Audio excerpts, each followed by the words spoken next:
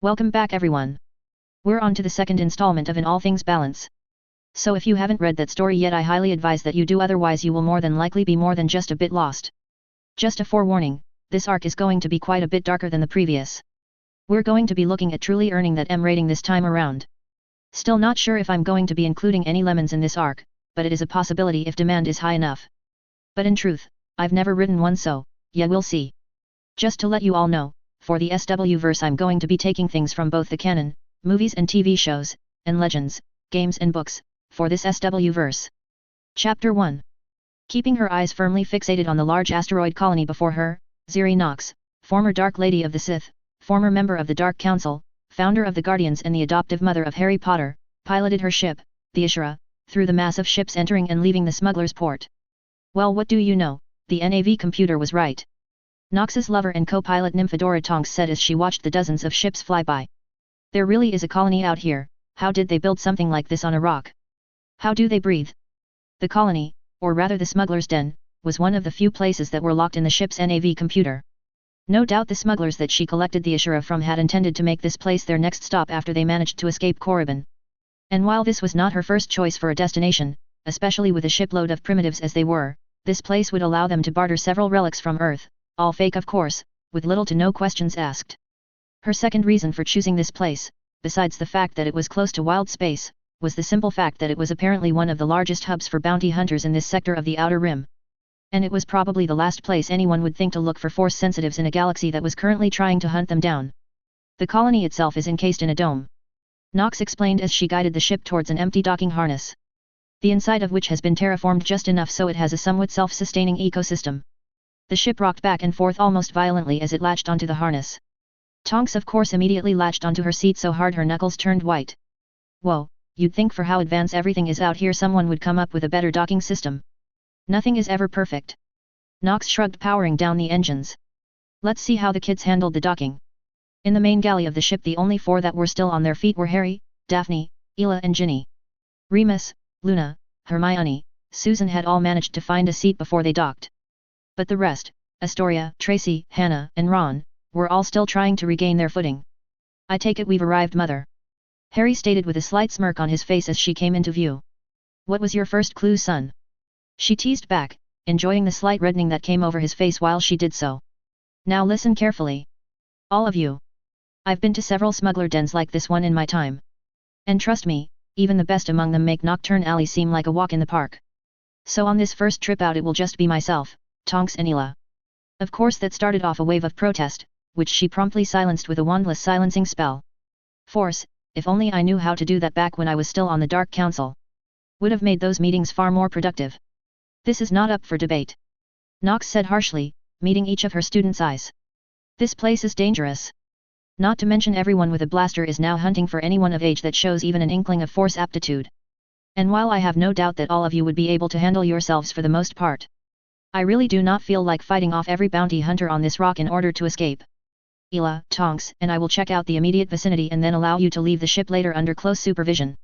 If you disobey me, then you will not only be staying on board, your punishment will be most unpleasant. Are we clear? Yes, Master. All of her students, including Harry, answered. Good, Nox nodded before turning towards Remus and Ela. Ela, go get the smaller crate of jewels and relics out of the cargo hold. We'll put out some feelers today and go after bigger targets tomorrow. And get the blasters too. If we're going to be playing the part of bounty hunters then we at least need to look the part. Within 10 minutes the three of them were dressed as in common street clothes with blasters on each of their hips and with their wand holsters firmly secured on the underside of their forearms and out of sight. Stepping out of the airlock of the docking cradle and into the colony proper, they were greeted immediately by the sight of a busy commerce street. Hundreds of individuals of nearly a dozen different species were darting back and forth through the busy street while vendors lined either side peddling everything from ship parts, to blasters, to torpedoes and even slaves. The last of which made Nox's hands tighten almost painfully. Her time as a slave had left a deep and permanent scar on her soul. While the trio were still getting their bearings, a male Twi'lek walked up to the slave girls and began roughly feeling their assets. Nox actually had to reach out and stop both Ela and Tonks from interfering as the Twi'lek turned and started negotiating with the slave dealer.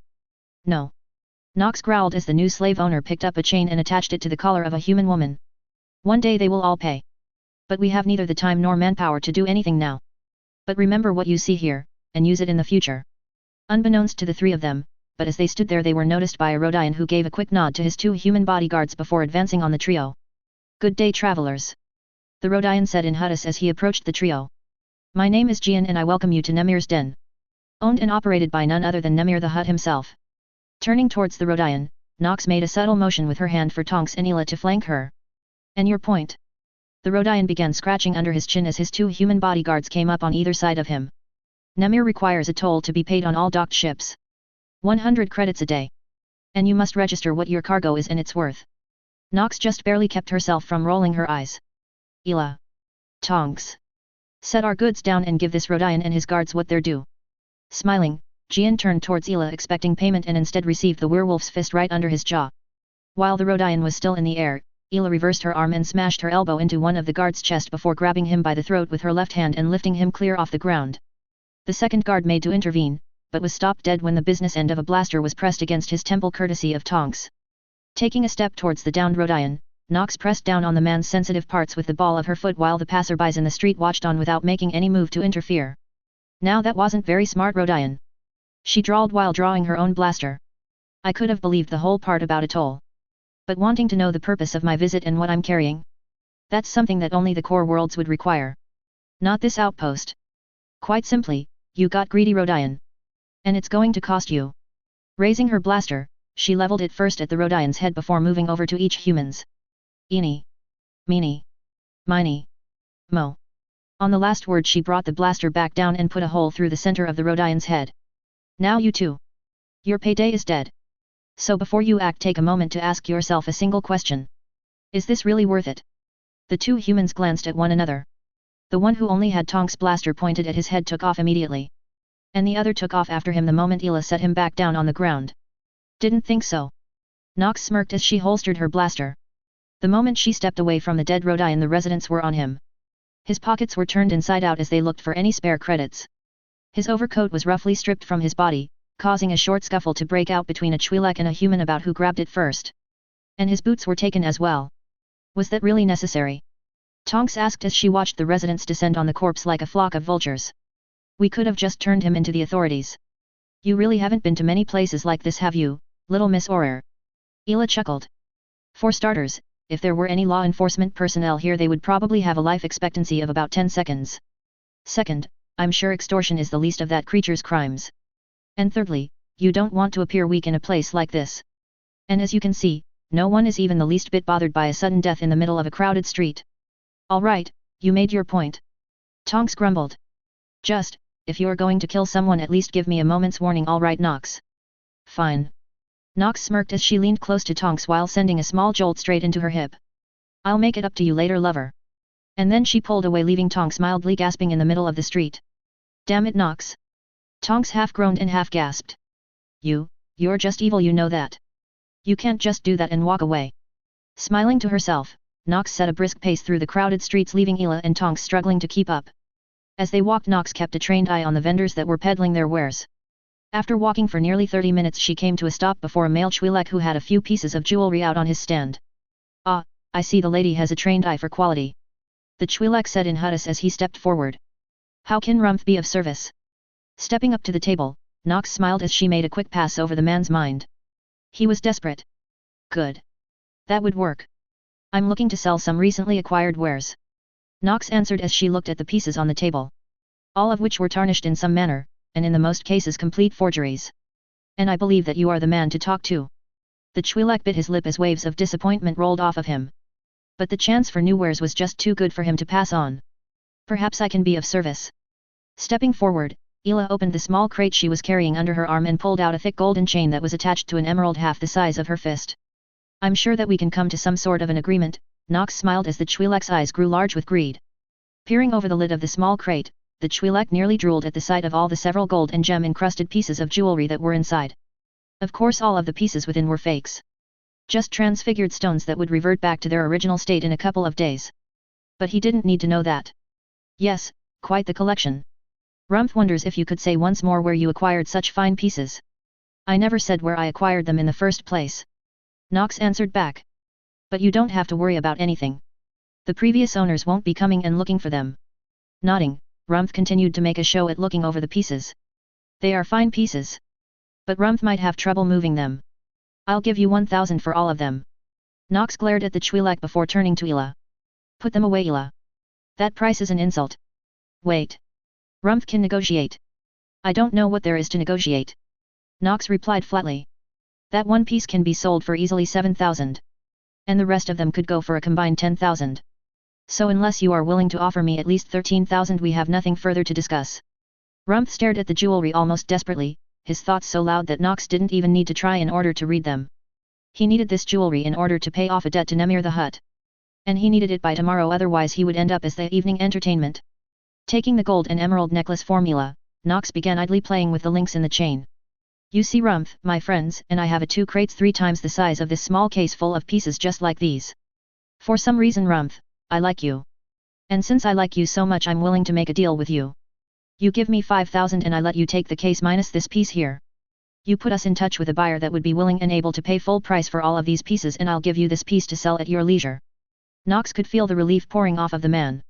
Even losing all of his current creds, the amount he could gain back from selling the case plus the amount he would get from the necklace would be more than enough to pay off his debt to Nemir. 5,000 is all I have, will you take 4? 5,000, Rumph. Nox shot back, wrapping the chain around her fist. Otherwise we walk. You have 10 seconds to make up your mind. 10. 9. 8. 7. 6. 5. Wait. Rumph knows of a buyer. Rumph accepts your deal. Wonderful. Nox smiled, tucking the necklace into the waistband of her belt and out of sight. We'll be back in 1 cycle and you can take us to your buyer. Nodding, the Twi'lek ducked back into his shop for a few minutes. When he came back out, he was holding small durasteel case roughly the size of a briefcase. 5,000 credits, as promised. He said reluctantly, handing the case over. Tonks immediately grabbed the case and opened. Inside the top row were indeed Republic, or rather Imperial credit chips. Removing the first layer, Tonks dug down in the case looking for any gaps or forgeries. After a quick count, Tonks nodded to Nox. It's all there. Good. Nox then nodded to Ela, who pushed the case full of fake jewelry over to the Twi'lek. We'll be back within 1 cycle and you can take us to your buyer. Rumph nodded while quickly grabbing hold of the case of jewelry and holding onto it as if it was his only lifeline. Which, from what she managed to pick up from his mind, wasn't too far from the truth. Wait. What type of payment do you request from Rumph's buyer? Credits. Blasters. Ammo. Missiles. Shield generators or fuel? Nox answered without missing a beat. The Twi'lek bowed low and immediately began closing up his shop, no doubt so he could get to Nemir and barter for his life. With their business concluded, Nox led her 2 companions back through the marketplace and back onto their ship. As they walked, Nox saw that most of the peddlers were working fast in order to try and close up their shops. More than likely the selling time is over this cycle. The moment they stepped out of the airlock, they were immediately set upon by her apprentices. All of whom immediately began talking over one another in their attempts to ask her questions about the colony. Do I have to silence you all again? Nox threatened, which of course immediately silenced any and all questions. Good. Now the marketplace is closing down for this cycle. When the next cycle starts, I will allow Remus and Ela to take you all out in pairs to explore the general vicinity. Do nothing to draw attention to yourselves while you are out there. No magic. No force abilities. No lightsabers. Understand? Yes, master. Good. Nox nodded before turning to Ela. I want you to give each of them 100 credits so that they can buy something from one of the peddlers. Some interaction will be good for them. Harry, I have a different task for you. Taking a step forward, her son stood up slightly straighter. What is it, mother? Tomorrow when you head out, I want you to take Ginny and Ela with you. Ela, I want you to take the 2 of them to that droid vendor that was 2 shops down from our jewelry peddler. Once you're there, I want you to buy an astromech droid. Harry brow furrowed in confusion before his eyes widened. You mean one of those droids that work on ships? Among other things. Nox nodded. Raising her hand, Hermione tentatively asked, what is an astromech droid, Master Nox? They're exactly that, Nox answered with a shrug.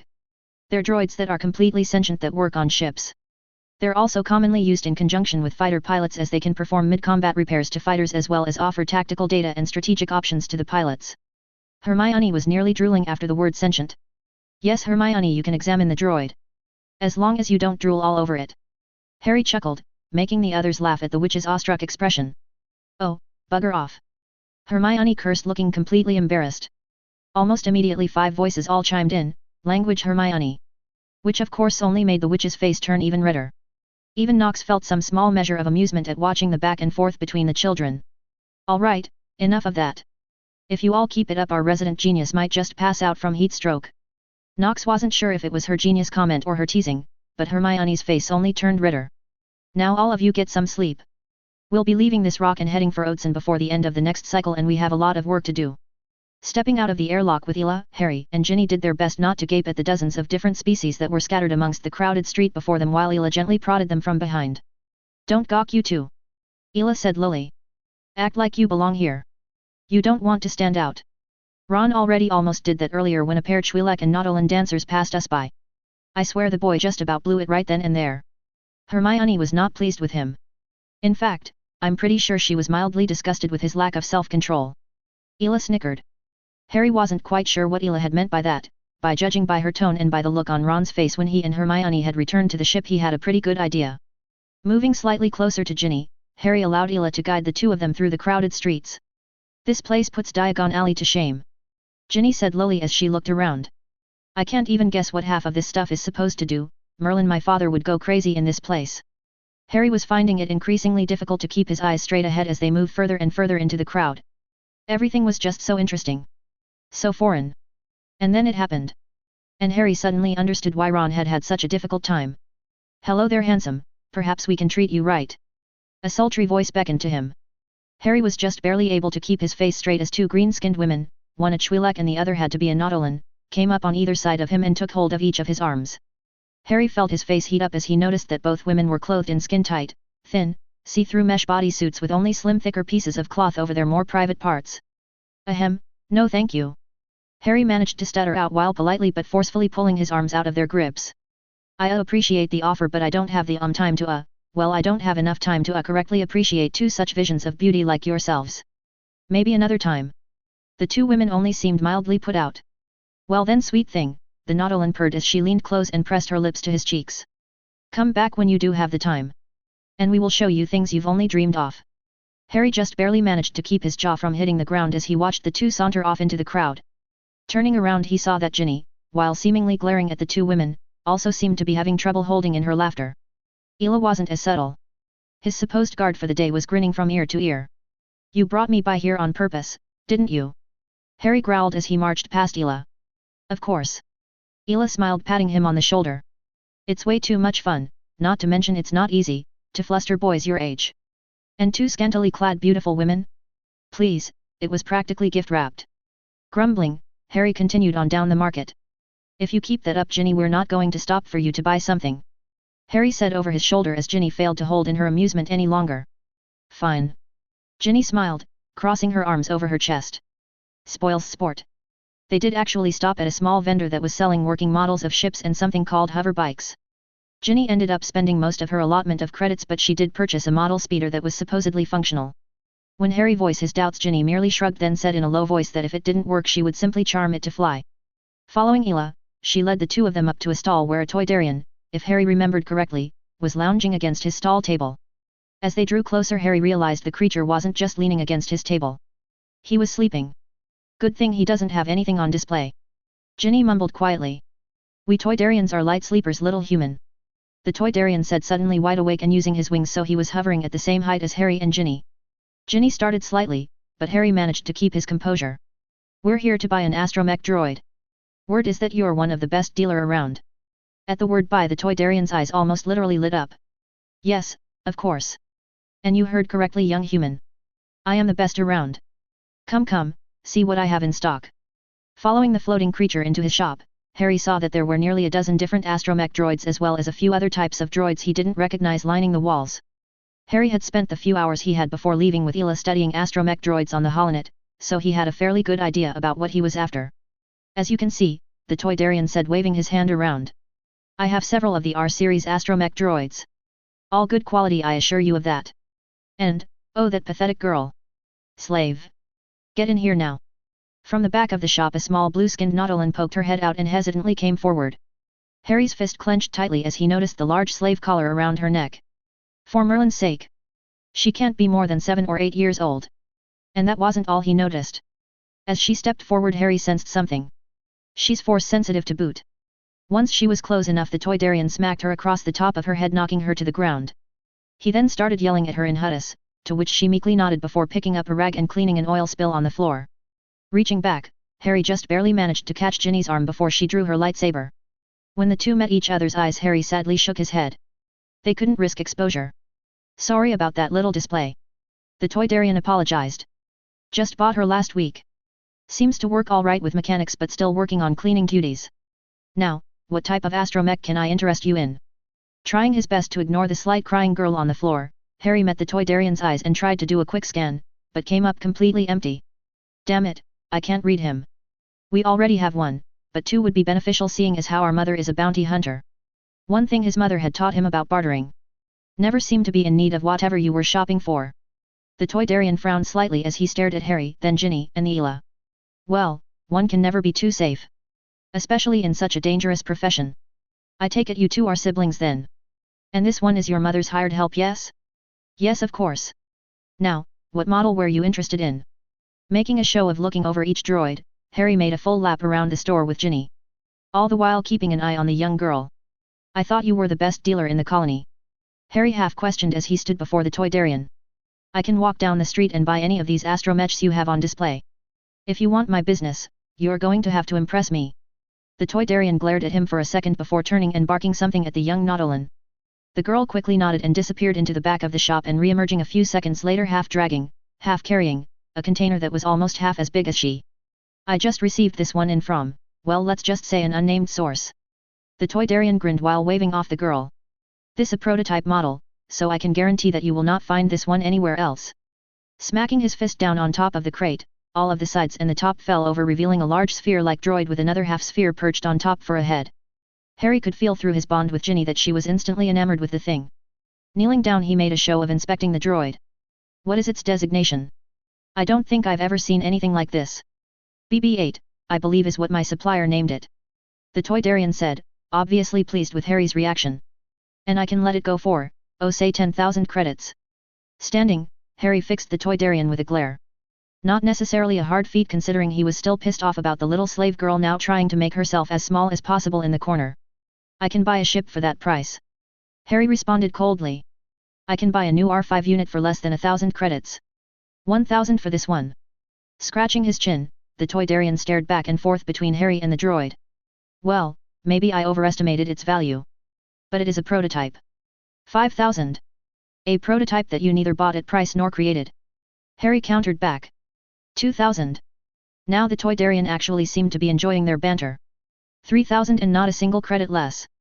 Considering that Harry had 4,000 on him, he nodded his consent. And I'll be taking your slave girl also. Harry announced, making foreheads shoot up in surprise. You said that she's skilled mechanic, right? Our last one died and she's just the right size to fit into small places on a ship. The Toydarian was no longer amused. You might have talked me down on the droid human, but that girl cost me quite a sum on the block last week and she hasn't even earned a fraction of that back. You want her and the droid? 8,000 and not a credit less. Staring back at the little girl, Harry bit his lip. Her eyes were wide as she looked back and forth between Harry and the Toydarian.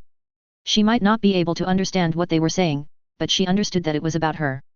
And the hopeful looks she was giving Harry. Morgana's cold tit, why am I such a pushover? I don't have 8,000, and I can't just go and ask mother for it either. But I can't just leave her here. Especially as she's force sensitive. This arsewhip will probably sell her to the Empire the moment she does anything force related. Think, Harry. There has to be something you can do. Wait. That's it. The Holonet said that all Toydarians have the same weakness. How about a gamble then?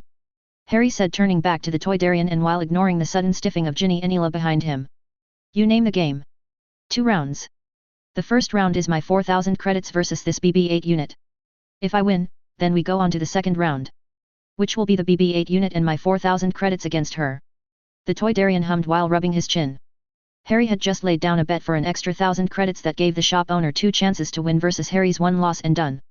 Deal. The Toydarian laughed, holding out his hand for Harry to shake. Shaking his hand, Harry took a step back. What's the game? Smiling, the Toydarian pulled out 3 dice from his pocket. These are chance cubes. He explained, holding them up for Harry to see. I roll both times. If red comes up on at least 2 of them, then I win. If blue, then you win. Harry felt himself smile. Of all of the games he could have picked, he was sure that the dice were loaded, but in the end it wouldn't matter. Deal. Smiling, the Toydarian shook the dice in his hand before rolling them onto the floor. All it took was a subtle wave of his hand and a gentle push with the force, and 2 of the dice came up blue. The Toydarian glared first at the dice and then at Harry. It appears that luck is with you, human. The flying creature said as he went and collected the dice. The droid is yours. But your luck won't hold this time. Shaking his hand, the Toydarian threw the dice again. With another slight move from Harry, all 3 dice came up blue. The Toydarian stared uncomprehendingly at the dice for a moment. No. He shouted, rounded on Harry. That wasn't a fair bet. You cheated somehow. I did no such thing. Harry shrugged. You rolled the dice after all. Glaring at him, the Toydarian went over to the dice, picked them up and rolled them again. This time they came up with 2 red. You can't have her. Raising one eyebrow, Harry stepped in front of the young girl. Shall we take this before Nemir the Hutt? Harry asked, making the Toydarian drop to the ground as his wings stopped flapping. After all, a deal is a deal and a bet is a bet. That is a Hutt saying, is it not? The Toydarian was shaking with rage by the time he finally managed to get back up into the air. Fine. He shouted, pulling something off of his belt and throwing it at him. Take your new slave and your droid and don't ever show yourself in my shop again. Looking at the device, a controller by the looks of it, Harry motioned for Ela to collect the droid before going over and kneeling before the small girl. It's all right. Harry said in what he hoped was a soothing tone when she backed away from him slightly. It's time for you to come to your new home. And I promise you, you will never have to wear that thing around your neck again. Holding out his hand, Harry held perfectly still as he smiled at the young Nautolan. The girl looked back and forth between his outstretched hand, her previous owner, and then Ginny and Ela. Deciding to press his luck, Harry reached out with gentle waves of the force and touched the girl's mind as gently as he could. It's okay. He said in his mind, making the girl's eyes widen in surprise as she heard his voice in her head. You can come with us. And once we're back aboard our ship, we'll take that thing around your neck off. And I promise you, you'll never have to wear something like that again. Finally realizing what was going on, the girl smiled shyly before placing her hand in Harry's. Holding her hand gently as he could, Harry stood up as Ginny came up and repeated his actions. The girl was far less hesitant this time and took Ginny's hand as well. You did the right thing, Harry. Ginny said as the 4 of them walked out of the shop with Ela pulling up the rear and carrying the droid still in its case. Yet, Harry said, looking down at the smiling girl. Now I just have to figure out how to tell my mother that instead of coming back with just a droid, I came back with the droid, all the credits she gave me, and a force-sensitive child. The interior of Nemir the Hutt's lair, for honestly it could hardly be called anything else, that Rumpf had led them to, was dark, loud, and filled with smoke from at least several different forms of narcotics. And in true Hutt fashion, Nemir himself was lounging on a large dais so he could look down on the 3 dozen or so occupants, while half a dozen barely dressed Twi'leks danced around poles lining the outskirts of the room, while a Twi'lek slave girl sat on the dais with him. But at the moment none of the 3 dozen occupants or the large Hutt himself were even paying attention to the Twi'leks, as all of their attention was focused solely on the large metal grate in the center of the room. Magnetically securing their crates, each of which were just slightly bigger than Harry's school trunk, to the floor, Nox and Tonks pushed their way through the crowd so they could stare down through the grate at the spectacle below. Although it was hardly a spectacle. Rather a blood-drenched slaughter. Below them a human male and female Twi'lek, both of whom were wearing slave collars, were running around the cavern as they desperately tried to avoid the 2 Nexu that were prowling around them. Interestingly enough, there was even a fully clothed and armed gay marine, more than likely a guard that had fallen in the pit, running along with the 2 unfortunate slaves. But judging by the pools of blood and freshly torn limbs laying around the pit, they were not the only ones who'd originally been thrown in. Nox. Tonks hissed, leaning in close to her. We can't let this. There's nothing we can do, Tonks. Nox hissed back. Trust me, if I could stop this nonsense I would. But if we try anything, we'll expose ourselves and we'll have to fight off every person in this room as well as every hunter within this and every adjoining sector. And besides, it's already too late. Around them the crowd roared as the human pushed the Twi'lek right into the jaws of one of the Nexu before running in the opposite direction. The girl managed to get one scream out before the Nexu clamped its jaws down and ended her. The gay marine, temporarily distracted by the cry, let his guard down and the second Nexu pounced and tore its throat out. Now the human was left alone against 2 Nexu. He started begging in Huttis for forgiveness, but his cries only made the crowd laugh. Soon enough it ended as one Nexu grabbed his leg and the other his chest and working in tandem pulled the man apart. That concludes this evening's entertainment. The Hutt announced from his dais. Slaves. Start the music up. Dancers, get moving lest you become part of tomorrow's entertainment. Instantly the crowd dispersed and music started playing once more as a panel slid over the metal grate blocking the view of the Nexu enjoying their meal. Come. Rumpf said, urging them forward. Stepping up with the Chwilak, Nox and Tonks stood side by side before the hulking beast. Great Namir! Rumpf groveled, bowing low enough so that his forehead was almost touching the floor. As I promised, I have brought to you the ones who brought me the wonderful jewels that you purchased from me. Use. I can see them, fool. Namir growled before looking Nox and Tonks up lecherously. They would be fine additions to my collection. We are not here to be part of your palace's entertainment regiment, Namir. Nox said sharply. We are here for a trade. Nothing more. Nothing less. The large hut rubbed at his chin before shrugging. Very well. Show me what you have and I will decide whether or not we can do business. Motioning to Tonks, her lover went back and released the magnetic locks on the crates before bringing them forward. Once they were between them and the hut, Tonks deactivated the hovering mechanisms and opened their lids. The entire hall gasped and Namir looked mildly taken aback at what was inside. The entirety of the inside of both crates were filled to the brim with gold jewelry, all adorned with precious stones. Most interesting. Where did you collect these? You don't honestly expect me to tell you, do you? We don't know each other that well. Nox answered back. Plus, only a fool reveals the location of their source of such fine antiques. Namir growled lowly before nodding towards one of his gay marine guards. The pig-faced creature stepped forward and picked up one piece from each chest at random before running a scanner over them. Once the scan was completed, the gay marine turned back to the hut and squealed. It appears you are as good as your word, scavenger. Namir nodded. Bounty hunter, actually. Nox corrected, making the hut's eyes widen. Now Namir understands why you are selling such fine pieces. Bounty hunting has become quite the trade. And to take down the top 10 you will need the best weapons and warriors credits can buy. Exactly. Nox nodded. Now where is our payment? Namir just started laughing, along with most of the hall. Ha ha ha, you have brought me such fine items, why should I pay you for your gift? Narrowing her eyes, Nox pushed the lid down on both chests. You should pay me because not only can I bring you more of these, but I've loaded both chests with enough explosives to level this palace and the surrounding buildings. Holding up a detonator, Nox activated it. And I've just activated them with a dead man's switch. Nearly every person in the room cried out in alarm as many dove for cover while most everyone else in the room drew their weapons and pointed them at Nox and Tonks. Namir though, he just laughed. Ha ha ha ha. I like you, bounty hunter. I don't know if you have what it takes to hunt Jedi, but I still like you. I will pay you 50,000 credits. Plus another 35,000 worth of weapons, ammo, and fuel. Take it, or join my decorations with a collar around your neck. Staring at the hut, Nox raised her foot and placed it on top of the crate. I need supplies more than credits. Make it 35,000 credits and 50,000 credits worth of supplies. All delivered right now. Oh, and these crates are sealed with a 24-digit access code that I will give you once you've delivered payment. The hut stared at her while rubbing his large gut. Deal, hunter. Guards, retrieve the hunter's payment from my personal stockpile, only the best then return. Slaves. Get dancing and play some music. And get the hunters a drink already. Or you'll all be tomorrow night's entertainment. Immediately the music started up once more and the dancers resumed their dances. Taking her foot off of the crate, Nox deactivated the detonator and pulled out the emerald necklace and passed it over to Rumpf before motioning for Tonks to follow her. Let's sit down. This will take a little while. As soon as they sat down, a human slave girl immediately gave each of them a drink that was smoking slightly before quickly moving away. Is the rest of the galaxy like this? Tonks asked while taking a tentative sniff of her drink. And what is this? Tonks looked at the glass curiously. Shaking her head, Nox picked up her own drink and gave it a sniff as well.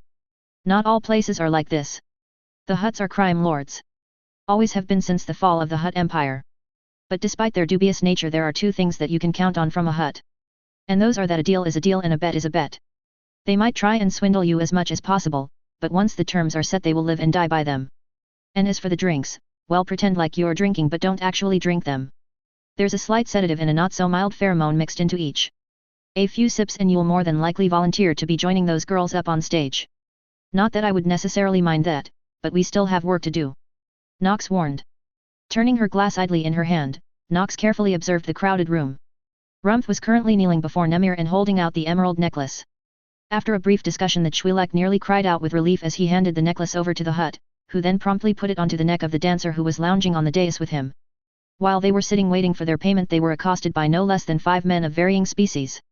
Not that Nox was interested in any of them, of course. Tonks did give a few of them a good second glance, especially when a human man approached wearing little more than a loincloth that did little to hide the fact that he was obviously well endowed. Of course that same man, obviously noting that Tonks was the more willing of the two of them, Pressed his luck a little too much. Nox pulled out her blaster and put a bolt in his thigh less than 2 inches off the mark of permanently rearranging his anatomy. After that little display, which didn't even halt the constant party going on around them, they were mercifully left alone. After nearly an hour the gay marine guards that Nemir had sent off returned, dragging in 2 Hoover sleds worth of crates. "Come Hunter, inspect your payment," Nemir shouted out over the loud thumping of the music. Rising, Nox and Tonks made their way over to the sleds and lifted the lid off of one of the crates, which was full of credit chips. Another crate had what appeared to be 2 military-grade shield generators within, while the 2 next to it were filled with fuel cells to take them across the galaxy and back if they wished. Opening another crate, Nox found herself staring down at nearly a dozen blaster pistols and rifles as well as enough ammo to arm an entire platoon. Moving over to the last crate, which nearly as tall as her but barely a few hand-widths wide and thick, Nemir finally spoke up. "I give this one to you in good faith, Hunter. And so that you'll return with more of these treasures in the future." Opening the case, Nox found herself staring at a sniper rifle that was nearly as tall as she. "It is one of my own personal modifications," Nemir explained with a full belly laugh.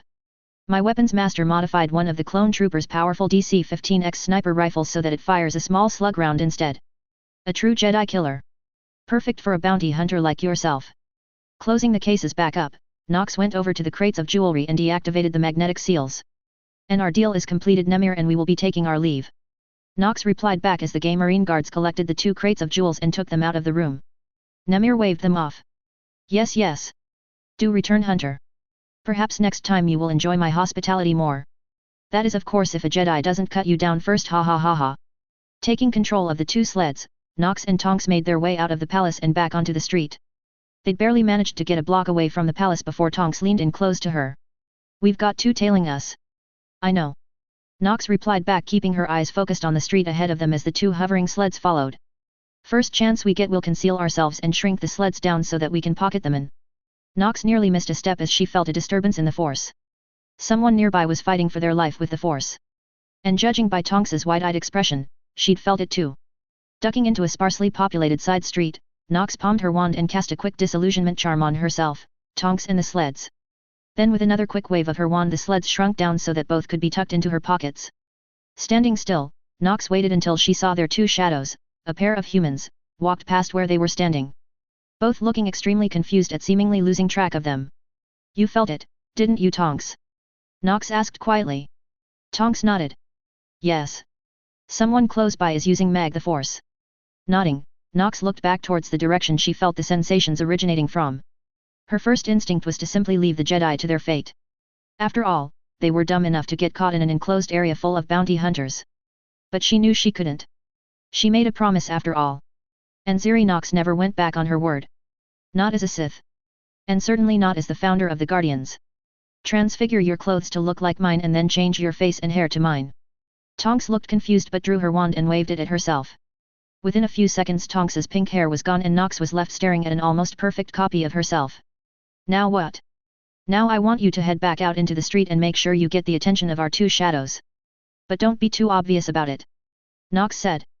"Then I want you to lead them away from the ship. And once the opportunity presents itself I want you to deal with them however you deem fit." Tonks bit her lip, but nodded. "All right. What are you going to be doing?" Growling, Nox looked up towards the rooftops. "I'm going to keep the promise I made," she growled out before jumping up onto the rooftops and running as fast as she could towards the force presence. Rounding another corner Tonks, still disguised as her lover, pressed her back against the wall and shifted her form so that she now looked like one of the Twi'lek girls. With a quick wave of her wand she transfigured her clothes into the outfit that she'd seen most of the women wearing. "Honestly," she grumbled as she slid her wand back into its holster. "These things make even bikinis seem tame by comparison. Although, I wonder what kind of reaction I could get from Ziri if I surprised her with this? Or what if I got her to wear one?" "Stop. Mind out of the gutter, Tonks. Work first. Play later." Pressing her back against the alley wall, she watched at the 2 shadows that had been tailing them from Nemir's lair showed themselves. She recognized the 2 men almost immediately. They were 2 of the many in the crowd that had been laughing and cheering the entire time the people in the pit were being eaten. And they were also the ones that were trading money back and forth between themselves after everyone had died. Tonks watched the 2 men looked around confused as they tried and failed to spot her. "Damn it! The man with only one eye cursed. She couldn't have gotten far." "Do you really think this is worth it, Jaeon?" the unscarred man asked while looking around. "Of course they're worth it, Keel." The scared one, Jaeon hissed back. The boss sent us after them for good reason. That stuff they sold to Nemir was worth a fortune. They have to know where there's more of it. Not to mention, those two fine women would sell for a small fortune on the slave market. Nodding, the unscarred one, Keel, started looking around. Good points. But I still get to break in the pink-haired one. Void, did you see the ass on that girl? You can still have the black-haired one.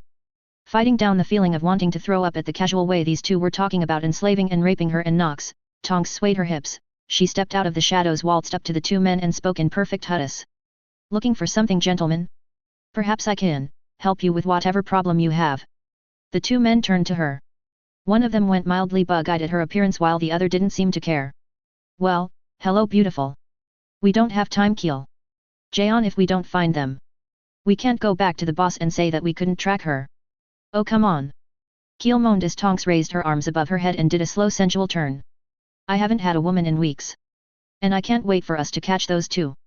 Just think of this as warm-up. Jaeon looked up and down the alley for a second before sighing.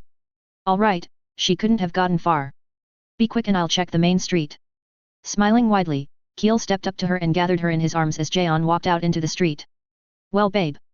Do you have a bed or will right here against the wall work for you? Right here. Tonks answered while drawing her wand and pressing it against his neck. A silent cutting curse later and the man was grasping at his ruined throat and backing away from her. With a quick banishing charm she sent the man headfirst into the steel wall, crushing his skull.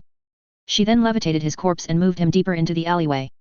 Transfiguring her clothes to match the man's, she concentrated on her appearance. A split second later she looked exactly like the newly deceased Keel. Stepping out of the alley she quickly spotted the other one in the crowd. Jaeon. Over here. Jaeon stared at her curiously for a second before approaching. Never knew you to be that fast, Keel. Shut up. Tonks hissed, pointing back towards where she left the corpse. I was just about to start when I spotted the black-haired one hiding in the alley. Why didn't you say so? Jaeon growled, pushing past her and running back into the alley. As soon as he rounded the corner he stopped dead at the sight of the real Keel lying dead in the street. Pulling his blaster he turned towards Tonks, but he was far too late. With a casual flick of her wand she disarmed and silenced the man before cutting off his leg with a cutting curse. Just so you know. Tonks growled as she shifted her shape back to her normal shape and pulled out her blaster. I might be open to sharing Nox, but certainly not with a piece of shit like you. 3 shots later and Jaeon was dead with 2 smoking holes in his chest and 1 in his forehead. Damn. Tonks muttered as she holstered her blaster. That actually felt really good. Following the presence she was feeling, Nox knelt down on top of a roof and watched the alley beneath her. At one end were nearly 24 bounty hunters that were laying down suppressing fire while slowly trying to advance their position. In the dead-end portion of the alley was a lone human female Jedi spinning a blue lightsaber around her person in an effort to block any blaster bolt that came near her. While outside the alleyway, everyone who wasn't a bounty hunter was quickly trying to get as far away as possible, leaving the adjoining street, and block for that matter, completely void of people. As she watched, Nox could tell that the Jedi was injured severely as one of her pant leggings had been darkened considerably by blood that had been pouring out of a wound on her upper thigh. But despite her injury, the woman kept on fighting and drawing the bounty hunters into the alley. From her position Nox could tell what the woman was hoping to accomplish. She wanted to draw the bounty hunters into an enclosed area before jumping up onto the rooftops so she could have the high ground and a flanking position. Unfortunately for the Jedi, Nox could already tell it wouldn't work. Eventually the inevitable happened, the woman reached the end of the alley. After blocking away one last bolt the woman made to jump, and while she was in midair 3 blaster bolts came at her. The first 2 she managed to block, but the third took her right in the shoulder and knocked her back down the ground. Nox had to hand it to these bounty hunters. They were skilled. Nowhere near the level of the Mandalorians of her time. But still knowledgeable. Before the Jedi managed to recover from her fall, the lead bounty hunter, a Trandos Han, fired off a stunning round that left the woman a quivering mess but still conscious. Running towards the downed Jedi, the Trandos Han kicked away her lightsaber and leveled his blaster rifle at the woman. Where are the others, Jedi? Clutching at her shoulder, the Jedi glared up at the bounty hunter. You'll never find them, Bosk, they're long gone. The newly named Bosk knelt down next to the woman and crudely pushed the barrel of his blaster rifle into the wound on the woman's leg. I wonders as if you scream loud enough, will they come? Bosk hissed, pressing his rifle further into the wound and making the Jedi grunt and groan in pain. But again, to her credit she didn't scream. Deciding that she'd seen more than enough, Nox stood up from her crouched position and reached out with the force. All of the bounty hunters in the alleyway save for the Trandos Han all clutched at their throats as Nox raised them all a full meter off the ground. Then with nothing more than a casual twist of her wrist she broke all of their necks before dropping them and stepping off of the rooftop and landing amongst the dead. Hearing the pain-filled cries of his comrade, Bosk whipped around and took aim at her. The only surprise that he showed at the sudden death of his comrades was the slight widening of his eyes, but he was quick to react and fired 3 successive shots at Nox. Just because she was feeling like showing off a bit, Nox moved just enough to dodge the first 2 blaster bolts before knocking the third away with her bare hand. Both Bosk and the Jedi stared at her with wide eyes for a brief moment before Bosk started to frantically fire at her. All of which she dodged with hardly any effort. Deciding that she'd had enough, Nox drew her wand and shot a single spell off which hit the Trandoshan in the chest and sent him flat against the back wall of the alley. Only he didn't bounce off the wall once he hit it. The spell she hit him with was a particularly dark curse she'd discovered in the Black Library. Once the Trandoshan hit the wall, the steel turned to a version of quicksand that slowly swallowed the Trandoshan. Bosk, realizing the danger he was in, started frantically clawing at the wall trying to escape, but the more he struggled the deeper he sunk in until only his arm was left exposed from the wall.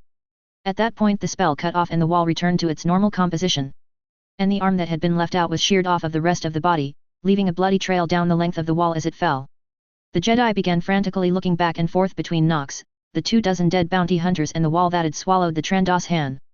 Apparently making up her mind, the Jedi flipped over and reached out desperately for her lightsaber.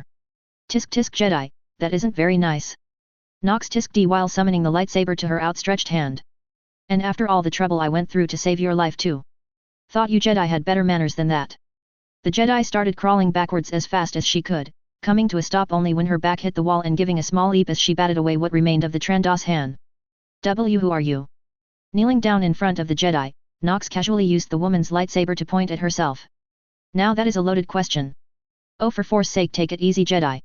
If I wanted you dead, you would be dead. Now tell me Jedi, have you thought on the words that I spoke to all of you? The Jedi's eyes widened almost comically as Nox smiled. I told you all, you've been betrayed by one of your own. I told you all to go into hiding and that one day I would come for you all. And I told you to focus on these words. Passion, yet peace. Serenity, yet emotion. Chaos, yet order. The woman finished looking up at her with awe. Is it really you? You were expecting Santa Claus? Nox asked before scoffing at the woman's confused face. Sorry, wrong mythology. Now hold still for a moment. Setting the woman's lightsaber down, Nox reached down to her belt and pulled out a small clear vial with an eyedropper. What is that? The Jedi asked, her fear still very prevalent but at least now out of her voice. Essence of Divinity. Nox answered before once again rolling her eyes at the woman's confused expression. Think of it like Colto on steroids. Nox offered as explanation. Removing the dropper, Nox placed 2 drops of the magical liquid onto the woman's shoulder wound before moving down and placing 2 drops onto her leg. Replacing the dropper, the Jedi watched with wide eyes as her skin quite literally knitted itself back together before her very eyes. How? The Jedi asked, poking, slightly wincing as she did so, at the newly formed skin. That puts Colto to shame. And I felt the force in that. What is that? Like I said, essence of Divinity. Placing the vial back into her belt, Nox picked up the woman's lightsaber and rose to her feet. And now we come to it Jedi. Come to what? The Jedi asked, her original fear starting to creep back into her voice. Come to your choice. Nox answered. You can either come with me or you can stay here. The Jedi bit her lip and Nox could feel the woman trying to sense her with the force. Deciding on the honey approach, Nox let down her barriers just barely enough for the Jedi to sense her. Once she did, the Jedi's eyes widened once more and she pressed herself harder against the wall. You're a Sith. But the dark side it isn't overpowering like it was with Count Dooku. I take this Count Dooku is, or was, a Sith Lord then? Nox asked and waited for the woman to nod before continuing. Then you would be correct. I used to once be a Sith. Until I had a change of heart if you will. Now I am both Sith and Jedi, yet neither. Nox smiled wryly at the expected confusion. Taking a few steps back, Nox tossed the woman her lightsaber. If you decide to come with me then I will teach you how to use the light and the dark side of the Force in conjunction with each other. As it was always meant to be. But in order to do that, you must abandon the Jedi tenets as you know them and relearn everything. Or, you can decide to stay here and run away from bounty hunters for the rest of your life. However long that may be. Like I said, the choice is yours, but you have to make it now. Grasping her lightsaber, the Jedi slowly stood up while using the wall as a brace. The two stood in silence as they stared at one another. Finally, the Jedi sighed and clipped her lightsaber onto her belt. Not really much of a choice. And besides, I've already abandoned some of the tenets of the Jedi Order. Good. Nox nodded. Then this transition will be easy for you. Her decision made, the Jedi looked down at the severed arm and grimaced. Was that really necessary? necessary? Nox asked. Probably not. But that Trandoshan was more than willing to torture you to get what he wanted. And judging by your eyes, you knew him. Or at least his reputation. So can you honestly stand there and tell me that his fate was not well deserved? The Jedi appeared to waver for a moment before shaking her head. No. I knew this bounty hunter. He more than earned his fate. Good. Nox clapped before turning on her heel and marching towards the exit of the alley. Then let's get moving, shall we? I'm sure that we've attracted more than our fair share of attention with this little display. And I really don't feel like fighting every bounty hunter on this rock in order to get away. Nodding back, the woman took a step towards her then stopped. Oh no. She breathed before looking around rapidly. We have to get to the spaceport now. There are 2 more with me. I won't, leave without them. Stopping, Nox turned back towards the Jedi and sighed. Let me guess, you were all traveling in a group when these bounty hunters caught wind of you. You got injured in the initial skirmish and then in true Jedi fashion told the others to leave you behind while you drew the bounty hunters off? And can I also assume that you don't know which of the 4 spaceports your friends went to? The Jedi's face reddened more than slightly at Nox's implications. You don't have to make it sound like a bad thing. But you're right. I don't know which spaceport they went to. But I can sense them if we get close enough and they'll be able to sense me. If we hurry, we should be able to at least check 1 or 2 them before they leave. And even if they leave, I know where they're going so we can just meet them at their destination. Growling slightly, Nox stepped up to the former Jedi. We're on a delicate timetable here and I have no desire to play chase with your friends halfway across the galaxy. So, reaching out she placed a hand on the Jedi's shoulder. Try not to clench too much. Oh, and make sure you face away from me once we're back on solid ground.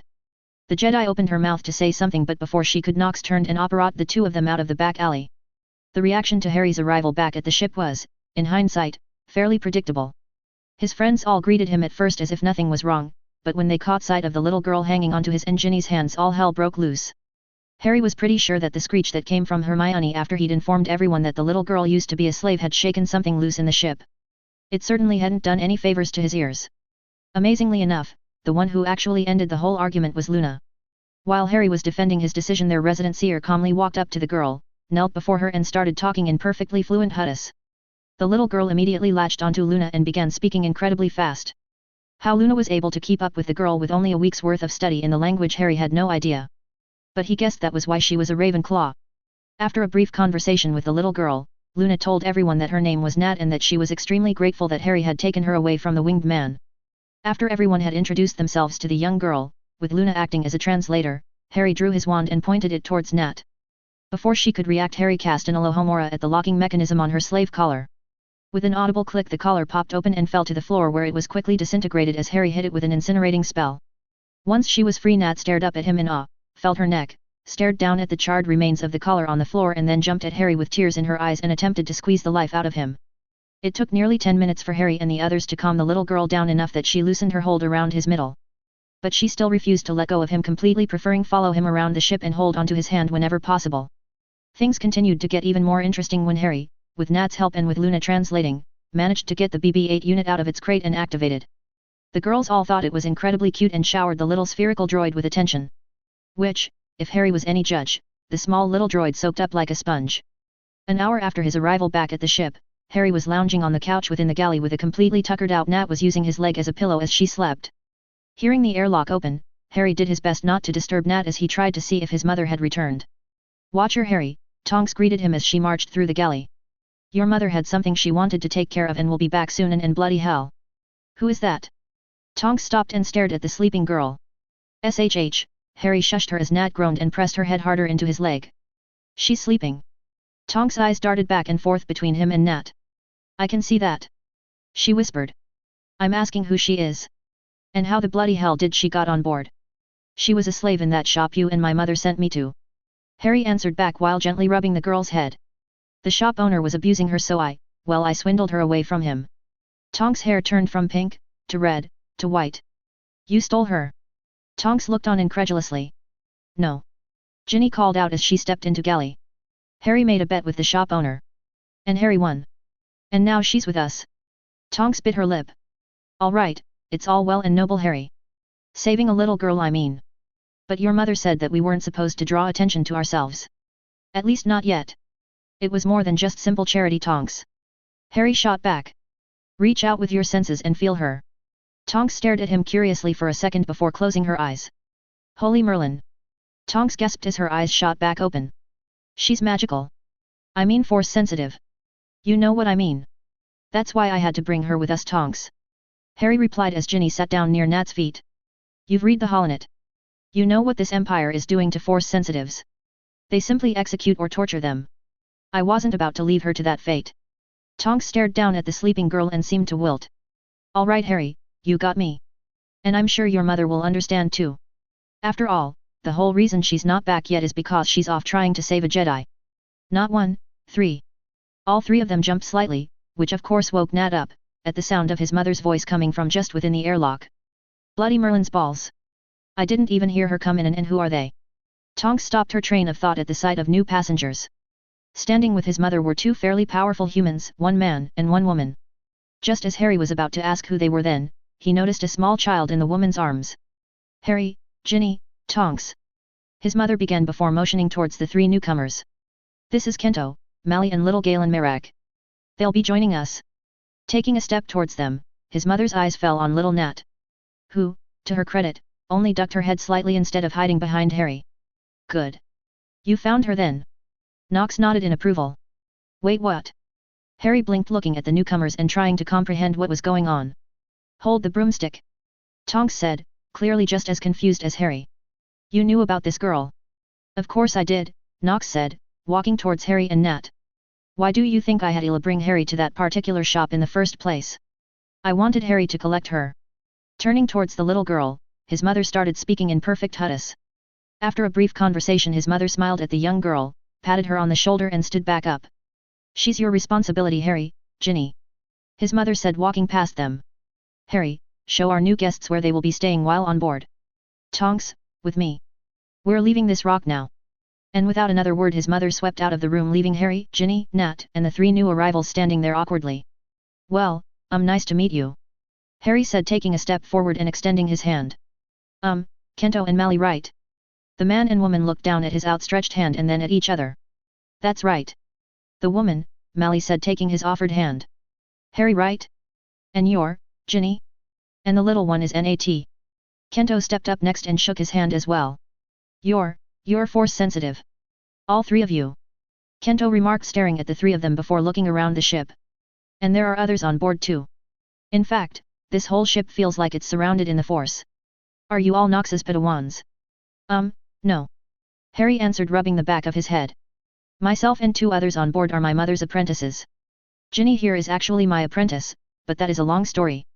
Actually, everything is a long story. But I'm sure that my mother will explain everything to you later. Your mother? Mally asked as her eyes widened. You mean, Nox is your mother? Adoptive mother I guess is the right word. Harry said with a frown. She rescued me after my parents were killed by a Dark Lord. She's been raising me and teaching me the ways of the Force ever since. But like I said, that is all a long story that I'm sure you'll be hearing later. Let me show you where you'll be staying. Turning on his heel, he took Nat's hand in his own again and led the trio plus Ginny towards the cabins on the ship. How many of you are on this ship? Kento asked, still looking around the ship. There are so many of you, and you're all so powerful that I can't quite distinguish between you. Well, you've met my mother and Tonks. Then there's me and Ginny here. Oh, and little Nat. Harry said putting an arm around Nat. Then there's Daphne and Susan. They're both my mother's apprentices as well. Hermione, Ron, Hannah, Astoria, and Tracy. They're still learners but we're all around the same age, except Astoria, she's the youngest. Then there's Ela and Remus as well. They're helping my mother teach us while we're here we are. Coming to a stop, Harry opened the door leading one of the two empty crew quarters. The room inside was completely barren. Not to sound ungrateful, but is there a bed for at least my wife and son? Kento asked. Oh, don't worry. We still need to set up the room properly. Ginny announced stepping into the room and opening one of the storage units. Letting go of Nat's hand, Harry helped Ginny as the two of them pulled out a bundle of cloth and unrolled it onto the floor. Once it was laid out, Harry took out his wand and touched it to the top of the tent. A not-so-quiet gasp came from behind him as the tent, as soon as he removed his wand from it, pitched itself. You just used the force to pitch a tent. Mally said, staring at the tent that was barely half as tall as her. With a stick. Wand, actually. Harry smiled, quite enjoying the dumbfounded look on the two elder Jedis' faces and the look of awe on Nat's. Grabbing one of the tent flaps, Harry half entered before turning back to the others. Well, don't you want to see where you'll be staying for a while? Stepping fully into the tent with Ginny, the two waited for the Kento, Mally, and Nat to enter as well. Once they did, it was all either could do not to fall over laughing. Both Kento and Mally were staring around with wide eyes as if they couldn't believe what they were seeing while Mally clutched Galen slightly tighter. It wasn't their best tent, but this particular tent created a living area similar to a log cabin complete with 2 bedrooms, a bathroom, a fully furnished kitchen area and a sitting area with 4 couches. Nat however took one look around, then stepped back outside and then ran back inside. Giving out a squeal of delight, Nat then began running around the interior of the tent and started to examine everything she could touch. I felt the force shift when we entered.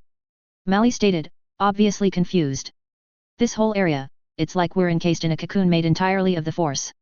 But how is the inside so much bigger? Is this a force mind trick? If it is, I can't break through it. This is actual spatial compression. Kento breathed. Using the force, but this is impossible. He looked around in wonder. As my mother is so fond of saying, something is only impossible if you believe it to be so. Harry said proudly. Walking forward slowly, Kento and Mally began examining the living space inside the tent. Placing his hand against one of the couches, Kento pressed down as if to reassure himself that what he was seeing was actually there. Incredible. How can you do such things with the Force? And how, or better yet why, have you kept this hidden from the Jedi? Kento was truly trying to comprehend the scale and power after examining the tent.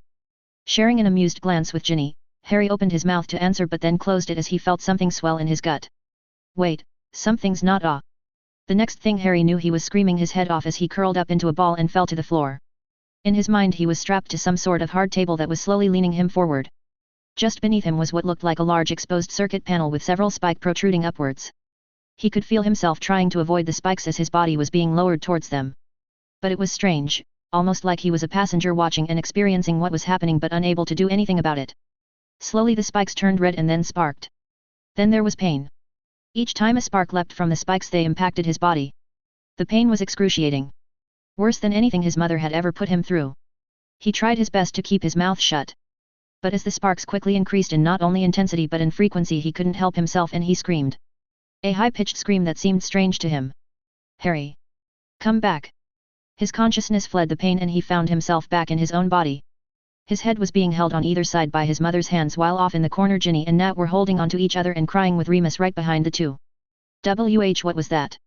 Harry asked, his voice raspy. Their W was so much pain. A force vision. Mally answered, kneeling down next to him. But I've never seen on so potent before to affect the receiver so. No. It wasn't a force vision. At least not in the way that you understand them. His mother answered, her thumbs making small soothing circles around his temples.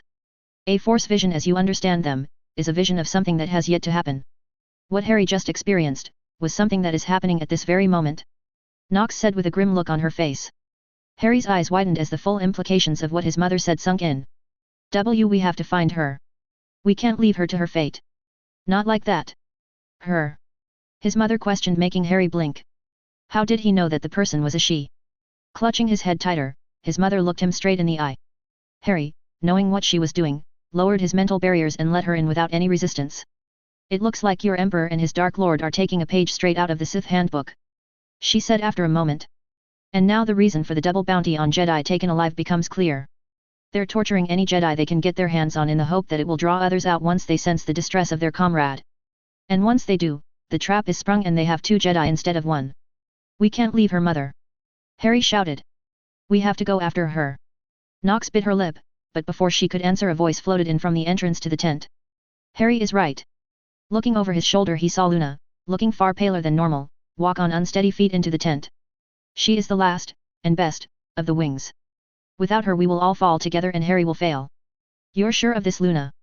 His mother asked. Nodding, Luna knelt down next to Harry. She is the last face that I could never see before now. Without her Harry will only have 5 wings and he won't be able to soar like he needs to. His mother stared at Luna for a moment before cursing and turning back to him. Harry, I need you to do something that is going to be quite unpleasant. Whoever this Jedi is, for some reason you have a connection with her. That is the only reason why you can sense her distress and the rest of us cannot. If we're to find her I need you too. You need me to make the connection between myself and whoever this Jedi is. Harry nodded, already accepting his fate. Let's do it. Good. Knox nodded, taking hold of either side of his head once more. Now just make the connection, Harry. No more than that. Closing his eyes, Harry stretched out his feelings as far as he could, trying to find any trace that would lead him back to the strange woman he sensed before. Before he knew it, he was back on the board. The sparks beneath him flying faster than he could follow, and every nerve in his body feeling like they were on fire. Stay strong! Harry shouted. We're coming! Suddenly the pain he felt intensified tenfold as the screaming in the room died down. "WHO, who are you?" a shaky voice asked. Harry could feel his own physical body, his real body, violently shaking as he tried to fight against the pain coursing through him. Harry. My name is Harry. And just hold on. We were coming for you. No. You need to get away. It's a trap. We know, but we're coming anyway. Just hang on. Harry felt himself being pulled back almost violently as the pain left his body in a rush and the screaming within the darkened room returned. Blinking his eyes, he had just enough time to realize that he was back with his mother, before she slapped him hard across the face. That was incredibly stupid, Harry. His mother shouted at him. You could have killed all three of us. I couldn't let it continue. Harry shouted back, making his mother blink in surprise. It was the first time he'd ever truly yelled back at her. I couldn't let it go on. I had to give her some reassurance. I had to give her hope. Rising to her feet, his mother stared coldly at him for a second before shaking her head. We're going to have to do something about this self-sacrificing nobility of yours, son. You do no good to anyone dead. Turning around, she motioned for the others in the room to come closer. Kento, Melly. Which of you two has the greater knowledge of your former Republic's battlecruisers? That'd be me. Kento said, taking a step forward. Why? Because by the looks of it we're about to assault a dreadnought, and Force only knows how many other ships with only a frigate. His mother growled. Remus, I want you to power up the disillusionment runes and the shielding runes on board. We're going to need both if we're going to have a hope in the void of surviving this. What about me? Harry asked, rising to his feet. You're not leaving me behind. His mother turned back around towards him. No, you're not. Go and collect Susan and Daphne. Ginny, you too. She added, nodding towards his apprentice. Then I want the four of you to go into my tent and open the chest I have in there marked with your names. Put on what you find and come to the bridge. It seems as if the Force has decided to start your trials a bit earlier than I'd thought. Chapter 2. Stepping into his mother's tent with Daphne, Susan, and Ginny right behind him, Harry made his way into his mother's room and immediately found the four chests laying out in the open, each of which were inscribed with their name on top. Apparently your mother knew something was going to happen before we did. Susan remarked as she opened her chest. Holy Merlin's beard. Opening his own chest, Harry stared down at the silver and black painted chest piece, greaves, gauntlets, and cuisse that were laid out within. Underneath the armor was a black robe and what looked like a semi-skin-tight undershirt and leggings. This looks like goblin-wrought armor. Daphne breathed as she ran a hand along her own armor, which looked like a more feminine version of his own save for the dark green and black coloring. And this cloak, Morgana, I think this is made from basilisk skin. Daphne was feeling the cloak's surface with a wide-eyed look. We can admire our armor later. Harry said, taking charge of the situation. Not wanting to waste any time, Harry then stripped down to his underclothes and began pulling on the black leggings and undershirt. Harry. Ginny gasped. We're still in here. You grew up with 6 brothers, Ginny. I'm sure I don't have anything you haven't seen before. Harry commented over his shoulder as he rearranged the somewhat skin-tight clothing. Now hurry up and get dressed. If it helps, you can either go outside or I can keep my back turned. But hurry up. Picking up the cuisse, he started clipping it around his thigh as he heard the rustling of clothes behind him. Keeping his back turned on his female friends, Harry slid his greaves and boots into place before picking up the gauntlets. He noticed that both of them had slots on the underside so that they could still wear their holsters as well. Picking up the chest piece, he placed it over his chest and was just about to ask for help when the straps seemed to move with a mind of their own and secured the armor in place. Well, that's just convenient. Just so you all don't freak out, the chest piece locks in place on its own. Harry warned the girls. Picking up the cloak, Harry felt the outside of it briefly. It felt almost leathery. But it was flimsy like cloth. Daphne's right, this is basilisk skin, Merlin. Is that what Mother did with the thing after she killed it? Throwing it over his shoulders, Harry did one last check of himself to make sure everything was in place. Are you 3 decent yet? Hearing 3 affirmatives from behind him, Harry turned around and faced his fellow apprentices and his apprentice. Each of them had managed to put on their armor with little to no issue. Walking over to Ginny, he helped her secure the gauntlets of her black and dark red armor before turning towards Daphne and Susan. Let's go. Walking out of his mother's tent, Harry and the girls were treated to the sight of Ela coming out of the tent that she shared with Remus. The female werewolf was dressed from neck to toe in steely grey camouflage-colored armor, and she was carrying a blaster rifle that was nearly as long as she was. The only decorative marks on the armor was a single black-colored wolf's head adorning her right shoulder pauldron. Good to see that the armor fits, Ela commented while slinging the rifle over her shoulder. Madame Knox commissioned the goblins and the best of the werewolf crafters to design them. Oh, and don't worry about outgrowing them too much. They have automatic adjusting charms layered into them. So none of you should need a new set for a while. You mean that this really is goblin-made armor? Ginny asked as she admired the gauntlet on her arm. I just thought that Daphne was pulling the other one. You could probably buy half of Hogsmeade for the price of this set. Madame Knox insisted on the best for her son, apprentices and her son's apprentice. Ela said, taking a step towards Harry and grabbing his armor to make sure it was securely in place. Good to see that those little beasts are as good as their word. Now come, Madame Knox has already begun planning our attack. Ela turned around and led the group to the bridge. Following Ela out of the cabin, the four made their way to the bridge. Once there they saw that everyone save for Remus were staring at the holographic map in the center of the bridge. Hermione was holding onto the baby Galen while Luna was sitting next to Nat. Both Kento and Mally were standing right next to the holographic display and were pointing at what was being displayed. Instead of showing a map the galaxy like usual, it was showing an image of two large ships and one extremely large ship. BB-8 was able to enhance our long-range scanners enough to pick up this image of the coordinates I was able to extract from Harry. There appear to be two cruiser-class ships and one dreadnought class if my memory serves me. Knox explained as she felt the new arrivals enter the bridge. Turning towards the voice of his mother, Harry nearly missed a step as he saw her. Or rather what she was wearing. He wasn't quite sure how or when, but his mother had changed out of her usual attire. She was now wearing a tight black corset piece of armor that left her shoulders and arms bare save for a pair of long black armored gloves on either arm. Her lower robes were split up the middle of both legs, showing off her armored legs underneath.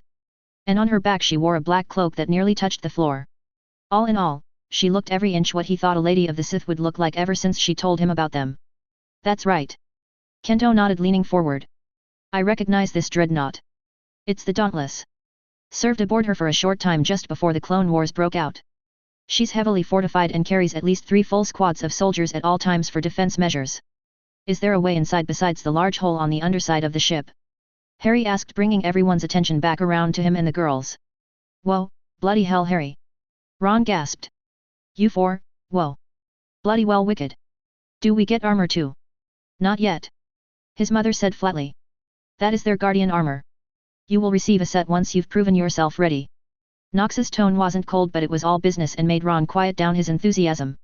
Taking a step towards them, Mally looked over all of their armor carefully. It almost looks like the old Jedi Guardians Force armor that I've seen in the History Hollows in the Jedi Library. When it existed, that is. Good. I was working from memory when designing them. Knox nodded before turning back to the holographic display. I take it that goes along with this long story you still have to tell us? Kento asked rhetorically. Never mind. It can wait. But yes, Harry, there is another way in. Thank the Force I actually took time to study the ship when I was on board all those years ago. Stepping up to the holographic display's control console, Kento zoomed in on the largest ship and a specific section along its side. All ships have at least one auxiliary access hatch. If my memory is right, there should be one right about here.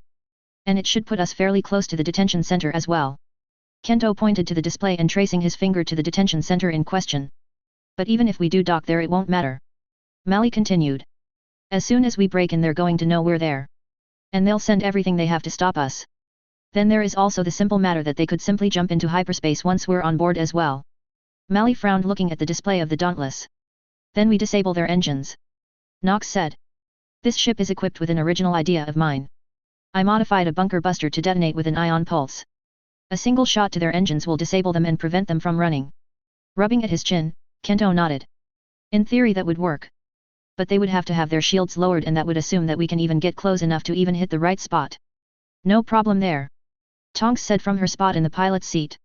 I've activated the stealth system and Remus has those disillusionment runes going. So we can just waltz right on up without them even knowing that we're there. I take it this disillusionment rune thing is some type of new stealth drive? Or is it one of those long story things? Mally asked with a raised brow. Long story. Harry, Ginny, Daphne, and Susan all answered as one. Right, well, if nothing else it will be an interesting conversation. Kento shrugged before turning back to the projector. But there is still the matter of the men inside the ship. Not to mention the reinforcements the other ships will no doubt be sending out against us. They have to know that we'll be heading for detention center, and they'll be waiting for us with everything they've got. Then go after multiple targets. Everyone turned as one towards the one who just spoke up. And to his credit, Ron actually managed to hold everyone's gaze for a moment before awkwardly looking away. I mean, it makes sense, right? In chess everyone knows you're going after the king. So you launch multiple attacks so they don't really know your intentions. Or at least where you're going to be truly attacking from. Nox was the first one to react. I knew that there was a genuinely good mind behind that expression. She said, making Ron blush for more than one reason. Ron is right. And I've already tasked Remus with creating our means of escape based on us splitting up. Once we enter the ship, BB will tap into the nearest terminal. Once in, he'll locate the detention center, the communications hub, and the ship's reactor. Harry, you will be taking Ginny and Mally with you to the detention center and rescue our captured Jedi. Kento, you will be taking Daphne and Ela to the communications hub. I want you to destroy all records of us ever being there. And Susan, you and BB will be coming with me to the reactor core. We're going to destroy that ship to prevent them from coming after us. It's a sound strategy. Kento nodded. Unfortunately though, there is one not so tiny flaw. How exactly are we going to get out of there? Both the communications hub and the detention center are dead ends. One way in and one way out. And by the time we got to either, the reinforcements from the other ships will have arrived and cut off our retreat. That's where these come into play. Remus spoke from behind them. Turning around, Harry watched as Remus entered the bridge carrying 3 arm-length pieces of rope in his hands. And, what are these? How are pieces of rope supposed to help us escape? Mally asked as Remus handed her and Kento one of the lengths of rope. I wouldn't want to ruin the surprise. Nox responded with no small amount of humor in her voice that made Harry smile. What's the activation phrase, Remus? She asked as she took the last piece of rope. Ashura hold. Remus answered. You'll have to coordinate your retreats. Can't have you coming back more than one group at a time. Trust me, the last thing you want is to be landing on top of one another. Nox, we're exiting hyperspace now. Tonks called out. Turning back around at the sound of Tonks' voice, Harry watched as the blue vortex of hyperspace disappeared and they were left staring at 3 much larger ships than their own. Bloody Morgana's cunt. Tonks swore, looking upwards as they passed beneath one of the ships his mother had dubbed a cruiser. Those things are a lot bigger than they looked on the display. Well, if nothing else, we can confirm that the stealth and disillusionment charms are working. Don't even think those shielding runes would do us much good against the firepower of those things, and, alright, there's the big one. Kento, where am I going? Walking up to behind Tonks' seat, Kento pointed towards the largest ship. Halfway down the port side of the ship. 2/3 of the way up. That's where the auxiliary access hatch should be located. Flying the ship in the direction Kento pointed out, Tonks nodded once she spotted the hatch. Alright, I see it. Bringing the ship back around towards the engines. Turning the ship around, Tonks flew them back towards the rear of the ship. Alright, tell me where I'm aiming. Just above the thruster to the right of the center engine. Kento said, pointing. Hope this weapon of yours works, Nox. If it doesn't, we won't get a second chance at this. It will work. Nox responded confidently. Tonks lock on and fire at will. Nodding, Tonks reached out and activated the firing control. Standing side by side with his friends, Harry felt a rush of excitement, fear, and trepidation surge through him as the reality of what they were about to do started to sink in. Missile away. Tonks announced as she watched the missile fire. Watching out the viewport, Harry clenched his fist in an attempt to keep them from shaking as the missile flew towards the ship. Impact in 3, 2, 1. The missile impacted the ship just above the thruster that Kento had pointed out. After a second delay, a blue shockwave emerged from where the missile had hit and the engines all flickered and died out, leaving the ship dead in the water. Hey, actually kind of amazed that it actually worked. Kento remarked, sounding genuinely impressed. Try not to sound too amazed, Kento. His mother said, shaking her head. Tonks, bring us in. Those of you who are staying behind, prep the medical bay for a critically injured. Astoria, keep an eye on Nat while we're gone. Kento, Mally, Harry, Susan, Daphne, Ginny, and BB with me. Walking side by side with his mother, Harry followed her towards the airlock in the ship. A moment later he felt the ship shudder as it connected with access hatch. Kento, Mally, and I will enter first. His mother said, snapping her wrist to the side and drawing her lightsaber. The rest of you follow once we've cleared the entrance. Understand? Yes, master. Good. His mother nodded as she started to turn around only to stop. One last thing. Every person on that ship wants to either kill you or capture you so that you can be tortured. Do not hesitate because they will not. Understand? Yes, master. Harry and the others replied as each of them drew their lightsabers out of their holsters. Reaching forward, his mother pressed down on the switch to open the door. On the other side was the sealed door that led into the ship. With a snap, Nox's lightsaber ignited. Red. Mali and Kento both asked, looking down at her blade. Questions later. His mother said, drawing her wand in her left hand. Right now, we have one of your Jedi to save. With that she pointed her wand towards the door. Bombarda Maxima. The next few moments were without a doubt the fastest, and slowest, moments of Harry's life. The moment the door blew inward, his mother and the two Jedi were sprinting forward almost faster than he could follow. Red blaster bolts filled the air as the three of them ducked, weaved and deflected their way down the hall. Harry was felt awestruck as he watched his mother and the Jedi cut down nearly a dozen men in white armor without hesitation and without mercy. As he watched the three move down the hall, Harry noticed movement out of the corner of his eye. A lone man in white armor was slowly leaning out from an opening between Harry and his mother while raising his blaster. Harry didn't even think. Stepping fully into the ship, he reached out with the force and pulled the man in armor towards him while at the same time activating his dark purple lightsaber. The man in white managed to get out a single strangled yell before he was impaled through the chest on his lightsaber. Pulling his lightsaber out, Harry let the corpse fall to the ground. Turning around, he saw that Daphne, Susan, and Ginny were all staring at him with wide eyes while Ela was staring at him with respect. Well done, son. Turning back around, Harry saw that his mother and the two Jedi had cleared out the hall. BB, there's a terminal up here. Plug in and find our lost Jedi. Beeping an affirmative, BB rolled forward towards the terminal his mother was standing before. Once the droid plugged in, Harry and the others stepped into the ship fully. Seal off the entrance, BB. Knox ordered, to which BB-8 beeped and a force field appeared over the blown-out door. Lifting up her arm, Knox activated her COMM. Tonks, we're in and the door is sealed. Pull back and stay hidden. Good timing, Knox. Got about a dozen fighters that are flying circles around us right now. Thank Merlin Remus got those runes right. No, I am not doubting your skills, Remus, I just shut up. I'll pay you later, and oh no. This thing is still on, isn't it? Well good luck everyone. Stay safe. As his mother let her arm fall down, BB-8 started beeping widely. What is he saying? Harry asked, looking up at his mother. He says that he's located our objectives. His mother stated plainly. The communications hub is down the corridor to the left and 2 decks down, Daphne, Kento, and Ela, that one is yours. Susan will follow me. Harry, your objective is to the left and 3 decks up. Keep communications open, and BB-8 started fidgeting and beeping and whistling. Well, it appears that we are not the only intrudes on board. BB just finished accessing the ship's logs. Apparently an hour ago they received a call from a bounty hunter saying they had a Jedi for them. Only when they brought the ship aboard it was completely empty. Knox was musing the irony of the situation. Closing her eyes, Harry could feel as his mother reached out through the force. After a moment he felt her pull back as a smile slowly appeared on her face. So we meet again. Who is it? Mali asked, looking around for any more opposition. Truthfully, I don't know. His mother shrugged. But if you happen to run across a Russian Twi'lek, let her know that she still owes me for saving her life from her troopers back on that jungle planet. Now move out. It won't be long until reinforcements arrive. Everyone split up into their predetermined groups and started to move off. Harry. Wait. Harry stopped and turned around to face his mother. Stepping up to him, she placed a hand on either of his shoulders. I can feel your anger over what is happening to this woman, son. Use it. But don't let it use you. Knox spoke softly, looking into Harry's eyes. Gripping his lightsaber tightly, Harry nodded. Yes, mother. Sitting on the command deck, the second brother staggered his feet as his ship was rocked violently. CT 4561. Report. The clone sitting behind ship's support terminal on the bridge began pulling up multiple screens. We've been hit by some sort of ion pulse, my lord. Weapon type, unknown. Origin of attack, unknown. Both cruisers are reporting in, neither saw anything nor are any of their scanners picking up any ship. My lord, it's probable that the attack originated from a stealth ship and they re-entered their stealth after they I did not ask for your thoughts, trooper. Second brother growled as he used the force to lift the clone off of his chair by his throat before dropping him back down. Keep your opinions to yourself and report only what I tell you to. Why yes, my lord. The clone coughed while rubbing his throat. My lord. Another trooper shouted from the other side of the command deck.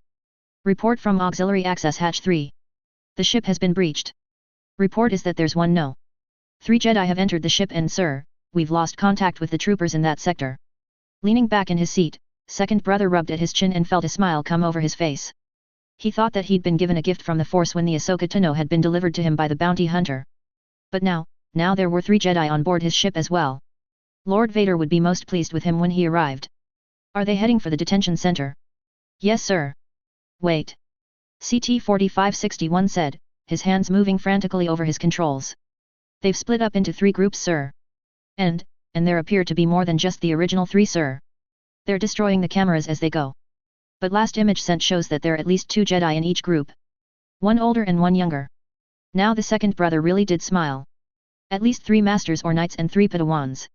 Lord Vader was sure to grant him the position as Grand Inquisitor now. Where are they heading? Our tactical analysis suggests that they are heading for the communications hub, the reactor core and the detention center, my lord. Another trooper shouted out. Closing his eyes, second brother stretched out his senses as he tried to feel out the opposition. Strange. There seems to be some sort of cloak over them blocking them from my view. But I can still sense their power. The strongest seems to be heading to the reactor core. But there is another. Young. Not fully trained. But incredibly strong. That one will make for an excellent apprentice. Standing from his seat, second brother straightened his robes. Reinforce the garrisons within the communications center and the detention center. Kill the elder Jedi should they resist. But I want the young ones captured alive.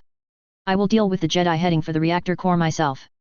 Blocking another blaster bolt, Harry used the force to pull the trooper that fired it out from behind his cover before using his wand to cast a powerful reductor curse right into the man's chest. That seems to be the last of them. He breathed while lowering his lightsaber but not deactivating it. For now. Mally concurred while stepping past him and checking around the next corner. But more will be coming soon. We need to hurry. Harry made to follow, but stopped when he saw Ginny staring at the trooper that she had killed. Stepping up to her, he placed a hand on her shoulder. Ginny. I've never killed anyone, Harry.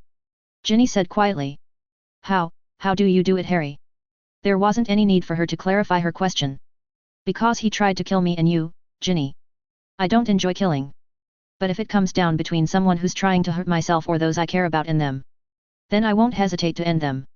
Nodding, Ginny sniffed loudly before purposefully turning her back on the body.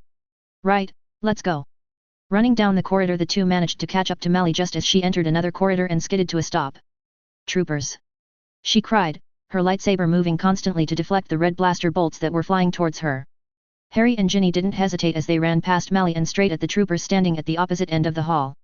Drawing his wand, Harry shot a reducto curse at the first line of troopers, sending them flying backwards into the second line.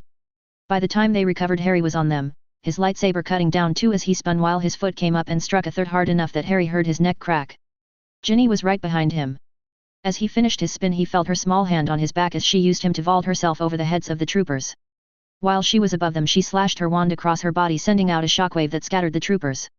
Once she landed, she pivoted as a trooper tried to lunge for her, only to receive her lightsaber across his back. With Ginny on one side and Harry on the other, the two had effectively trapped the remaining troopers in a pincer maneuver. Any blaster fire that was sent at either was returned, killing one of the troopers caught in the middle. In a last-ditch effort, one of the troopers pulled out a grenade and armed it. As he made to throw it towards Ginny, Harry sent a quick cutting curse at the man, severing his arm as the grenade dropped to the ground next to his feet. Cover! Harry screamed as he ducked low and held his wand above his head. Protego Maxima! The grenade took out the remaining troopers as a quick burst of fire and shrapnel engulfed Harry's shield. Once the flames died off, Harry dropped his shield and stood up. His eyes instantly searching for Ginny. Much to his relief, he found her standing from a kneeling position. Just like him, she had a perfect circle of damaged flooring beneath her feet. For a few seconds the two did nothing but stare at one another as they surveyed the carnage between the two of them. Whoa, sure am glad that we're all on the same side here. Mally said, breaking the two of them out of their stupor. According to the map BB provided us, the detention center should be just down the next hall. Let's get a move on before more troopers show up. Casting another look towards Ginny, the two nodded at one another before stepping in line behind Mally once more. They didn't face any more opposition as they made their way towards the detention center. And once they were just outside their destination, they discovered the reason why. Reinforced durasteel. Mally muttered as she ran her hand along the large door that was preventing them from entering the detention center. Made to withstand just about anything. Even a lightsaber will have a hard time cutting through this. So what do we do? Harry asked desperately. He could feel the Jedi now more ever before. She wasn't being tortured, but she was suffering so much that it made Harry want to be sick. We have to get to her. Now. Patience, Harry. Mally chided him as she opened the small panel on the wall next to the door. Being hasty often causes more problems than it solves. Now I just need to abantha shit. The panel Mally was working on suddenly burst into a shower of sparks. What happened? Ginny asked, keeping her eye trained down the hall for any more enemies. Waving her hand over the panel in an attempt to clear the smoke, Mally took one look down and cursed again. Those fuckers sent a surge through the system while I was working on trying to bypass the panel. This panel is completely useless now. So what do we do now? Harry asked, his grip on his lightsaber tightening. Stepping away from the panel, Mally face off with the door. Now we do this the hard way. She said just before she drew her lightsaber and thrusted it into the door. As Mally started to slowly move her blade in a large circle, Harry felt the slightest shift in the force just as something landed softly behind him and Ginny. Pivoting, Harry brought his blade around ready to end whoever had snuck up on him. And was stopped cold as his purple blade was intercepted by a brightly glowing blue blade. Peace Padawan. I mean you no harm. Ginny whirled around at the sound of the voice and Mally pulled her lightsaber out of the door and turned around as well. Ayla? Ayla Sakura? Is that you? The blue-skinned Twi'lek's eyes shifted off of Harry and onto Mally. As their eyes met, the Twi'lek took a step back and deactivated her lightsaber. By the Force, Mally. Thank the Force you're alive. Same to you Ayla. Mally responded while smiling. But, what are you doing here? Ayla stared first at Mally, then at Harry and then lastly at Ginny. I assume the same thing that you are. I am here to rescue a friend. But, Mally. Where did you find these Padawans? I don't recognize them from the temple. You're the Jedi that our master felt earlier. Ginny shouted suddenly. Sorry about that. Your master. Ayla intoned. Who are your master's Padawans? That's a long story, one best saved for a time when we are not fighting for our lives. Harry said sharply, moving towards the door and plunging his lightsaber in so he could continue Mally's cut. But if you're really curious, then my mother told me to tell you something. She said to say that you still owe her for saving your life from your own troopers back on that jungle planet. With his back turned to her, Harry didn't see Ayla's eyes widen nor did he see her nearly drop her lightsaber out of shock. What? How do you, Mally, what is going on? Like the kid said Ayla, Mally said while plunging her lightsaber back into the door. It's a long story. One that I haven't even heard yet. For now though, just cover our backs while we get this door open. You too Ginny. Working in tandem, Harry and Mally were able to slowly carve out a circle in the thick durasteel door. Once both had reached the other's starting point, they pulled their lightsabers out of the door. Push on 3 Harry. Mally commanded, holding her hand out towards the door. 1, 2, 3. The carved out section of door took off like a shot under the combined push from both Harry and Mally. As soon as the hole was cleared, Harry dove through the new opening, his lightsaber spinning around his body as he sent any shots fired at him back to their senders. Ginny was right behind him. Her green lightsaber a blur as she pounced gracefully across the terminals in the center of the room, and sometimes even across the guards themselves. By the time Mally and Ayla came through the opening, every guard in the room was dead. And Harry and Ginny were already walking down the line of cells looking for their target. As Harry neared the end of the row of cells, the steady pulses he'd been sensing in the Force suddenly reached their crescendo before ceasing completely. As he stepped in front of the last cell, which for some reason had its shield deactivated, Harry stopped dead in his tracks. His sudden stop wasn't because of the fact that the woman he sensed wasn't human. Far from it in fact. Her orange skin with white markings and blue and white striped montrals, which marked her as a Togruta if he remembered correctly, struck Harry as incredibly exotic and beautiful. Nor was it the fact that she was bound to a table with several spikes surrounding her body. No, what truly stopped him was the lone guard who was in the cell with her. He wasn't dressed like any of the troopers they'd faced before. Instead of white armor he was wearing a dark grey suit with several red markings on his chest. That is as far as you come Jedi. The man shouted as he raised his arm and pressed a button on his wristband. The moment he did, the Togruta started spasming violently as electricity arched between the raised spikes and across her body. Harry nearly dropped to his knees as he felt her pain through the Force. Immediately Ginny, Mally, and Ayla were at his side. The latter of which cried out, Ahsoka. Before taking a step forward. To which the guard simply pressed another button on his wrist, making the Togruta spasm even harder. Stay back. All of you. The guard shouted. I press this button again and she dies. Painfully. Now step back. With no clear option left to them, Harry motioned for everyone to take step back. Good. The guard smiled as he deactivated the torture. Now drop your lightsabers. Do it now. Or she gets another round. Gritting his teeth in anger, Harry held his lightsaber hilt out to the side and let it fall from his fingers. 3 more hilts joined his on the floor as the others dropped theirs as well. Good, the guard smiled, still keeping his finger on the controls attached to his wrist. Now you boy, kick them over to me. For Merlin's sake Harry think. Harry cursed at himself as he slowly nudged one lightsaber at a time towards the guard with his foot. There has to be something you can do. But every idea that came into his head had to be instantly discarded. If he made any move at all, the guard would move his finger down that last crucial inch and the woman, Ahsoka, would be electrocuted. But what if he couldn't move? That thought sparked an idea. It was reckless, but if he was fast enough then it could work without risking any harm to the woman, Ahsoka. He could feel through the force that she was already at her limit. Wiggling his toe under the last lightsaber, Harry flipped it up at the guard's chest. As the guard moved to catch the hilt, Harry snapped his left hand off to the side and he felt his holly and phoenix feather wand drop into his hand. In quick succession Harry fired off a silent full-body bind curse which hit the guard making him freeze in place. He then hit the wall behind the guard with a sticking charm before banishing the guard into the wall leaving him frozen and hanging 2 feet up the wall. Holding out his hand, he summoned his lightsaber back to himself. With 4 quick slashes Harry sliced through the binds that were holding the girl, Ahsoka, in place. She was completely incoherent. She didn't even stir as Harry grabbed hold of her and lowered her to the ground. Placing his hand on her forehead, Harry reached out with the force and tried to get a feel for her injuries. What he felt nearly made him lose his stomach. She had only a few external injuries, mostly bruises and a few odd cuts. But internally, she was a complete and utter mess. Oh no! Ayla gasped as she knelt down on the other side of Ahsoka and began feeling her just as Harry had done. Hang on Ahsoka, we're here to help you. Just hold on.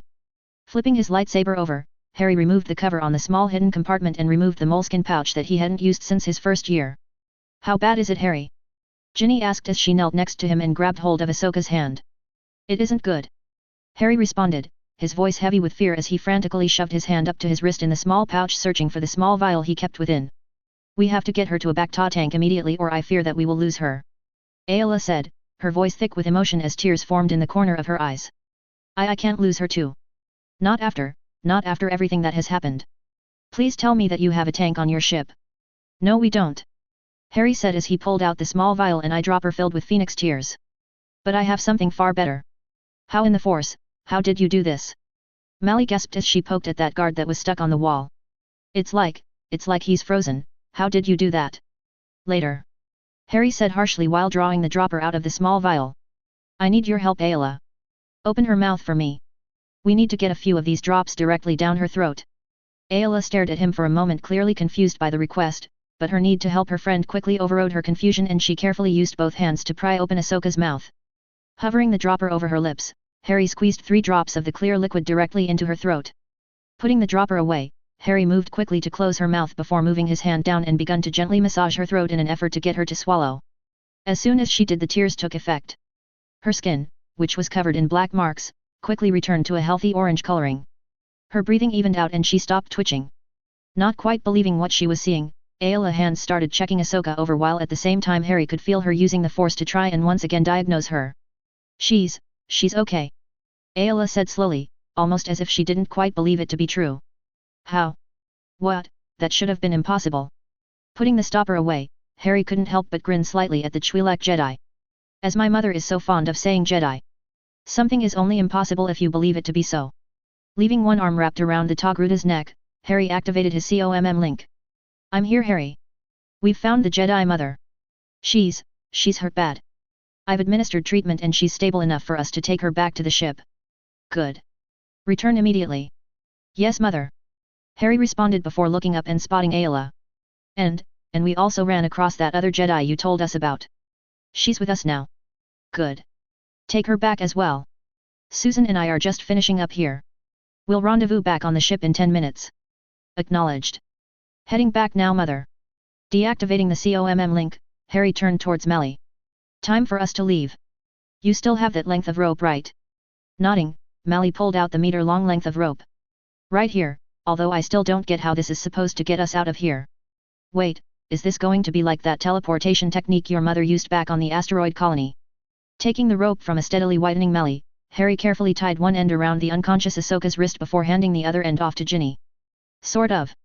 Harry confirmed as Ginny pulled the rope taut. Staring at the rope, Ayla frowned. Teleportation is impossible. Only if you believe it to be so. Harry smirked as he grabbed hold of the rope. Now grab hold. Unless you want to stay of course. With a slightly shaking hand, Mally hesitantly grabbed hold of the rope with Ayla copying her actions a moment later. All right, hold on tight. The first trip is never really pleasant. Assure a hold. Stepping over another corpse in the communications hub, Daphne stared down at the man who just a minute prior had been firing his blaster at them while screaming at the top of his lungs for them to die. Don't let your sorrow over your actions consume you young one. Glancing up from the corpse, Daphne stared at Kento, who was currently working at a nearby terminal while Ayla kept guard from the entryway. I'm not sorry. And she wasn't. Having come from a quote-unquote dark family, Daphne had been raised knowing that she would one day more than likely have to take a life. A fact that had been reinforced the moment she agreed to become Master Nox's apprentice. So no, she wasn't sad about the deaths. This one here, Daphne said, nodding with her head towards the corpse next to her. He was filled with rage and glee at the chance to kill us. Moving across the small room, she prodded at another man in white armor that had taken her lightsaber through his chest. And this one, he felt neither hatred nor glee. Killing us was simply his duty. That was it. But unlike the other one, he lacked any other emotions than his sense of duty. You're empathic? Kento asked, glancing up from his work. Slightly more complicated than that. Daphne responded before moving over to another armored man. And this one, he felt exactly the same as the other one. A sense of duty. And that was it. Not necessarily surprising considering those two are clones. Kento shrugged, making Daphne turn back towards him. Clones? Daphne repeated in horror. Nodding, Kento resumed his work while he talked. During the war, instead of drafting people into the army, the Republic paid to have millions of clone troopers breed to serve as their frontline soldiers. It was actually one of the reasons Mali and I left the Order and the Republic. The Republic was supposed to stand for freedom, yet they were breeding clones, forcibly aging them and then throwing them out into the front lines as soon as they were ready. Tilting her head to the side, Daphne used just a slight touch of her power on the former Jedi. That wasn't the only reason as to why you left. Pausing, Kento looked up at her sharply. Okay, that is one freaky power you have there, young one. But yes, that wasn't the only reason we packed up and fled. The other was because we just learned that Mali was pregnant. And not only would the Jedi Council have come down hard on the two of us, the Jedi were also being carted off by the Republic to act as generals for their new clone army. So, we left. And in hindsight, it was a damn good thing we left too. Why? Moving over to another terminal, Kento pulled up another screen and began working once more. No one is exactly sure as to why, but towards the end of the war, just as the Republic was on the verge of defeating the Separatists, 4 members of the Jedi Council, including the Battlemaster Mace Windu, went before the Supreme Chancellor. The Chancellor claimed that they came to assassinate him so that the Jedi could take over. Bunch of Bantha Pudu if you ask me. The Jedi were all killed by the Emperor's new right hand, Darth Vader. After that, the Supreme Chancellor, Emperor, declared the Republic disbanded and named himself the new Emperor of the Galaxy. And his very first act was to order that every single Jedi be killed. And that is exactly what happened. The clones, who'd been serving with the Jedi since the beginning of the war, suddenly turned their blasters on their generals. There was no attempt at taking them into custody or anything. They simply cut down every Jedi they could see. And the Jedi, who'd come to depend on the clones, didn't even realize what was happening until it was far too late. Sighing, Daphne remembered the memory her master shared with them when they left Earth. Kneeling down next to one of the clones, Daphne removed his helmet so she could see his face. Why would they turn so quickly on those they'd been serving under for years? Even if it was an order from this Supreme Chancellor. Wouldn't they question the order? Well, that's the thing. Kento sighed as he deactivated the terminal. In order to have the perfect soldier, the clones were bred to obey any order without question. But still, I don't know why they would turn on the Jedi so quickly. No one does. The sound of blaster fire cut off what Daphne had been about to say next. I hate to interrupt this little history lesson. Ela growled as she leaned out from her cover so she could fire down the hall. But are you almost done yet? Our friends have regrouped and are heading right towards us. I'm finished. Kento replied, closing down the last terminal before pull out the length of rope Remus had given them before they boarded. So now I suppose is a good time to tell me just how this little length of rope is supposed to get us out of here. You'll see soon enough. Daphne replied before activating the COMM link on her wrist. Master, this is Daphne. Kento, Ela, and I have finished wiping the records of our attack here and are ready to extract back to the ship. Good. Pull back at once. Susan and I will be right behind you, so make sure you clear the landing zone immediately. Understood, Master. Daphne out. Taking the rope from Kento, she moved around the room so that she was standing next to Ela. We all need to be holding on to this. Giving her a curious look, Kento reached out and grabbed hold of one end of the rope. Ela took a moment to pull a grenade from her belt and throw it down the hall before grabbing a hold of the other end. Let's get out of here. Oh, and Kento. Make sure that you turn your head away from both myself and Daphne. The first trip is usually more than a little rough. Ashura, hold. Kento started to ask a question, but before he could, Daphne felt the familiar pull at her navel and then the three of them were gone. Letting out another wave of force lightning, Nox twisted her wrist and used the lightning to stop the hearts of the troopers standing guard before the reactor door. Behind her, Susan's lightsaber hummed as she swung it clean through another trooper, killing him instantly. Nox was actually quite impressed with her apprentice.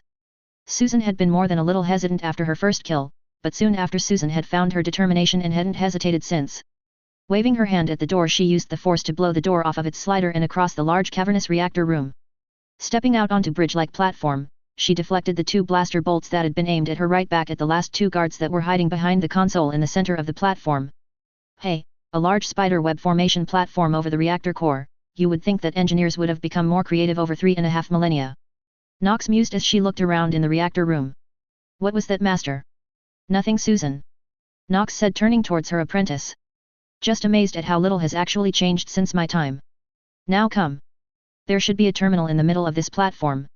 That is where BB will need to attach himself if he's to override the reactor. Deactivating her lightsaber, Nox led Susan and BB-8 across the bridge-like platform towards the large center area. Here's the main console. Nox started running her hand along its length. BB, plug in. Susan, help him wherever you can. One of BB's mechanical arms came out and gave her a salute before rolling up and plugging into the console. Next, Susan stepped up and bit her lip as she stared down at the controls. Master, I'm not really sure what I'm doing here. I know. Nox admitted. But you've spent more time studying technology than either Harry or Daphne. Learn from BB, he'll tell you what to do. In the meantime, I sense that we are about to have a visitor. Leaving Susan and BB to their work, Nox slid both her wand and her lightsaber into their holsters before walking a few meters down the catwalk in the opposite direction from which they came. Just as she came to a stop, the door in front of her opened and a human man dressed completely in black walked into the reactor. Ah, Jedi. Glad to see that Order 66 hasn't dulled your senses in the least. Although, I must admit I don't recognize you. And I'm sure I would remember a Jedi Knight or Master as beautiful as yourself. Don't try to flatter me, boy. Nox said, shaking her head. You don't have the power, nor the correct parts to interest me in the slightest. Nox sneered. Humor. Amusing. I thought that was all but outlawed within the walls of the Jedi Temple. The man said, stepping forward. You are an interesting one, Jedi. You should know, I too was once a member of the Jedi Order. Until I was cast out for slaughtering an entire village of smugglers. And their families. After that, the Emperor found me and showed me the true power of the Force. The power of the dark side. And now, I am the second brother of the Inquisitors. And I am supposed to be impressed. Nox asked as her COMM link started beeping. Hold that thought for a second. Nox dismissed the man as if he was unimportant. Take your time. Second brother shrugged. I'm in no rush. It's not like you and the others have anywhere to go. Activating her COMM, she raised it up to her lips. I'm here, Harry. We've found the Jedi Mother. She's hurt bad. I've administered treatment and she's stable enough for us to take her back to the ship. Good. Return immediately. Yes, Mother. And we also ran across that other Jedi you told us about. She's with us now. Good. Take her back as well. Susan and I are just finishing up here. We'll rendezvous back on the ship in 10 minutes. Acknowledged. Heading back now, Mother. That boy, I take it that he is the other powerful Force presence that I sensed. Second brother asked as Nox deactivated her COMM. Interesting. He called you Mother. Yes, he did. Nox nodded. And I can already tell your train of thought. You want to turn him into your apprentice so you can battle your superiors and take their place. So predictable. Nox rolled her eyes. Your son will join me. Second brother growled, drawing and activating his red lightsaber. After I kill you, he will realize just how powerful I am. And how powerful I can make him. And he will join me. After all, my reinforcements have already arrived and are converging on both the detention level and the communications hub. There is no escape from this ship. And besides, Darth Vader is on his way. And there is no escaping from him. You have no way off this ship. Surrender. And I promise you that your death will be quick. Resist. And you will suffer extraordinarily before you die. Raising an eyebrow at how cliché he sounded, oh Force, Nox sighed, rubbing a hand to her forehead. Is that what I used to sound like? Oh boy, no wonder Ashura often said I needed to get some new lines. Susan. How much longer? 5 minutes, Master. Good. Nox said, rolling her neck. So I have 5 minutes to find out just how good you are, Inquisitor. Second brother's face twisted in rage as he held his lightsaber perpendicular to his body before activating the other end of his saber staff before it started whirling around in a circle in his hands. Your arrogance will be your undoing, Jedi. Nox didn't even bother to draw her lightsaber as the wannabe Inquisitor charged at her. She simply raised her hand and deflected his strike by condensing the force around her hand into a small and powerful shield. You'll have to do better than that, child. Nox smirked as second brother stared at her with a twinge of fear. Crying out, he spun around and launched another attack. which she once again deflected with her bare hand. That's impossible. The Inquisitor shouted as he took a few steps back from her. Sighing, Nox rubbed at her brow. As I have often told my students. With the Force, something is only impossible if you believe it to be so. Now come little boy. I wish to gauge your power. I can't do that with you just standing there with your thumb up your ass. Nox mocked him further to rile him up more. Snarling, the Inquisitor held his lightsaber off to one side and thrusted his hand out towards her. Nox felt the rush of the Force hit her, but she simply countered it by putting one foot back and battering his pathetic Force push aside with one of her own. Do you recognize that sensation that you're feeling? Nox asked as she took a single step towards the second brother. It's fear. You're completely rank with it. It's in your every move.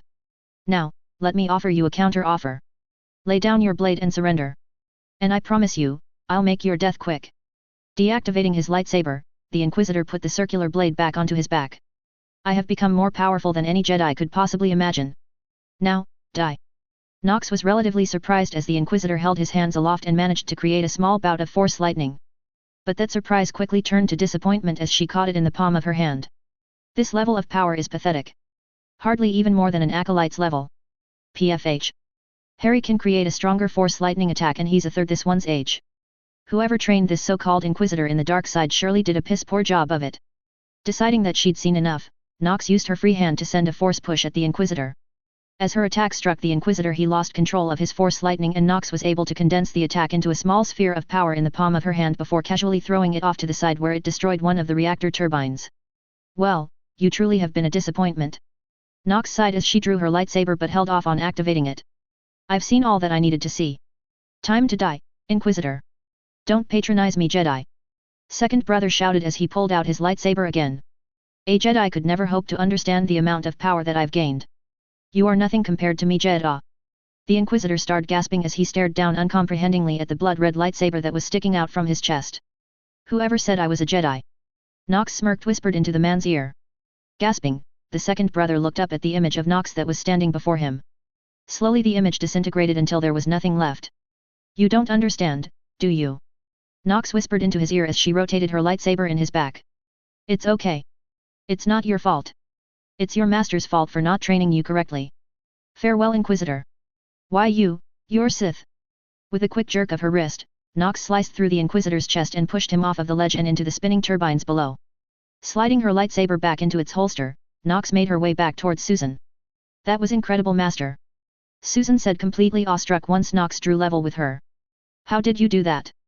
He was just staring ahead blankly the entire time.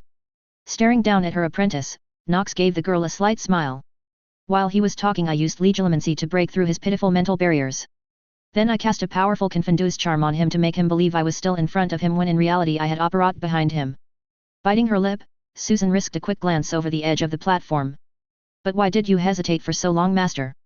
You always taught us to end a fight quickly and decisively. Because I was curious as to just how powerful these so-called Inquisitors really are. Nox admitted, patting Susan on the shoulder. Now just because I dragged the fight out doesn't mean you get to dragging yours out as well.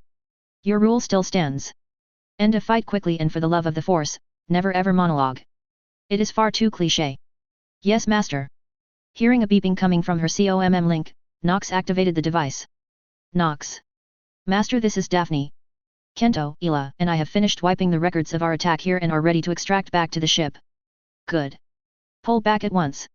Susan and I will be right behind you, so make sure you clear the landing zone immediately. Understood, Master. Daphne out. Deactivating her COMM link, Nox pulled out the meter-long length of robe from her belt. Let's head out, Susan.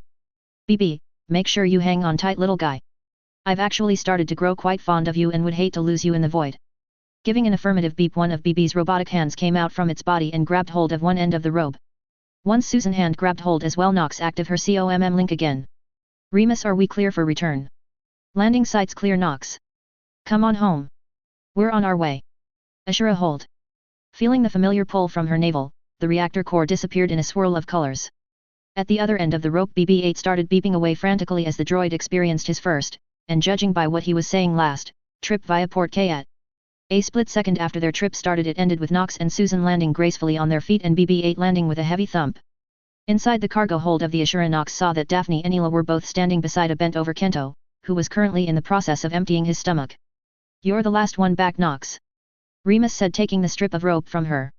Harry, Melly, and that blue woman ran out of here as soon as they arrived back. Harry was carrying someone in his arms. She looked pretty bad. Harry will take care of her, Knox said back as she moved out of the cargo hold and towards the B. Inside the small room, Ginny was sitting in the co-pilot seat while Tonks was still in the pilot's seat. Everyone is back aboard, Nymph. Get us out of here now. Yes, ma'am. Tonks nodded as she began plotting a course. Master, this radar shows how many ships are around us. What does this one do? Ginny asked, pointing at a side monitor next to her seat. It's a smaller long-range scanner. Knox answered, moving over towards Ginny. It's mainly used to detect incoming ships just as they are about to pass out of hyperspace. Why? Narrowing her eyes at the small screen, Ginny's face slowly started losing its color. Because according to this master, 5 ships are about to drop out of hyperspace directly in front of us. As soon as she finished speaking, 5 ships appeared almost directly in front of them. 4 of them were roughly the size of the cruisers, while the 5th was undoubtedly another dreadnought. Merlin's balls. Tonks gasped, looking up as the ships slowly passed overhead. Okay, I think we can safely say that the disillusionment charms work like a dream. That, and I need a new pair of knickers. As the largest of the ships passed overhead, Knox felt a dark and incredibly powerful presence pass with it. One of the last 2 Sith Lords. Interesting. The sheer power of this one, incredible. This Emperor choose his right hand wisely.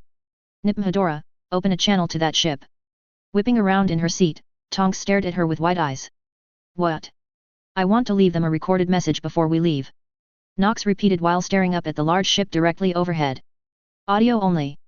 Sharing a confused look with Ginny, Tonks hesitantly turned back towards her. Can I ask why? Because I want to reiterate my promise. Knox answered simply. Plus, it would be just rude of us to waltz in and steal one of the Empire's prisoners without letting them know who it was that just screwed them over. Standing on the bridge of the Decimator, Darth Vader watched as his ship exited hyperspace. As his ship slowly started turning, Vader felt a feeling surge within him that he had not felt in a long time. Excitement. Ahsoka Tano had been captured and delivered to the second brother, who had immediately contacted him. Ahsoka Tano had been an extraordinarily gifted apprentice under the tutelage of Anakin Skywalker. Under the tutelage of Darth Vader, she would become a weapon without equal. A weapon that Vader fully intended to use to bring down the Emperor when the time was right. Lord Vader. We are receiving a communication from one of the escort cruisers supporting the Dauntless. The ship is under attack by Jedi, my lord.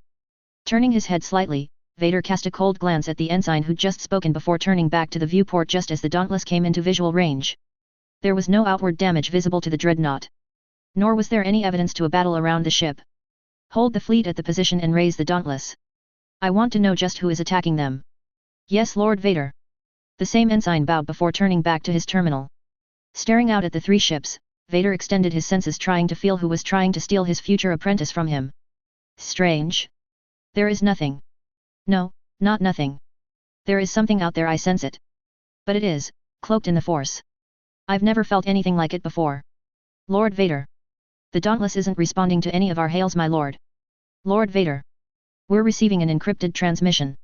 It's an audio recording, my lord. Point of origin, unknown, my lord. Keeping his gaze firmly locked on the Dauntless, Vader tried once more the feel for anything through the Force. But once again he came up empty. No Inquisitor. No Jedi. No Ahsoka Tano. Nothing save for the strange feeling that he couldn't identify. Allow the transmission to come through. Yes, my lord. Playing the message now. Well, hello, my little Sith Lord. My, you certainly have moved up in the galaxy. Just a short time ago you were mercilessly murdering children. And now you're a full-fledged Sith Lord. Congratulations. You've officially hit rock bottom. Trust me, I know from experience. Vader felt his body, the parts that were still organic anyway, stiffen as the voice rolled over him. It was the same voice that had entered his mind after he'd just finished purging the Jedi Temple. It was the same voice that brought him to his knees in agony. And it was the same voice that had created the grain of doubt that allowed Obi-Wan Kenobi to defeat him. Just thought I would leave a friendly little message to let you know that the captured Jedi is now in my care. And I also wanted to take a moment to reiterate my promise to you. Train however you will, Sith. Train whomever you will. Form whatever armies you will. Create whatever weapons you will. Even hide if you feel so inclined. In the end, it won't matter. You and your Emperor may have won the battle, but the war is far from over. And before it is, I will take everything from you. And only when you have absolutely nothing left in the galaxy will I allow you to die. As a true Sith always does. Alone. And despised by everyone around them. Farewell, Sith. The moment the message finished, Vader felt a jolt in the force and the strange sensation he was sensing was gone. Track the message. I want to know. A bright flash of light came from the Dauntless as the ship exploded outwards, taking out both escort cruisers with it. Where did the message originate from? Vader growled as he watched the ships burn. I don't know, Lord Vader. The ensign who'd found the message stuttered as he worked frantically. They must have been using some sort of cloaking device. Vader didn't even bother to turn around as the ensign suddenly grabbed at his throat as he was lifted a full meter off of his seat. Turning around, Vader marched past the struggling ensign and towards the commander of the Decimator. Commander, send out your retrieval teams for any survivors of the Dauntless. I want to know what happened on that ship. Yes, Lord Vader. The commander responded nervously as Vader marched past him and the struggling ensign suddenly stopped as his neck broke. I must inform my master. He will want to know of this development. Vader thought as he marched out of the bridge. Worse yet, the Force presence stole my best option for an apprentice. I cannot use one of the Inquisitors. Their loyalty is to themselves and the Emperor only. Who can I use? Chapter 3. Ahsoka didn't want to wake up. To wake up meant that she would be subjected to more pain. But as she slowly began waking up, she noticed something strange. She wasn't lying on the hard cold bed or on the interrogation board. Instead she was laying on something soft. Something incredibly soft. And she was wrapped in something warm and soothing. Since when did prisoners get comfortable beds and warm blankets? Almost against her own will, Ahsoka's eyes began to flutter open. But instead of seeing the inside of a cell block, she found herself staring up at a canvas overhang. Turning her head to the side, she saw another bed beside her, only this one was empty. Where am I? She thought as she slowly looked around. This looks like a barn, or a shack or a tent of some sort. And, what am I wearing? I've never worn such loose-fitting clothes before. Ahsoka? Are you awake? A familiar voice called out. Snapping her head to the side, Ahsoka roughly pushed herself out of the soft bed, tumbling to the floor as she did. No, she gasped as she tried pushing herself backwards along the floor despite the screaming protesting coming from one of her extremities. No, you can't be real. Master Sakura is dead. What trick is this? No, this can't be real. You can't be real. None of this is real. Ahsoka. The image pretending to be Master Sakura gasped as she tried to take a step towards her. Please Ahsoka, listen to me. You're all right now. You're safe. You're not real. Ahsoka shouted again, throwing her arms over her head as she tried to block out this new form of torment. Go away. Various items began floating in the room before hurling themselves at the thing that dared to claim they were Master Sakura, while Ahsoka screamed at the top of her lungs for them to disappear. Hold her still. Ahsoka vaguely heard a voice yell before she felt a pair of hands grab hold of her. No. Ahsoka flailed, trying to get away from her captors. Go away. Leave me alone. Just go. Her words cut off suddenly as she felt a container of some kind being forced between her lips. She nearly gagged as a viscous liquid trickled out of the container and down her throat, but try as she might, she couldn't get away from the strong gentle hands that were firmly holding her in place. As the container disappeared from her lips, she felt herself calming down, seemingly without reason. What? What's going on? What was that? Feeling calmer but still bewildered and confused. Still shaking, Ahsoka lowered her hands away from her head. Master Sakura was still kneeling next to her. The Russian Jedi holding onto her gently while a woman with pink hair knelt down next to her. Master Sakura? Ahsoka asked breathlessly, for some reason her head felt much clearer now. Is it really you? Yes Ahsoka, Master Sakura smiled, the corners of her eyes moistening as she rubbed Ahsoka's back. It's really me, young one. Although Ayla was subtly sending calming waves through the Force, she was herself equally confused how Ahsoka calmed down so quickly. Ahsoka stared up at the Russian master for a long moment, almost daring the image of the master to disappear. But when it didn't, she felt the dam within her break and she buried her head against the Master Sakura's shoulder and she cried. All the pain and anguish that had been building within her over the past weeks, from her decision to leave the Jedi Order, to her capture, to her torture.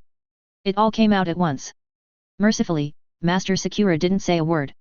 She simply held her as Ahsoka let months of pent-up anguish out onto her shoulder. She cried and cried until there were no more tears left within her. But even when she was cried out, she leaned against the master trying to soak up the comfort that was being offered to her. Finally managing to muster enough strength to push herself away from Master Sakura, she noticed with some relief that the pink-haired woman was gone. It's bad enough that Master Sakura saw me break down like that. I'm sorry about that, Master Sakura. Ahsoka said shakily. I don't know what came over me just now. Ahsoka smiled a bit shyly, feeling embarrassed. It's all right Ahsoka. Master Sakura said, moving around so that she was sitting next to Ahsoka while still keeping one around her. After everything that has happened, it's understandable. Pulling her knees up to her chest, she wrapped her arms around them and leaned slightly into Master Sakura. Biting her lip, Ahsoka finally asked the question that she'd been dreading since she first learned of the attack against the Jedi. Master, have you heard anything Sky Guy, Anakin, Master Skywalker? No. Master Sakura answered. I don't know who survived the initial purge. And you're the first one that I've been able to locate since it began. Well, the first I found who was alive anyway. But knowing your master, I'm sure he's fine.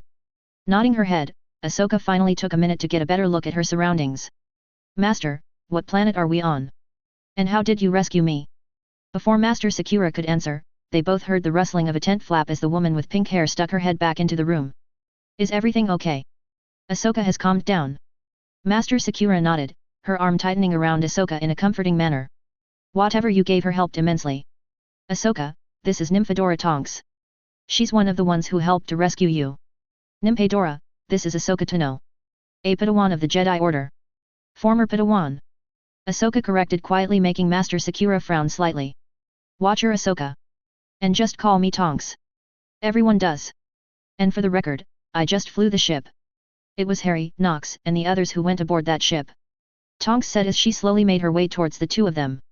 Furrowing her brow, Ahsoka vaguely started to remember bits and pieces of what happened. There was a voice in my head. A young man's voice. He said he was coming for me. He took away my pain for a short time. And then I heard his voice again. Only this time, I think I was in his arms. That would be Harry. Tonks said, kneeling down in front of her. He was most adamant that we rescue you. Well, Luna was too. But Harry was the one who looked like he was ready to assault that dreadnought on his own in order to get to you. Now then, I know that this is probably a really stupid question, but how are you feeling? I don't know. Ahsoka answered confusedly. She knew that after everything she'd gone through she should be in a tremendous amount of pain. And she should also be a stuttering wreck just like she was a few moments ago. But she wasn't. There's no pain. But my hands, and my feet are still twitching. How long was I in a Bacta tank for? That had to be the only answer. They pulled her out of the dreadnought and immediately dropped her in a Bacta tank to recover. A Bacta tank? Oh, yeah, those are those healing bath things. Well, we don't have one of those on board unfortunately. As for how long you've been out, well, it's been one full day cycle since we brought you on board. You would have been up on your feet sooner. But the stress of the port negated and even backtracked some of the progress that the Phoenix Tears had made. Now, can you hold up your hands for me? Holding up her hands, Ahsoka blinked at the pink-haired woman as she tried to wrap her mind around what she'd just been told. She'd only been out for a day? No Bacta tank? Phoenix Tears? Port Kayat? She literally had no idea just what this strange woman was talking about. And judging by the look Master Sakura was giving the woman, she didn't necessarily fully understand either. Yet, it looks like that Port Kayat stopped the tears before they could heal you fully. Tonks said, lightly touching Ahsoka's hands, which were both shaking violently. Got just the thing for you though. The woman smiled brightly to reassure Ahsoka that she had a handle of the situation. Standing, Tonks moved to the other side of the room and pulled out a small vial containing some sort of black liquid in a cup of water before coming back over to her. Now this smells, and tastes, like dragon shite. But it's the best treatment available for victims of the Cruciatus curse. And since we're dealing with the same thing here, well, bottoms up. Removing the top from the vial, Tonks brought it close to her lips. When it was still a full hand's length away, the stench hit her and she involuntarily moved back slightly. That reeks. I know. Tonks winced. But this really will help. Just hold your nose and try and take it all in one go. Then we'll wash it down with the water, okay? Nodding, Ahsoka pinched her nose shut with a shaking hand as Tonks brought the vial to her lips once more and appended the entire contents into her mouth. As soon as the liquid hit her tongue, it was all she could do not to immediately spit it back out.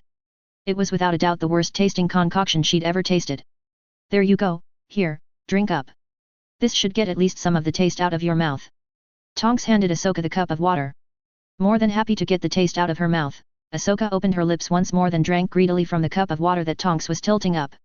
Easy now. Master Sakura said as Ahsoka started for cough from drinking too fast. Taking the cup away, Tonks set it off to the side before facing her again. Okay, let's try this again. Hold out your hands for me. Holding out her hands again, Ahsoka stared down amazed at just how steady they were. How? Just a moment ago I was shaking like crazy. Now I'm steady as Durasteel. What was in that vial? Even Master Sakura seemed amazed as she reached out and felt Ahsoka's hands. Well, that should be the worst of it. Tonks said, rising to her feet. How would you like to go for a little bit of a walk? And we definably have to get you some food. I don't know how long it's been since you last ate, but I know that that potion does a number on the appetite. Just as Ahsoka was about to say that she was fine, her stomach betrayed her by rumbling loudly. Haha, guess that answers that question. Tonks laughed as she walked back over to wooden drawer set, even Master Sakura cracked a smile at her. Here are your clothes. We cleaned them while you were asleep.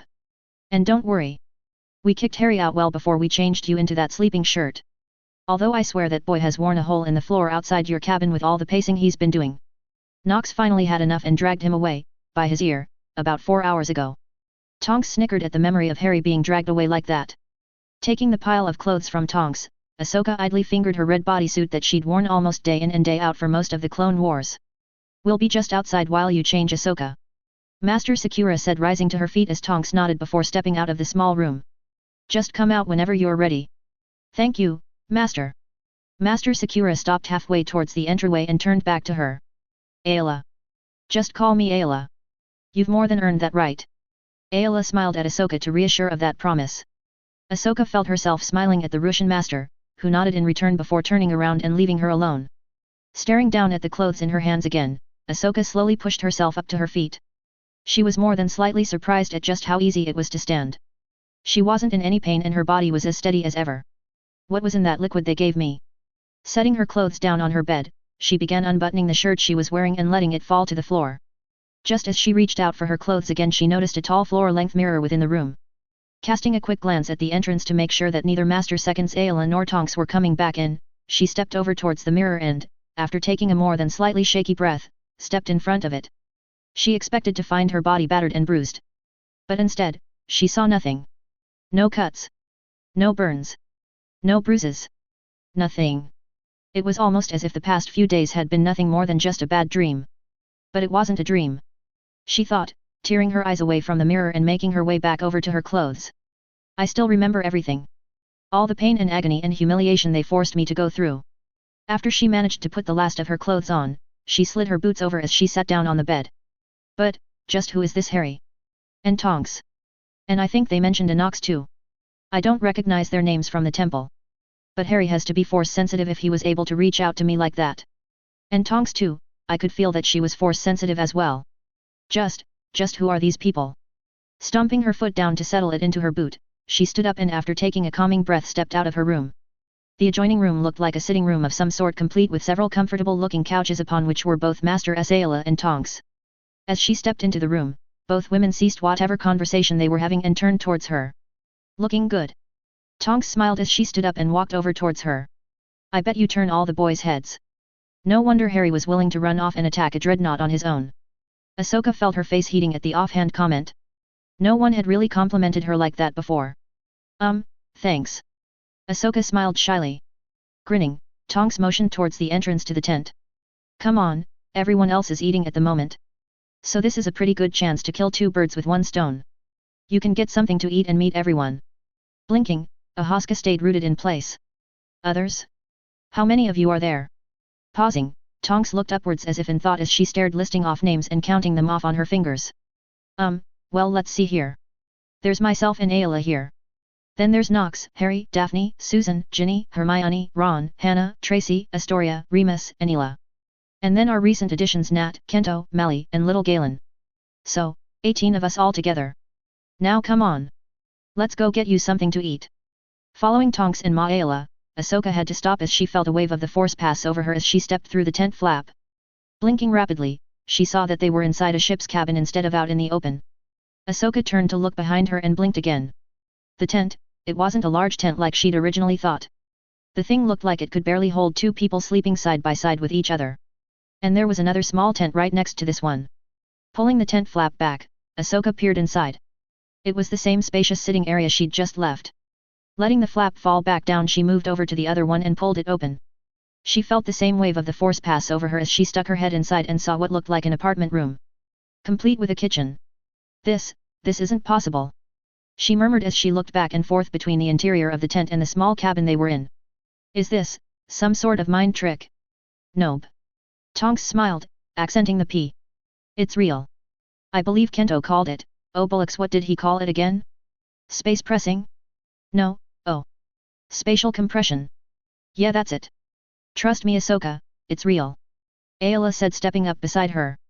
I don't know how, but somehow they actually managed to use the Force to do something that not even the greatest minds in the galaxy have been able to do. If this amazes you, just wait until later. Tonks said with a knowing smile. Nox said that we're going to be giving you all a demonstration of just what we're capable of. Now come on, everyone can't wait to meet you. Casting one last look at the tents, Ahsoka followed Tonks and Ayla out of the cabin. As she stepped out of the cabin, she felt another wave of the Force wash over her, and then she could hear what sounded like nearly a dozen people talking with one another. What was that? She asked, looking back at the door. Silencing ward. Tonks shrugged as she walked towards the voices. Prevents any noise from entering or leaving a certain area. Pretty much a necessity for such tight quarters. Following Tonks and Ayla through the ship, the trio quickly came to the galley of the ship. As soon as they walked into the galley of the ship, all of the noise that had been floating throughout ceased as everyone stopped talking. As for Ahsoka, she was stunned by what she saw. The small galley was pretty much standing room only. And just about everyone in the room were human kids her own age, save for a small Nautolan girl and slightly older human woman who was holding onto an infant. But more than that, every single person in the room was Force sensitive to a degree. Hey now, no need to make her nervous. Tonks said, moving forward and pointing to the people in the room one at a time. Let me introduce you to everyone. This blonde here is Daphne, and the little one next to her is her sister Astoria. Here we have Susan and Hannah. Then there's Tracy, Hermione, and Ron. The other blonde there is Luna, and the little one sitting with her is Nat.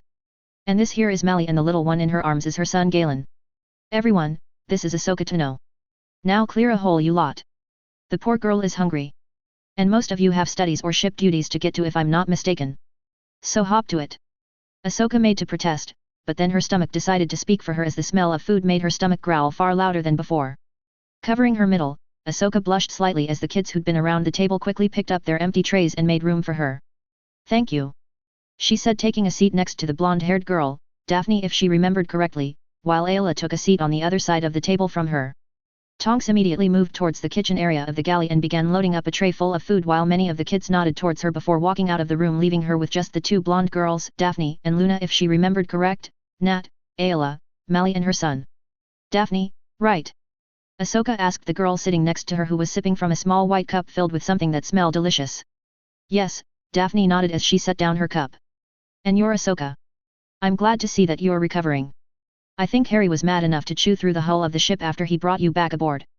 Speaking of Harry, Tonks said, dropping a tray full of food, far more than she'd ever eaten in one sitting before, in front of her. Where is he? Master Nox was tired of him pacing a hole into the floor. The other blonde, Luna, answered. So she took him, Kento and Ginny to the hold so they could try and keep him occupied. Ahsoka tried to pay attention to what everyone was saying, she truly did. But the food in front of her smelled so good, even if she couldn't fully identify what it was, her brain completely shut down and refocused solely on the food in front of her. Picking up her utensils, she began shoveling food into her mouth as fast as she could chew and swallow it. Before she even realized it, her tray was completely empty and she was using her utensils to scrap up the last few crumbs of food that were still on it. Looking up, she saw that Ayla and Mally were looking at her in mild shock, while the others in the room were watching her in amusement. Excuse me. She said, pushing her tray away. I guess I didn't realize just how hungry I really was. It's fine. Tonks said, waving off her concern. Would you like another? No, I'm fine, but her stomach once again betrayed her by growling loudly. Okay, maybe a small second helping. Ahsoka looked down at her stomach with a scowl. Traitor. Force Ahsoka. Ayla breathed, still lightly picking at her own food. I didn't realize you had such an appetite. I don't. Ahsoka countered back as Tonks set down a second tray, this one almost as full as the first, and she started digging in. It's because of the healing potions you've been given. Daphne said, answering her unasked question. You were given Phoenix Tears on the Dreadnought to deal with the worst of your injuries. Once you were safely on board, you were then given a regiment of Essence of Dittany to heal up any wounds that had been reopened by your little Port Kaya trip. Then when you woke up, Tonks gave you a calming draft as well as Neural Knitter to help counter the effects of what you went through over the past few days. All of which, while powerful in their own right, use a fair amount of the patient's own stored up energy reserves in order to aid in healing. In other words, we've basically starved your body of just about everything it needs to keep functioning. Hence the abnormally large appetite. Daphne explained. Oh, Ahsoka nodded as she scooped another spoonful into her mouth. I've never heard of those medicines before. Why didn't the Republic use them during the Clone Wars? Before Daphne could answer, Heavy footfalls echoed through the small room as a large human man walked into the galley. This man Ahsoka actually recognized. He was one of the masters who oversaw a few of her lightsaber classes back when she was still a learner. Master Marek. Staring at her, Master Marek's eyes narrowed before a smile overcame his face. Little Sokka. I thought that was you. I'm glad you're making a full recovery. Then much to Ahsoka's shock, her former instructor walked over to Melly and kissed her on the cheek before going over and getting a tray full of food. By the Force, that kid is good. Gave me a pretty good run for my credits. Last kid I saw his age that was that good was Skywalker. Hearing mention of her former master was enough to pull Ahsoka up from her meal. Someone as skilled as Sky Guy. No, I'd have to actually see that to believe it. Told you he was good. Tonks smiled as she started drinking from a small white porcelain cup much like Daphne's. Nox has been training that kid since he was old enough to walk. And if you'd actually listened to your wife here, he pretty much cut a path through that dreadnought single-handedly. Hearing a young man's voice, Ahsoka looked up in the direction that Master Marek had just come from. Need to keep your footing more, Ginny. You're fast, but if you get caught up in the air then. His words came to an abrupt end as he stepped into the galley and saw her. For her part, Ahsoka was just barely able to keep herself from dropping her utensil. He was fairly good looking, she supposed. For a human boy of his age, that is. But it was his eyes that held, no, demanded her full attention. His vibrant green eyes that almost seemed to radiate power. She couldn't seem to look away. Not that she wanted. Did you run into a wall, Harry? A voice called out from behind Harry, breaking both his and her gaze. What is wrong with you, Ahsoka? She screamed at herself. Focus. You don't swoon over boys. Even if he was partially responsible for saving your life. Sorry, Ginny, the aforementioned Harry intoned as he stepped further into the galley, allowing a small red-headed human girl to follow in behind him. Upon seeing her, the redhead girl's eyes widened. Oh, you're up. Are you feeling any better? You had us all worried. Well, some of us more than others. She finished by nudging the boy, Harry, slightly making him cough uneasily. Not that we weren't all worried, that is. Going over to the small kitchen area, the two, Harry and Ginny, she reminded herself, both picked up a tray of food, moved to come and sit down. As they got closer, Ahsoka noticed that both were covered in a thin sheen of sweat and Ginny seemed to be walking with a slight limp. Seeing the two made her fingers itch to hold a lightsaber again so she could practice as well. You can have my spot, Harry. Daphne said, finishing off the last of her drink and rising to her feet. I have some studies that I need to finish anyway. And you can take my seat, Ginny. Tonks said while standing. I need to go and relieve Ela and Remus so they can get some "rest." Thank Merlin for silencing charms. Nodding his thanks, Harry took Daphne's now vacant seat, which put him right next to her. For a short time, the two just sat next to one another, neither doing more than just pushing their food around their trays. You're the one I heard in my mind, aren't you? Ahsoka finally managed to ask. Yes. Harry nodded. I felt your pain. I couldn't just leave you like that. I'm just sorry it took us so long to get to you.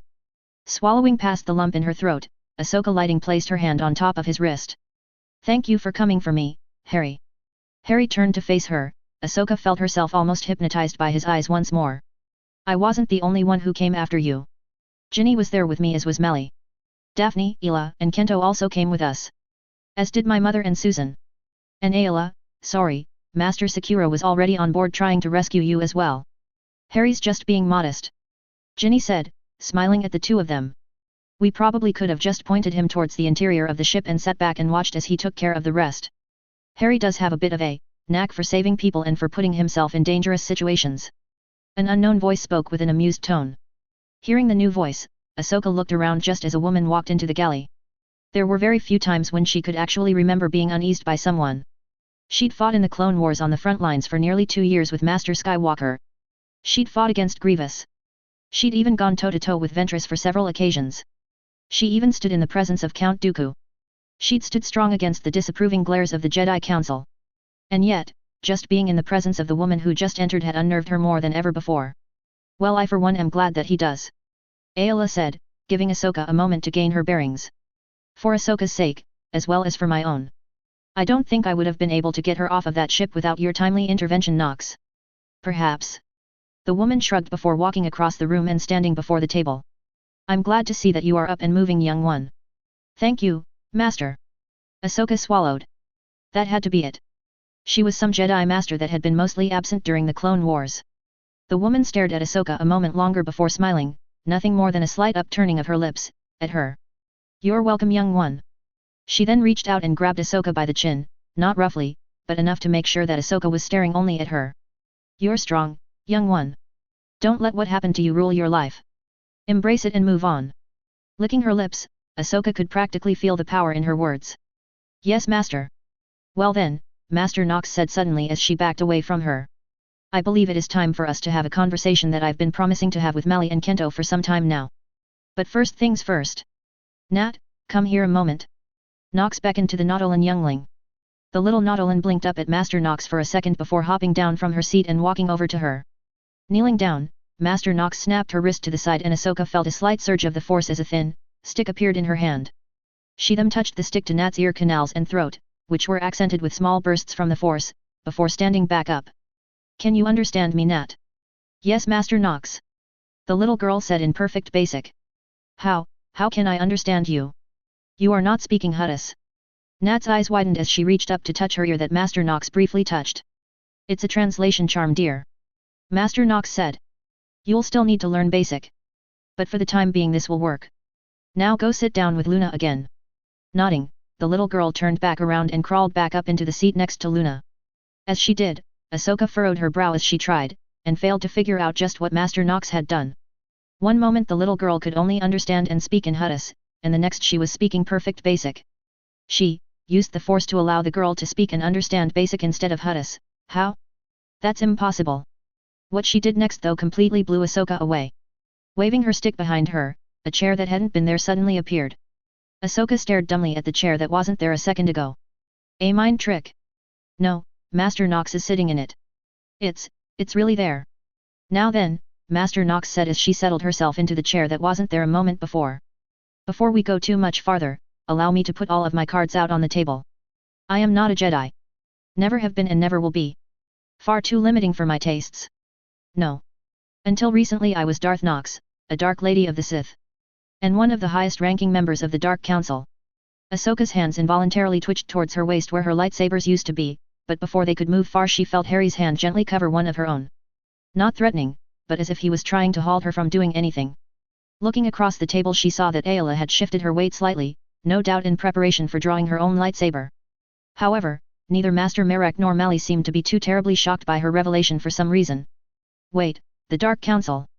Mali asked leaning forward, her brow furrowed in thought. There hasn't been a Dark Council since the time of the Sith Empire, oh gods. Mali? Ayla asked turning slightly towards Mali, who had gone completely pale. There are only a few records that date back to that time. Mali said licking her lips. But I remember reading one that talked about the hierarchy of the Sith Empire after the fall of Emperor Vitiate. It was said that the Empire was torn apart by a three-way power struggle between Darth Mar, Darth Arkazan, and Darth Nox. Ahsoka felt her own breath hitch. No, that's not possible. It's just a coincidence. Nox however just looked amused. Well, I'm rather impressed that I made it into history records. Even if the records are woefully inaccurate. Of the three of us only Arkazan sought total control. Darth Mar and I actually got along extremely well. That was 3.5 millennia ago. Ayla countered back. No species has that long of a life expectancy. Nodding, Nox leaned back in her chair. You're right. I should have died a long time ago. But, a mixture of my own mistakes and the will of the Force brought me here to this time. When I woke up roughly 14 years ago I was met with 3 Force ghosts from my time who became one with the Force. Grandmaster Sately Shan. Darth Mar. And Ravan. You knew Darth Ravan? Ahsoka blurted out before she could help herself. Ravan had always been a fascinating topic for her. The fallen Jedi who destroyed half the galaxy before being turned back to the light and leading the charge against the Sith Emperor. I knew him. Nox nodded. Fought against him. Got my ass kicked by him. And learned a lot from him. Anyway, after waking those 3 informed me of the state of the galaxy. My first intention was to go off and find either the Sith or the Jedi. But those 3 convinced me that both would be a terrible idea. The Sith, because they would try and kill me. And the Jedi because you lot would lock me away in the darkest pit you could find. Wait, how long ago did you say that you supposedly woke up? Ayla asked leaning forward slightly. Almost 14 years ago. Give or take a month or 2. Why? Nox turned to Ayla with a raised brow. Because that roughly coincides with the Sith revealing themselves to the Jedi during the battle for Naboo. Ahsoka answered. She'd heard the story from her master nearly a dozen times during their short time together. Master Kenobi fought and defeated the Sith Lord, Darth Maul during the battle. In hindsight, if what you're saying is true it is a good thing you didn't come forward then. Master Marek nodded. If you had, the Jedi would have arrested you under suspicion of you being the Sith Master under the rule of 2. Quite the coincidence. There are no coincidences in the Force. Luna shrugged, making Ahsoka start slightly. She'd completely forgotten that the young girl was still there. Luna is right. And that thought warrants more investigation. But as for the rule of 2, don't even get me started on that rule. Nox growled. It's part of the reason as to why I'm even here. Now, no more interruptions for the time being. As I was saying, after I was informed of the current state of affairs, those 3 offered me a chance to head to a new world that was incredibly strong in the Force and build a new order of Force users that were neither Jedi nor Sith. But both. A new order that would in the end bring true balance back to the Force. The catch was just where the world was located. Deep in the uncharted sections of the galaxy. It took me over a year of constant near-death hyperspace jumps, but eventually I found it. A world enveloped in the Force. And on its surface I found a sect of Force users that were using the Force, or magic as they called it, in ways I never even considered possible. Magic. Ayla scoffed. Magic is just the name given to the Force by those who don't fully understand it. Ayla stopped speaking when she realized what she just said, and more importantly just who she'd said it to. Especially considering what she'd just seen the woman do. Magic. The Force. It's all the same. Harry answered, leaning forward. It's power. Does it really matter what it's called? It's not always about what it's called but how it's used. Harry is right. Nox said before anyone could argue further. And I admit, I have probably learned just as much if not more about the Force on his world than ever before. But how about a demonstration, Harry, seeing as how conjuring a chair out of nothing isn't apparently good enough? Nodding next to her, Harry stood up and stood next to his mother. Ahsoka felt a similar surge of the Force as he snapped his hand off to the side and another stick appeared in his outstretched hand. Holding it up, Ahsoka felt a massive build-up in the Force as he slashed it across his body. Expecto Patronum. If Ahsoka hadn't been sitting right next to him, she would have denied that what happened next was even possible. But right before her eyes a 4-legged creature made entirely of light with large horns on top of its head emerged from the tip of Harry's stick and started galloping around the small room. Ahsoka, just like Masters Sakura, Marek, and Mali all moved back slightly out of shock. But little Nat screamed with glee as she hopped down from her seat and bravely walked up to the creature. You can touch it. Harry said with a smile as Nat hesitantly held out her hand. Grinning widely, Nat pressed her hand against the light creature. Mustering her courage, Ahsoka forced herself up out of her seat and towards the creature. What is it? She asked Harry as she watched Nat grin widely with her eyes closed. It's a Patronus. Harry answered. It's used to ward off a certain variety of dark creatures on my planet. Later we learned it can also send messages verbally. But as for its shape, it's a stag. Each animal is different for each person. Licking her lips, Ahsoka tentatively reached out and laid her hand against the stag. As soon as she did, her eyes widened and she gasped. The creature beneath her fingertips was warm, and while not quite solid was definitely there. But the more she pressed her hand against it, the happier she felt. It was as if she could have no bad thoughts or feelings as long as she stayed in contact with the creature of light. Abruptly the sensations ended as the creature beneath her fingers disappeared.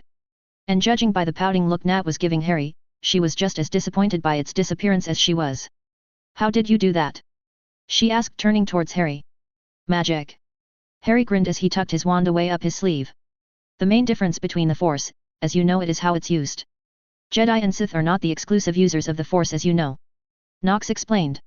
As you have been twacked, you allow the Force to flow through you and guide your actions. Or you try and dominate what is flowing through you and control it. The light side and the dark side of the Force. Magic, however, uses the Force energy that is already within you. You expel it out of your body, usually with the aid of a focus, like our wands, and shape its purpose based on an incantation, wand movement, and most importantly your intent. And in the case of what Harry just did, your emotions. Interesting thing about emotions and intent is that younglings who are magical can have bursts of what we call accidental magic. In simple terms, if a child has strong emotions, they have a burst of magic. Nox nodded towards Nat. Say for example Nat was feeling angry or scared or even hungry, any one of those could trigger a burst of magic. If she wanted food that was out of reach, she could summon it down as if she was using the Force subconsciously. All 3 Jedi and Ahsoka were all staring completely awestruck at where the creature of light had once been. Can you teach me us how to do that? Ahsoka asked, turning towards Nox. Possibly, Nox shrugged. But whether or not any of you do actually learn or not will be completely dependent on how willing you are to let go. Let go of what? Kento asked. Of everything you think you know. Nox responded before turning towards Ahsoka. Tell me. You felt that spell Harry just performed. As you understand the dark and light side of the Force, how would you classify that technique? Dark or light? Light. Ahsoka answered back without hesitation. As soon as she said it, Nox smiled and Ahsoka had the uneasy feeling that she just walked right into a trap. Would you still say the same if I were to tell you that the key component to that spell is a powerful positive emotion? And I'm talking about something silly like being accepted by a master or anything like that. I'm talking about a memory or thought that evokes such a powerful feeling within you that it completely fills you with joy. Reaching into the folds of her robe, Nox pulled out a small stone bowl. Setting it down in the center of the table, she then took out her stick, touched it to the bowl. As she lifted her stick, wand, the bowl grew in size until it was nearly 10 times the size it originally been. Now I don't expect an answer right away, and nor do I expect you to believe every word I've just said. That is where this little device comes into play. What is it? Ayla asked as she leaned over so she could examine the intricate carvings around the top and sides of the stone bowl. It's called a pensieve. Nox answered, sticking her wand into the bowl and swirling it around. As she did, a trail of dark bluish liquid filled the bowl and started glowing. It's a magical device used for examining memories. You place copies of your memories within and you can then view them from a third-person point of view. Right now within this pensieve are several of my own memories as well as several of Harry's. And we're going to view them. How? Ahsoka asked eagerly. Simple. Nox smiled, putting her wand away. You simply touch the surface of the liquid. You'll briefly experience the sensation of falling head first, but that will end soon enough and we will all be standing next to one another. From there I will show you my, as well as Harry's, memories of how and why we came to be here. Ahsoka eyed the swirling liquid nervously. You'll be fine. Harry said from beside her. I've done it quite a few times. And if it helps, I'll go first. Taking a step towards the bowl, Harry held out his hand and dipped a single finger into the liquid. As soon as he did, he disappeared. Where did he go? Ayla asked as she narrowed her eyes at the spot Harry had just been, no doubt trying to break through whatever illusion Harry was under. He's in here. Nox said, tapping the edge of the bowl with her finger. Waiting for the rest of us. Now, which of you are going to be brave enough to head in first? Before any of them could move, Nat stepped forward away from Luna and bravely touched her finger to the surface of the liquid. And just like Harry before her, as soon as she did, she disappeared from sight. Come on, Ahsoka. Are you really willing to be upstaged by a little girl maybe half your age? Taking a deep breath, Ahsoka stepped forward and before she could second-guess herself plunged her fingers into the swirling liquid. Instantly she felt like she was falling headfirst down a dark hole. But before she could scream, she felt her body straighten out and her feet touch down onto something hard. Okay, she breathed, looking around at the swirling mass of black mist that was surrounding her. This is weird. Boo. Whipping around, Ahsoka raised her hands poised to attack whoever or whatever was behind her. And found Harry backpedaling away from her with a giggling Nat by his side. Hey. Sorry about that. Didn't mean to startle you. Don't do that. Ahsoka growled as she turned her back on him and Nat, who was standing by his side. Sorry, did I scare you? Harry laughed. No. Ahsoka Tano didn't get scared. Startled maybe. But not scared. Nope. Never. I don't get scared. Sure. Harry chuckled along with Nat. Despite her mood and despite the fact that she was the butt of the joke, the laughter coming from the two was infectious and Ahsoka felt herself smiling slightly. Soon enough the mist parted as first Kento, then Mali, then Ayla, and lastly Nox gained their footing within the swirling mass of black mist. Okay, Kento said slowly, looking around. This is certainly different. Wait, can this thing copy anyone's memories? I mean, will you be able to watch our entire life stories now that we're in here? No. Nox replied, shaking her head. You have to deliberately copy and place your memories within the pensieve from the outside before you can view them. Well, that's good to know. Kento said, rubbing the back of his head. There are few rather fun memories that I'd like to stay between myself and Mali. Kento. Mali gasped, turning slightly red. Behave. Although that might be too much to ask for, so please just don't embarrass me too much, okay? Force, considering our son has your temperament, I pity the poor girl that falls for him. Ouch. Kento gasped, dramatically grasping his chest. That hurts, Mali. Oh, get over it. You're a big boy. And don't even dare go there, Kento. Mali warned before sighing. I just hope that Galen doesn't give Luna too much trouble while we're in here. That boy can be a handful sometimes. Don't worry, Luna is a lot more capable than most people give her credit for. Harry said reassuringly before turning to Kento.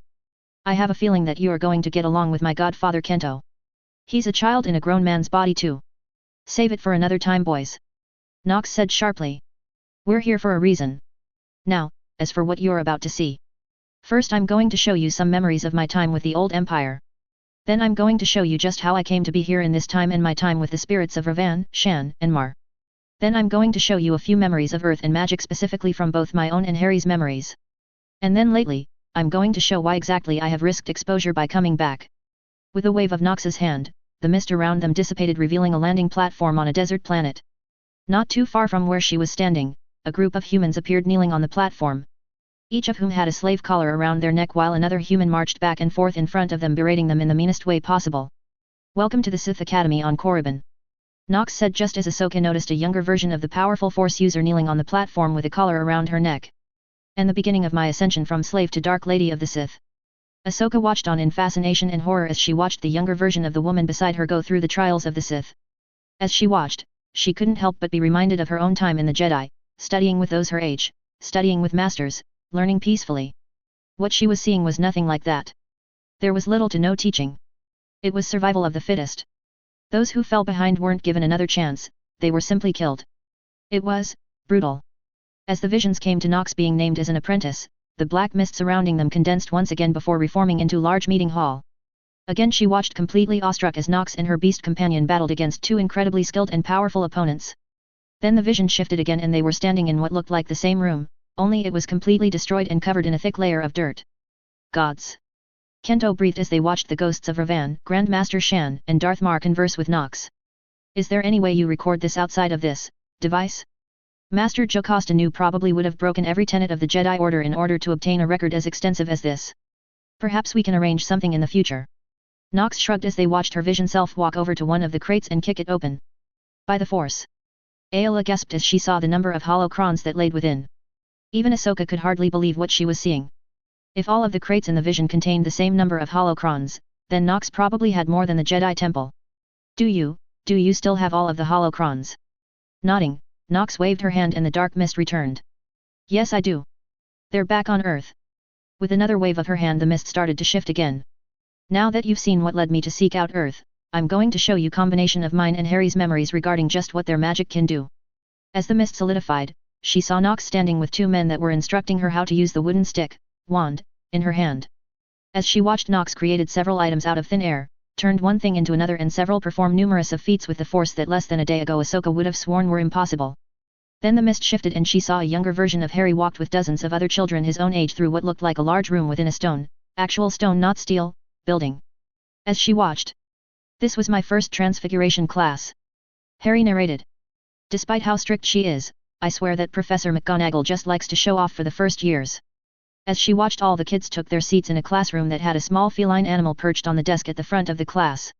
Then without warning the cat pounced off the desk and changed shape from a feline to a human woman that reminded her of Master Nu. That's impossible. Ayla gasped as, with a wave of his hand, Harry backtracked the memory and replayed it. She was a feline and then, human. Is that some sort of Force illusion? No. Nox said, shaking her head. She really did change her shape to a cat and back again. There is a specific group of magicals known as animagus who can turn into an animal. Harry's godfather can also do the same, into a canine. As she watched, Ahsoka was struck with a memory from her short time on Mortis. The daughter, and the son. They could both change their shape. She said, making all of the Jedi in the room turn towards her. I remember that. The daughter would turn into an avian creature and the son, he would turn into some sort of monster. There, not so impossible or unheard of then. Nox smiled before nodding towards Harry, who started up the memory again.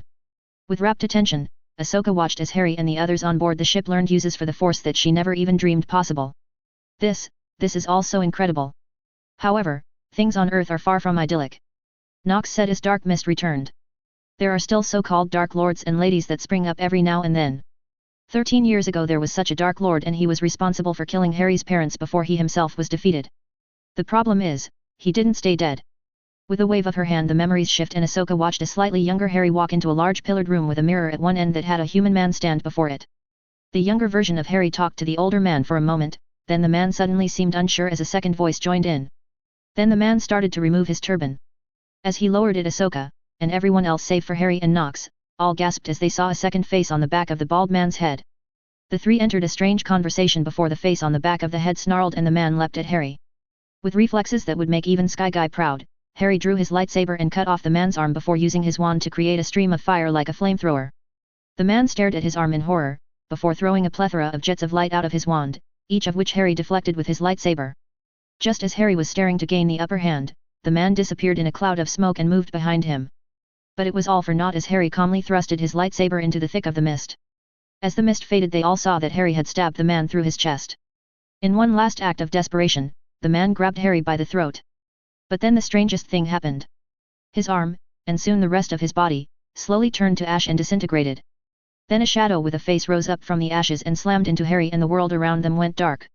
Okay, just what in the force was that? Kento asked as the world around them returned to its original state it had been in when they first entered. That was the Dark Lord that killed Harry's parents. Nox answered, and Ahsoka felt a slight lurch in her as she saw the crestfallen expression that came over Harry's face. He's a Force ghost? Ayla asked. Nox shook her head. Not entirely. This Dark Lord used a variation of a Sith immortality ritual. One that fell out of favor almost as soon as it was created. Long story short, the ritual ends with the practitioner shearing off a piece of their soul and storing it in a container outside of their body. Ayla, Master Merak, and Mali all looked like they were going to be sick. But if one were to do that, then they would never be able to become one with the Force. Ayla nearly shouted. Correct. Nox nodded. Which is one reason why the ritual fell out of favor. The other was because once the individual pieces were destroyed, the practitioner's connection to the Force was cut and therefore they would be weaker. So, this Dark Lord did this ritual and placed a piece of his soul in a container and that is why he's still alive. Mali half-asked half-stated. Not 1, 6. Harry answered making the 3 Jedi, and Ahsoka, turn even paler. And we've already destroyed 4. We know where another one is, unfortunately it's unreachable at the present time. But we have no clue as to where the last one is. Biting her lip, Ahsoka thought back on what she'd just seen. What, how did you do that, burning thing at the end Harry? She asked tentatively. I've never seen anything like that. Harry didn't do that. Nox answered before Harry could. His mother did actually. Before she died she used, at least I believe this is what she used, a variant of an old Jedi protection ritual. What it does is creates a barrier around the one intended to be protected which makes them untouchable to a certain individual. However there is a price. And in this case, the price is the caster's life, taken by the one the protected is supposed to be guarded against. His mother cast the spell over him, then allowed this Dark Lord to kill her, finalizing the ritual and creating an impenetrable barrier around Harry. Ahsoka felt a sudden need to try and comfort Harry, but before she could even shift her weight Nat reached up and lightly grabbed hold of his hand. Just as Ahsoka took a step towards Harry she felt herself rushing upwards and then she was back within the galley of the ship with the others standing around the stone bowl. And now it is time for you to make your decisions. Nox said as she drew her wand and touched it to the bowl. You can either come with us or you can stay here. Just know that if you come with us then you will have to set aside most if not all of you Jedi teachings if you are to have any hope of learning even a fraction of what you've just seen. Ahsoka didn't hesitate. Master Skywalker had always told her to follow her feelings, and her feelings on what to do were clear. Not that she had much to stay for anyway. I want to learn. She said staring up at Master Nox. Please teach me, Master. I'm with you as well. Ayla said with a conviction that surprised Ahsoka slightly. Master Merak and Mali both shared a quick glance with one another. The two had a silent conversation with one another for a moment, which ended when Mali nodded. We're in. Master Merak said. Splendid. Master Nox clapped. Unfortunately you won't be able to truly train in this new branch of the Force until we return to Earth. Why not Master? Ahsoka asked before she could help herself. Sorry. Forgiven. Master Nox said before drawing her wand. Wands are necessary in order to use magic. At least in the beginning. In time you'll be able to cast some of the simpler spells without it. But until you learn how to correctly mold the Force, you need a wand. And we don't have any spares laying around for you to use. Not that they would help in way. Why not? Mali asked. Because the wand chooses who it wants to serve. Harry answered, before quickly adding, they're not sentient. But, I really don't know how to explain it. Using a wand that hasn't chosen you just feels wrong. And it's harder to cast a spell with that wand as well. Plus using a wand that has chosen you just feels right. Harry's right. Master Nox nodded. Once we reach Earth we will get all of you wands. But first, we have a slight detour that we need to take. A detour? Master Merak asked. Where to? Smiling slightly, Master Nox made her way past them. A world called Odson. Where my son and my other 2 apprentices are going to be going through their trials. Trials? But they're so young. Why are they going through their trials so young? Ayla asked in confusion. Master Nox sighed. Ravan, yes the Ravan, paid me a visit recently, shortly after the purge. This trip was directed by Ravan, who, as you saw in my memory, is being directed by the Force. You don't say no to things like that out of hand. Standing on the bridge of the Ashura, Nox watched as Ela skillfully pilot the ship into orbit around the planet of Otsun. Here we are. Ela said, leaning back from the controls. Are you sure this is it? I'm sure. Nox replied as she opened herself up to the force. The world before them felt so balanced. A perfect blending of both the light and the dark side of the force. Almost more so than even Earth. It's no wonder the force has sent us here. Alright then, beginning descent into the atmosphere. Ela nodded as the ship dipped down into the atmosphere. So where exactly am I heading?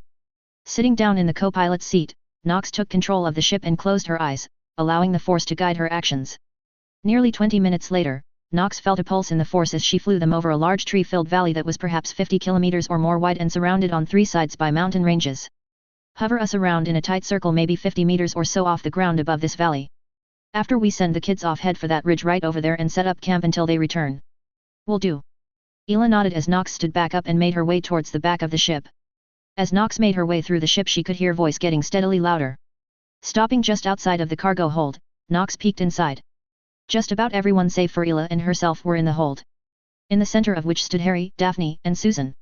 Harry was currently standing with Ginny, Ahsoka, Hermione, Luna, and Ron while Kento talked to the lot of them and Nat hung onto Harry's side. Next to them were Susan, Hannah, Tonks, and Mally, who was no doubt trying to give some last-minute pointers to Susan. And next to them were Daphne, Tracy, Astoria, Remus, and Ayla. Amusingly enough, Astoria had the same type of hold on her sister as Nat did with Harry. All conversation ceased as Nox stepped into the hold. We're here. She said, looking over her 3 apprentices. Per tradition of the Sith, and the Jedi as far as she knew, all 3 were dressed in a simple tunic and they carried only their wands and lightsabers. They were not allowed to take any food or water with them. They would have to rely on the Force and their own ingenuity in order to survive. We've arrived. Nox said, trying to keep her voice as even as possible. From here on out you 3 will be on your own. Stretch out your feelings. Allow the Force to guide you and you will be guided to your trials.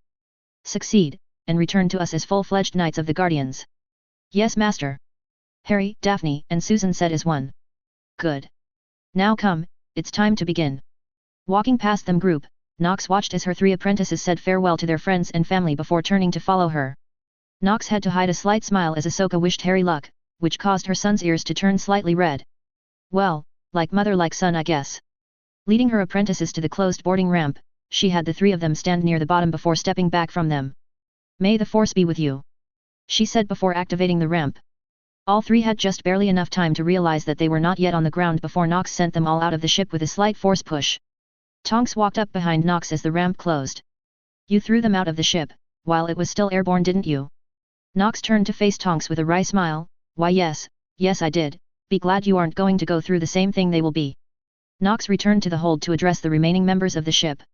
While our 3 students are enjoying the hospitality of this planet, we're parking on a ridge overlooking the valley they were dropped off it. Nox smirked at the wide-eyed reaction to hearing how she deposited her charges.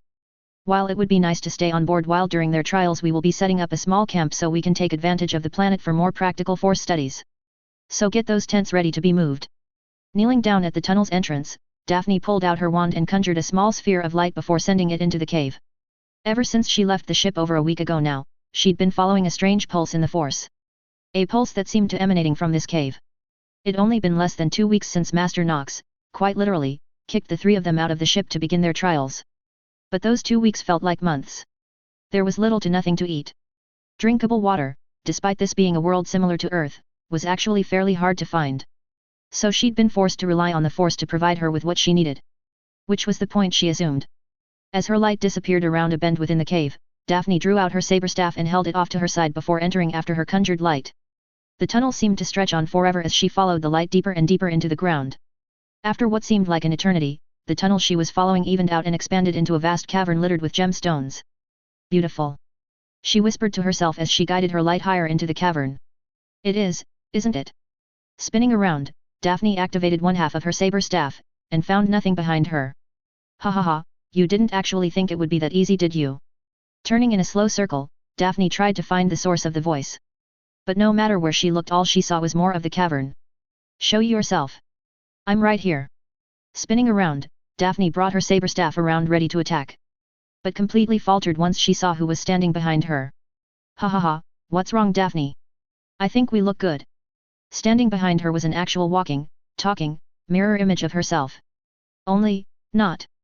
Her mirror image's skin was paper white, Her blonde hair was completely disheveled and she had pitch-black rings around her eyes. But the most striking difference were their eyes. Her blue eyes were gone and in their place were a set of hauntingly golden eyes. Who are you? Who am I? Her copy laughed, a cracking noise that made Daphne wince. Who am I, she asks. Your confusion is so intoxicating. Hee. Can't you tell yet, you stupid bitch? I'm you. Or rather, the you as you should be. Everything you fear yourself to be. Unrestrained. Free. You're nothing more than an abomination. Daphne hissed as she pointed her lightsaber towards the creature. Quick as a flash, the creature drew a saber staff that was identical to the one in Daphne's hand. As the two blue blades clashed against one another, the creature smirked. An abomination? No. You are the abomination. You are the one holding us back. We could be so much more. We could overthrow Nox. We could take whatever we wanted. But no, you have to be the good little apprentice and do whatever that bitch says. Jumping up, the creature flipped over Daphne's head while striking down. Daphne managed to roll just in time to feel the heat of the saber staff pass over her head. Rolling back to her feet, she activated the other half of her saber staff before twirling it over her head and bringing it down hard. The creature mimicked her by rolling out of the way and fully activating her own saber staff before locking blades with Daphne. You're not listening, Daphne. I am. You. I know all of your moves. You have no chance against me. Dancing away, Daphne held her staff in a low guard. What do you want? What do I want? The shade laughed. I want a lot of things. I want to experience everything. I want to feel everything. I want that bitch that stifled my growth to suffer and die. And I want control of our body. Blocking high, Daphne brought the back end of her staff around, aiming for the shade's head only to have her strike blocked as well. Backpedaling, Daphne brought her wand forth and shot off a string of hexes and curses at the shade. Each of which were batted aside. And then it was Daphne's turn to go on the defensive as the shade fired off a string of her own hexes and curses. Deactivating her saber staff, Daphne jumped up onto a plateau within the cavern before using the force to hurl nearly a dozen fist-sized rocks at the shade. All of which the shade managed to avoid before destroying the small plateau that Daphne was standing on with a powerful blasting curse. On and on their fight went. Every spell Daphne threw was blocked or batted away. Every move she made was countered perfectly. Every strike with her saber staff was blocked and countered. No matter what she did, the shade managed to match her step for step. And while Daphne was able to return the favor in kind, there was one big difference between the two of them. And that was that Daphne was getting tired. And the shade wasn't.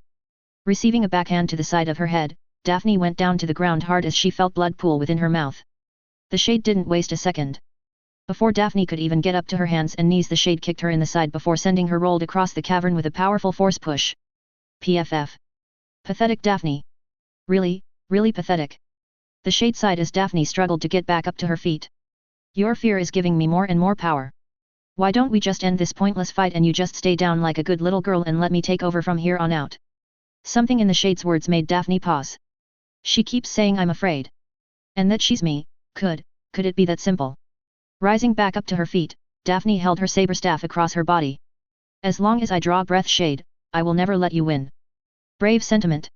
The shade smirked as she drew back and made to strike. But in the end, useless. Now die, bitch. Daphne watched as the tip of the shade's saber staff approached her almost as if in slow motion. But instead of blocking it, Daphne deactivated her own saber staff and let the lunge pierce her through the chest. What? The shade gasped, staring up at her. It was more than slightly surreal, staring down at a lightsaber piercing through her chest yet feeling no pain. Not even the heat of the blade. Reaching out, Daphne wrapped her hands around the shade's hands. You said it yourself. Daphne said, leaning forward. You are me. And because of that, as long as I don't fear you, you can't hurt me. The saber staff deactivated as Daphne roughly pulled it from the shade's grasp before throwing it off into the darkness. You're my power. Daphne said as she took a step forward, making the shade take a step back. I've feared you ever since I first learned of your existence. But fighting you just now made me realize something. That fear was giving you power. Power that you would one day use to take over me. You're a part of me that I must accept. As the shade's back hit the wall of the cavern, Daphne quickly reached and wrapped her hand around the shade's neck, pinning her to the wall. I will use you. Daphne continued as she held onto the representation of her power. I will control you. But above all else, I will not fear you. Now return to where you belong. The shade stared at her with wide eyes, no doubt trying to find some sort of crack in Daphne. But there was none to be found. Daphne would no longer fear her power. She would embrace it. With a slow smile forming across her face, the shade slowly disappeared until Daphne was left holding nothing but air. Well done, Daphne Greengrass. Turning around, Daphne felt her eyes widen. Behind her stood an elderly-looking semi-transparent and lightly glowing woman. Grandmaster Sately Shan. Daphne bowed her head out of respect. The ghost of the former Grandmaster of the Jedi Order merely smiled and nodded at her. You have passed your test, Daphne. Tell me though, do you understand the true meaning of this test? I believe so, Master. Daphne answered. I must not fear the power that is within me. Fearing it will only create a rift within me that will eventually end up destroying me. Yes. Master Shan nodded. Master Nox has told you of the other who possessed the same power as you. Yes. Daphne nodded. Her power consumed her. Nodding, Master Shan motioned for Daphne to walk with her, which she did without hesitation. Yes. For so long that she was constantly told to be wary of her powers. Slowly that turned into fear. That fear created a rift within her. A rift that Age Karen was able to tear into with hardly any effort, which allowed him to corrupt her. But have no fear. For that shall not be your fate. For where she failed, you succeeded. Master. Stopping, Master Shan turned back to Daphne. Jezza was given this same test within the deserts of Tatooine. She failed this test. You succeeded. Waving her hand, a small gem on the rock formation in front of them began to glow brightly.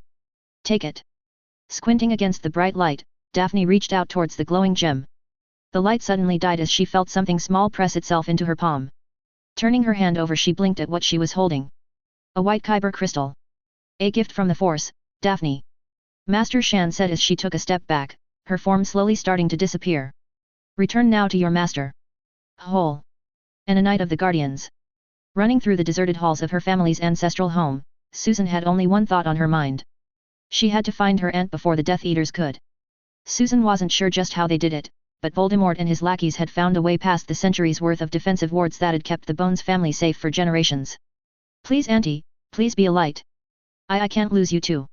Shouldering her way through the door to the dining hall, Susan's feet slid against the finely polished floor as she slid to a stop. There, upside down from the rafters over the table, was her aunt. Her throat cut open raggedly. No. Susan cried as she sunk to her knees. No, not you too, Auntie.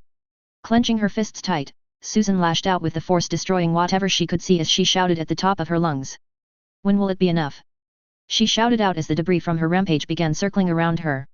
My mother, my father. My unborn sibling. My grandparents. Harry. Daphne. When will you stop taking everything I love from me? Unbeknownst to Susan, as she raged and raged, a single dark figure slowly made its way out of the shadows and through the maelstrom of debris. Such a waste. Eyes widening, Susan spun around and activated her lightsaber, ready to cut the fiend in half. Only to have her body paralyzed before she could make it all the way around. Tisk tisk, that wasn't very polite, Madam Bones. Lord Voldemort chided as he put his wand away and stepped past her. Such a waste. Your aunt was a witch of incredible power. What do you care? Susan growled as she fought against the spell that was holding her in place. You're the one that killed her. Oh, and did you see me did this then? Voldemort asked her. No. I did not kill her. Nor did I have any such desires to see her dead. You lie. Susan yelled, renewing her struggles against the invisible bonds holding her. She stood against you. And that was a sin I was willing to forgive. Voldemort shrugged. You and your aunt were the last two of the Bones family. One of last ancient and noble families in Britain. I would have excused your aunt and you for your transgressions against me once I finished dealing with the usurper Nox and the brat Potter. I am part of that group as well, Voldemort. Susan growled, her anger spiking at the casual way Voldemort was talking to her. I am a guardian as well. Yes, I had heard that. Voldemort nodded before turning his back on her dead aunt. With a flick of his wand, Susan felt herself floating up into the air and after him as he walked. But tell me, Madam Bones, why do you give your loyalty to them? You're always being pushed to the back, never allowed to stand out as Harry and Daphne take center stage. Nox never acknowledges your power or skills. So tell me, why do you submit yourself to those who do not care nor respect you? With each word, Susan felt something inside of her twist. It was true, but, no. Harry and Daphne might leave her behind sometimes, but they always came back for her. Didn't they? And Master Nox, wait, she couldn't actually remember the last time her master actually truly acknowledged her power or skill. All of her praise always went to either Harry or Daphne. But hardly ever to her. Where are you taking me? Susan growled as she tried to push his words out of her head. Somewhere where your skills will be appreciated. Voldemort answered critically as he led her out into the main foyer. Within there were maybe 24 figures in black cloaks standing in a circle around 3 individuals that were bound and kneeling in the middle of the room. These 3 are all that remain of the ones that came and attacked your aunt without my permission. Voldemort said, lowering her to the ground. Seeing them, Susan's hand holding onto her lightsaber twitched. And Voldemort smiled as he waved his wand at her again, making the invisible binds around her disappear. I'm giving them to you to punish. Because unlike Nox, I appreciate your power and skill. Staring at the 3 men kneeling on the floor for a moment, she cast a weary glance towards Voldemort. What's the catch? No catch, my dear. Voldemort smiled. Feeling a fire in her gut, Susan marched away from the Dark Lord and up to the first man. The man looked up at her with pleading eyes, which only enraged her further. Screaming at the top of her lungs, she brought her lightsaber across her body in a vicious slash and removed the man's head from his body. Good. Voldemort cheered as Susan drew several ragged breaths. But it was a little quick. Nox must have taught you something on how to inflict pain. Why don't you make these men scream? After all, they raped and murdered your aunt. They deserve this fate. Voldemort's words fanned the flames within her. He was right. These men tortured, raped, and killed her aunt. They didn't deserve the mercy of a quick death. Putting her lightsaber away, she brought her hands down and summoned a bout of force lightning. The man's screams only egged Susan on further. She wanted this man to scream. She wanted him to beg for mercy. She wanted to hear him beg for death. Neither of which she was intending on doing. At least not yet. Good, good. Voldemort laughed as Susan let up on her attacks. She'd been at it for only Merlin knew how long. Both men, while still alive, were little more than twitching burnt piles of flesh. But, here is a true punishment. Bring them. Off to one side, several Death Eaters stepped apart from one another. From the gap they created 2 more Death Eaters came forth, each of them leading a small child. These children belong to these 2 fools. Voldemort said, nodding to the kids, then to the 2 men withering on the ground. Staring at the children, Susan still felt her thirst for blood and tears start to falter. And what better way to punish a parent than to kill their children in front of them? Voldemort smiled, stepping up beside her. I can feel your anger and hatred, Susan. Unleash it upon these 2. Make them suffer like you have suffered. Smiling, Susan activated her lightsaber and brought it up ready to strike down the 2 kids. Voldemort was right. She was enjoying this. Hearing the screams of the men, their sudden cries for mercy as they saw her intent. It was all intoxicating. She loved it. She wanted more. But as she brought her lightsaber above her head, her hands started to shake. What are you doing, Susan? Stop this now. This isn't you. This isn't the woman that your aunt would want you to be. No. Susan screamed as she brought her lightsaber around, aiming for Voldemort's neck. But the man proved to be far more nimble than she ever expected and deftly dodged her attack. It seems you truly are a disappointment, Madam Bones. Voldemort said evenly. You are so close to achieving power beyond your wildest dreams. Just like mine. No.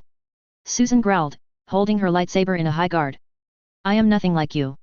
I will never be like you. Smiling, Voldemort idly stroked his wand. Such fire. Such passion. But little in the way of brains, it appears. You still don't fully realize the situation you're in, my dear. With a snap of his fingers, every cloaked Death Eater in the room drew their wands and pointed them at her. Either you kill the brats and their parents, who are responsible for your aunt's death, and then bow to me, or you die with them. Looking over her shoulder, Susan glanced at the kids huddled next to their parents. Closing her eyes, Susan let her lightsaber fall slightly. I will never bow to you. Throwing her lightsaber, the blade spun through the air, killing 2 Death Eaters before arching back around towards her outstretched hand. Jumping up into the air, she felt the hilt come back into her hand and she screamed as she brought her blade down towards Voldemort, only to be thrown backwards as no less than a dozen sickly green spells struck her and threw her through the air like a rag doll. And then she was rolling across a rough rock floor in a dimly lit cave. What? Susan breathed, looking around and feeling her body for any marks. How? I don't understand. That was your trial, Susan Bones. Susan just barely managed to stifle her gasp as a man wearing red and black spiked armor and standing nearly as tall as Hagrid appeared before her. Darthmar. Susan breathed, staring up at the man, whose holocron she'd spent weeks upon weeks studying. You're Darthmar. Yes. The former Dark Lord of the Sith answered. Smiling at the prospect at meeting the man she'd been learning from for so long, her good mood quickly evaporated as she realized just what he'd just said. That was my trial? She asked rhetorically while lowering her head. Then I guess that I failed. And why do you think that? Because I fell. Susan shouted. I tortured those men. And I loved it. Your test was not to see if you could resist the pull of the dark side, young one. Darth Mar said, shocking her. Your test was to see if you were able to pull yourself out of the abyss of the dark side after having fallen into it. And you did. You passed the test set upon you by the Force. I passed. Susan breathed, still not fully comprehending. Despite what she did, she still passed. Yes. Darth Mar nodded before waving his hand off to the side. A small yellow light began glowing on a small rock outcropping next to them. A gift from the Force. Take it and place it within my lightsaber along with its existing crystal. Make the weapon truly your own. Stepping forward, Susan reached out and picked up the softly glowing yellow crystal. Thank you, Master Mar. Falling to his knees, Harry gasped desperately for breath as he crawled his way through the rubble that was once Hogwarts. The siege of the Great Castle by Voldemort and his followers had been brutal and precise. The Slytherin students that had supported Voldemort had created a portal of some kind that allowed the Dark Lord to easily bypass the wards that had stood since the castle's creation. The students had been caught completely by surprise. The first ones to even realize the Voldemort had breached the castle was a class of first-year students that were making their way down into the dungeons for potions. Harry had briefly seen the aftermath of that scuffle. It'd been a slaughter. None of the first years had even managed to get their wands out before they were cut to pieces, literally in some cases. Hearing laughter and cries of mercy coming a room off to his right, Harry forced himself up off the ground and drew forth his lightsaber and wand before running as fast as he could into the room. The old classroom had been destroyed. A group of 5 Death Eaters were all standing in a circle around a spasming Ginny who was crying out in agony. Screaming in fury, Harry threw a powerful cutting curse at the nearest Death Eater and taking his head off. He then threw his lightsaber through the chest of the second before calling it back with the Force. By the time the remaining Death Eaters even realized he was there, he'd closed the distance between them and cut down one with his lightsaber, removed the head of the second with a cutting curse and banished the third out of the window. With the immediate threats neutralized, Harry stumbled his way over to Ginny and fell to his knees. "Oh Merlin, Ginny." He reached out for her, but before he could touch her he felt something snap in the Force. His bond with her was gone. Placing a shaking hand on her forehead, he carefully closed her eyes before grabbing her lightsaber. "Rest in peace, my apprentice." Pushing himself back to his feet, Harry forced himself to put one foot in front of the other and move out of the classroom and out of the hall. He had no idea how long he walked through the ruins for. But with each step he took he was forced to face another heartbreaking sight. In one room he found Ron and Hermione laying side by side, their eyes staring up blankly at the ceiling. In another he found Susan and Daphne, or at least what was left of them. Remus. Ela. Sirius. Amelia. Ayla. Tonks. Hannah. Tracy. Astoria. Ahsoka. Kento. Melly. Even little Nat. Everyone who was already at the castle or everyone who answered his mother's call were dead. Falling down the last few steps of the grand staircase, Harry pushed himself up and managed to force his weary legs to take him outside just in time to watch as his mother was cut down by Voldemort. "Ah, Harry Potter, the boy who lived." Voldemort smiled as the 24 Death Eaters surrounding him on either side watched on silently. The boy who is now alone. Harry didn't even hear what Voldemort said. His eyes were focused solely on his mother staring blankly up at the sky. "No, it isn't possible." He breathed as he suddenly found the strength to spring towards his mother. She can't be dead." Sliding to his knees, Harry gently picked his mother up by her shoulders. "Mother!" he cried as tears started to fall freely from his eyes. "Mother, say something. Please." But even as he begged, he knew it was useless. She was gone. Her Force presence was gone. Hearing the crunching of gravel, Harry slashed his arm backwards. The Death Eater who'd been approaching him managed to give off a single terrified scream before his head snapped back as his neck broke. "Haha, so powerful, Harry. It is no wonder that you were prophesied to defeat me." Snarling, Harry let his mother down gently before whipping his wand around ready to end Voldemort. A red spell hit Harry directly in the chest, sending him cartwheeling backwards as his wand was roughly pulled from his grip. By the time he managed to right himself, Voldemort was idly inspecting his wand with a disinterested look. So our wands are brothers, Harry Potter. How ironic that you and I would share a bond such as this." Rolling himself over, Harry managed to just barely push himself to his feet. "What of it, Voldemort?" Sighing, Voldemort tucked Harry's wand into the sleeve of his robe. "Ah, Harry, still so willing to fight, even when the battle is long over. But there is no need for us to fight, Harry. Join me, and we can change the world." Harry felt like laughing. "Is that the same offer you made my parents? The same offer that you made my mother?" "Yes, it is." Voldemort shrugged. "And what of it?" "I meant it too. Your parents, your mother. They were all powerful and would have had a place of honor amongst my ranks. Don't make the same mistake they did, Harry." "Mistake?" Harry growled, palming both his and Ginny's lightsabers. "They didn't make a mistake. The only mistake would be agreeing to be your slave. You've taken everything from me, Voldemort. There is nothing left that you can offer me. Oh, don't be so sure of yourself, young Harry. Voldemort smiled, raising a single finger into the air. There is still much that I can offer you. Just watch. Pointing his wand towards the Death Eater that Harry had just killed, Harry felt a wave pulse through the force as both the wand and the corpse glowed blue. The Death Eater's neck snapped loudly back into place. And as the blue light faded from his body, the Death Eater's eyes opened once again and he rose to his feet. Don't you see, Harry? Voldemort asked. I have conquered death itself. You want your mother back? Done. You want your parents back? Done.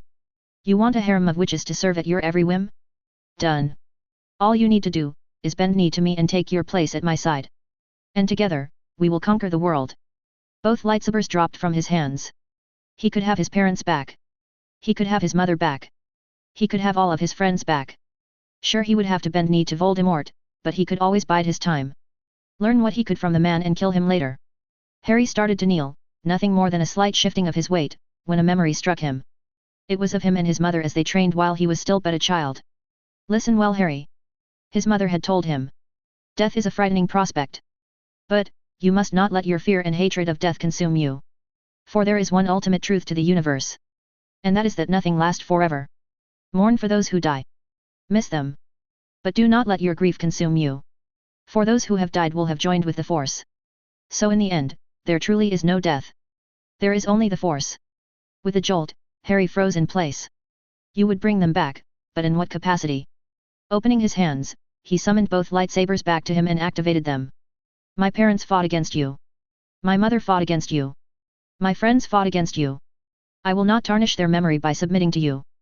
Voldemort snarled at him before turning his back on him. So be it. Death Eaters. Teach this boy what happens to those who defy me. But do not kill him. After he is properly punished, I shall give him one last chance. Spinning both blades around, Harry danced to the side as a dark red jet passed him by. Swinging low then high, Harry managed to cut down 2 Death Eaters before he flipped backwards and used his lightsabers to deflect 2 yellow jets away from him. Landing on his feet, he instantly rolled to the side before bringing both blades up in an arc, cutting a Death Eater in 2. Sliding back, Harry kept his lightsabers in constant motion as he deflected away any spell that came close to him. But soon enough the onslaught became too much from him and a spell got past his guard and struck him in the shoulder. Then another hit him in the back. Then another hit him in the chest. Only this one, unlike the others which only cause shallow cuts, caused him more pain than he ever thought possible. Once the spell lifted he found himself on his back and unable to move.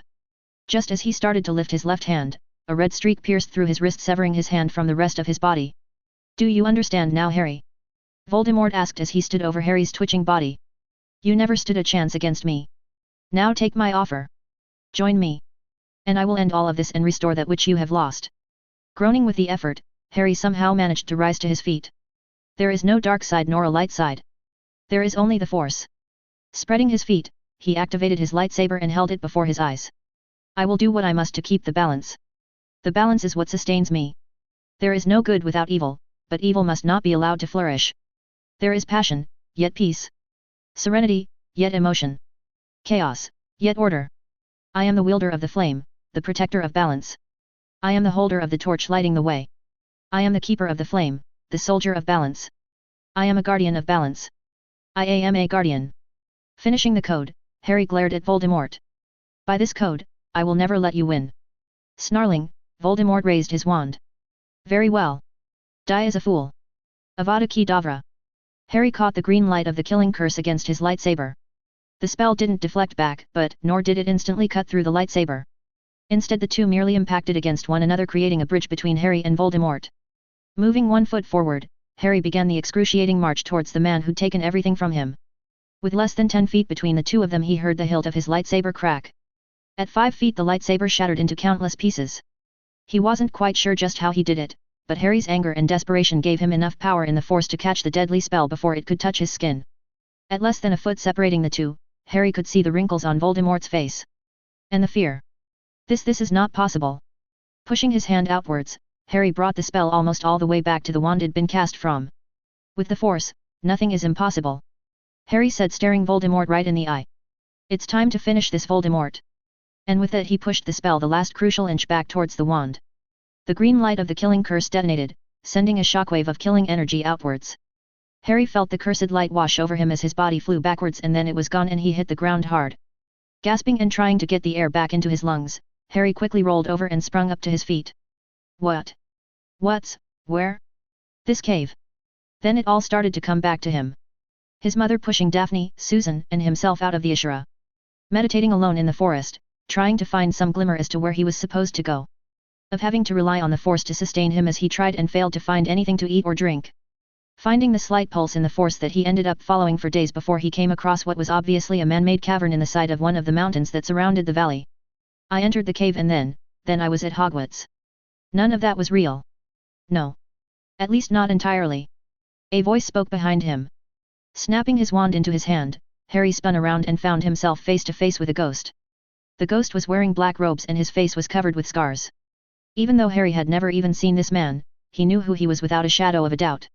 Ravan. Harry breathed, lowering his wand. Yes. The ghost of Ravan nodded. Putting his wand away, Harry looked around the cave. What was that? A vision of the future. Possibly. Ravan shrugged. What do you mean by that? One thing that you will learn in time, Harry, is that there is only one thing certain about the future. And that is uncertainty. Ravan smiled as he sat down on a nearby rock before motioning for Harry to join him.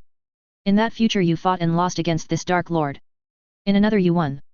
Yet in another you become the Dark Lord. Or in yet another you became a beacon of light that struck down anything with even the slightest bit of darkness. Or in another you sacrifice your life so that everyone might live. The future has infinite possibilities, Harry. It felt so real. Harry murmured, rubbing his left hand. The same one that he could have sworn had been cut off just moments before. But why show me that future? Honestly, I don't know. It wasn't my choice. It was the Force itself that was testing you, Harry. And while most of it was an illusion, some aspects of it were very real. Ravan said, pointing off to the side. Following where he was pointing, Harry's heart dropped to his stomach as he stood up and rushed over to the spot. Oh no! He whispered as he fell to his knees. His lightsaber was laying on the ground in no less than a dozen pieces. I failed. No, you didn't fail, Harry. Ravan said, coming up beside him. You did exactly as the Force willed. I knew the moment that your mother awoke that one day my lightsaber would break. Just as I knew that it would one day be reforged. And like the phoenix of your world, it would rise again stronger than ever before. Carefully picking up the pieces of his lightsaber, Harry turned towards the ghost. But, how am I supposed to reforge it? Come. Ravan beckoned as he started floating away. I will show you. Following Ravan through cave, the two walked in silence until they came to an area of the cave that was open to the night sky. Green grass filled the small moonlight spot. And in the center of the grass stood a strange stone dais with an altar of some sort sitting on its pinnacle.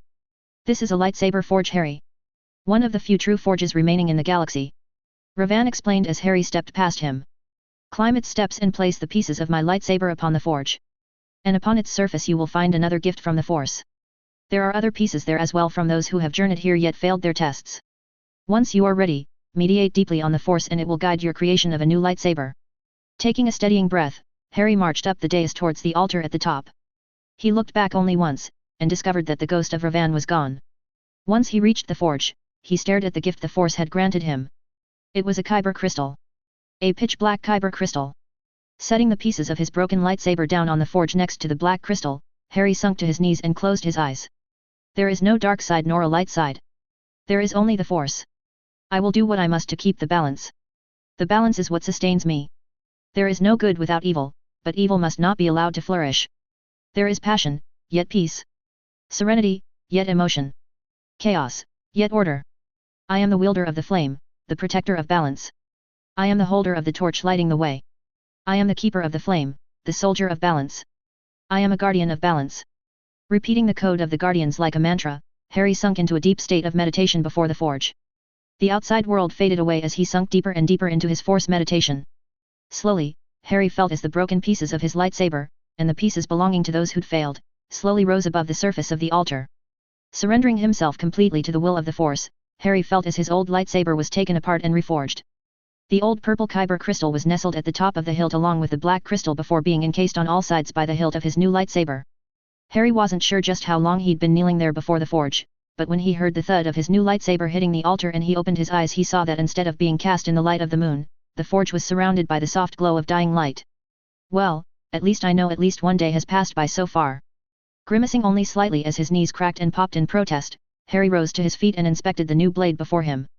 The handle was at least a hand's width longer than before.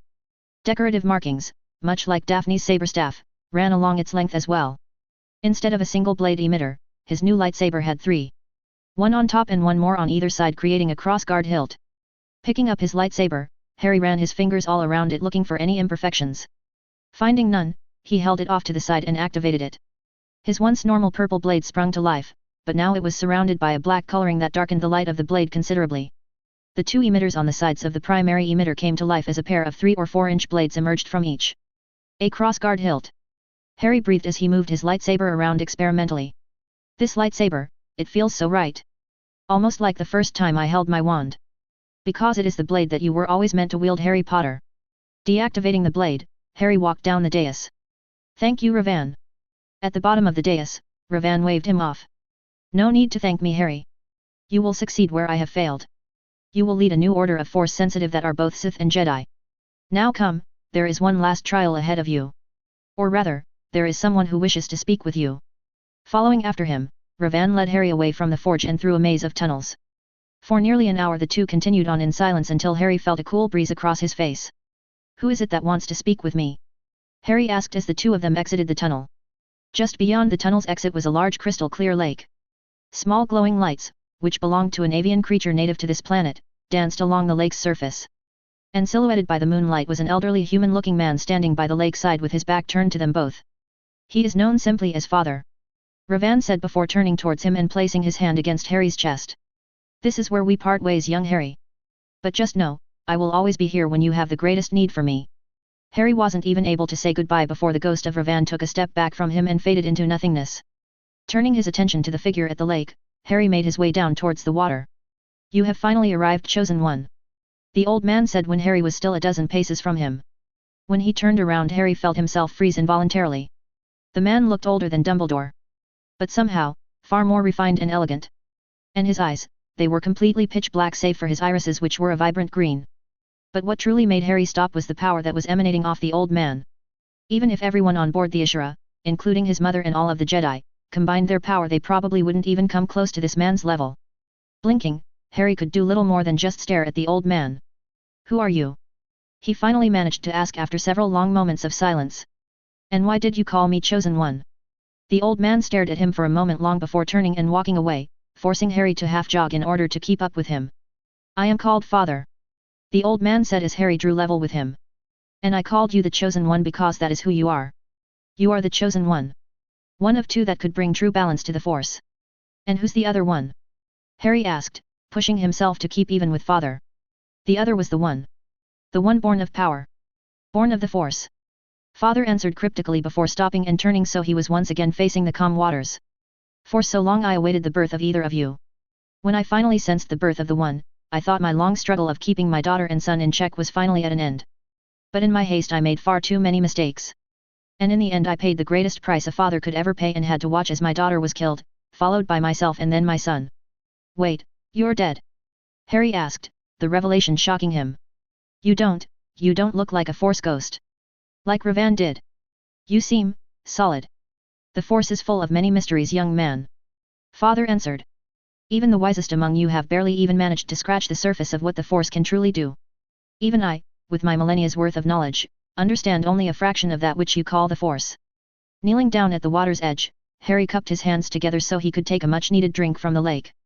So why have you come before me? Not that I'm honored, but I'm sure there are others you could have gone to. The old man stayed silent for a moment before holding out his hand. Wisps of smoke rose from the palm of his hand and solidified into an image of a large man covered head to toe in black armor. The one has fallen. And with his fall the delicate balance of the Force has been destroyed. There is a chance that he could still be redeemed, but as it stands you will have to face him in time. But right now, neither you nor your mother has the raw power needed to stand against him alone. The smoky image disappeared from the man's palm. If he stands against us in the balance of the Force, then we will defeat him. Perhaps, the old man mused while idly stroking his long beard. But now we come to why I am here. Rising to his feet, Harry whipped the excess water off of his hands. And why have you come? Taking another step towards the water, the old man raised his head skywards and stared at the morning sky. When the one was with my children and I on Mortis, I removed certain knowledge from his mind before I fell. I thought I was doing the right thing, but now I realize how arrogant I was. I didn't realize that everything that happened was the will of the Force. If he had retained the knowledge of the possible future that was granted to him, perhaps he wouldn't have fallen. I don't know. But I intend to try and correct my mistake now. If you cannot match the one in terms of sheer power, then in order to match him your knowledge of the Force must be far greater than his. Harry felt his entire body stiffen as the old man raised his hands towards him and he floated up off the ground. What are you? I will not grant you all of my knowledge. The old man said, completely ignoring Harry's struggled cries. The mortal mind cannot handle all that I know. And what I give you will be released only incriminates over time. But when the time comes, you will be more than a match for the one, and for the one who corrupted him. Harry opened his mouth to say something, but all that came out was a soundless scream as he felt his mental barriers not being destroyed, but being completely bypassed as if they had a back door in them that only the old man knew about. Then there were flashes in his mind. Thoughts, equations, emotions, spells, things he'd never even considered before flashed through his mind faster than he could process them. The thoughts just kept pouring in piece by piece. Just as he thought he couldn't take any more and was about to beg for it to stop, the flashes stopped and he felt his body fall limply to the ground. Use my knowledge well, Harry Potter. He heard the old man say even though he couldn't turn his head to see him. Use it to correct the mistake I have made, and may you truly bring balance to the Force. /N, hey there everyone. Back for another chapter. Now before we begin, I want to address two issues that came up in the last chapter. Honestly, I wasn't expecting such negative feedback over these two things, so I just want to clear the air here. Also, I apologize for not responding to reviews this time. I was just way too freaking busy this week. The only reason I got this chapter done in time was because I had a good head start on it. Harry's lightsaber. This lightsaber will be explained in further detail later in this chapter, and this is not a reaction of the reviews of the last chapter. What I describe is what I had always planned on doing. Now saying that, Harry's crossguard lightsaber is not the same as Kylo Ren's. Begin Geek Rant.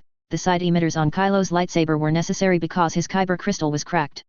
Therefore, the excess energy was diverted out the sides instead of overloading the primary emitter. Harry's kyber crystals, black-purple, were never cracked. So the side emitters are not there to act as vents. Compares to a saber staff. Oh, and the black-purple color crystal was used because I always use that crystal for all of my characters in Swatter. Father's gift. The knowledge that Father gifted Harry will not make him instantly OP. I never specified what knowledge Father gave Harry. Knowledge itself is a broad term. It could be history, visions, Force techniques. It could be a lot of things. But it was a fraction of what the Father knew. A good analogy to this would be in SG-1 when Jack got the ancient database downloaded into his head, twice. He didn't know everything at once, it came to him in slow bursts. Nor did he become insanely OP once the knowledge was fully in his head either. The same is going to happen to Harry only on a much smaller scale. And Harry will always remain himself. There's also been a question as to who has top billing in this story. And the short answer is both Harry and Nox. However, I don't like to limit myself to just those two POVs, which is why I jump around a lot. I think using a wide range of POVs offers multiple viewpoints into the story, and those are the types of stories I like to read, so those are the ones that I write. So there, just wanted to get those 2 points out there. Other than that, thank you all for your support. We hit 1,000 follows on the last chapter. And that is simply amazing to me. Thank you to everyone who reviewed as well. You guys keep me writing. Hope that you all enjoy this chapter. And lastly, a huge thank you to both of my beta readers / idea bouncers, Howin Mad Howie and Dunstan Xenon. Thank you both so much. Chapter 4. There is no dark side nor a light side. There is only the Force. I will do what I must to keep the balance. The balance is what sustains me. There is no good without evil, but evil must not be allowed to flourish. There is passion, yet peace. Serenity, yet emotion. Chaos, yet order. I am the wielder of the flame, the protector of balance. I am the holder of the torch lighting the way. I am the keeper of the flame, the soldier of balance. I am a guardian of balance. Slowly coming out of her meditative trance, Aayla Secura opened her eyes and rolled her head around, slowly making her neck crack more than a few times. Getting up from her cross-legged position, she walked out of the room within the Force tent that she shared with Ahsoka and into the main sitting area of the tent. She wasn't necessarily surprised to find that she was alone within the tent. Ahsoka is more than likely with the other younglings learning from Master Kento. It'd been 10 days since Nox had sent her 3 students out to their trials. After the 3 had been sent out, they landed upon a large plateau nearly 100 clicks away from their position. Once they were settled down, Nox had wasted no time in insisting that the remaining younglings resume their Force training, including the young little Nautolan who was also being tutored by the young blonde girl, Luna, in how to speak basic and the language of Earth. Which was something that all of them needed to learn, seeing as how they would be staying there for the foreseeable future. Luckily the language, English, was remarkable similar to Galactic Basics, so they were able to pick it up rather quickly. Ahsoka had managed to watch the youngling's saber training for an hour before she broke down asked Nox if she could participate as well. Nox had agreed and Ahsoka had grabbed a training saber, although where Nox had obtained so many she had no idea, and fell into line with the rest of the younglings. The next day Kento had gotten involved with the training as well. Before he'd left the order, he'd been an instructor in saber basics for the younglings within the temple. And after watching the bushy-haired girl, Hermione, make the same mistake several times in her form, he stepped in, with a slight bow to Nox, and corrected her. After that Nox had stepped back and let Kento take charge of the training, saying that it was good for the younglings to learn from multiple instructors as they would be able to catch some things that others did not. Walking out of the tent, she made her way towards the exit ramp of the ship. As she passed through the galley, she idly noted that several of the dishes within the small sink area were washing themselves, drying themselves, and then placing themselves onto a large rack without anyone nearby. Ever since Nox had told them about these strange force abilities, or magic as she insisted they be called, she'd encouraged her students to use their abilities as often as possible so that Kento, Mali, Ahsoka, and herself could not only get used to seeing the abilities in action but to also pick up on the basics. Some of the force-ability magic they performed was simply incredible. Like the bowl-like device that Nox used to share her memories. A journey which Ayla had asked to take twice more. The main reason of which was to watch the vision Nox had had around pertaining to the destruction of the Jedi. As painful as it was to watch, Ayla forced herself to watch it. She wanted to see just who it was that had betrayed them. But strangely enough, when the traitor stepped into the vision they were completely shrouded in darkness. Something that seemed to surprise even Nox. There were dozens of other four magical abilities they performed that had piqued Ayla's interest as well. Cutting spells that could cut through wood and metal with ease. The ability to change one substance into another, which was a skill they called transfiguration and which apparently had an entire branch of study dedicated to it. The ability to create fire. Shrinking or enlarging items. And according to Remus, who'd been giving Ahsoka, Kento, Mali, and herself a broad overview of magic as well as continuing to teach the younglings, what they'd seen so far barely even scratched the surface of what magic could do. Unfortunately though, neither herself nor Kento, Mali, or Ahsoka were able to even practice this new art as they were all without wands. A fact that baffled Ayla more than slightly, but after failing multiple times to cast these spells without a wand, she was forced to concede the point that they needed one. And apparently since it wasn't possible, or apparently wise, to use someone else's wand they had to wait until they reached this earth to truly practice. But until then Nox had given them text, actually texts written on organic paper, to read and study. Other abilities however had almost seemed insulting. Like using the force to clean food trays and utensils. Or using the force to mend clothing that had been torn during training. Using the force magic for such menial tasks felt almost disrespectful to Ayla. Tearing her eyes away from the self-cleaning dishes, Ayla made her way towards the exit of the ship. Walking down the ramp, she heard the steady beating of training sabers slamming against one another. Just off to the right of the ship in the small clearing that had been designated as their training spot, Ahsoka and the red-haired girl, Ginny, were facing off against one another while the other younglings formed a circle around the two while Nox and Kento watched on. As she approached, Ayla couldn't help but feel impressed with the petite girl. She was incredibly skilled for one so young. Especially with such a complex form like Ataru, Ayla's own preferred form along with Cheyenne. And while Ahsoka preferred the same form, she had something that Ginny did not. Almost 2 years of actual combat experience thanks to the Clone Wars. Soon enough Ginny overextended one of her upward slashes and Ahsoka immediately took advantage of the opening by sweeping her leg around and tripping Ginny. Before Ginny could even hit the ground, Ahsoka had brought her training saber back around and held it next to the girl's neck. Well done, both of you. Nox congratulated the two as Ahsoka helped Ginny back up to her feet. Thank you Master Nox. Both Ginny and Ahsoka said bowing slightly as Nox approached the two. Ahsoka, your skill with a blade is unquestionable. Nox praised Ahsoka, making the Togruta smile under the praise. However you had at least 5 other chances to end this spar well before you did. And I know you saw those openings as well. Next time you see an opening to end a fight, even if it is only training, take it. You do a disservice to yourself and to your partner by holding back. Yes Master Nox. Ahsoka nodded, and Ayla could tell that the younger Togruta was truly taking the former Sith's words to heart. Nodding, Nox turned her attention to Ginny. And Ginny. Your skills are improving tremendously, but you still take far too much time in transitioning from attack to defense. In a true fight, such hesitations will mean your end. Ahsoka is quite skilled with Ataru. Watch her closely and learn from her. Yes Master. Ginny nodded just as Ayla drew even with Kento. Kento, Nox called out turning around towards the two of them. Ayla. Do either of you have anything to add? Stepping forward, Kento began going over a few basic observations he'd noticed during the sparring match before expanding on them so that he was lecturing to the group of younglings as a whole before motioning for them to all stand up so they could work on basic stances. Hearing a loud whining, Ayla turned her head back towards the ship just in time to see BB-8 and Tonks running down the boarding ramp and dashing towards them. Nox! Tonks shouted breathlessly, bringing an end to Kento's lessons. We've got a serious problem. Moving away from the younglings, Nox stood before the slightly panting woman and the rapidly chirping droid. What's going on? BB and I were working on the scanners, Tonks breathed. And we just got them back up and running and there's a ship entering the atmosphere just west of our position. That's impossible. Ayla blinked as she looked up to the sky. We're in uncharted space. Who could have followed us out here? Pack up everything. Nox said sharply. And get back aboard the ship. The disillusionment runes on board will mask the ship but only the ship. It's too late. Ayla said, pointing towards a dark dot on the horizon that was steadily getting larger. They've already found us.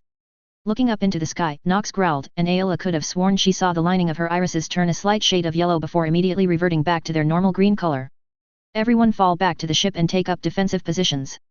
Nox said, her eyes never leaving the approaching ship. Ayla and Kento stay with me. The three of us are going to greet these newcomers. Ayla was pleasantly surprised when all of the younglings that came with Nox immediately fell back to the ship along with the woman Tonks and the droid BB-8. She wasn't surprised however when Ahsoka firmly stood her ground. I'm staying. I'll be more used to you here rather than from cover. Nox spared the girl a single look before refocusing her gaze back on the ship. I see that you are just as stubborn as my son. Why do I get the feeling that you two are going to be giving me more than a few headaches in the future? Snapping her hand off to the side, Ayla felt the now familiar pulse of the Force as a lightsaber appeared in her outstretched hand. Flipping the hilt around in her hand, Nox then held the curved end towards Ahsoka. I'm just as effective without this as I with. But I want that back. Yes, Master. Ahsoka nodded as she took the offered lightsaber, clearly surprised at not being rebuked for her being, well herself. Flipping her own lightsaber into her hand, Ayla stood side by side with Nox, Kento, and Ahsoka as the four of them watched the ship getting steadily closer. Hey, that's way too small to be a Republio Imperial ship. Kento noted. Pirates maybe. Possible. Nox commented, her eyes narrowing. But, I don't think so. I think it's something, or rather someone else entirely. Before Ayla could ask what Nox meant she felt something in the Force. Something she hadn't felt in a long time. Looking up at the ship, her grip on her lightsaber loosened as the ship slowed to the point where it was hovering less than a few dozen meters in front and nearly 30 meters above them. As the boarding ramp to the ship opened a single figure jumped out and flipped head over heels before landing perfectly in front of them. If she'd had any lingering doubts about what she was feeling, they were thoroughly put to rest at the display. Master. Standing up from his crouched position, her former master Quinlan Vos, cracked his neck a few times before giving Ayla his trademark half-grin. Hey kiddo, how's it hanging? Ayla didn't even realize she'd been moving until she was colliding with her former master while wrapping her arms around him. Master, is it really you? Yeah, it's me kiddo. Quinlan answered, returning her hug briefly. Hey, have you gained a few pounds around the middle? Pulling back from her former master, Ayla cocked back her fist and struck him right under the jaw, knocking him to the ground. Damn kiddo. Quinlan laughed while rubbing at his jaw. I see you got a bit stronger. That's a mean hook you're packing there. I thought you nearly died. Ayla screamed. I thought you were dead, master. And now you're alive and the first thing you comment on is that you think I've gained weight. I take it that you know this man, Ayla. Feeling her face heat up, Ayla awkwardly tried to recover her composure as best she could as Nox and the others stepped forward. This is my former master, Quinlan Vos. What happened next completely threw Ayla for a loop, especially considering that it was her master who did it. Getting up from his feet and brushing himself off, her former master stepped up in front of Nox and kneeled. Her master, kneeled. He hardly ever bowed to Grand Master Yoda, let alone kneeled to him. Yet here he was, kneeling to a woman he never met. You're the one. Quinlan said, staring up at Nox. The one who sent the warning through the Force. I owe you my life. Had your warning come even a few minutes later we would have been caught in an ambush and killed. Stepping up to her former master, Nox held out her hand. Careful what you say, Vos. One day I may just take you up on that department. Accepting her offered hand, Quinlan rose up to his feet and turned towards Kento. Kento, my man. How's the missus been treating ye? And where's she at? Smiling, Kento embraced Quinlan. Mally's all right. She's on board the ship with our son Galen. Pulling back from the embrace, Quinlan punched Kento lightly on the shoulder. Your son? Man, you really didn't waste any time, did ye? Not that I can blame you with a woman like Mally. Turning, her former master stepped up to Ahsoka. And you can only be Ahsoka Tano. Last time I talked to Kenobi he had only good things to say about you. Can't believe the Jedi High Council had their heads shoved so far up their ass during your trial.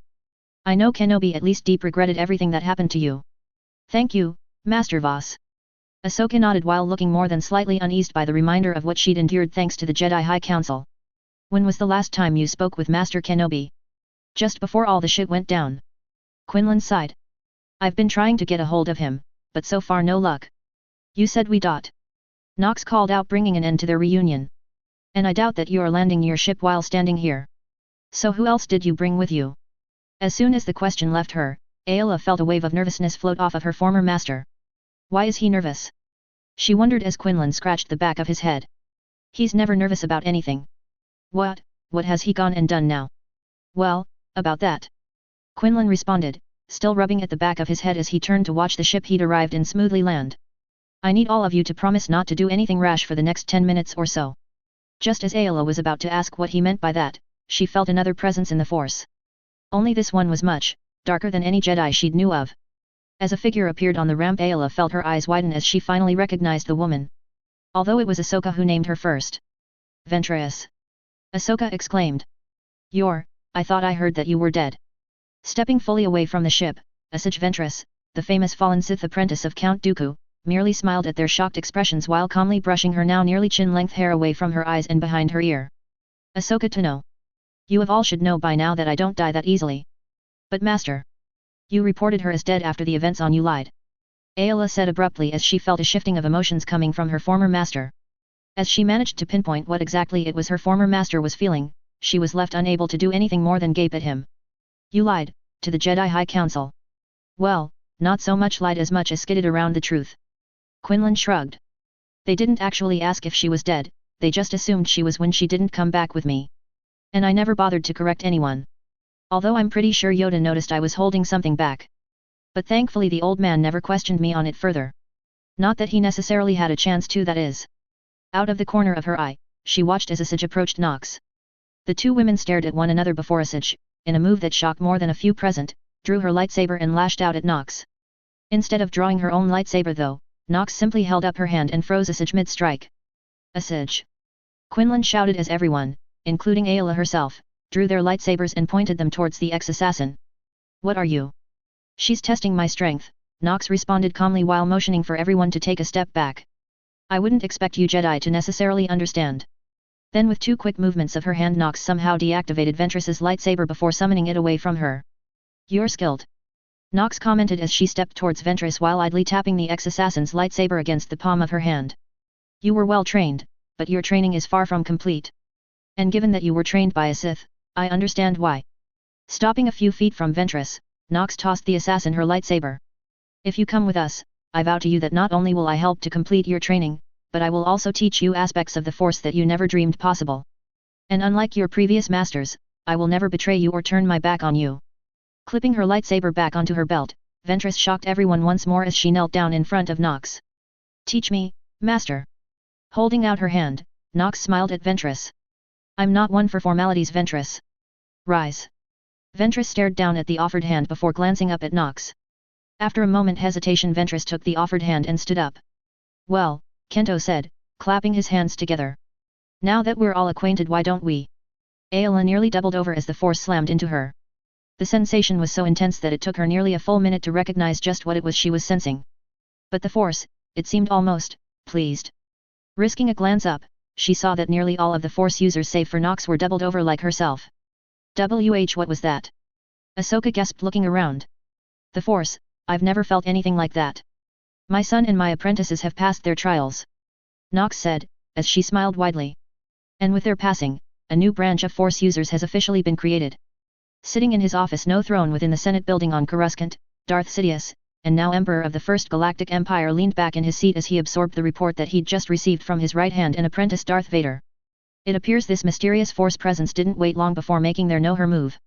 Perhaps the only truly useful bit of information that Vader was able to extract from the few who survived the destruction of the Dauntless. Although we still do not have any idea about what she looks like. Although it shouldn't be too hard to try and figure out just who she was.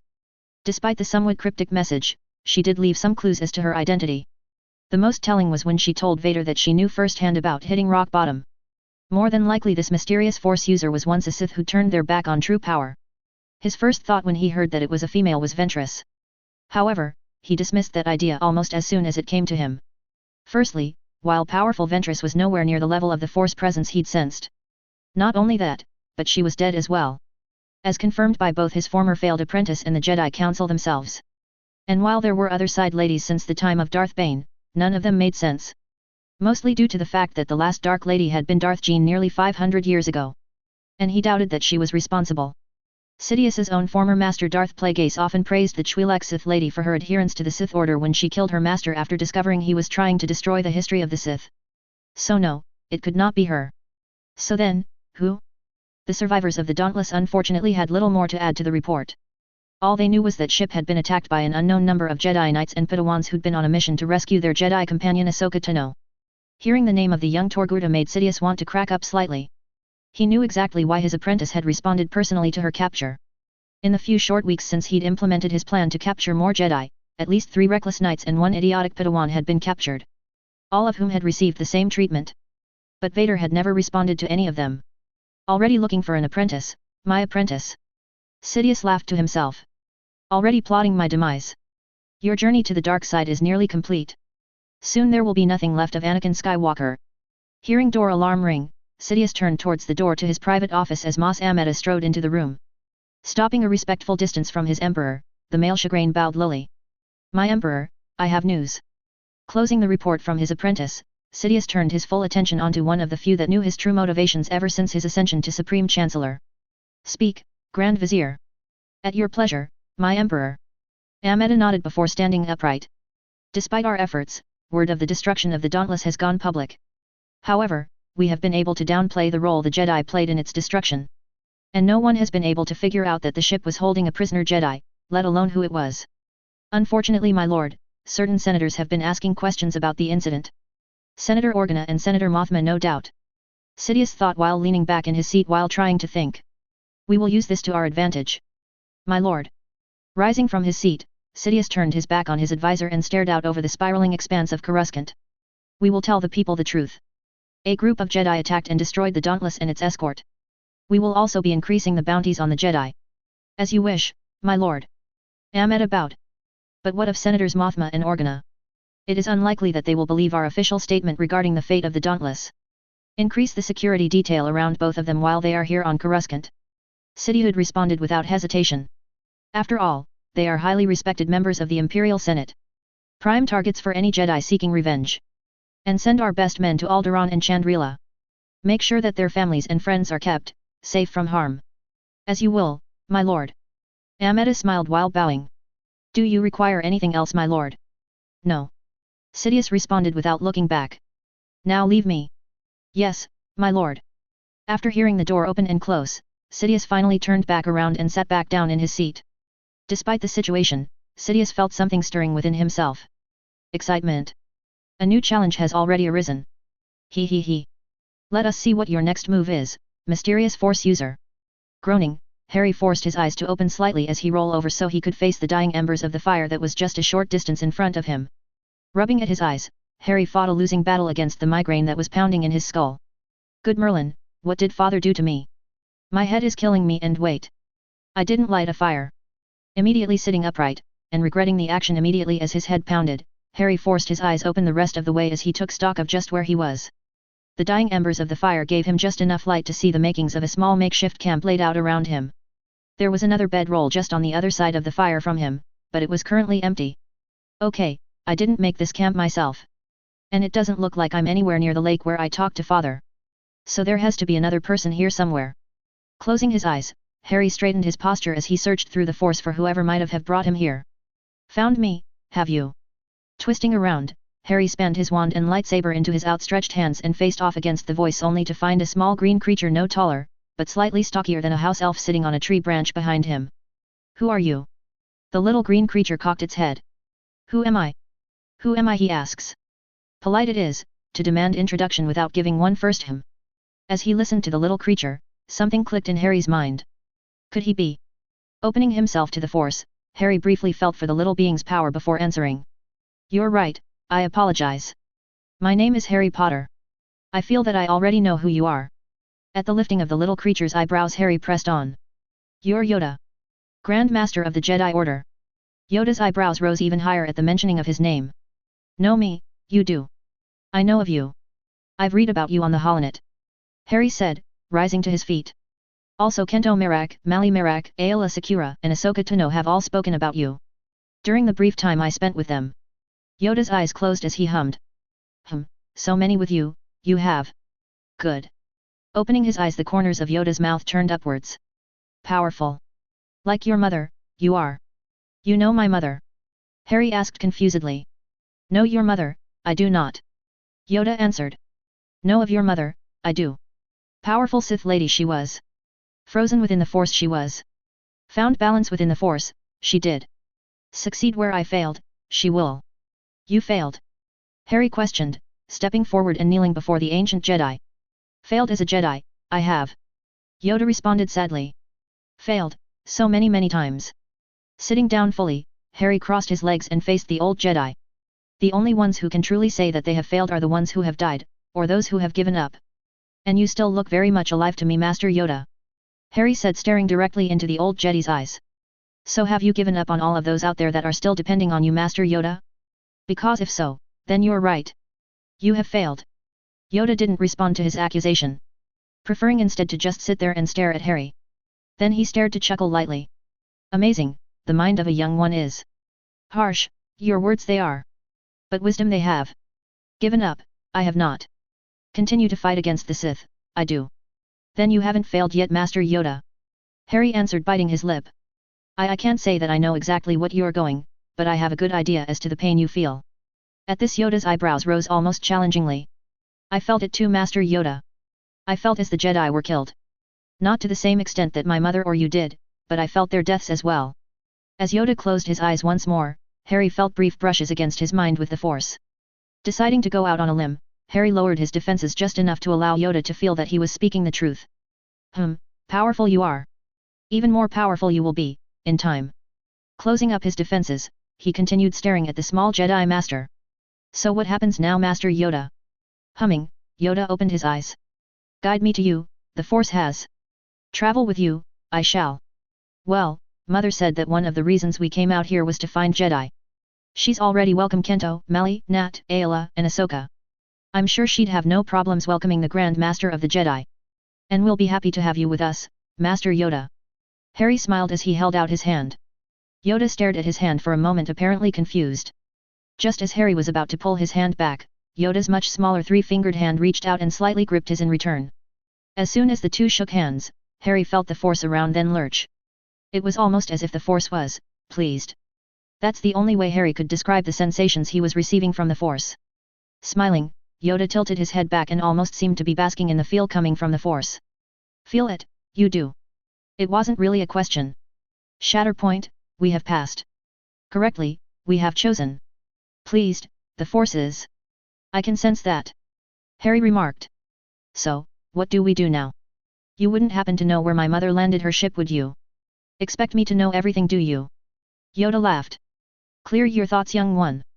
Open yourself to the Force. Let it flow through you. Control it, do not. To your mother and friends, guide you it will. Grumbling slightly at being chastised, Harry closed his eyes and pushed all thoughts from his mind. Good, good. Clear your mind, young one. Open your mind. Guide you, the Force will. Before, Harry had always had a little bit of trouble falling into the flow of the Force. But now, for some reason, it was almost too easy. Letting the Force guide him, he felt his consciousness flow over the trees and mountains surrounding them. I found them. Harry breathed, keeping his eyes shut. They're a day or two southeast of us. And I sense that Daphne and Susan are already with them. Good, good. Yoda hummed as Harry opened his eyes. Now come, let us go. Getting up to his feet, Harry watched as Yoda hopped down off of the low-hanging branch he'd been standing on, pick up a gnarled walking stick, and then start walking in the opposite direction. Master Yoda, they're that way. I know. Yoda chuckled. But have something to show you first, I do. This direction we must go. Reach out to your mother, you will. Follow us, she shall. Reaching out once again, he found his way back to his mother and his friends. Locating his mother within the group wasn't all that difficult considering she stood out almost like a beacon in the force compared to the others. Lightly brushing against her mind, he waited until he felt a familiar push back before severing the connection and opening his eyes. All right, let's go. Harry made to take the lead, but immediately fell to his knees as Yoda's twisted walking struck him right in the back of the knees. Hey! He shouted, looking back at the calm-looking Jedi Master. What in Merlin's name was that for? Longer legs you have. Master Yoda said, pointing at his legs with his walking stick. Faster you move. Carry me, you will. Grumbling more than slightly, Harry knelt down far enough so the elder Jedi could climb up onto his back. You carried me here, didn't you? Yes. Yoda said, settling his body against Harry's back as he stood up. Return the favor now, you will. When 900 years old you reach, then complain to me you can. Fine. Harry mumbled, shaking his head. Now where are we heading again? That way. Yoda said, pointing off into the distance. Rolling his shoulders, Harry started running in the direction Yoda was pointing. All right then, just make sure you don't fall off, old man. Standing on the bridge of the Ashura, Nox watched the landscape of Oatson pass them by as Tonks piloted the ship in the direction Nox had given her. Are you sure Harry is this way? Tonks asked. Yes. Nox answered, feeling her son's presence in the Force. He reached out to me and hasn't been trying to hide himself since. Wherever he's going, he wants us to follow him. And you're sure that his trial thing is over, right? Tonks asked. Yes. Nox nodded. You felt the shift in the Force, nymph. Whatever Harry's trial was, it's now over. And now he's leading us somewhere. Although just who was leading Harry was the true question. She'd briefly felt a second, fairly powerful, presence during the disturbance. But they had hidden themselves again, or at least dampened their presence as soon as the disturbance was at an end. Nodding, Tonks adjusted the ship's stabilizers, allowing them to gently float down a steep cliffside. Well, he can't be too much further away. Holy Merlin's beard! What is that? There was no need to ask just what nymph was referring to. Less than a few hundred meters in front of them was a small mountain range. And while the mountain range wasn't unexpected, what laid at its base was. There were dozens of large rusted-out support trusses and platforms that had been damaged by time. But the most notable thing was the large flora-covered ruined ship that was next to them. What is this place? Nymph asked, looking around. I don't know. Nox answered honestly. Ravan had given her next to no information about this world, not that she'd really asked. Spotting a large opening into the mountainside, she pointed it out to Nymph. Take us down right over there. Guiding the ship down into the ravine, Tonks gently set the ship down between the mountainside and the ruined ship with enough space left so that the howling wind could settle down right next to them. Turning out of the bridge, Nox made her way through the ship and down the still lowering loading ramp. Walking down the ramp, Nox looked around at the ruins that surrounded them. What is this place, Master? Hermione asked as she stepped up beside her. I don't know. Nox answered as everyone else, save for Daphne and Susan who were still resting in their tents, exited the Ashura and the howling wind. Too small to be any type of settlement. Probably a military settlement of some kind. Voss observed as he walked up to one fallen structures and placed a hand against it. Whatever happened here happened a long time ago. I can't sense anything. Walking towards the cliffside entrance, Nox heard something rumble beneath her foot just as she stepped inside. Looking down, she saw that she was standing on some sort of ornament wall hanging that had no doubt fallen off whenever this place had been abandoned. Crouching down, she waved her hand over the piece of metal to clear off the perhaps millennia's worth of dirt dust that had been covering it. As she cleared away the dirt, a symbol slowly became visible. After staring at the symbol for few seconds, she finally realized just what it was she was looking at. Half of it was the mark of the Jedi and the other half was the mark of the Sith. Mally. Nox called over her shoulder. You're a student of history, are you not? Do you recognize this mark?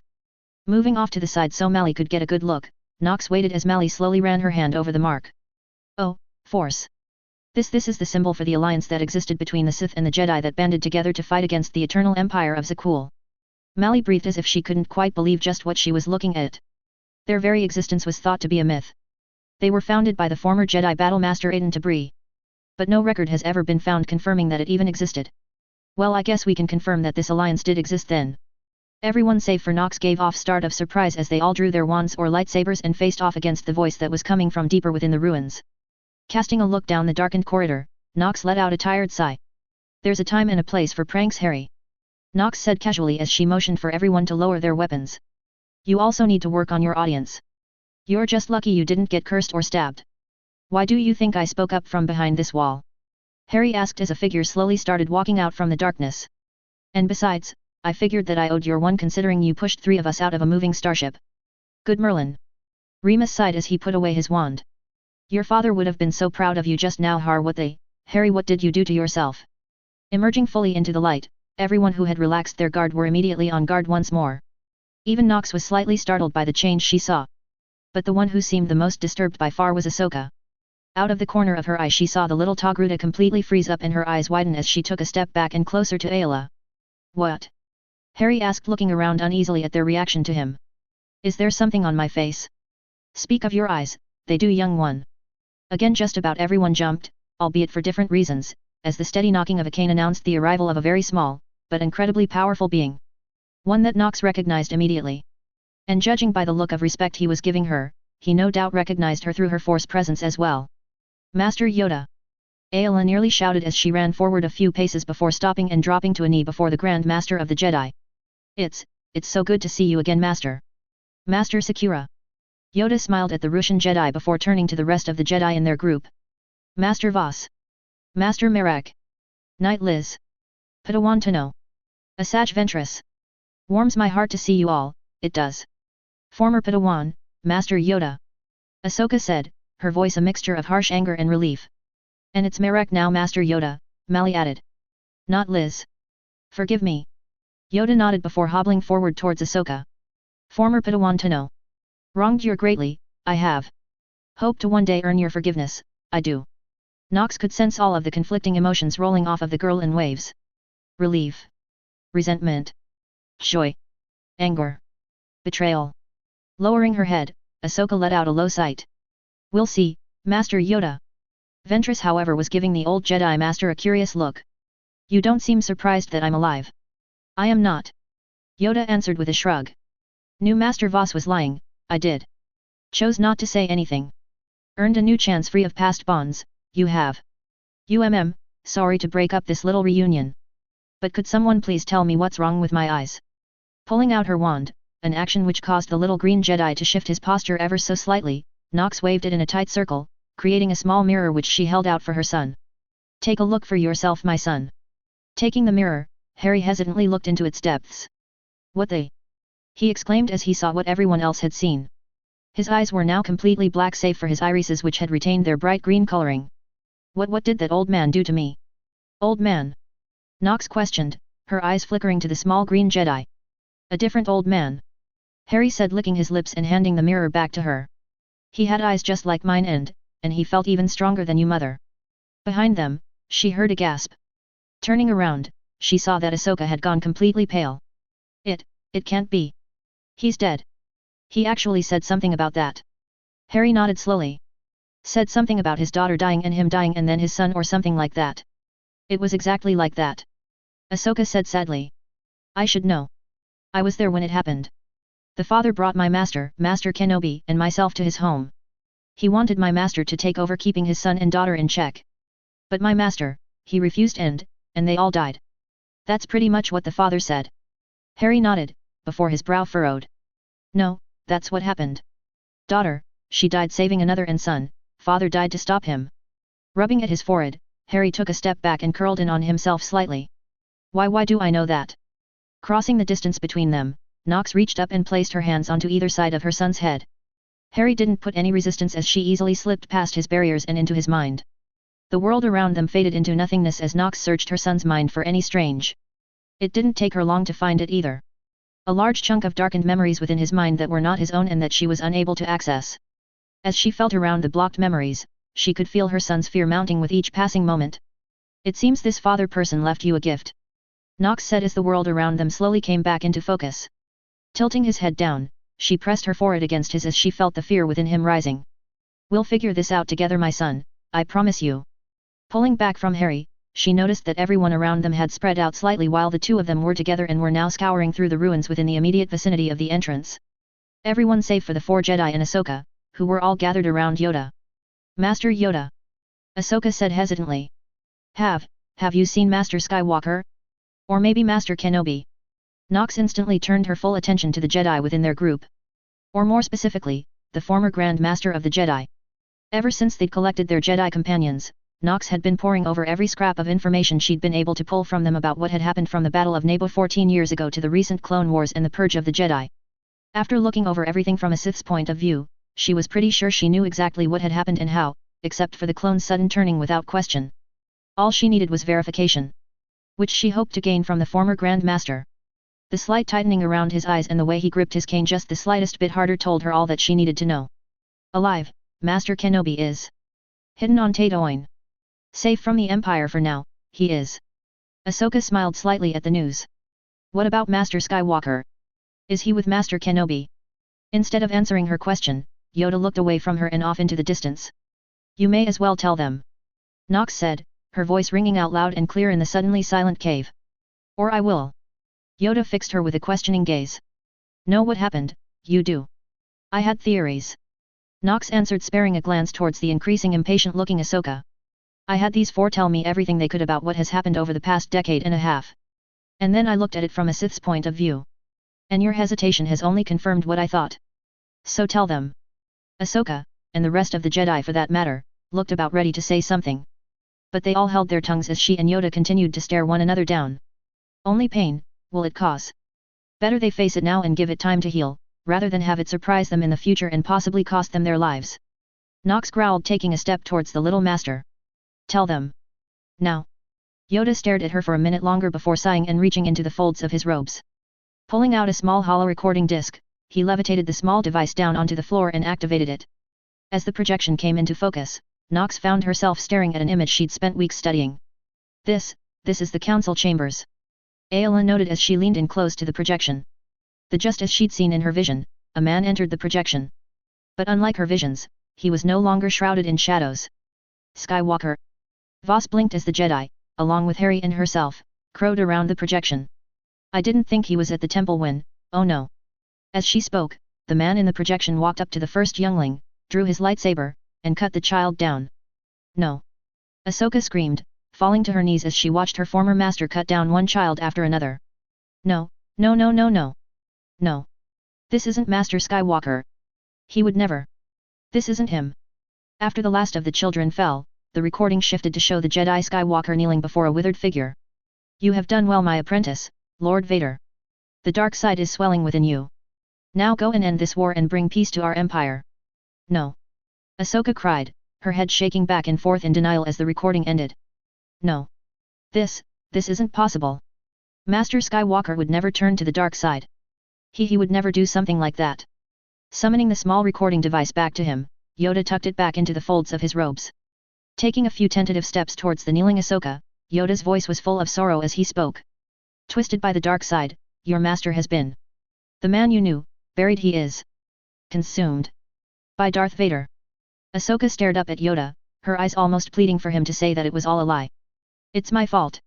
Ahsoka screamed out before scrambling up to her feet and bolting out of the small cavern. Ahsoka! Harry yelled, as he ran after her. Ayla and the other Jedi made to follow, but they were stopped as Luna stepped out in front of them. Harry will take care of his wings. She said, her head tilted slightly to the side and her wand behind her ear. Trust him to do so. Are you sure, Luna? Nox asked before any of the Jedi could say anything. Nodding, Luna turned and looked out the entrance to the tunnel. Yes. Harry will take care of his wings. And we wings will take care of each other.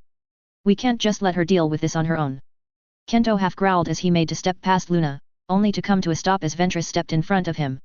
She needs to deal with this on her own. Ventress added. You do her no good by coddling her. Harry will help her. Nox added with a note of finality as she turned back around so she was facing into the cavern. Stretching out her senses, she could almost feel something pulling at her from within. Now come, the Force brought us here for a reason. Now let's go and see what it is. Ahsoka didn't know where she was going, nor did she really care. The only thought in her head was that she had to get away from everything. The forest passed by her in a blur as she ran and ran deeper and deeper. It's all my fault. She screamed to herself as she dodged around another tree. If I had only been there for him, I could have stopped him. It was a root, sticking barely hand's length above the surface of the ground, which finally stopped her. As her foot got tangled up in it, she went head over heels rolling again and again until she finally came to a stop. Vaguely she realized that she'd come to a stop on soft sandy beach near a large body of water. Not that she really cared much. Curling up into a ball she cried harder than she ever before. Why? Why him? Sky Guy was a beacon of light. How, why? As her tears slowly dried out, she forced herself up into a sitting position on the soft sand. Pulling her knees up to her chest, she stared out over the calm waters of the lake. Her memories of her former master slowly passed through her mind. His almost comical denial of her being assigned to him as a Padawan learner. To the joy she felt when he actually agreed to her becoming his Padawan, after casually stating that she was too reckless to have ever made it as Master Kenobi's Padawan. To all of the times he saved her life, and she saved his during the war. To the moment she handed back her Padawan's braid and turned her back on the Jedi Temple, on him. Is this spot taken? She just barely managed to keep herself from jumping at the sudden intrusion. Just behind her, Harry was kneeling down while pointing at the patch of sand just off to her right. Not trusting herself to speak, she shook her head and motioned for him to sit, which he did without saying a word. For a long time they just sat there, neither saying a word as they watched the calm waters of the lake. And while she probably wouldn't admit it, she was grateful that he was there. It's not your fault, you know. Harry finally said, breaking the silence. Yes it is. Ahsoka shot back harsher than she intended. I left him. If I had stayed you'd probably be dead right now. Harry shot back without any real heat in his voice. But the truth is, it doesn't matter. We could sit here all day and play what if and nothing would change. We would still be sitting here on this beach. Closing her eyes, she leaned her head down so that she was resting her chin on her knees. You know, you really suck at this whole cheering people up thing. Sorry. Haven't had much practice at it. Harry replied sheepishly. So, why don't you tell me about him? Your former master. What was he like while you were his student? Opening her eyes, she felt herself smile despite herself. He was different, that's for sure. He often told me that the only person worse at following orders than me was himself. He was passionate. Always willing to do what he thought was right even if he was ordered to do the exact opposite. Sounds like he's a good man. Harry offered. He was. Ahsoka said, slowly correcting herself. I wish I knew what made him turn. He hated the Sith. And now he is Sith. Why? Why would he do such a thing? I don't know. Harry answered her before inching closer to her so that they were almost touching. We may never know. But I promise you someday, somehow, someway, we'll get an answer out of him. Thanks Harry. Ahsoka smiled before leaning over just slightly so that the two of them were touching. Together the two of them sat on the beach, watching as the landscape slowly darkened as the sun began to set. Harry. Yes. I really don't mean to ruin the moment but you, well. Leaning away from him, she dramatically pinched her nose shut. You stink. Really, really bad. Looking at her questioningly, Harry lifted one of his arms up to his nose and gave it an experimental sniff. Oh whoa, you weren't kidding. Harry coughed while inching away from her slightly. Sorry about that. It's all right. Ahsoka smiled despite herself. It was then that she noticed his lightsaber attached to his hip. It didn't look the same as the one he had previously. Harry, what happened to your lightsaber? It kind of broke during my trial. Harry answered sheepishly before reaching down and detaching it from his belt. Then in a surprise action, he flipped it around in his hand and held it out for her to take. I guess it was part of my trial to reforge it. Taking the blade from him, she examined the hilt with a critical eye. It was definitely well made. Running her fingers over the hilt, she took carefully note of the 3 emitters at the top. She'd read about cross-guard hilts before, but they fell out of favor way back before the Ruisan Reformation. Harry, combat form do you usually use? She asked, seeing as how they only really spent 1 or 2 days together, she never really saw which fighting style he preferred. Gemso or Cheyenne mostly. Harry answered, scratching at his chin. Frowning, Ahsoka studied the 3 emitters closely. Not that I'm trying to tell you what to do, Harry, but you might want to change styles to accommodate for this lightsaber. With Gemso or Cheyenne, you might accidentally hit yourself with one of these side emitters. Yet I thought about that. Harry nodded, taking his lightsaber back from her and standing up. And honestly, I didn't build this on purpose, I just kind of let the Force guide me while the Forge constructed it. But while I was waiting for everyone to arrive at that cave, I had a chance to study the lightsaber and, well, watch. Holding the lightsaber out in front of him, Harry activated it. A single black purplish blade emerged from the main emitter. After a second, Harry twitched his hand and the 2 side emitters came to life. Then with a third twitch, the 2 side emitters died out and the main blade elongated by nearly 2 hand lengths. This lightsaber actually has 3 phases. Just like a saber staff where you can activate one side or both. With this lightsaber you can activate a single standard blade, or the blade with the crossguard, or you can elongate the blade. Harry explained before deactivating the blade and handing it back off to her. Taking the lightsaber from Harry, Ahsoka got up to her feet and activated the lightsaber. Moving the blade around experimentally, she switched between all three phases before settling in on the standard setting. Before she realized it, she was working through one of the Atara forms. The hilt was perfectly balanced. Everything about the lightsaber was nearly perfect. No, I can't be jealous, can I? It's beautiful, she said, deactivating the lightsaber and handing it back to Harry. Harry took the lightsaber back from him, but then gave her a curious look. Titling his head away from her, he gazed out over the water for a minute without saying anything. You miss it, don't you? Having a lightsaber of your own? Harry's question caught her completely off guard. Mostly because she hadn't been expecting it. Yes. It wasn't that obvious, was it? Finally looking away from the lake, Harry's black and green eyes resettled on her. No. I'm just a mild empathic, nowhere near as good as Daphne though. But I could sense a bit, well, longing from you. So, well, I figure I found the kyber crystal I used in that blade here on this world. And well, it stands to reason that if there is one there ought to be more, right? Maybe we can try and find one for you before we head back to the ship. A surge of hope swelled within her, one that she tried, and failed, to keep down.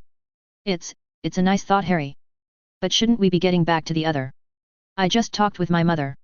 Harry countered, cutting her off. She said that they're still working their way into that old base and we have more than enough time to try and find a crystal for you. Plus, we'll be here for another day or two. So if we don't find one today we, or you if you prefer, can always try and find one then. Ahsoka stared at Harry unbelievingly. You talked to your mother? I didn't see you activate your COMM link. Don't really need one when talking to her. Harry replied. The bond between the two of us is really deep. And we can communicate with each other after a fashion. It's not like we're holding full-out conversations with words with one another. But we send images and feelings at one another instead. It kind of works like our own private language. To have such a deep bond, Force, I've only ever read about an anomaly like that. Again Ahsoka felt a wave of envy swell within her that she ruthlessly pushed down. Well, if you think we have time. But usually the finding of a kyber crystal is a special journey that Jedi learners or Padawans are supposed to take alone. Seeing Harry's cheerful demeanor starting to drop, Ahsoka quickly corrected herself. But, I'm no longer a Jedi, am I? Plus, I've already done this once before, so if you think we can find one then let's go. Great. Harry said, smiling widely. Well then, what do we do? Ahsoka couldn't help herself. She started laughing. Harry, you just found a kyber crystal of your own. I know. Harry replied, rubbing the back of his head. But I basically almost tripped over it during my trials. I have no idea how the Jedi used to go about collecting them. Smiling despite herself, Ahsoka knelt down onto the sand. You just meditate, Harry. This isn't really for you anyway, I have to do most of the work. So just don't do or say anything to interrupt me. Lifting the last piece of debris that was currently in their way, Nox pulled out her wand and created a small orb of light and sent into the now open corridor. Following her actions, 8 other orbs of light passed her by and illuminated the corridor. Looks stable. Nox said loud enough for everyone to hear as she took a few tentative steps into the new area. But let's be safe about this. Remus, Ela, Tonks. Create support beams and pillars along the walls and across the ceiling. Last thing we want is to have this all come crashing down on us and killing us. Or worse. Trapping us in here. Nodding, Remus, Ela and Tonks all went about conjuring several support structures through the several millennia's old corridor as they went deeper into the ruins. Curious, focuses you have. Alter the Force they do. Yoda observed as he watched the three work. Yes. Nox nodded before holding out her hand and conjuring another orb of light without the use of her wand. But in time you learn how it feels to manipulate the Force and you can start doing some of the simpler spells without it. Most curious. Then to Nox's, and everyone else's for that matter, shock. Yoda held out his hand and created a similar, if severely less intense, sphere of light before sending it down the hall after the others. Show off. Voss commented from his place near the back of the pack. As for Nox, she felt herself getting more than slightly upset at the little Jedi Master. It'd taken her nearly a month after she received her wand to learn how to create a sphere of light without it. And this little bugger, he'd done it successfully by only watching her and without the aid of a wand. When 900 years old you reach, learn a few tricks you will. Yoda commented, throwing her a grin. Come. Continue on we must. Bloody show off. Nox growled as she marched past the Jedi Master and deeper into the darkened corridor. As they moved through the ruins, Nox noticed Ayla casting several glances back towards the exit. Ahsoka is fine. She said, growing tired of the Twi'lek's constant distraction. She's with Harry at the moment. And the two of them are off hunting for a kyber crystal for herself. How do you know? Ayla asked, turning around to her. My son and I share an incredibly deep bond. She answered, noticing how Yoda's ears perked up and even the ex-Sith assassin leaned in to better hear. And because of this, we can communicate with each other, after a fashion. An interesting bond you do share with your son. Yoda hummed. Have heard of such deep bonds before. Did not expect one to exist with a former Sith. Arching one eyebrow at the diminutive Jedi, Nox shook her head. Not sure if I should be insulted or not. Insult, I meant not. Yoda added quickly. Such a bond, exist between Sith master and apprentice, it cannot. Did you have such a bond with your own master? Ventress asked as she watched with a critical eye as Tonks used her wand to create a few more support beams. My master? Zush? Haha. No. That bitch was only concerned with her own self-preservation. Nox answered with a laugh that slowly tapered off. When I first became her apprentice, I threw the galaxy of her. She chose me, a slave, to be her apprentice. She praised me, raised me up. Trusted me. But in the end, she was only using me. She used me to travel across the galaxy when she could not to gather several Sith artifacts. After I'd done that, she then used them to try and perform a body-switching ritual. What is that? Mally asked as she carefully felt one of the support beams. The Jedi library is a little light on records of Sith rituals. Shrugging, Nox pressed onwards. It's exactly what it sounds like. She was attempting to imprint her consciousness into my youthful body while leaving my own stuck in her withered husk. Needless to say, she paid for her deception with her life. But this is all, quite literally too, ancient history. And what do we have here? Ahead of them, the lights spread out as they left the narrow path into a vast cavern. The walls of the cave were lined with large storage racks, most of which were empty save for a few that had rusted out and junked fighter craft still sitting on them. Voss was the first to comment the new area. Some kind of hangar by the looks of it. Stepping up to one of the ruined crafts, he laid his hand on its surface. Still can't get anything. Well, according to Mally, this place dates back to Nox's time. Kento added as he activated his lightsaber so he could have more light to examine one of the ruined starfighters. Given that was 3.5 millennia ago, I'd be more surprised if you could pick something up. Even with your powers. As everyone spread out to examine the ruins, Nox stood in the center of the room and closed her eyes. Ever since she stepped into this place she felt something. It almost felt like something was calling out to her. But for the life of her, she couldn't put her finger on just what it was. It looks like there is a path leading further in, Master Nox. Hermione called out from one end of the cavern. Shaking herself out of her stupor, she made her way over to where Hermione was standing.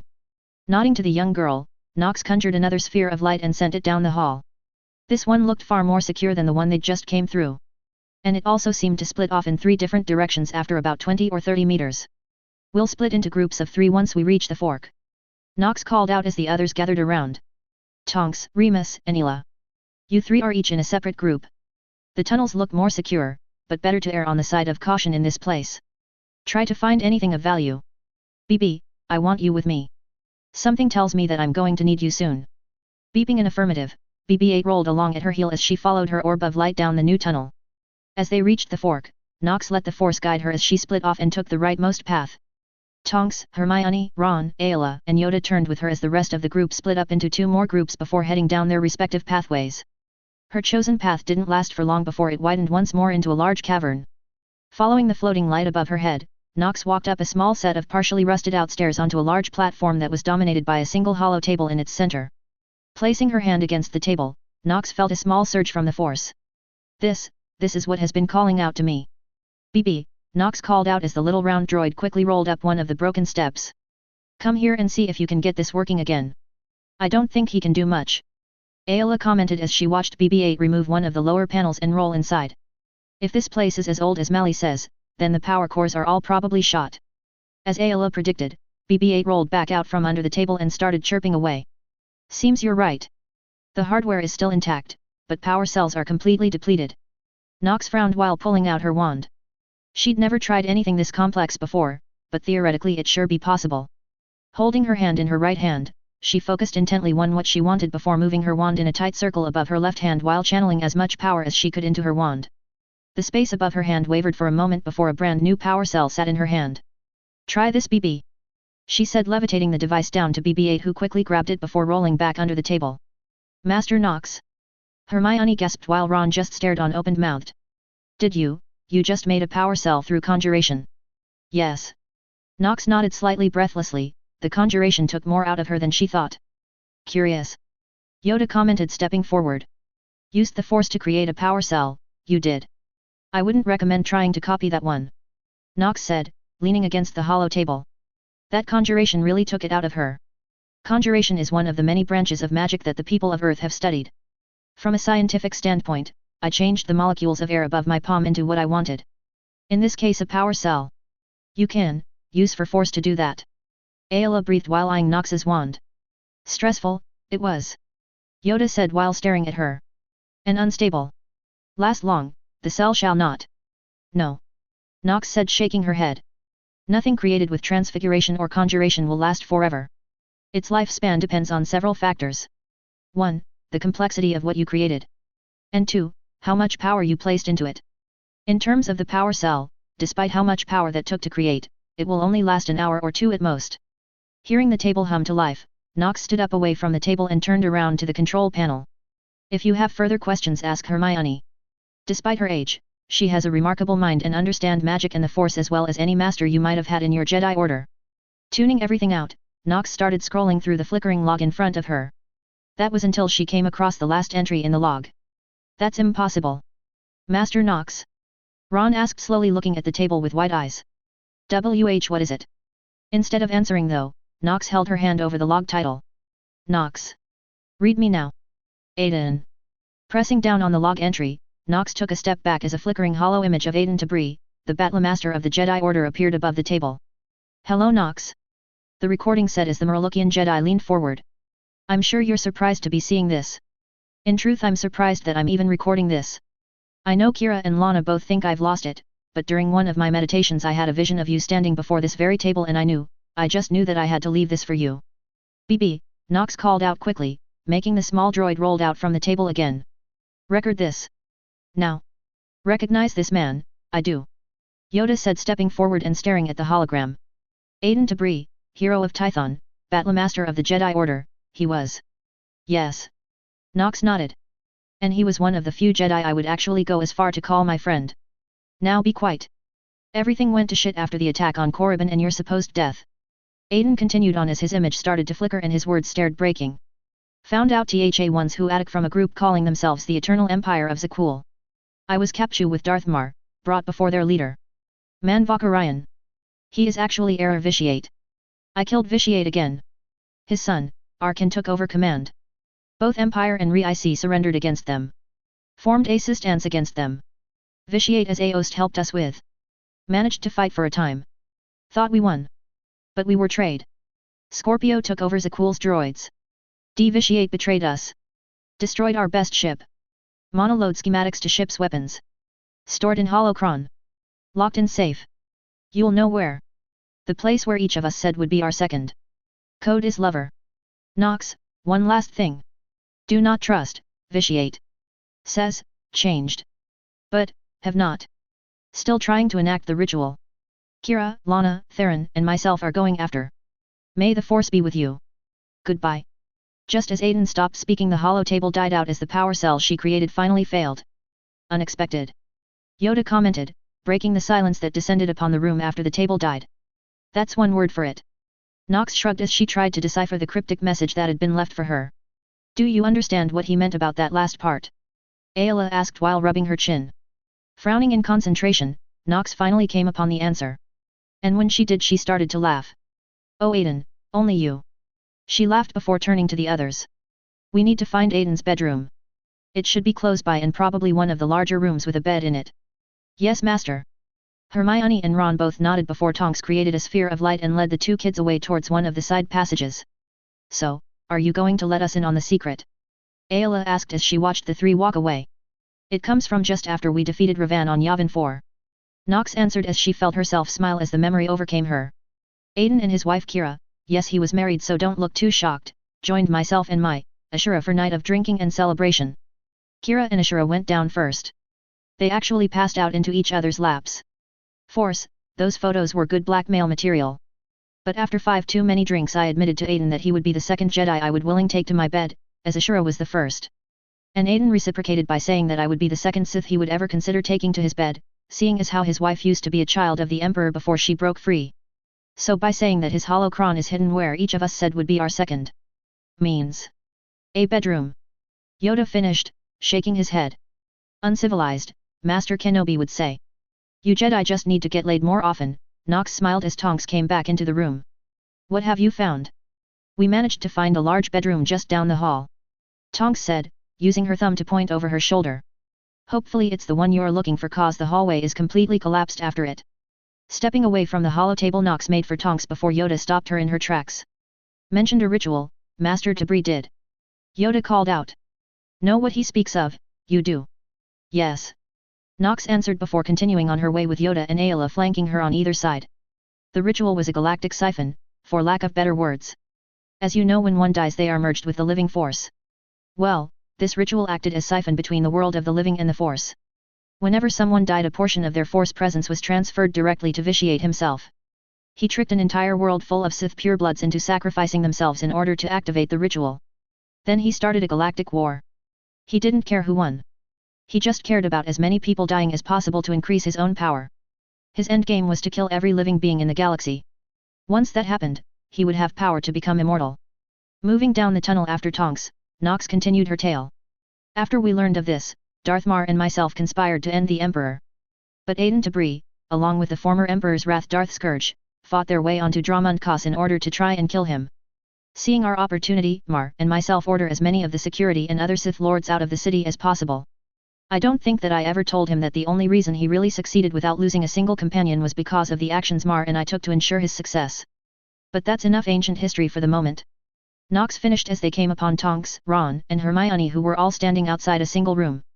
Despite coming back, which destroyed an entire planet, Vitiate is dead. I killed him myself less than a few years ago. Ask me later. Right now I'm curious as to what Aiden left us. Entering the room, Nox took one look around before marching over to the large double-wide bed, or at least what was left of the frame. Tearing the frame out from the floor, she flung it across the room while ignoring the alarmed cries coming from everyone else. Underneath where the bed used to be was a large safe. Kneeling down next to the access panel, Nox smiled as it came to life as she brushed her fingertips against it. More than likely Aiden had stored several power cells with the safe to ensure that it could still be opened. You always were thinking 2 steps ahead, Aiden, weren't you? Typing in the word, Ashura, into the panel, Nox leaned back slightly as the door swung open. The interior of the safe was empty save for 2 cubes and 1 pyramid laying within. Levitating the 3 holocrons out of the safe, Nox turned around and smiled at the expression on her companions' faces. The holocron of a Jedi Battlemaster that killed a Sith Emperor, twice. A holocron from a reformed child of the Emperor. And a holocron of a Sith prodigy. Not that bad of a find for an abandoned base. Chapter 5. Leaning against the tree he was using as a backrest, Harry stared up at the stars littering the night sky above his head while next to him a slow-burning fire illuminated the small area he and Ahsoka had decided to camp for the night. Hearing a low whimper, Harry looked down to his right at where Ahsoka was curled up into a ball underneath the blanket he'd transfigured for her while she laid near the fire in an attempt to keep warm. After deciding that they would find her a new kyber crystal, the two had meditated on the beach until nearly sundown before Ahsoka had jumped up to her feet and ran off, leaving Harry struggling to keep up with her. The two ran until well past sundown before they came upon a cave that Ahsoka entered with barely a passing glance. Deciding that this was something that she needed to do on her own, Harry waited outside of the cave for her to return. Nearly an hour later, Ahsoka emerged from the cave, a large dark green kyber crystal clutched protectively in her hands. With Ahsoka's new kyber crystal firmly in hand, the duo set out for the ship. But after only a few minutes the day's events, and pure exhaustion for Harry, won out and they decided that it would be best to camp out for the night instead of trying to make their way through the dark. A short trip collecting sticks and a small fire spell from Harry and the two had a nice little fire going. The next problem became fairly obvious when Ahsoka started shivering. Seeing as how conjuration was still a little bit above him, Harry had done the next best thing. He found a leaf from a tree, which coincidentally was bigger than his chest, and used an enlarging charm on it before transfiguring it into a blanket. Ahsoka rewarded his efforts with a large smile before she grabbed the blanket and wrapped it around herself. Now with their fire dying, Ahsoka was starting to shiver once more. Pulling out his wand, Harry cast a warming charm onto the blanket and Ahsoka's movements ceased as she settled back into the warmth of the blanket. Putting his wand away, Harry closed his eyes again and leaned his head back against the thick tree trunk. What did you just do? Opening his eyes, he saw that Ahsoka had rolled over and she was now staring at him while clutching the blanket around her. Warming charm. 2 guesses as to just what it does. The corner or Ahsoka's lips turned slightly upwards. Let me guess, it warms things. Got it in 1. Harry chuckled. Sitting upright, Ahsoka kept the blanket wrapped around her as she scooted back across the ground so that she was leaning against the tree with him. Rather inventive name. What can I say, we wizards and witches are a rather creative lot. Harry said, feeling himself smile widely as Ahsoka rolled her eyes and gave off a soft chuckle in response. I would say so. Ahsoka giggled while shaking her head. How long until sunrise? I don't know. Harry shrugged. An hour, maybe 2. Have you slept at all? Ahsoka asked, tilting her head slightly. Don't really need to sleep all that much. Harry confided, before elaborating further as Ahsoka stared at him unbelievingly. My mother taught me how to meditatively rest. A few hours of meditation is all I need and I can got for a whole day or longer. My mother actually has it down to the point where she only needs to meditate or rest for an hour a day. Ahsoka blinked at the revelation before turning her head away from him. For a time the two sat in silence as they watched the fire slowly eat away at the few branches that were left. Your hands are shivering. Ahsoka said abruptly before shifting slightly closer to him so there was less than a few inches between them while moving the blanket over so that the two of them were now underneath it. Harry, what was it like? What was what like? Harry asked while trying, and failing, to keep his heart from beating out of his chest. Biting her lip, Harry sensed a wave of nervousness pass through Ahsoka before she spoke again. What was it like being raised by a SI by your mother? Harry caught her slight slip, but decided to let it pass. Well, it wasn't necessarily rough but it certainly wasn't easy either. Harry answered. Mother insisted that I train or study every day. And not just in aspects of the Force, but at science, mathematics, economics, politics, you name it I probably studied it for a time. She pushed me to my limits and then showed me how to go beyond them. Sometimes things would get a little difficult and even painful at times. But no matter what, she was always my mother first. I still remember when she finally told me the truth about the night she rescued me and my parents died. I think I cried for 4 or 5 hours straight. At first I thought she was going to yell at me for showing such weakness, but instead she just held me, comforted me. Then when my sadness passed I felt angry. In fact, I got so angry that I lashed out and blew out one of the walls of my room. Of course as soon as I did that I was afraid my mother would yell at me for lashing out like that. But instead, all she did was smile. She told me that I had the right to be angry over what happened. But that I needed to direct it correctly and not lash out blindly. Pausing, Harry felt a small smile come over him as he stared into the fire. My mother raised me as her own my whole life. I wouldn't change my time with her for anything except maybe if my real parents could have been with us as well. Do you? Ahsoka began before licking her lips. Do you remember your real parents at all? No. Harry answered before frowning. Or, at least not exactly. I can't say that I remember their faces but I remember hearing my birth mother's soothing voice and being held in my father's arms. But that's about it. How about you? I mean, your parents. I don't remember anything about my parents. I was an orphan on my home world of Shili. Ahsoka answered quickly before continuing on much slower and with a deep sadness in her voice. Master Plo-kun found me when I was 3 and brought me to the Jedi Temple and, well they've been my family ever since. Oh, I'm so sorry. Harry said, wincing more than slightly as he realized he'd proverbially stuck his foot in his mouth. Have you heard from anyone? No. Ahsoka responded. I don't know where anyone is, let alone if they're alive save for Master Kenobi and... There was no need for her to name the second. Moving over just enough so that they were touching, and hated himself as he felt something familiar stir within him as he felt her lean into him slightly. Force, damn it. Now is not the time. I'm sorry. I shouldn't have said any. No, I need to deal with this. Ahsoka responded. I can't just ignore it or suppress it. My former master he's gone. Maybe not completely. Harry said, drawing a sharp look from Ahsoka. I mean, well, my mother was on the Dark Council of the Sith Empire, one of the 3 that practically ruled the Empire. Pretty much as Sith as you can get. And she's not really Sith anymore. Did your mother slaughter a room full of children without any hesitation?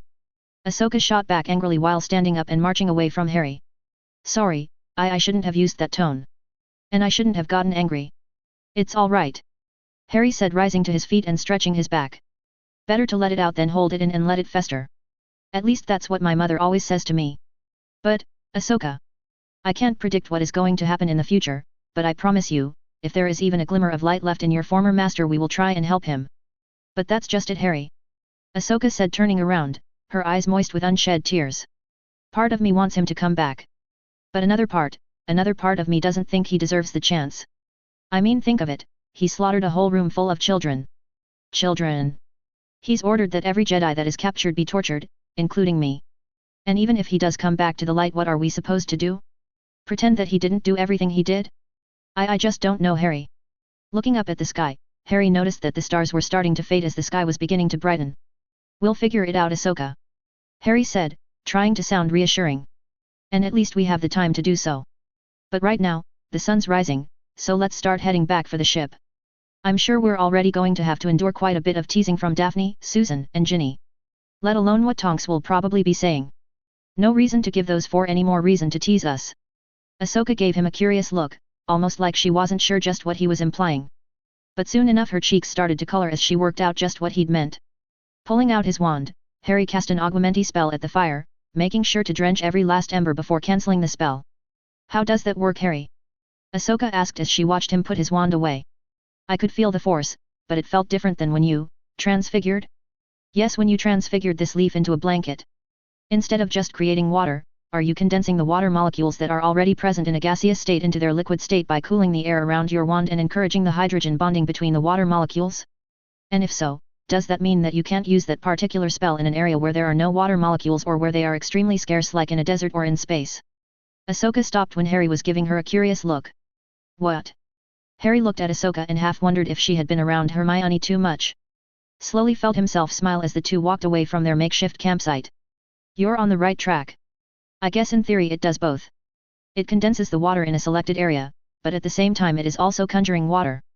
And just like in all conjurations, it isn't permanent, so it isn't suggested that you drink the water that you straight up conjure, but I guess that if you are just pulling together the water from the air, then it would be completely different story. Sitting down at a large conjured table, courtesy of Remus and herself, just outside of the two parked ships and abandoned military base, Nox watched as Daphne and Susan began assembling their own lightsabers under the guidance of Ahsoka, while Harry and the other kids, including Nat and Galen, watched on. Despite Daphne and Susan already having a lightsaber, Nox wanted the girls to forge their own lightsabers so they could truly understand the importance of it. And until they were needed, the lightsabers of Grandmaster Shan and Darth Mar would be put into a secure location. While the younger generation were all busy assembling, or watching, their new lightsabers, Nox found herself sitting at a newly conjured table, courtesy of herself and Remus, with the older generation discussing what their next move was going to be. Unfortunately, we don't have the time, Remus said, forcing Nox to refocus her attention back to the topic at hand, collecting more of the scattered Jedi. The kids are still in the process of learning. And on our planet the kids learn for 9 months of the year and then take 3 months off. And if they're not back in time for the start of school, then more than a few questions are going to be raised. Questions I doubt that we're ready to fully answer. Then it's a good thing we have 2 ships now, isn't it? Nox stated, drawing everyone's attention. The Wind will go out and search for more Jedi that are willing to join with us, while the Ashura continues on to Earth. No one flies my ship but me. Asajj countered quickly before anyone could say anything. And since when did I volunteer my ship to go collecting strays? Come on, babe, it's not like we were doing anything else at the moment. Quinlan countered with a smile. But there's the issue of space within the ship to deal with first and foremost. Asajj and I fit comfortably within the ship and we might be able to squeeze in 2 or 3 others. But after that we simply wouldn't have the room. That's why you'll be taking our 2 extra tents that we have stowed away in the Ashura. Nox countered back. They will take up probably less than a quarter of a cabin and will create enough room within your ship to fit at least 8 or more. Also, we will be modifying the Wind with several runic arrays just like those on board the Ashura. For the benefit of those who haven't been with you terribly long, what are runic arrays? Quinlan asked while leaning forward so his elbows were resting against the table and his chin was being held in his hands. Think of them as extra protections for your ship. Remus answered. The Ashura is equipped with a disillusionment rune, an unplottable rune and a cooling rune which we've proven pretty much makes the ship invisible to almost all forms of radar or sensors. We've also placed a shielding rune and a strengthening rune which add several layers of protection onto the ship. With all of us working together we should be able to replicate the runic scheme on the Wind in a day or 2, but the problem will be keeping them charged. No offense to Ayla and Ahsoka, but even after nearly 2 weeks they still aren't able to correctly charge a rune, let alone a complicated runic array like the one we are talking about here. Well, it's a good thing that you and Ayla just volunteered to go along with them then. Nox replied, smirking. Right. Remus replied, nodding along until what she'd just said finally sunk in. Wait. We're going to do what? You made several good points, Remus. Nox continued while leaning back in her seat and smiling at the flabbergasted expression across Remus's face. You'll be needed to charge the runic arrays on board the ship as well as to operate it. Let alone if something goes wrong. Plus, are you really going to turn down the chance to spend a few more months exploring the galaxy? Seeing sights that no one on Earth ever imagined possible? Not to mention only you and Ayla know where to find Earth. Casting a quick look towards Ela, who nodded in return, Remus sighed.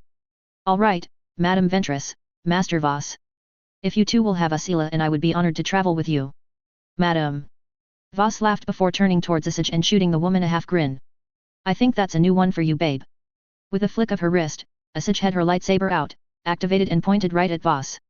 Careful, Voss, I know where you sleep. For his part, Quinlan didn't even seem to mind that his lover was holding a lightsaber inches from his face. Yeah, it's usually cozied up right next to you while we're both. We really don't need to know the details of your love life, Master Voss. Aela cut in quickly before sighing. Ah, but I have so many good stories that. One more word, Voss. Asaj growled, lowering the tip of her lightsaber to somewhere more sensitive on Quinlan's body. And I will rearrange your anatomy. Okay, okay. I surrender. Quinlan laughed, holding his hands up. I guess the four of us are going hunting then. Anyone have any ideas about where we should start? Tatoan. As one, everyone sitting at the makeshift table turned towards the new voice. Standing just a few feet behind her was Ahsoka, with Harry standing by her side. Sorry, Ahsoka mumbled. Didn't meant to in. You're fine. Nox said, cutting her off with a wave. You lot have as much a say in what is about to happen as the rest of us. And, Tatoan, that is where this Master Kenobi is supposed to be, isn't it? Yeah. Quinlan nodded. Kenobi's a legend with the Order. Having him on our side will help us bring in some of the more stubborn Jedi. Only thing I don't understand is why he went to Tatoan of all places. I mean, it's the ass end of nowhere, so it's a good place to hide. But Kenobi was never one for warmer climates. Everyone turned back around as Yoda hummed. Before begin my search for you, tasked Master Kenobi, I did. Guarding one of the last remnants of Anakin Skywalker's light, he is. One of his last remnants of light? Nox questioned, leaning forward and staring at the diminutive Jedi Master. What kind of remnant are you talking about? His son. One could have heard a pin drop on the grass with how quiet the valley became after those two words from the small Jedi. Even the native insects stopped making any noise. Run that past us one more time. Nox more or less demanded as she glared at the Jedi Master. This Master Kenobi is guarding who? Closing his eyes, Yoda let out a long hum. A son, Anakin Skywalker has. Strong in the Force, like his father he is. Tasked Master Kenobi with keeping him safe from the clutches of Darth Vader. I have. Sky Guy has a son. Ahsoka breathed, looking completely bewildered. But Padme. But, I heard she died. Passed on into the Force she has, Yoda confirmed sadly.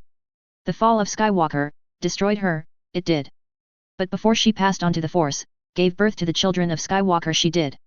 Skywalker has a son. Aela breathed, half questioningly. Force, Skywalker by himself was a force to be reckoned with. If the son anywhere near as powerful as his father, if Vader finds him they could become unstoppable. But that isn't the only reason that you had this Master Kenobi take him into hiding. Nox added while giving Yoda a sly smile. I dare say, my Jedi friend, your cunning is equal to just about any Sith I know. You're not only going to hide Skywalker's son, you're going to train him to be a Jedi, with final hope being that he will confront Darth Vader. And Vader, realizing he is his son, won't kill him. And you're hoping that in that moment of hesitation this son will either be able to defeat Vader, or bring him back to the light. Quite ingenious. Yoda continued to stare at her for a few long moments before he sighed and looked away. Yes. Don't take my words as condemning your actions, Yoda. Nox added quickly before any of Jedi could express their opinions as to his plan. I actually wholeheartedly agree with your course of action. It was the best option you had at the time. And seeing as how you willingly brought him up, I take it you want him to be trained in the ways of the Force from us. Not as a Jedi. Lowering his eyes, Yoda let out a sigh. Saw it, I did. Powerful, guardian he will become. Help to bring true balance to the Force, he will. Well then, Nox said as everyone sat staring at Yoda's proclamation. I guess our path is set. Remus, Ela, and Tonks. Start retrofitting the Howling Wind with runic arrays. Give it everything you can over the next 2 days. Right. Remus nodded as he, Ela and Tonks rose from the table. Asaj was right behind them and rising to her feet. You three are not doing anything to my ship without me watching. Good. Ela nodded before walking away from the table and motioning for the former Sith acolyte to follow her. Then come along. Hope you're good at on-the-job training. Because we have a lot of work to do and only a day or two to get it done. As Nox watched the group of 4 walk away, something Yoda had said finally clicked in her head. You said one of his last remnants? Nox said, turning back around to face Yoda. And children? As in plural. Yes. Yoda nodded. 2. Ahsoka breathed. Padme had twins. Yes. Yoda said, continuing his slow nod. Entrusted the daughter to Bail Organa, I did. Organa. Nox echoed before laughing to herself. Oh, the Force truly does have a sick sense of humor. I can't believe that pompous stick-up-the-ass noble family from Alderaan is still around and kicking. Many of us owe our lives to Bail Organa. Aayla retorted while narrowing her eyes. He was instrumental during the war with many diplomatic and supply missions. Oh, I don't doubt that. Nox replied quickly, waving off Aayla's hostility. The Organas have always been partial to the Jedi Order and the suffering of others. And, judging by your reactions, they haven't changed much. Which will place them right in this new Emperor's line of sight as a potential threat to his rule. Tell me, is the daughter anywhere near the level of her brother or father? No. Yoda replied, shaking his head. Her potential with the Force, limited at best it is. Good. Nox nodded, licking her lips slightly. Good. Ahsoka questioned, coming around so she could face her. Why is that good? Because if this Bail Organa is as big a proponent of the Jedi as you say, then the odds are good that the Emperor is now keeping a close watch on him. Nox explained. And not only him, but his family as well. And if so, then the odds are good that we won't be able to spirit the daughter away without alerting the Emperor or causing harm to this Organa or his people. But if her Force sensitivity is as minimal as you say, then we will be able to leave her to grow in complete anonymity. And how do you know that the Emperor will be keeping a watch on Senator Organa or his family? Quinlan asked. Nox merely shrugged. Because it's what I would do if I were in his position.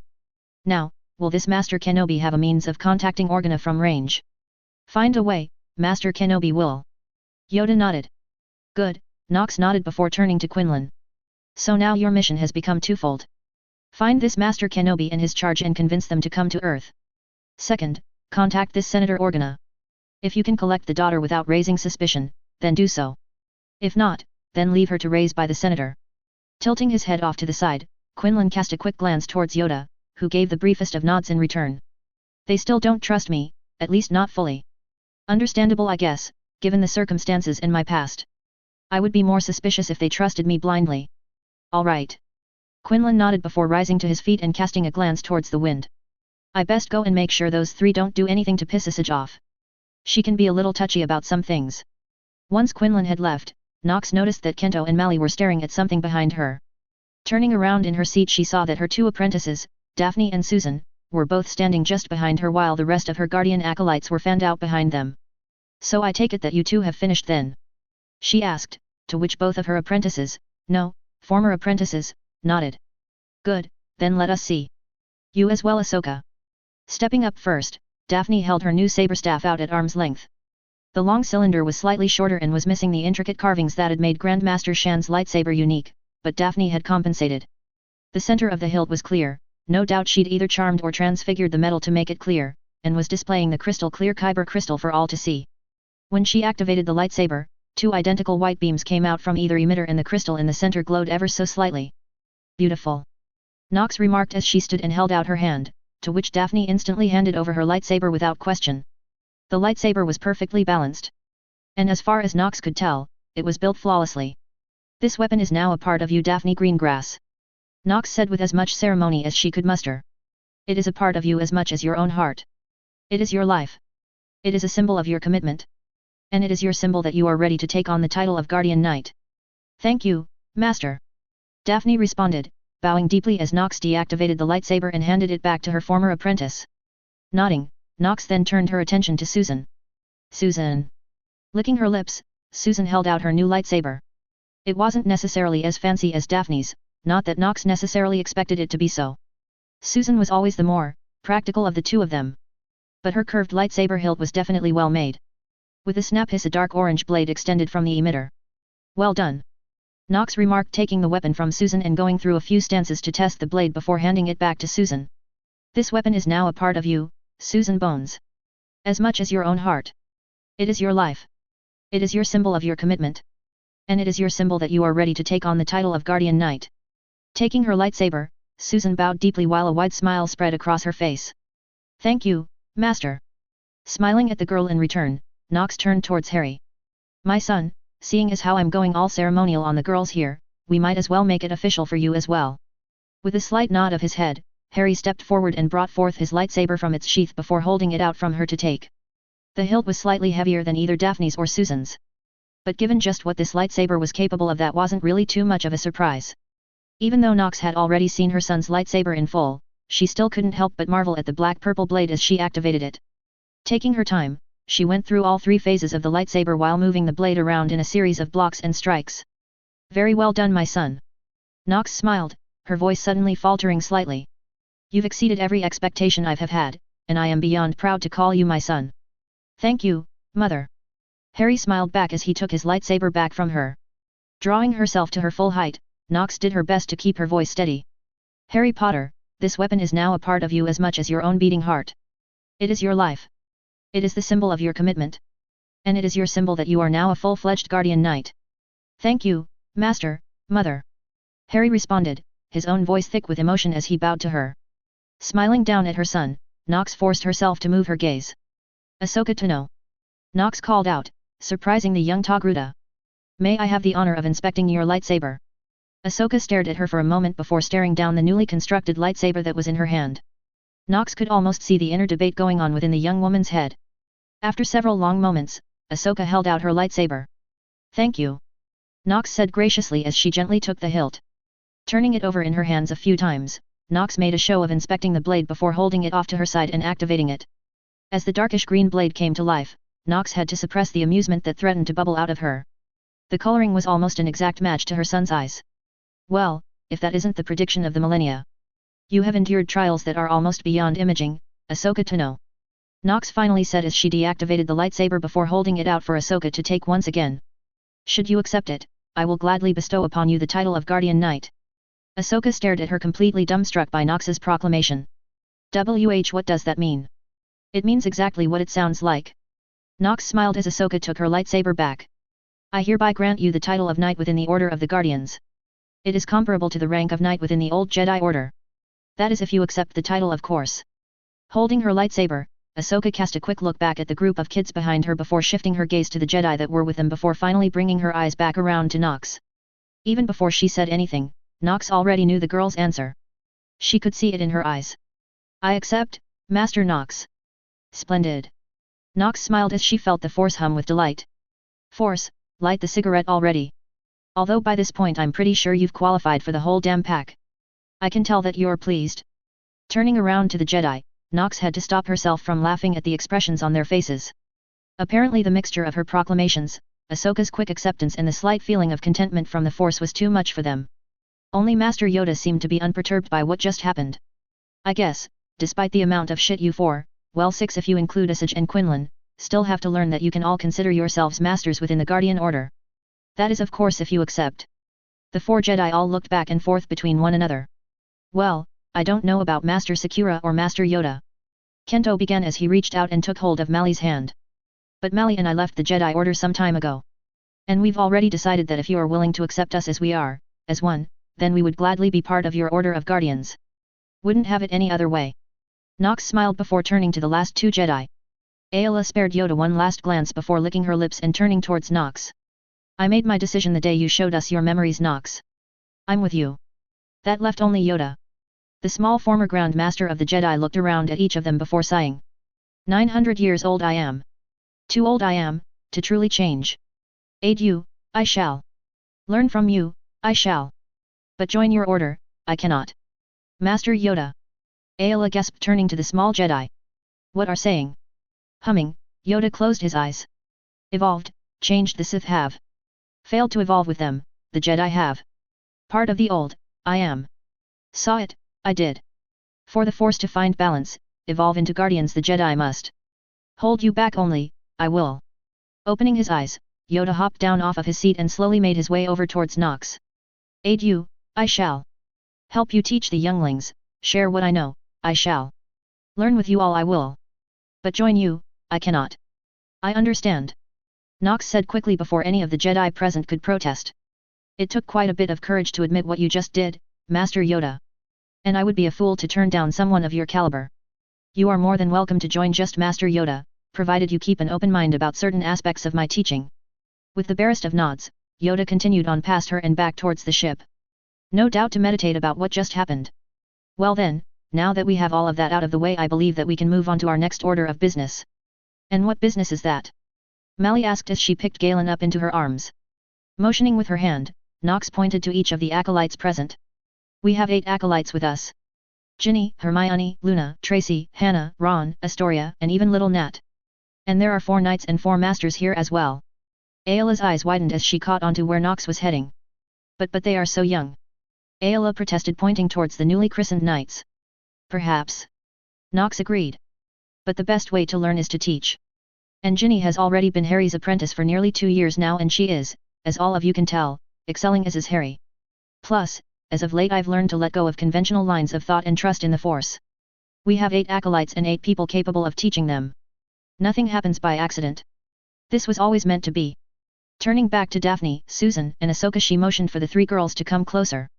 Now I want you 3 to meditate on who your apprentice will be. Don't try and guide the Force. Let it guide you to the answer. Nodding, all 3 girls got down onto their knees and closed their eyes as the rest of the acolytes lined up in front of them. Nox could almost feel the Force radiating off of the 3 girls as they sunk into a deep meditation. And they weren't the only ones either, she realized after a few quiet moments. Good, they catch on quick. Daphne was the first to move, her right arm rising until she was pointing directly at one of the acolytes. Luna Lovegood. You are my apprentice. Luna beamed as she skipped, quite literally, over to Daphne and took up her position just behind Daphne and facing the other acolytes. Astoria looked more than slightly put out over being passed over by her sister, but she quickly hid her displeasure as Susan's arm started to rise as well. Hermione Granger. You are my apprentice. For her part, Hermione looked like she was just about to faint from relief as she walked across the small space separating them so she too could stand behind her new master. Lastly, Ahsoka raised her arm as well. Nat, you are my apprentice. Nat, while still not fully understanding basic or English, beamed as understood what had just transpired and made her way while the rest of the acolytes let out a sigh of disappointment. Do not despair, acolytes. Nox said with a knowing smirk as she stepped forward. You might not be apprenticed to any of our newly christened knights, but you will still be apprenticed. At her signal, the 4 elder Force sensitives came around the table and stood before the remaining 4 acolytes. With only a glance at one another, the 4 adults stepped forward until they were each standing in front of one of the remaining acolytes. Kento was standing in front of Ron. Mally in front of Hannah. Ayla in front of Tracy. And Nox herself stood before a nearly shaking Astoria. Astoria Greengrass. Nox said as Astoria looked up at her while nearly shaking with both fear and excitement. Just like your sister before you, I name you as my apprentice. Astoria was positively beaming as she looked up at her. I will do my best to live up to my sister, Master. 2 days later the runic arrays had been successfully installed on board the Howling Wind.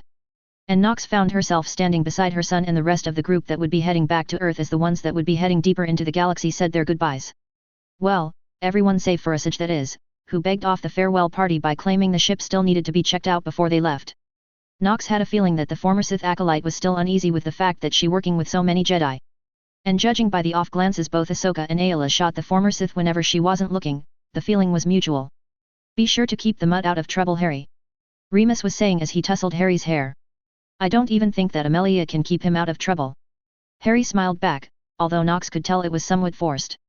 But, I'll try my best while I'm around. Good. Remus smiled slightly feel as his hand migrated down from Harry's hair to his shoulder. And you take care of yourself as well, pup. You too, Remus. Harry said back before he closed the gap between them and pulled Remus into a quick hug. Don't do anything I wouldn't do. Remus threw his head back and laughed at that. Coming from the boy who assaulted a dreadnought full of soldiers without even blinking and has a proverbial coven of beautiful witches at his beck and call? I think that gives me a fair bit of leeway, don't you? Yeah, laugh it up. Harry shot back while laughing. Just, come home, Remus. Sobering up, Remus nodded. I plan on it, pup. He said, giving Harry's shoulder one last squeeze before turning to Nox. Madam Nox. Take care of yourself, Remus. Nox said, surprised as she realized that it wasn't an empty platitude. She actually meant it. She'd actually grown quite fond of the man. Don't let them take any unnecessary risks. And come back as soon as you are able to do so. Yes, ma'am. Remus smiled while saluting her. Allowing herself to smile slightly at his antics, Nox reached into the folds of her robes and pulled out small data crystal. This contains the only map, outside of the one within the Ashura, to Earth. Above all else, Remus, this map cannot fall into the wrong hands.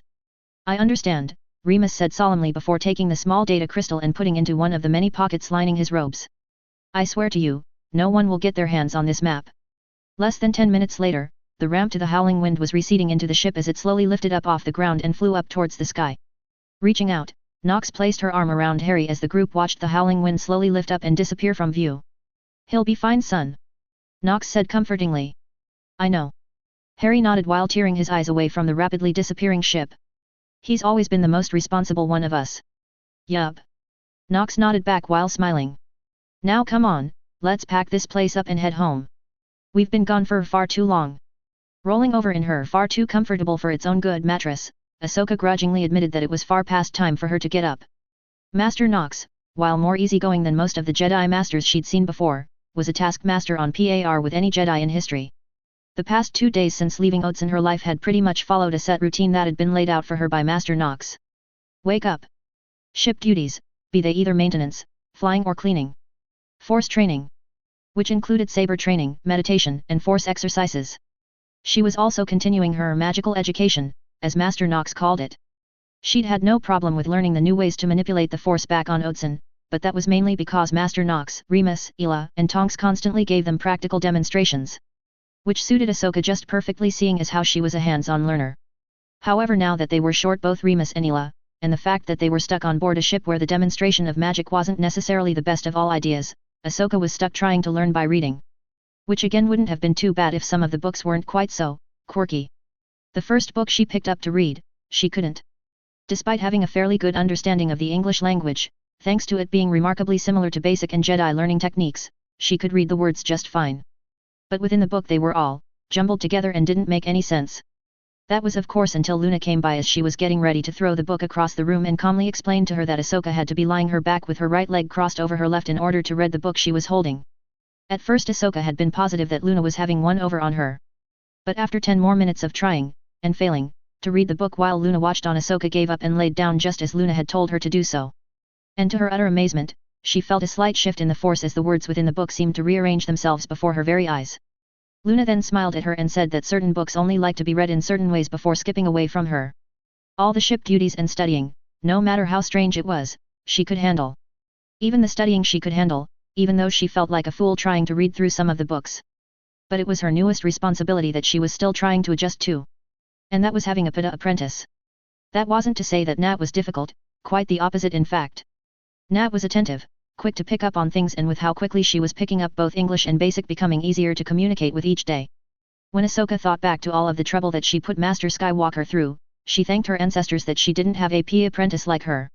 With a groan she pushed herself up out of her bed and looked around the room she shared with Mos Eisley.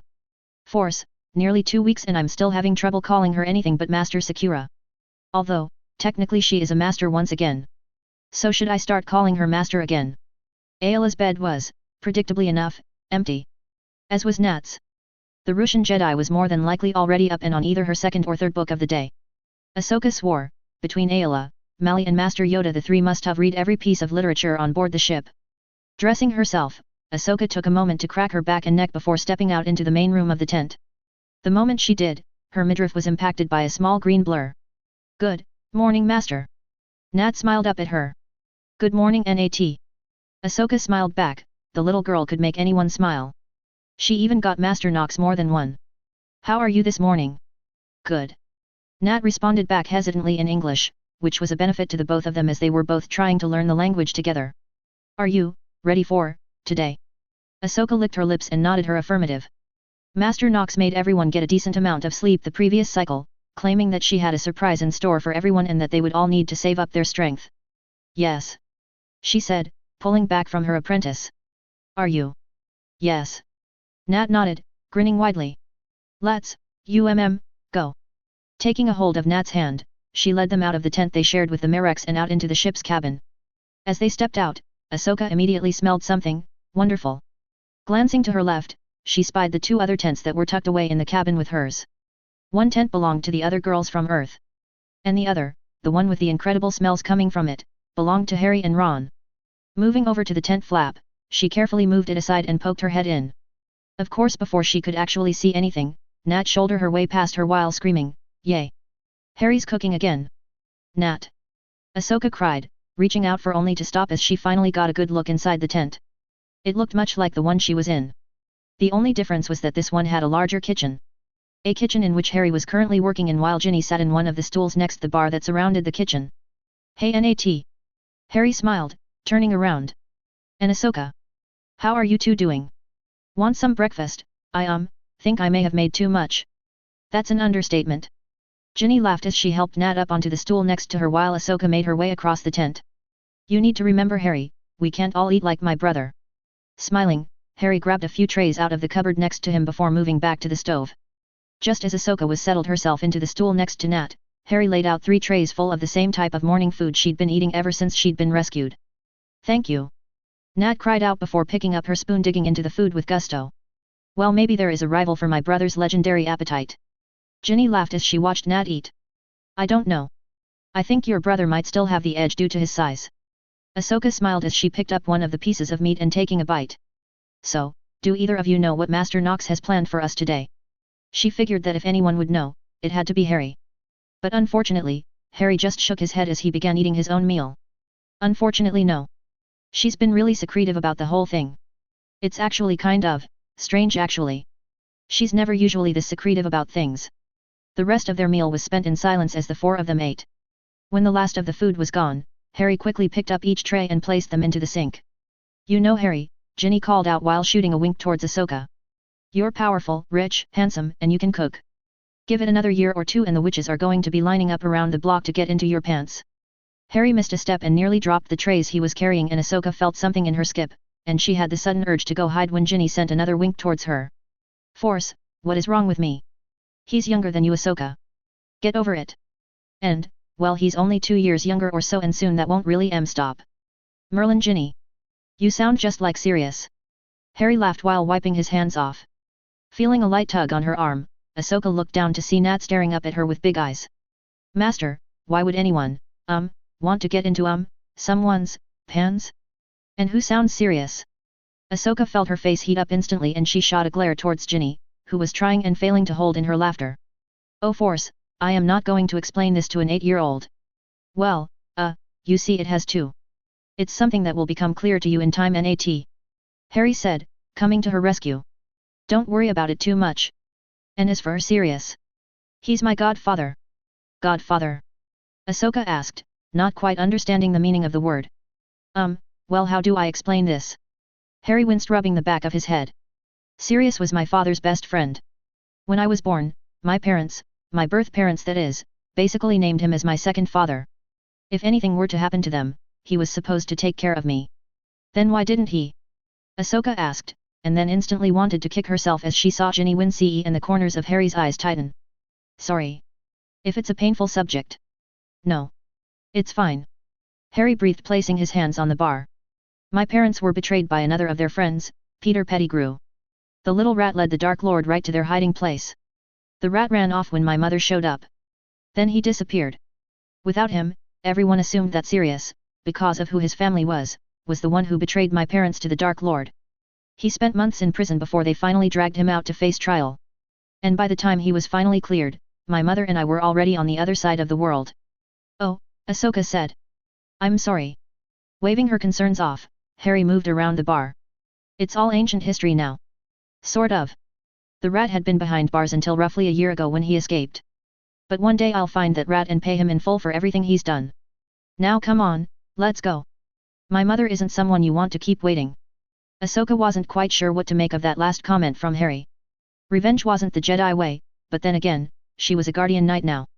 Not a Jedi. And plus, if this Peter person really did everything Harry said, leading a Dark Lord to kill his parents and then basically framing someone else for his crime, then maybe Harry was in the right. Force only knew that Sky Guy was known for his bouts of seeking justice, but then again, Sky Guy fell to the dark side and stop it, Ahsoka. Harry isn't Sky Guy. Plus, you're not going to let him fall. Wait, that oh never mind.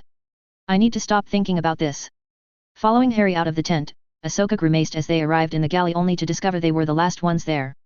Even Master Yoda had left his meditation and was now sitting with both Master Merex.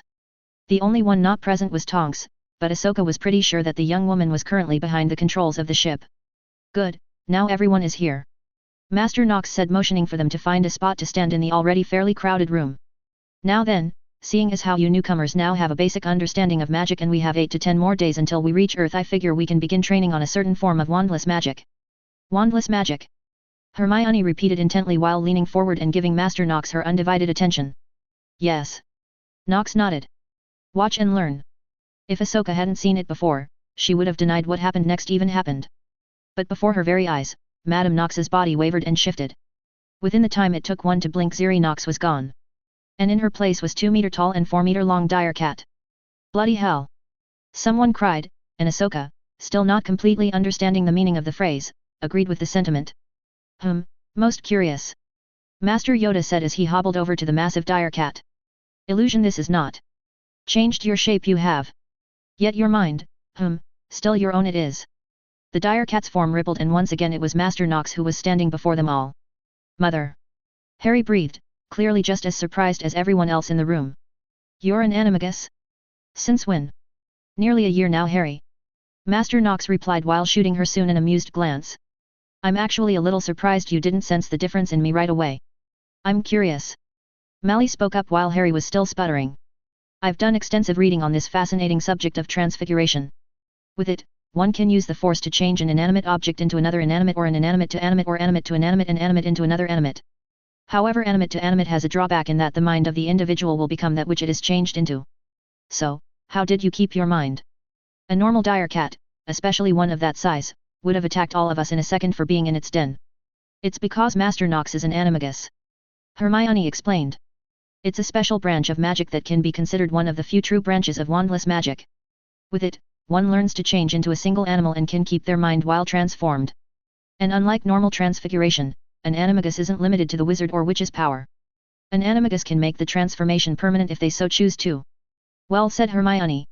Master Knox said before pulling out her wand and making a tight circle with it. A large tray appeared floating in mid-air. On top of the tray were nearly 24 small glass vials. Now becoming an animagus is a two-step process. The first is to get in touch with your inner beast, so to speak. And the second is to learn how to shift you form by manipulating the magic, or force, within you. This vial here, is how we are going to complete the first step. We're all going to become animagus. Ron cried out excitedly. Wicked. The tray began moving on its own, stopping in front of each person, even Nat, so they could take a vial before continuing on its way. What is this? Ahsoka asked as she held up the vial to her eye. The inside was filled with some sort of black viscous fluid that didn't look appetizing in the least. It's a potion. Knox shrugged as if it were the most obvious thing in the world.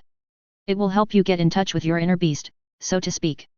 You simply drink it, then enter a deep state of mediation. You'll enter a dreamlike state where you will actually be your inner animal and at the end you'll catch a glimpse of just what your animal is. And once you know what your animal is, we'll begin the process of actually transforming your body into the animal. Looking down at the vial in her hand, Ahsoka felt a wave of excitement course through her. With this, I can learn how to change into an animal. She remembered all too well just how useful the ability was during her time on Mortis. If she could learn how to do it as well. Looking around, she noticed that everyone was eyeing the vials with the same type of awe. Well, everyone save for two, that was. Master Yoda was eyeing the vial tentatively, but Ahsoka could tell he was more than slightly curious. But Master Sakura, she looked like she wanted nothing to do with it. Is there another way? Ayla asked while setting the vial down on the table just behind her. I've had some really bad experiences with things like this in the past. Ahsoka winced. Of course, the whole Glitteril incident where she lost all of her memories and her sense of self. Given her past, I understand just why she would be hesitant to drink something that sounds basically like a hallucinogen. Master Knox must have picked up on something, because she took a step towards Ayla and picked up her vial. Something happened to you, something involving some type of hallucinogen, am I right? That's why you're afraid. I'm not scared. Ayla snapped back. And it's none of your damn business. Ahsoka was quite honestly shocked. She'd never seen Master Sakura act like this before. Even Master Yoda seemed a little surprised by her reaction. At least she took the slight raising of his eyebrows as surprise, as she'd never actually seen him caught off guard before. Master Knox, however, seemed to be completely non-repulsed by her reaction. Yes, you are. You forget, I was Sith. And fear was your weapon. Ayla bit back. What's your point? No point. Master Knox shrugged. Just letting you know that you can't hide the fact that you're afraid from me. But I will tell you this. Knox took a step towards Ayla, making the former Jedi Master take a step back in response. If you allow this fear of yours to rule you, the dark side will latch onto that and pull you into the darkness and swallow you whole. The truly powerful are not those without fear, nor those who deny its existence. The truly powerful are the ones who acknowledge their fear yet continue on despite it. Lifting her hand, she pushed the vial towards Ayla. So, are you going to be ruled by your fear? Or are you going to move past it and conquer it? Ayla stared down at the vial being offered to her, then up to Knox, who was holding onto said vial. With a determined look, Ayla grabbed the vial out of Nox's hand and downed the entire thing in one go. There! Ayla said triumphantly.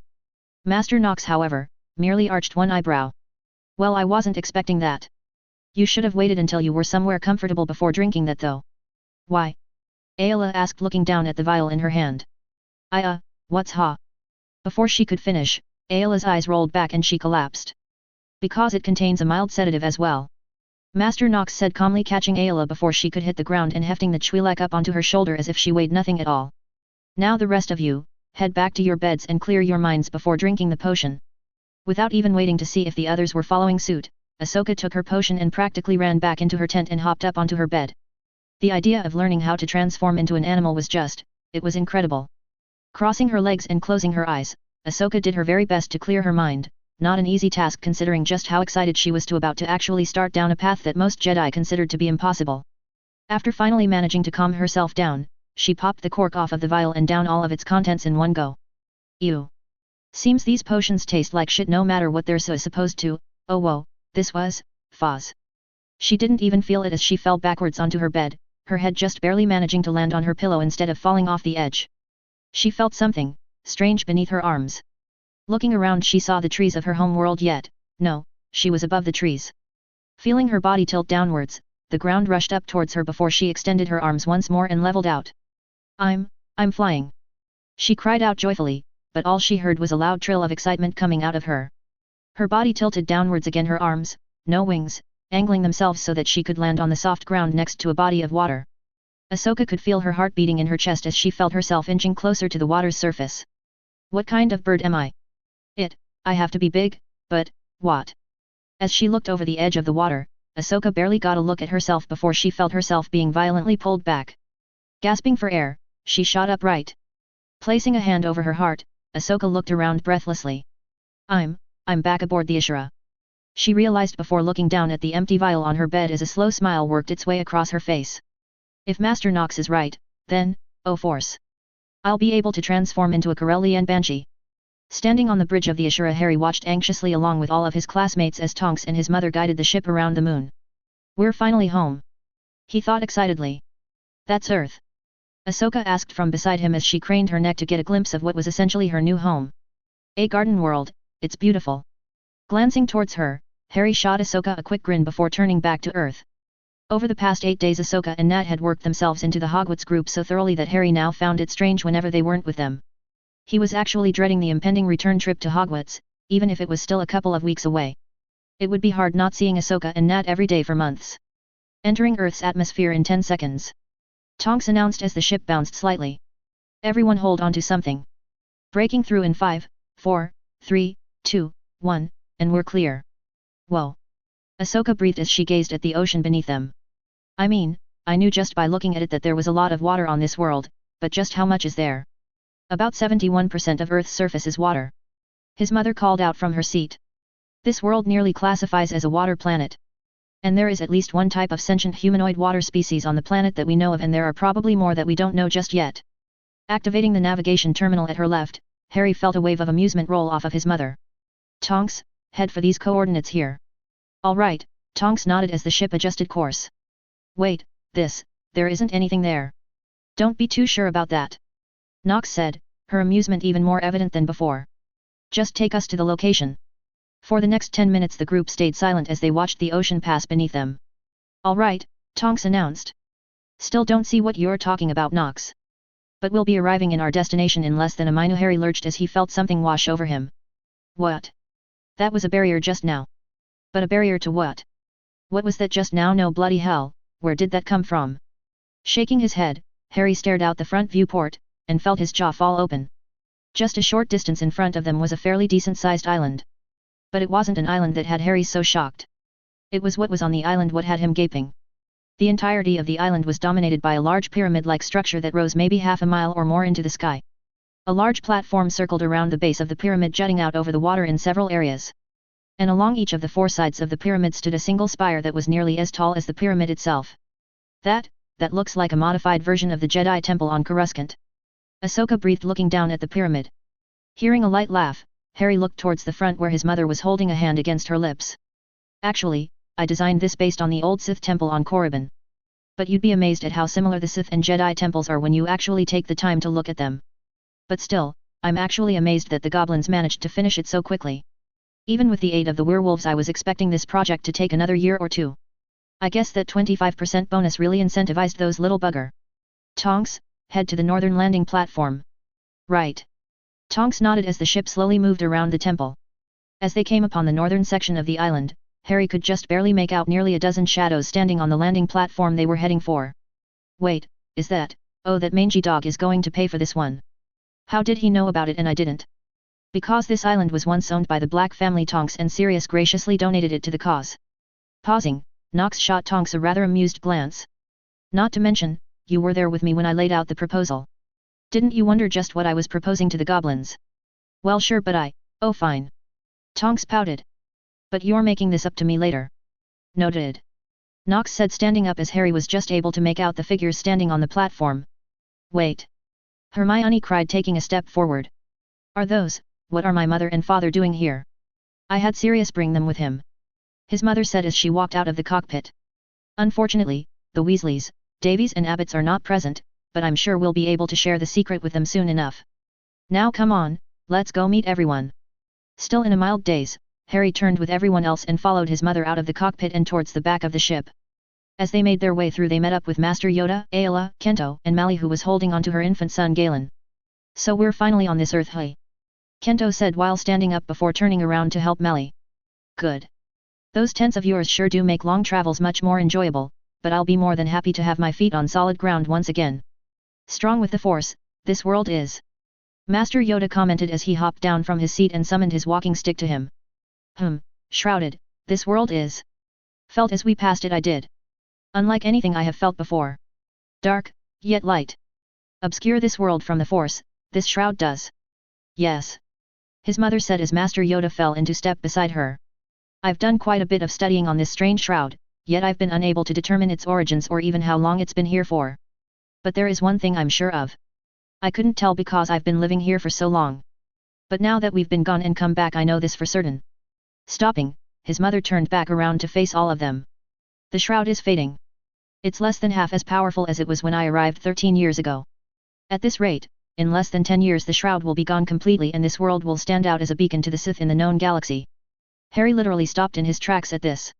The shroud will fail in less than 10 years? Will we even be ready? We were lucky enough to survive a single dreadnought, and Ahsoka says that there's hundreds of those size ships and thousands of the smaller ones. Then that's not to mention the standing army which rivals the population of Earth, and then the droids as well. Force, how does Mother expect us to fight that? But that's a worry for another time. His mother said, waving her hand. Now come, let's go inspect our new home. I'm curious as to whether or not the goblins were able to do everything that I asked of them during construction. Following his mother and Master Yoda, the group made their way to the loading ramp as the ship roughly touched down. Merlin.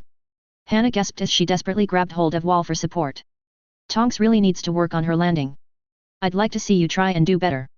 Tonks's voice cried down the length of the ship, making just about everyone laugh. Doing his best to keep his composure, Harry stayed close to his mother's side as she lowered the boarding ramp and made the short trip down and onto the landing platform. Just beyond the ship were several awestruck adults who were all staring up at the ship. Good Merlin Knox. Sirius whistled while staring up at the ship, while Hermione, Daphne, Astoria, Susan, and Luna all ran past him to their respective parents and guardian. Hearing about this ship is one thing, but actually seeing it, good Merlin. And Harry. Good to see you, Pup-Eye Harry. What in Merlin's name happened to your eyes? Harry nearly cursed himself for forgetting. After nearly 2 weeks with no one mentioning his now unique eye coloring, he'd plain forgot about them. A side effect of his trial, Sirius. Nothing to worry about. Knox answered for him. Sirius looked at him strangely for a moment before shrugging. Okay, I guess I'll take your word for it. But I'm expecting to hear the details later. Now, you said that you'll be bringing back some guests with you. I take it that this is them. Yes.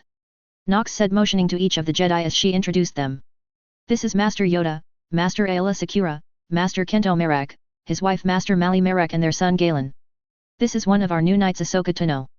And the little one hiding slightly behind Harry right now is Nat. Harry could feel Ahsoka stand up slightly taller at being called a knight, and Harry felt no small amount of pride coming from her as well. Well, considering everything she's gone through, she's more than earned the right to be called a knight. Amelia, the Greengrass, and the Grangers managed to somehow to keep their surprised expressions to a minimum as they greeted the newcomers in turn. No doubt Mother already explained the fact that most of the ones that were coming back with us weren't human.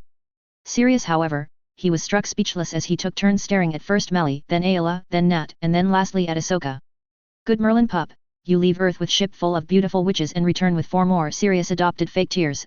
James would be so proud of you, pup. Please ignore this one. Amelia sighed as she stepped up and slapped Sirius upside the head. I'm afraid this mangy mutt isn't completely housebroken just yet. Well, I suppose I should make this official then. Stepping up to their group, Amelia bowed slightly to each of the newcomers one at a time. As the head of the Department of Magical Law Enforcement for the British Magical Government, and as the only official here, I, Amelia Bones, do hereby welcome you all to Earth. And let me express my deepest sympathies for what you all have been forced to endure. Earth is your home, for as long as you wish. Taking a few steps forward, Master Yoda separated himself from the others before bowing slightly to Amelia. Our thanks, you have Madam Bones. Idle, we shall not be. Return your generosity with aid, we shall. That is not necessary, Master Yoda. Amelia responded with a small smile. But your help would be more than welcome. Hey Harry, Sirius called out as he finally looked down at Master Yoda. I don't remember you guys leaving with a house elf. Harry could have sworn he felt the air rush by him as everyone that had gone on the trip gasped and gaped at Sirius. Master Yoda, to his credit, didn't say anything. Instead he simply raised his hand and waved it once. Sirius didn't even have time to yell as he was suddenly thrown across the landing platform before landing with a thud against the hull of the Ashura. But instead of falling down, Sirius stuck to the ship like he was glued there.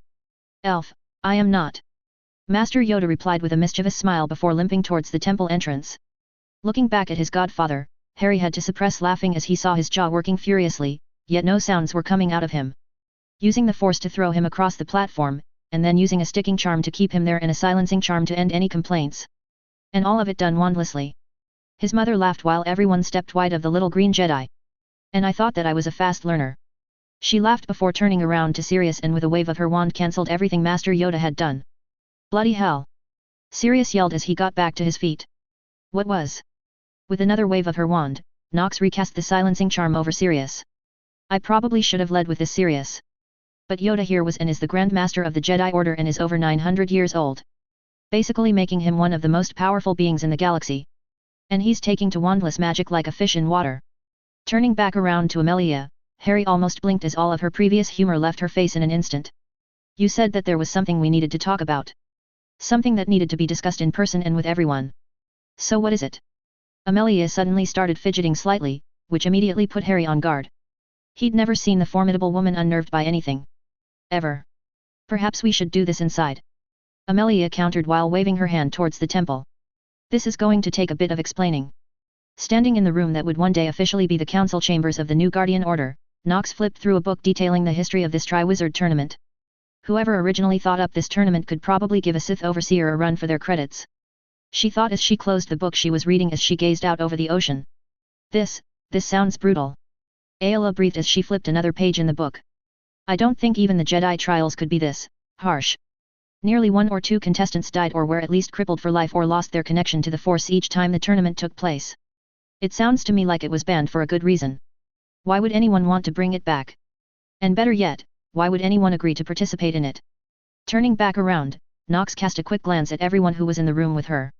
Sirius and Amelia were standing side by side with the green grasses while the former Jedi quickly read through the same history book she'd just finished while Dan and Emma Granger read through the book at a much slower pace.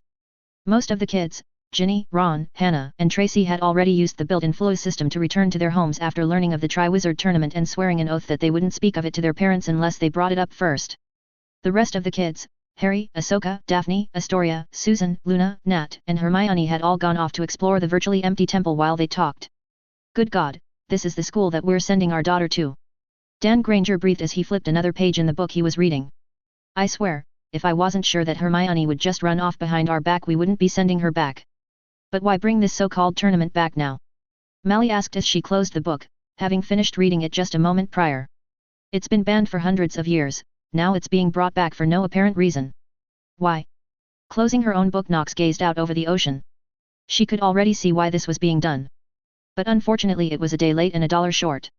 Because Dumbledore is trying to make alliances. What? Kento asked.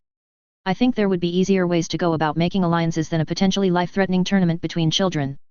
Perhaps the better question we, as we are new to this planet, should be asking you, who is this Dumbledore you mention? Ayla looked to the Earth natives and Nox. Albus Dumbledore is an interesting man. I mean to say he has many titles and many responsibilities and yet all seem to contradict the man himself. Nox held up a hand to count off thoughts. 1. He's the headmaster of Hogwarts, has held that position for over 40 years. 2. He's the chief warlock of magical Britain Wizengamot. 3. He's supreme mugwump of the International Confederation of Warlocks, a body that works similarly to the Republic Senate. And here's the most interesting title he has assigned himself, he's the leader of the light. Think of him as the Supreme Chancellor, Grand Master, and Senator all rolled into one. If he's a leader of the light, why is he pushing this madness? Emma waves her hand at the still open book in front of her. Bear in mind he sees himself that way, it does not mean he is, by Jedi standards, light-sided. Nox shook her head in an attempt to clarify the meaning. For example, Amelia and I have found that there is a prophecy that involves Harry, but when we went to investigate it we discovered it destroyed. Well, the Ministry's record of it anyway. We know that Dumbledore was one of the 2 people who was present when the prophecy was made. When Amelia pressed Dumbledore about the prophecy, he refused to tell her, saying it was for the greater good. Holding many secrets, he does. Dangerous to withhold so much, this is. Yoda looked to Amelia with a furrowed brow. Seeks counsel of others, this man does. Amelia looked thoughtful but shook her head, not that I'm aware of, it's more often people go to him for advice, Fudge included at times. During the war with Riddle, Dumbledore led a group, Order of the Phoenix, to fight against Riddle and his followers. Problem was, he told us, specifically those who fought the Death Eaters, not to kill, stun only. Didn't matter to him that the Death Eaters were throwing out dark and illegal curses that were killing us.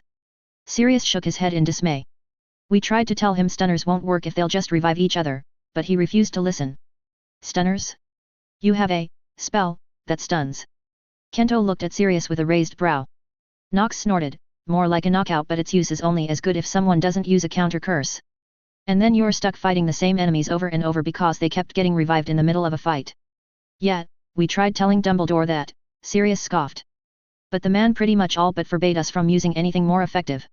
In fact, he even passed a law during the war prohibiting the Aurors and hit wizards from using lethal spells. Going back to Kento's question, you would think that there would be better ways of forming relations, but unfortunately the individual magical governments of this world wouldn't know how to cooperate with one another even if their lives depended on it. Amelia sighed. Trust me, I've been trying for years. Some individuals within each government are open to cooperation, but as a whole each government doesn't really care about the other. This tournament won't open talks necessarily between the existing governments. So my bet is that Dumbledore is trying to make alliances between the younger generations. He's playing the long game here. Unfortunately, we don't have time to play the long game here. Nox responded before she turned towards Yoda. I'm sure you felt it. The darkness on this world. It's grown since we left. No doubt Riddle is making his move and Dumbledore is doing his best to counter it. Too bad Dumbledore's a day late and $1 short with this idea though. I'm still curious as to how he got this approved. Cyrus Greengrass sighed. It wasn't brought before the Wizengamot. So how did he get it approved? Because an event like this doesn't need to be approved by the Wizengamot. Sirius shrugged. He got around it by going straight to the minister who, needing a show of good publicity after the whole Azkaban fiasco, signed off on it without hesitating. But surely he's made some concessions on some of these trials. Evelyn asked aloud. I mean, the other schools wouldn't agree to anything too dangerous. Would they? Apparently they did. Amelia sighed. I went down to a friend in the Department of Magical Creatures, and he told me that Fudge has approved the transfer and temporary holding of no less than 10 Class 5 creatures. All of the witches and the wizards in the room cursed loudly, even Nox felt the need to curse the fools. For those of us not from around here, Kento said while motioning to the Jedi and the Grangers who were looking equally confused. What's a Class 5 creature? Dangerous creatures that are known wizard killers and are deemed impossible to train or domesticate. Sirius answered back. Creatures like dragons, acromantulas, basilisks, chimeras, lethofold, all sorts of fun creatures. And they'll be forcing children to go against these things. Emma gasped. No. Well, sort of. Amelia winced. One concession was an age restriction. No one under the age of 17 will be able to enter the competition. And I doubt they would force the children to take these creatures down, but unfortunately, I don't honestly know what they're going to be doing with these creatures. As well as being extremely dangerous, each Class 5 are also endangered. So it is unlikely they will have to fight to the point of serious harm. They'll more than likely act like obstacles. Unfortunately though, I really don't know what is going to happen. Only the heads of the schools and a select few individuals in each government are privy to the details of the tournament as a whole. So everything on our end will be completely hypothetical. Perhaps there is a way we can use this to our advantage as well. Nox mused. Everyone in the room turned and gaped at her. Only Master Yoda nodded. Intend to use your son to make connections with these other schools, you are? Yoda said. Yes. Nox nodded. Unfortunately, because of our startup in Britain, we've been unable to scout out the other nations for potential guardians. And while everyone coming to Hogwarts will be too old to begin the training, it will be good if we have more allies. That's a lot of responsibility to put on your son. Ayla said with narrowed eyes. He can handle it. Nox responded with a smile. He's my son after all. Chapter 6. Sitting alone and shirtless in the darkness of his room within the Guardian Temple, Harry worked on keeping his breathing steady, focusing all of his will into his left arm while his faithful familiar Hedwig watched him from her perch above him. He felt his arm twitch and shift. Opening his eyes quickly, he stared down at his left arm and gasped. His arm was bent slightly, and he had feathers sprouting all the way from his wrist up to his shoulder. Red feathers. That's it. He thought excitedly, jumping up into the air in celebration. But the moment he did, his concentration broke and the feathers on his arm disappeared as the bones returned to normal. Damn it! Harry cursed as he sat back down. 2 weeks. 1 week on board the ship and 1 week since they'd arrived back on Earth. He'd been trying for 2 weeks now to get any headway into his animagus transformation. He knew that it wasn't going to be easy. Hell, he'd been sure of that ever since he had the dream revealing just what his animagus would be. But he didn't think it would be this hard. 2 weeks and all he'd achieved was partially shifting his arm into his animagus form. And even then, the transformation broke the second he lost concentration. Closing his eyes again, Harry tried once again to center his attention on the beast within his mind. Harry. Are you ready for, Sorry. Spinning around, Harry's eyes snapped opened. Behind him, standing just within his doorway was Ahsoka. Her hand was still on the handle of his door and her eyes were wider than he'd ever seen before. Feeling his body flush in embarrassment, Harry coughed awkwardly as he stood up and quickly put on his shirt. Need something, Ahsoka? Or, are you just admiring the view? Harry nearly patted himself on the back as he managed to get out the quip without blushing even further. In the short time the two had known one another, they had settled into a comfortable relationship, one that developed even faster than his own with Ginny. Ahsoka blinked once, then he could have sworn he saw her face blush slightly before she scoffed. In your dreams, Harry?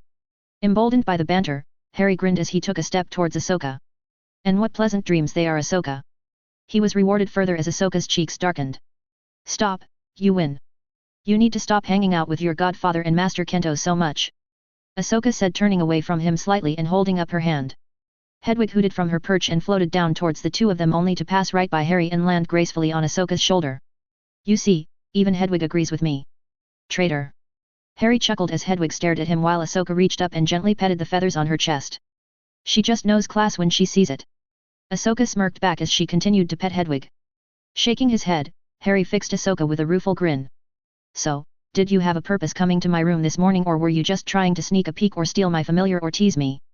Well, 2 of the 3 at least. Ahsoka smiled jokingly. But don't tell me you forgot already? Today Master Nox is taking all of us, save for Galen, to this, Diagonal Alley. Diagon Alley. Harry corrected as he led Ahsoka out of his room and into the wide corridor. And no, I haven't forgotten. I just got lost in my animagus training is all. As soon as they were out in the hall, Hedwig took off from Ahsoka's shoulder and began flying down the hall. As the two walked down the hallway, Harry was once again struck with just how beautiful this temple was. The hallways were much wider than those at Hogwarts, but at the same time the architecture was almost identical. Which was understandable, as apparently the goblins still had the original schematics of Hogwarts that had been penned by Rowena Ravenclaw herself, and they'd been used in the construction of the temple. The outermost walls of the temple were also segregated so that slits could open, allowing natural light to flow freely throughout the interior of the temple. When night came about, however, the slats closed almost on their own accord and small trochees lit up along the hallways to provide light. There were also more rooms within the temple itself than in all of Hogwarts. There were hundreds, maybe even 1,000 or more residential rooms. Dozens of large training rooms or lecture halls. A library, that while only currently a quarter of the way full, rivaled the library at Hogwarts. Attached to the library was a room that had made all of the Jedi more than slightly nervous and envious. All of the holocrons that his mother had been brought to the temple and were stored in a large 5-tiered vault. While his mother had always encouraged him and her apprentices to study all aspects of the Force, even she admitted that there were some holocrons in her possession that were too dangerous for the ill-equipped. So because of that, the vault was tiered into 5 sections. One that allowed everyone, even acolytes in. The next tier required one to be of at least apprentice standing. The third held the requirement that one needed to be a knight, while the fourth required a master's ranking. And the last tier was currently restricted to only his mother and Master Yoda. But despite the temple's large size, at the moment the only rooms that were constantly used were the library and Holocron Vault. And the rooms where Harry, his mother, Luna, and her father and the other members of the Guardians were living in. The Bones, Green Grass, Sirius, and everyone else had rooms set aside for them, but none of them were currently in use as they preferred to stay at their own homes during the night. The real surprise was the one feature to the temple that absolutely astounded everyone, even his mother. Because the goblins had the original schematics of Hogwarts, they also had the runic arrays that went into the foundation of the old castle, which included the array needed to create a new room of requirement. The room had absolutely floored the former Jedi that had come back with them. Even Master Yoda was taken aback by what the room was capable of. Ahsoka, being ever the eager one, was the first to really take control of the room when she had it create a squadron full of sentient droids for her to destroy. The room had actually become so popular amongst their group that his mother had to set up a timetable for who could use it and when. When Harry had asked his mother just how all of the temple's runic arrays, from the defensive to the room of requirement to the moving walls, kept powered, she replied that there was a reason she chose this particular locations, and it wasn't because of its remoteness. No. The true reason she chose this location was the same reason why the founders choose that specific location for Hogwarts. This island was centered on a juncture of several magical ley lines.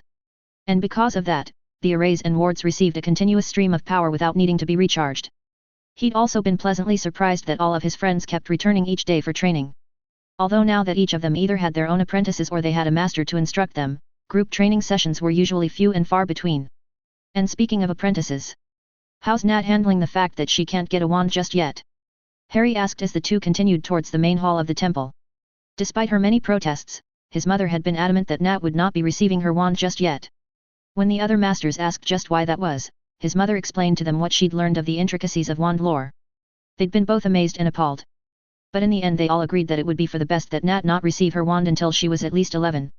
She's better. Ahsoka nodded. I think the compromise that she can still come with us helped a lot. It's too bad that little Galen won't be able to come with us. Although I don't really think he would remember this trip. Thank the Force that Luna is willing to help watch him with while we'll be gone. I know Kento likes your godfather, but I know that Mally won't leave her son alone with Sirius. Force only knows what he'd teach the poor boy. Harry didn't bother trying to hide his smile. His prediction back on Oatson had come true that Kento and Sirius would get along splendidly. And despite how much Mally would deny it, Sirius was actually wonderful with little Galen and Nat. Especially when he turned into Padfoot. Luna and her father though was another story. While Luna was getting along with everyone, Harry could tell that, despite his good nature, Xenophilius was having a slightly harder time than his daughter. The owner of the Quibbler was constantly hounding after their new companions, asking them just about any and every question he could think of. Even if they didn't make any sense. Never mind the fact Xenophilius has come face to face with the knowledge that there is life outside Earth, his eccentric personality still takes getting used to. Luna will keep them in line, although now that I say that it is kind of sad. Harry laughed. 2 grown men and a baby, and the one we trust to keep them in line is a girl slightly younger than us. The two were still laughing slightly as they walked into the main hall of the temple. While all of the halls and rooms within the temple were spacious, the main hall was in a league of its own. Ahsoka told him that it reminded her greatly of the main entrance within the Jedi Temple with its sheer size. The main thing that set the two temples apart, however, were the 3 nearly 5-story tall statues that stood on 3 sides of the main hall facing the entrance. The statues of Grandmaster Sately Shan and Darth Mar flanked either side of the main hall, while a statue of Ravan stood directly across from the entrance. The other big difference were the 8 fireplaces that were built into several of the pillars in the center of the hall. Eventually they would be connected to the global magical flow network, but for now they were just simple fireplaces that had a constant magical fire burning within them. Making their way further into the main hall, they found the rest of the occupants of the temple gathered in the center of the hall. Luna was holding onto little Galen while Mally was giving her and Tonks instructions. Sirius was chatting with Kento and Xenophilius was talking animatedly with and thoroughly amused-looking Master Yoda. About time you two showed up. His mother called out while her back was still turned to them. Sorry, mother. Harry apologized as Nat separated from the group and jumped at him, forcing him to catch her and carry her. It's my fault. I lost track of time. Yeah, those broom closets really need clocks installed in them, don't they, Harry? Sirius laughed good while shooting the two of them a less than subtle wink. Harry just barely managed to keep his composure while beside him Ahsoka missed a step but managed to keep her face blank. Careful, old dog. Harry muttered. Or what? Sirius asked, tilting his head to the side. Or I tell Amelia about those memories you keep locked away in your room. Harry answered innocently. The blood instantly drained from Sirius's face. How do you know about those? I mean, no, you wouldn't do that to me, would you, pup? Smiling, Harry marched right past his dog father. Well, for starters, I don't know what you're talking about, but thank you for confirming that there is something there. And second, keep teasing Ahsoka and I would in a heartbeat. Sneaky little bugger. Sirius grumbled as Kento started laughing at him while patting him on the back. Well, now that we are all here, we can get started. His mother announced loudly, cutting off whatever comeback Sirius was building up to. As I promised you all, today we will be heading to Diagon Alley to procure your wands from perhaps the best wand maker in the world. Around the room, the masters and Ahsoka all remained impassive, but Harry had a pretty good idea about just what was running through their heads. It was no secret that all of the newcomers, including Ahsoka, considered by something as valuable and personal as a wand as a mild insult. All of their training and beliefs led them to want to make their own wands. It'd taken his mother, Sirius, and Amelia nearly a full day to convince them that crafting their own wands wasn't necessarily the best of ideas. For one, wand lore was a carefully guarded secret that was held between wand makers. Even the slightest misstep during the crafting process could lead to disastrous effects, most often explosive and deadly. I know that many of you are still uneasy with such a prospect, his mother continued as she too no doubt sensed what the ex-Jedi were thinking. And perhaps in the future we can incorporate the crafting of a wand into our training. But for now, this is the best option that we have. Reaching into the folds of her robes, his mother pulled out several hand-size pouches that Harry recognized as money bags. There is roughly 100 galleons within each of these bags, Nox explained as she handed them out to the masters and Ahsoka, all of whom looked at the small weightless bag skeptically. Trust me, it's all in there. I've already contacted Master Ollivander so you won't have to worry about paying for the wands or the holsters, but after you are finished there I wish for you all to explore the market alley to better acclimate yourselves with the wizarding world before we head to the Quidditch World Cup next week. Not that I don't believe that you put 100 coins galleons, right? Yes, galleons into these. But you showed us a galleon and the weight of these bags, doesn't make sense not to mention they're so small for 100 of them. Ayla held up the bag hefting its weight with a frown. I should mention that those bags are enchanted. Featherweight charm and undetectable extension charm. You could put your whole arm into the bag. Nox explained the magic in the money bags. Once all of the bags were handed out, his mother once again reached into her robes, this time pulling out nearly a dozen small pins. These are all port keys. She explained while handing one to each person who would be going with them, including Ahsoka and Nat. Should you get in trouble or simply wish to return, all you need to do is grab hold of this pin and say the word temple. The port key will activate and send you back to this very room. And before you ask, you don't need to worry about accidentally activating it. Saying the word temple won't activate the port keys. You have to be holding onto them as well. Or if you wish to return in one group, you all need to be touching it when it is activated. Understand? After making sure that everyone understood, his mother then pulled out her wand. Now, while the alley will be mostly empty, there will still be some people wandering around. And while they won't bat an eye at Kento or Melly, and Master Yoda they will more than likely assume to be some sort of goblin or house elf. They will take notice of a Togruta, a Twi'lek, and a Nautolan. None of which are native to Earth. So, until you return I'll have to place the three of you under a glamour, an illusion if you will. Which one of you want to go first? Letting go of his hand, Nat bravely stepped up to his mother and placed her hands on her hips. I will, Master Nox. Bringing her wand around, his mother muttered something under her breath before tapping Nat on top of her head. Nat's form waved slightly, like ripples spreading across open water. When the ripples stopped, Nat's green skin was now a dark tannish color. Her pure black eyes now had a white sclera around them. And most notably, her head tentacles had been replaced by long thick black dreadlocks. All of the masters stared at Nat in open-mouthed wonder. Nat, for her part, shivered. That didn't feel well. It's all right, dear. His mother said as she conjured up a small mirror before handing it to her. What do you think? Taking the offered mirror, Nat managed a single glance into its reflective surface before she dropped it and jumped back with a small screech. Is me? Illusion, is all it is, youngling. Master Yoda smiled as he hobbled over and picked up the mirror. Changed, you have not. Changed how we see you, you have. This spell will only last for 2 hours at best. His mother commented. And as Master Yoda has said, it is an illusion. If someone were to touch your head, they wouldn't feel hair, they would feel your tentacles, little one. There are talismans that cast a glamour over the wearer for as long as they are wearing it and fool anyone who touches them as well. I'll have to talk to the goblins about procuring them though, as they are incredibly rare. And not to mention more than slightly illegal. Now, Ahsoka, if you would. Ahsoka tensed for only a moment before taking a step forward before his mother quickly tapped her on top of her head with her wand. Just like Nat, Ahsoka's form wavered for a moment before settling. Her montrails were gone, replaced by a full head of brown hair. Her skin had turned from orange to a more tan color. and the white markings that had crisscrossed her face were gone. That was not pleasant, Ahsoka said, shivering slightly before looking down at her arm. How do I look? Like a human. Harry answered honestly. But, I think I prefer you without the glamour. Ahsoka's eyes widened for a split second before smiling. Thanks, Harry. There's hope for you yet, pup. Sirius laughed while clapping Harry on the back. And before I forget about it, these are for you. Looking down, Harry saw that Sirius was holding onto a small black case. Taking the case, Harry opened it and found a pair of wire-framed square glasses. Mother corrected my vision when I was younger, Sirius. Harry said with a frown as he looked up and saw that his mother was casting a glamour over Ayla. I haven't needed glasses for as long as I can remember. These aren't those type of glasses, pup. Sirius replied. They won't correct your vision at all. Instead, they're enchanted with a glamour rune that will hide your eyes. Oh, Harry responded eloquently before taking the glasses out of the case and putting them on. Well, how do I look? Ahsoka stared at him for a moment before shrugging. Your eyes look normal. Shame. They were just starting to grow on me too. Good Merlin, get a room you two and snog it out already. Sirius said, making both teens blush profusely, before he sighed dramatically. I swear, you two are worse than James and Lily were during our 7th year. Ouch. What was that for? Because Amelia wasn't here to do it. Mally responded as Sirius was rubbing the spot on the back of his head where she'd hit him. And if she hadn't, then I would have. Sirius.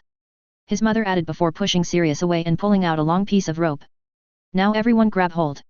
We'll be taking a portkaya to Diagon Alley.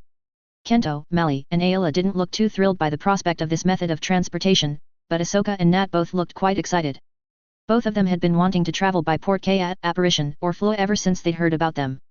Even the prospect of the slight to extreme discomfort experienced by those who weren't used to the travel couldn't put a damper on their excitement. Well, they're about to experience this discomfort firsthand. And then we'll see just how excited they are to travel this way again in the future. Holding the portkaya out, his mother waited until everyone who was going to Diagon Alley had a hand on the rope before pulling out her wand and touching it to the rope. Porches.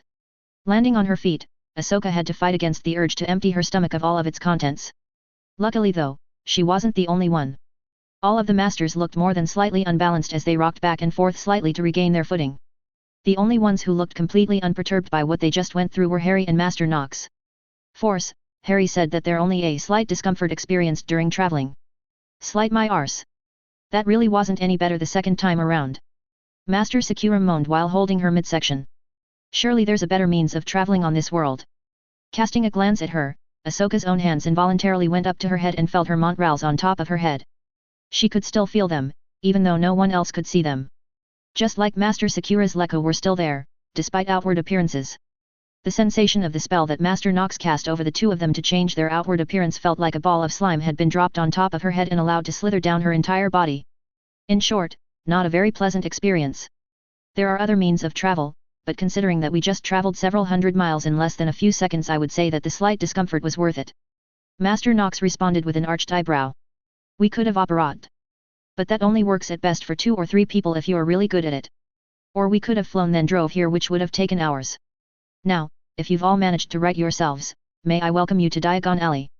Brushing herself off, Ahsoka took 2 steps into said alley, and stopped dead in her tracks. She'd been from one end of the galaxy to the other, from Coruscant to Geonosis. She'd seen just about every level of technological advancements there were, but what she saw before her was something completely and utterly new. It was almost like a blending of both new and old technology, just with no technology. It was, in a word, amazing. And she wasn't the only one to think so either, judging by the several gasps she heard coming from around her. Beside her, Nat, whose disguise still made Ahsoka do a double take each time she saw her, was staring around in open wonder. Well, don't just stand there, Ahsoka. Harry laughed while poking her and Nat in the back slightly to get them moving. We've got more to do today than just hanging out in this alley all day. With Harry prodding her in the back, quite literally, and while she was holding onto Nat's hand, the 3 of them made their way out of the small side street and into the main section of Diagon Alley. Although now that she could see it properly, calling it an alley was woefully inaccurate. The main section of road that they were on seemed to stretch on for several hundred meters in either direction, with shops selling all different and bizarre wares lined either side, while a handful of people, mostly what looked like small families, made their way from one shop to the other. This is where I leave you all. Master Knox announced as she separated herself from the rest of them. Harry will guide you all to get your wands. After that, the day is yours to get acclimated to this place. Whenever you're ready to leave, simply grab hold of your pendants and say temple and you will be taken back. Good luck. Without waiting for a reply, Master Knox turned around and marched towards the opposite end of the alley from where they were facing towards a large white building. Well then, Harry said as he offered his hand to Nat, who instantly took it so that she was hanging onto both of them. Shall we? Nodding, Ahsoka walked alongside Nat and Harry as the latter led them through the mostly empty shopping center. As they walked she tried to keep herself from gawking at the storefronts, but that was pretty much impossible. Everything was just so interesting.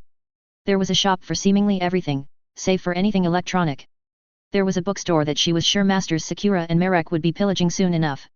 There was a store where a man was handing out odd cone-shaped food full of colored something. There was another store that had dozens of owls sitting on perches in the window, although not one of them could even come close to comparing to Hedwig in her opinion. There was another shop that sold cases and trunks. And another that, well, there was no way Ahsoka would be entering that particular shop without taking at least 3 sonic showers after she left. Force, haven't they ever heard of a health inspection on this world? Ahsoka nearly laughed out loud as they passed by one particular shop.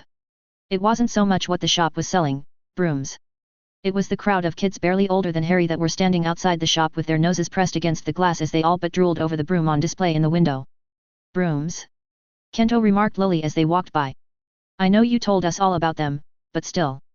Of all the things you people could fly on, you choose probably one of the most uncomfortable objects to ride, not to mention fall off of. They're actually quite comfortable. Harry countered back. There are numerous charms placed on them for comfort, even some to cut down on wind resistance. Then there are also a few to help with stability so you don't fall off. Trust me. It's actually quite fun to ride one. For her part, Ahsoka was actually mildly looking forward to riding on one of these brooms. Since they arrived a week ago, Master Knox had already allowed all of the masters, including herself, to pilot one of the black wings that were docked within the hangar bay of the temple. That was a flight she would not be forgetting anytime soon. The controls to the fighter were just so intuitive. She knew many a pilots that would kill for a chance to fly one of those fighters, let alone own one.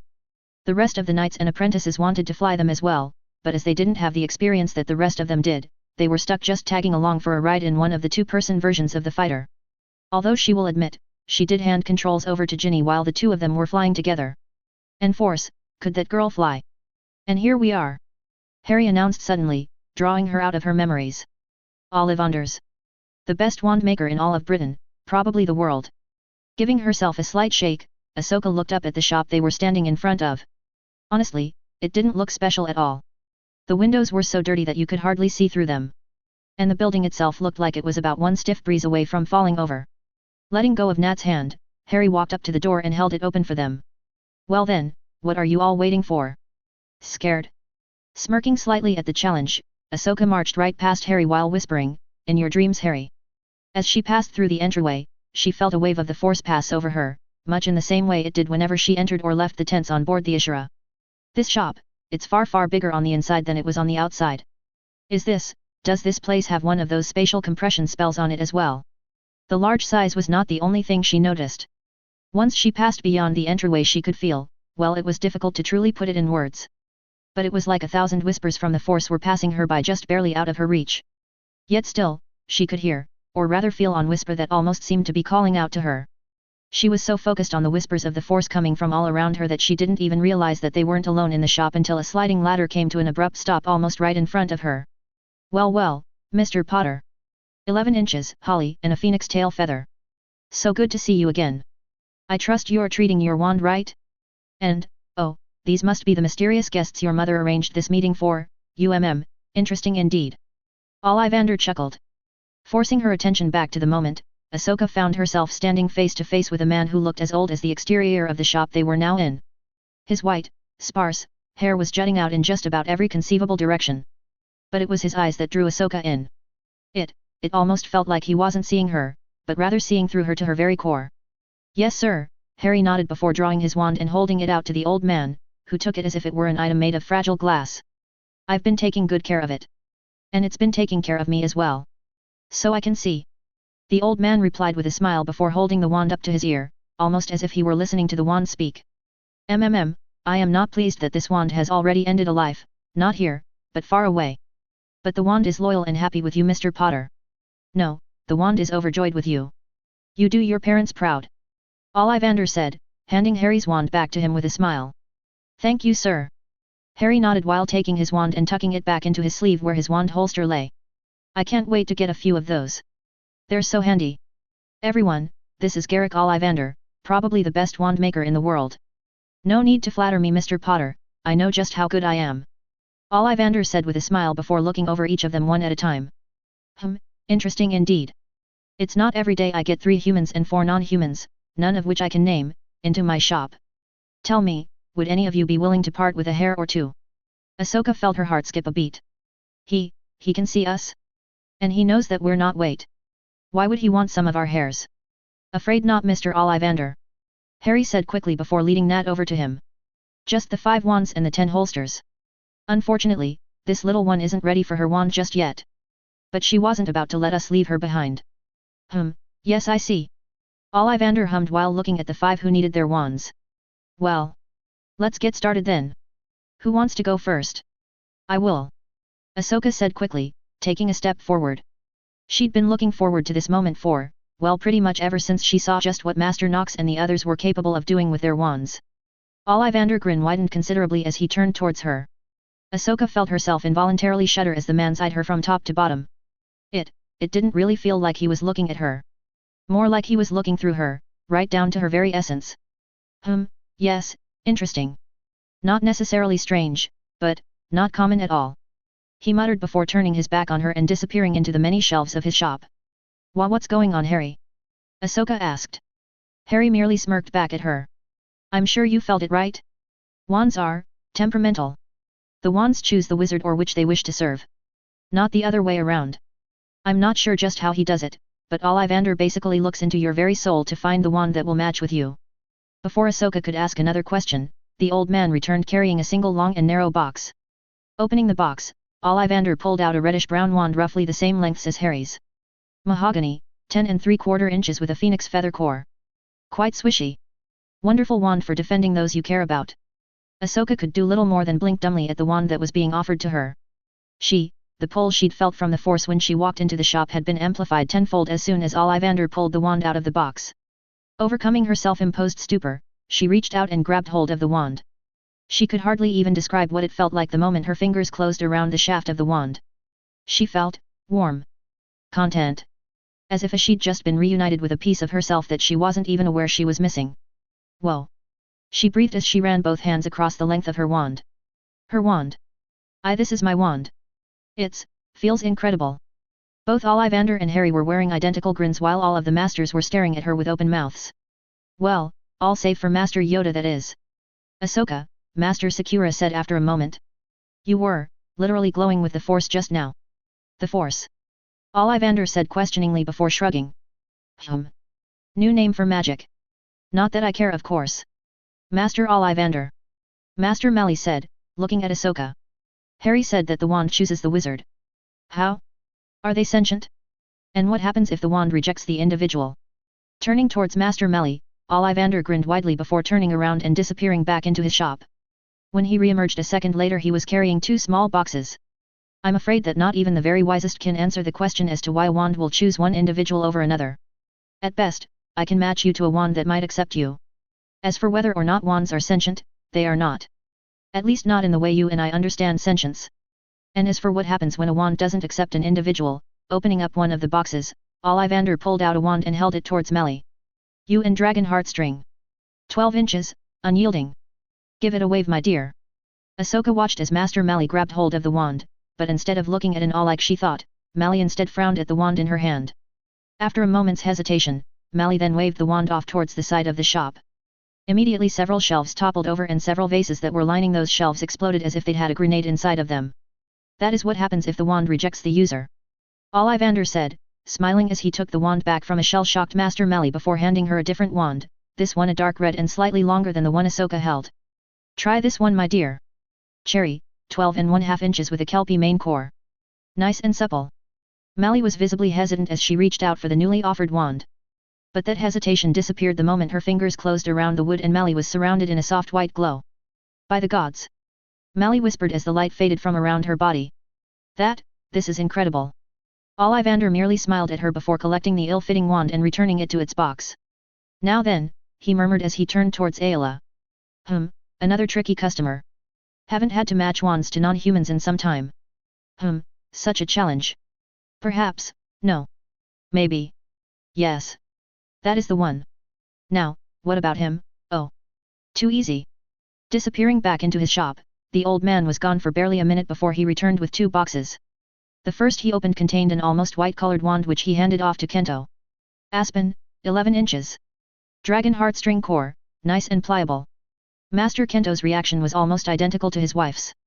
And while he was still staring at his new wand in a mild daze, Ollivander turned towards Ayala. And for you ma'am. 13 inches, willow with the spine of a white river monster. Unyielding. Quite the unusual combination, but incredibly powerful. Ayala took her wand without hesitation. The look of wonder that came across the Twi'lek's face was only outdone by the bright glow that emitted from her body as she held onto her new wand. Force. Ayala breathed as the glow died down and she closed her eyes and lightly touched her forehead to the smooth wood. There is no describing this. Wonderful. Ollivander clapped before turning to the last one that would be receiving a wand that day. Now then, I wonder which would work well for you my little friend. Perhaps, A moment, Master Ollivander. Master Yoda said, holding up one clawed finger. Believe I understand, I do. Hear its call, I can. Ollivander smiled widely as he stepped to the side. As you will my little friend. Nodding, Master Yoda closed his eyes and raised his hand. A low rumble came from the back of the shop and soon enough another wand box was floating through the aisles towards Master Yoda's outstretched hand. Bravo! Ollivander clapped as Yoda guided the box into his outstretched hand. Well done indeed my little friend. 6 1/2 inches, you with a thunderbird tail feather, resilient. If I may ask, how did you know my little friend? Opening the box, Master Yoda slowly closed his hand round the small wand inside. His eyes closed as a soft white glow encased him. He looked, pleased. Calm. Almost, happy. Happier than Ahsoka could ever remember him being before. Heard its call, I did. Master Yoda said as he opened his eyes. Force. Are those tears? No, he can't be, wait, he is. Master Yoda is, he's crying tears of joy. Master Yoda. Master Sakura said worriedly as she knelt down next to the small former Jedi Grand Master. Yes. Master Yoda nodded solemnly as Ollivander ducked back behind his desk before popping back up with several small leather bracers. As he started handing them out, it took Ahsoka a moment to realize that she was holding onto 2 wand holsters. The same type that Harry had attached to either wrist. One to hold your wand and the other to hold your lightsaber. Harry explained as he took one of the bracers from her before gently taking her arm and securing it so that the bulk of the bracer was on the bottom of her forearm. Here, place the end of your wand right here near this line. It will automatically be drawn into the containment pouch within the bracer. Damn it! Stop that! Ahsoka cursed herself as she felt her skin warm under Harry's fingers. Her only condolence was that she could feel a slight tremor coming from Harry as well. At Harry's fingers left her, Ahsoka maneuvered her wand enough so that the end just barely touched the line Harry had pointed out to her. The moment her wand touched the line it was drawn into the bracer like a vacuum. Then mimicking the action she'd seen Harry and Master Nox perform 100 times, Ahsoka snapped her hand out to the side.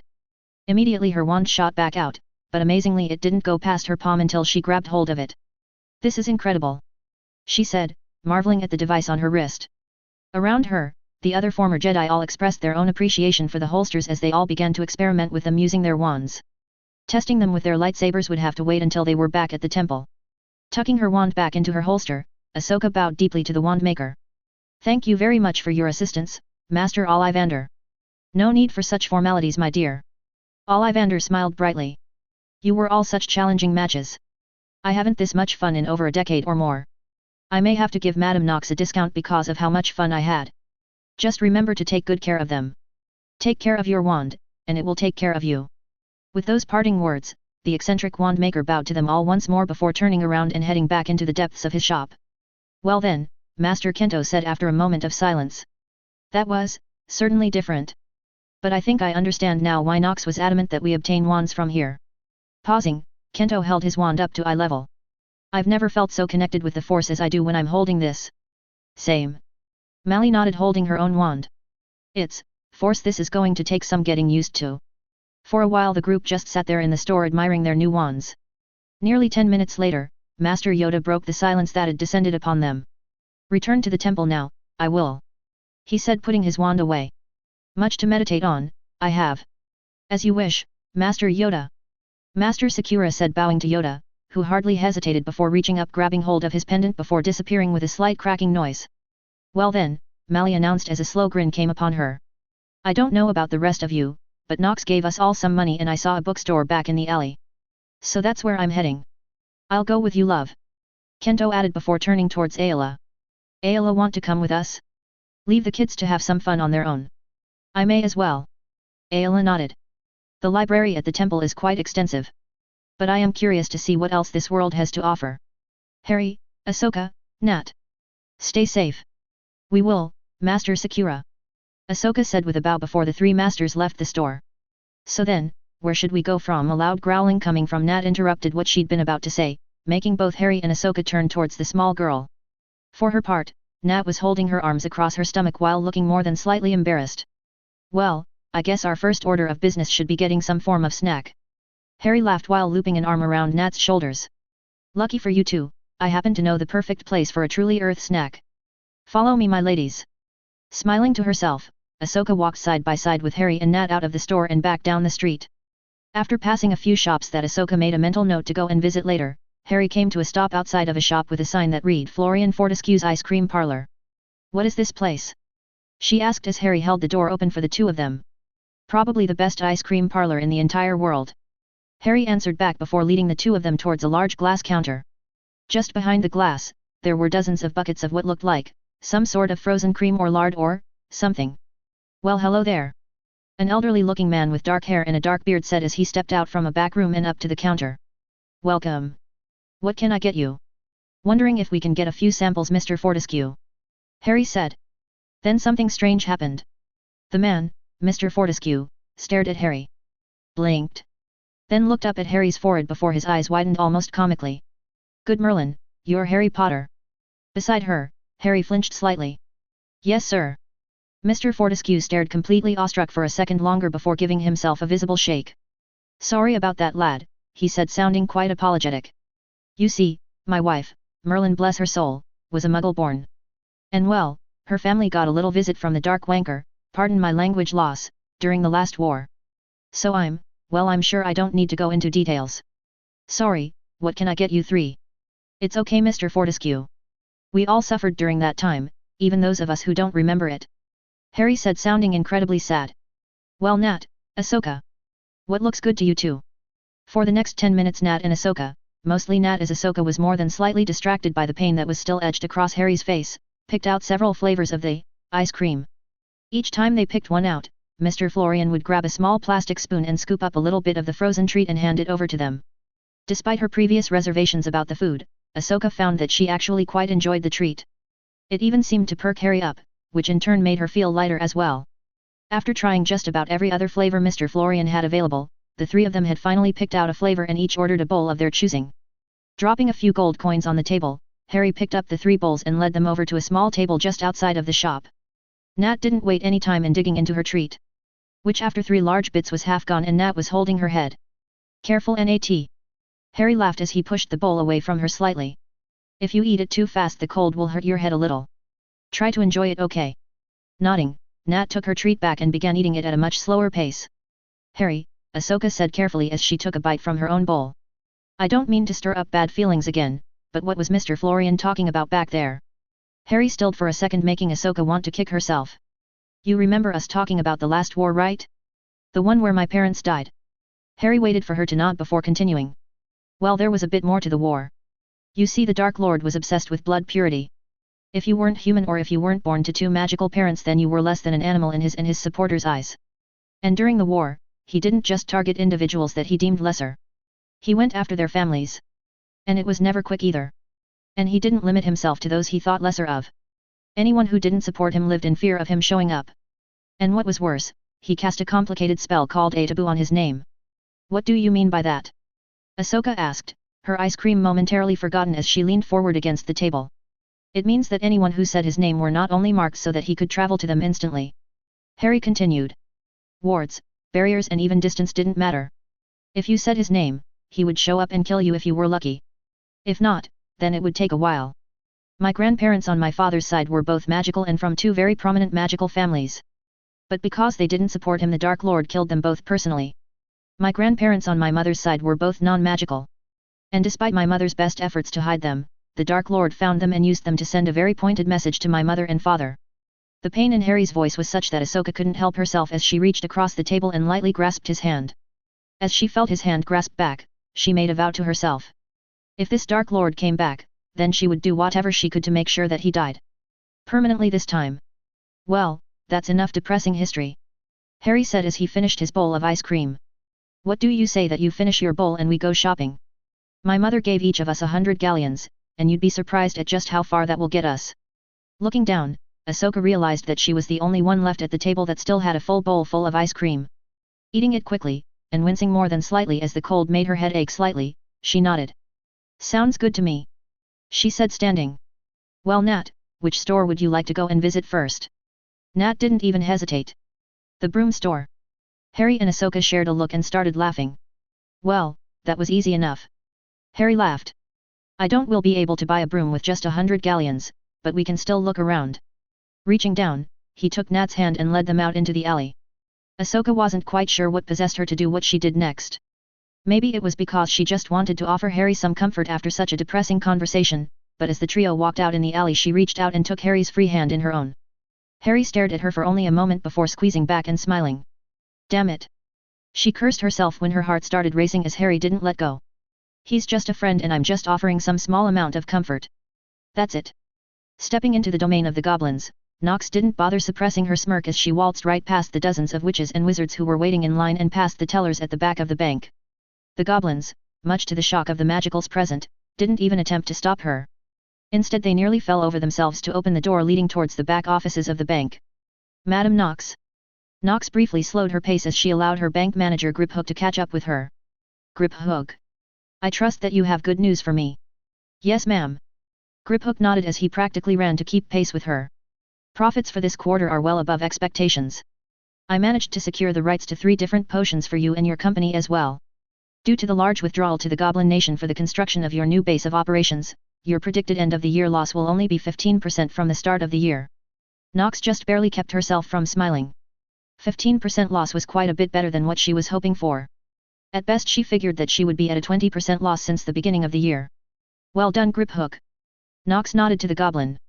Should you succeed in making my losses only 15% you shall receive a 5% bonus this year.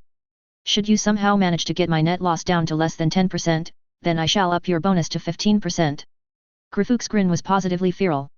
Nox was quite sure that the little goblin would now be doing anything to get her net loss as low as possible. Yes ma'am. I shall endeavor to do as you wish. Will you require my services for your meeting with Master Ragnok? Yes. Nox nodded as the two approached the doors leading to Ragnok's office came into view. I have a new proposal for Master Ragnok and will need you to take notes. As you wish, Madam Nox. Griphook nodded while 2 goblin warriors opened the doors to Master Ragnok's office for the 2 of them. The office was just as Nox remembered it, not that she necessarily expected it to change. Madam Nox. Master Ragnok said, standing from his desk and in a rare moment of respect bowed his head slightly towards her. I trust that your little summer venture was most beneficial. Yes. Nox responded as she took her seat after giving the leader of the goblins a slight bow of her own. Far more than I anticipated. And I must say, I was more than pleased with the temple when I arrived at its door. Your men and my own did far better than I ever thought possible in a short period of time. Laughing, Ragnok leaned back in his seat. Well, the bonus was definitely an added incentive for my workers. Now, I hear that you have another business venture for us. Let's hear it. Knowing that she had his attention, Nox calmly reached over his desk and poured herself a glass of pitch-black whiskey that was sitting on his desk. After pouring herself 2 fingers of the liquid, she sat back down and took a small sip. What if I were to tell you that I knew of a mineral source filled to the brim with more materials than you could ever imagine that has never been touched? And then what if I told you that I was currently the only one with access to said mineral source and was willing to hire goblin miners at their normal rate plus sending back 10% of all profits back to the Goblin Nation? Ragnok stared at her for a full minute, no doubt trying to gauge whether or not she was being entirely truthful. Eventually he smiled, a crooked wicked smile, and poured himself a large glass of the black whiskey. If it were any other witch or wizard I would have you thrown out into the street. But with you, I would ask who you would like to have killed and have their corpses decorating the walls of the ministry by nightfall. No need for killing Master Ragnok, at least not yet. Nox responded while taking another small sip. And this won't be like any other mining venture you've seen before. In fact, it will be quite dangerous. Ragnok merely shrugged. Mining is always potentially deadly. Part of the reason why we goblins love it so much. I rather expected as much. Nox admitted before polishing off the rest of her whiskey. I need to design and build several things before we will be able to even entertain the idea of mining this area. Probably a year or more. And even once they are ready we will need to install them near the mining site before we can begin operations. At best, we're talking maybe 2 years out before we will be able to bring back any usable material. Ragnok's eyebrows were now nearly level with his hairline. I must say, Madam Knox, my interest in this project has become quite piqued. But before we go any further I must ask. Where exactly is this mineral source that you speak of? Setting down her glass, Knox fixed Ragnok with a grin. Tell me, Master Ragnok, are you afraid of flying? Following his mother up into the stands of the arena, Harry couldn't help but marvel as they walked into the large luxury box that she'd purchased for the game. Whoa, Harry breathed as he stepped fully into the large room that was overlooking the Quidditch pitch. This is incredible. Several similar comments came from behind him as disguised Ahsoka, Nat, Ayla along with a normal-looking Kento, Mally, Galen, and Tonks came into the box with them. There were over 24 large comfortable seats within the luxury box, and along the back wall there was a long table that held several different pitchers of drink and dozens of trays of food. Harry wasn't quite sure just how much his mother spent on this box, but he was sure that she probably could have bought a new tower for the temple with it. This is an impressive sight to behold. Kento whistled as he neared the edge of the box and looked down at the nearly 100 or so rows of seats stacked beneath them. How many people are there here? And are they all force-sensitive? Probably nearly a 20th of Earth's force-sensitive population is here at the moment. Nearly 300,000 if my estimations are correct. Knox answered as she too peered down in the pitch. And all of them are force-sensitive. Nodding, Kento moved away from the edge just as Ayla came up to it. This box is far too large for all of us, the disguised Twi'lek commented. I gather that the younger members of the Order shall be joining us. And their families. I thought this would be a good chance for you to experience more of the magical world's culture. Knox nodded before turning so she was facing them all. Now while I trust all of the young ones and some the parents, there are still a few others that have not been told everything for one reason or another. So I must ask that until I tell you to, keep your glamour amulets on and try to refrain from speaking of the greater galaxy. Understand? While the former Jedi didn't look too thrilled at the prospect of keeping such information from those they considered to be allies, all nodded their consent. Good. Now, I believe our first visitors are about to arrive. Harry already knew who their first visitors were going to be. After all, he'd sensed his apprentice's presence getting steadily closer ever since they entered the box. Hearing the door to the box open, Harry turned around to see Arthur Weasley cautiously entering the box with Molly Weasley right behind him. Madam Knox! Arthur exclaimed as he gave her a slight bow as Weasley children entered the luxury box behind him. Thank you so much for the invitation. Think nothing of it, Arthur. His mother said with a smile as she motioned for him to stand upright. And please, you know that I'm not one for formalities. Of course, Ziri. Arthur smiled back before he turned towards Harry. Harry, it's good to see you again. You as well, sir. Harry answered back with a polite nod of his head.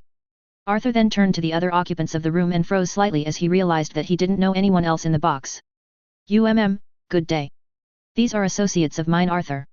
His mother said, taking pity on the clearly unsure man. This is Kento and Mally and their son Galen. This one here is Ayla Sakura. And the two standing next to Harry are Ahsoka and Nat. A pleasure to meet you all. Arthur said, a little more confident this time around. This is my wife Molly. My oldest son and heir William, or as he likes to be called, Bill. And these are our other children Fred, George, Ron, and Ginny. Unfortunately 2 of my sons, Percy and Charlie, were unable to join us today. Harry nearly laughed as he saw Mally's eyebrows rise at the number of children while Kento quietly muttered, 7? Good gods. Grinning, Ginny made her way across the box towards Harry, Ahsoka, and Nat while Ron nodded politely to them before not so stealthily making his way towards the large buffet set up in the back of the box. I see you managed to get all of your brothers corralled together on time. Harry joked. Don't remind me. Ginny scowled, throwing a withering glare over her shoulder at her older brothers. I swear, Mum was on a tear through the house this morning. We were all stuck standing at the Port Ka departure point at least an hour before it was even supposed to go off.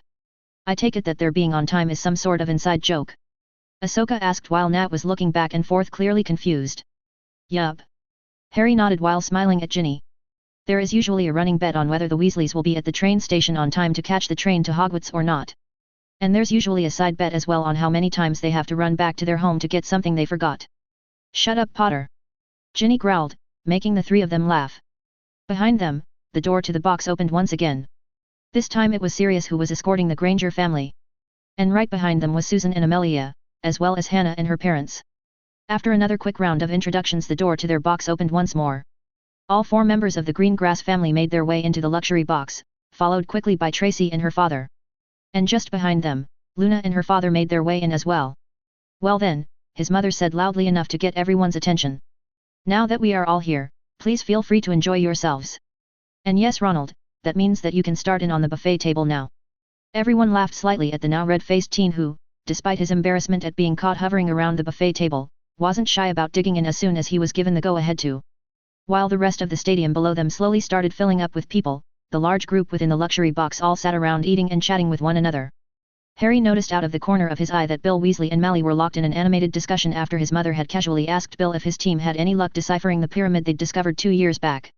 During the course of the talks, Harry noticed as his mother picked up her drink and brought it to her lips, only to stop. Harry frowned as his mother looked down at her cup for a moment before taking a drink. Deciding that it wasn't really worth his time, he focused in again on the conversation that was going on between Ginny, Ahsoka, and Nat. The former of whom was trying her best to explain all of the rules of Quidditch to the latter two.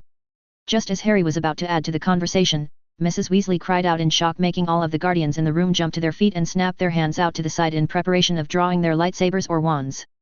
Harry's wand however never made it into his hand. And the few lightsabers that had been drawn were quickly and discreetly tucked back away, with thankfully no one being the wiser to their presence. Fred, George.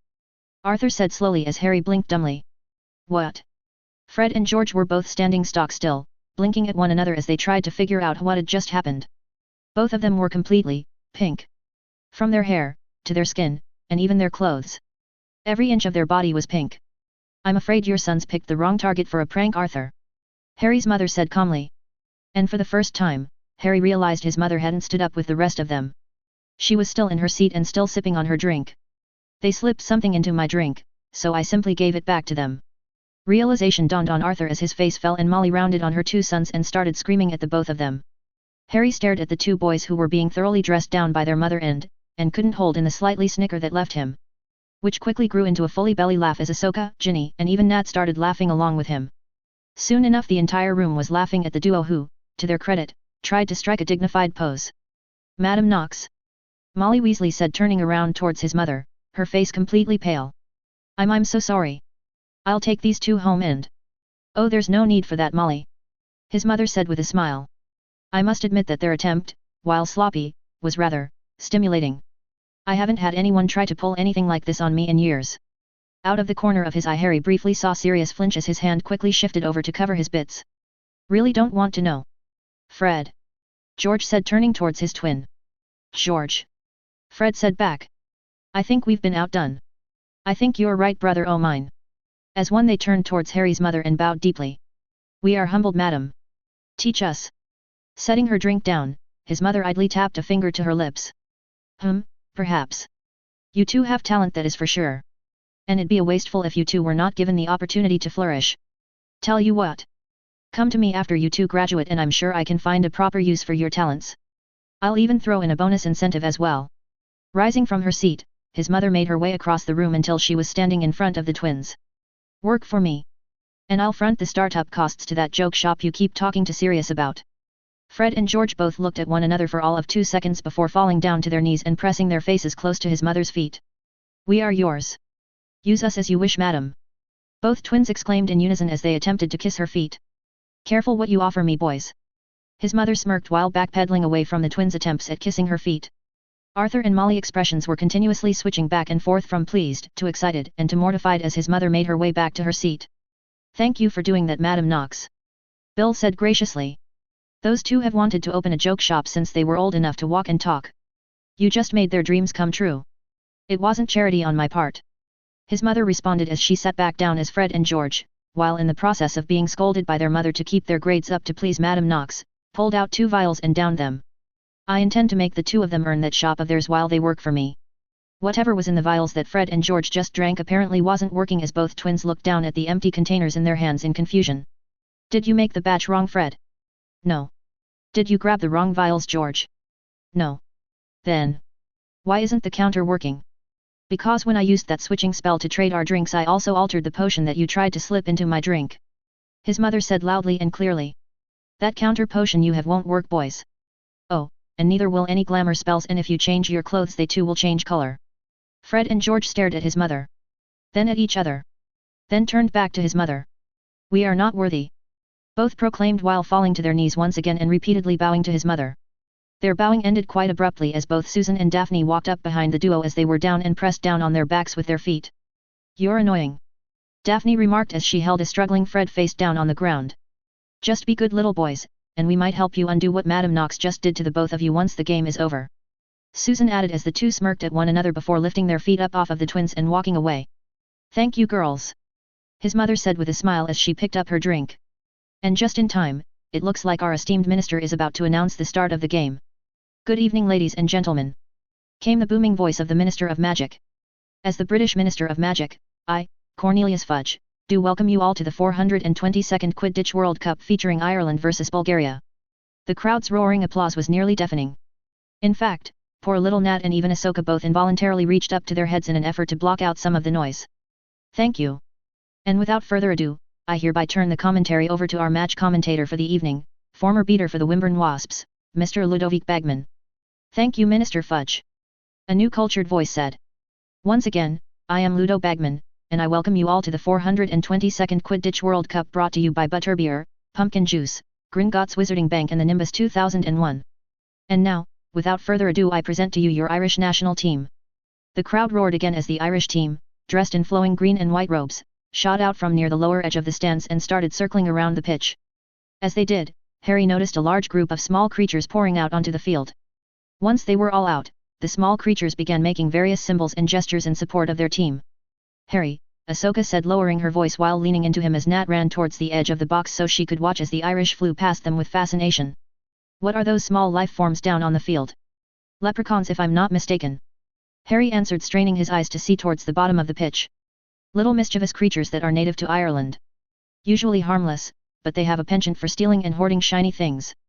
After making several laps around the pitch, the Irish team took up positions around the south end of the field just as Bagman began speaking once again.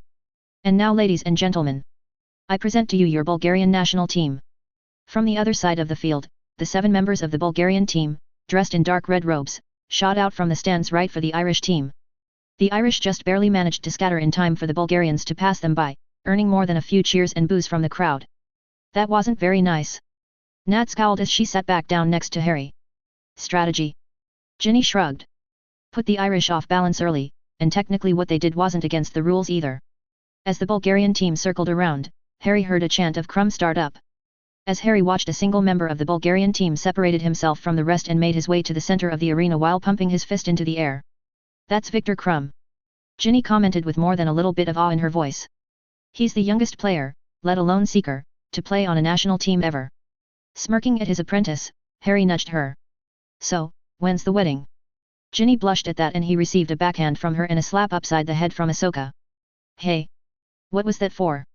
"For being mean," Ahsoka commented with a smirk. "For being an arse," Ginny said, before blushing and looking away. "Besides, Quidditch notwithstanding, he's just not my type. Plus I'm all for the Irish in this game." Just as Harry was about to comment back, he felt a pull against his mind. No. Not a pull. More like someone just knocked him upside the head with 10 bludgeoning hexes. He needed to get his barriers up. But then, why should he?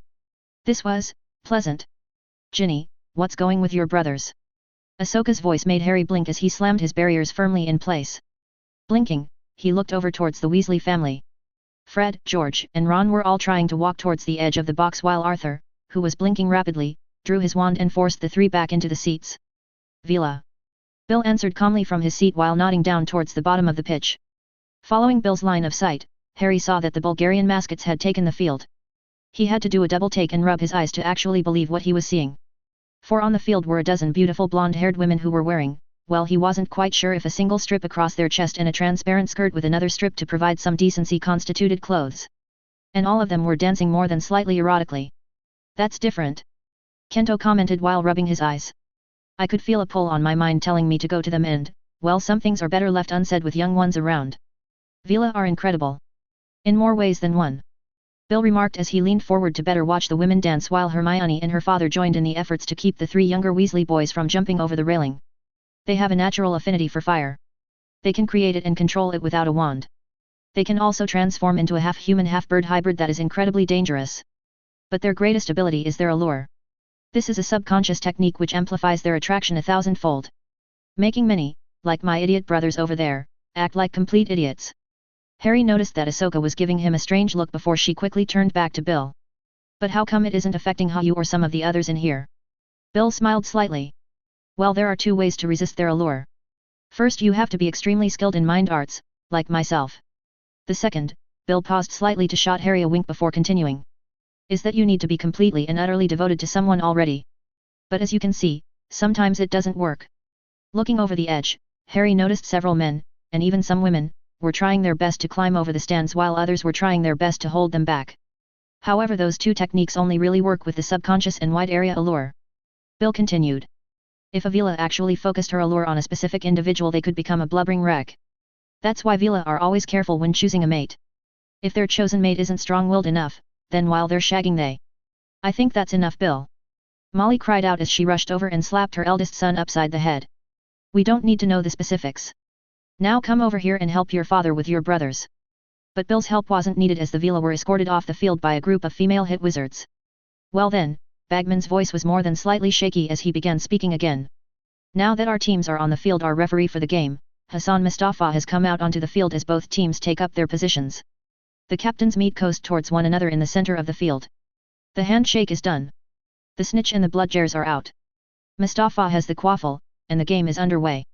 In the time it took Harry to blink, the players had all disappeared from their starting positions and were now scattered all across the field. Force, this is a lot faster than the games at school. And the Irish have the quaffle. Troy catches the long pass. He weaves. Dives.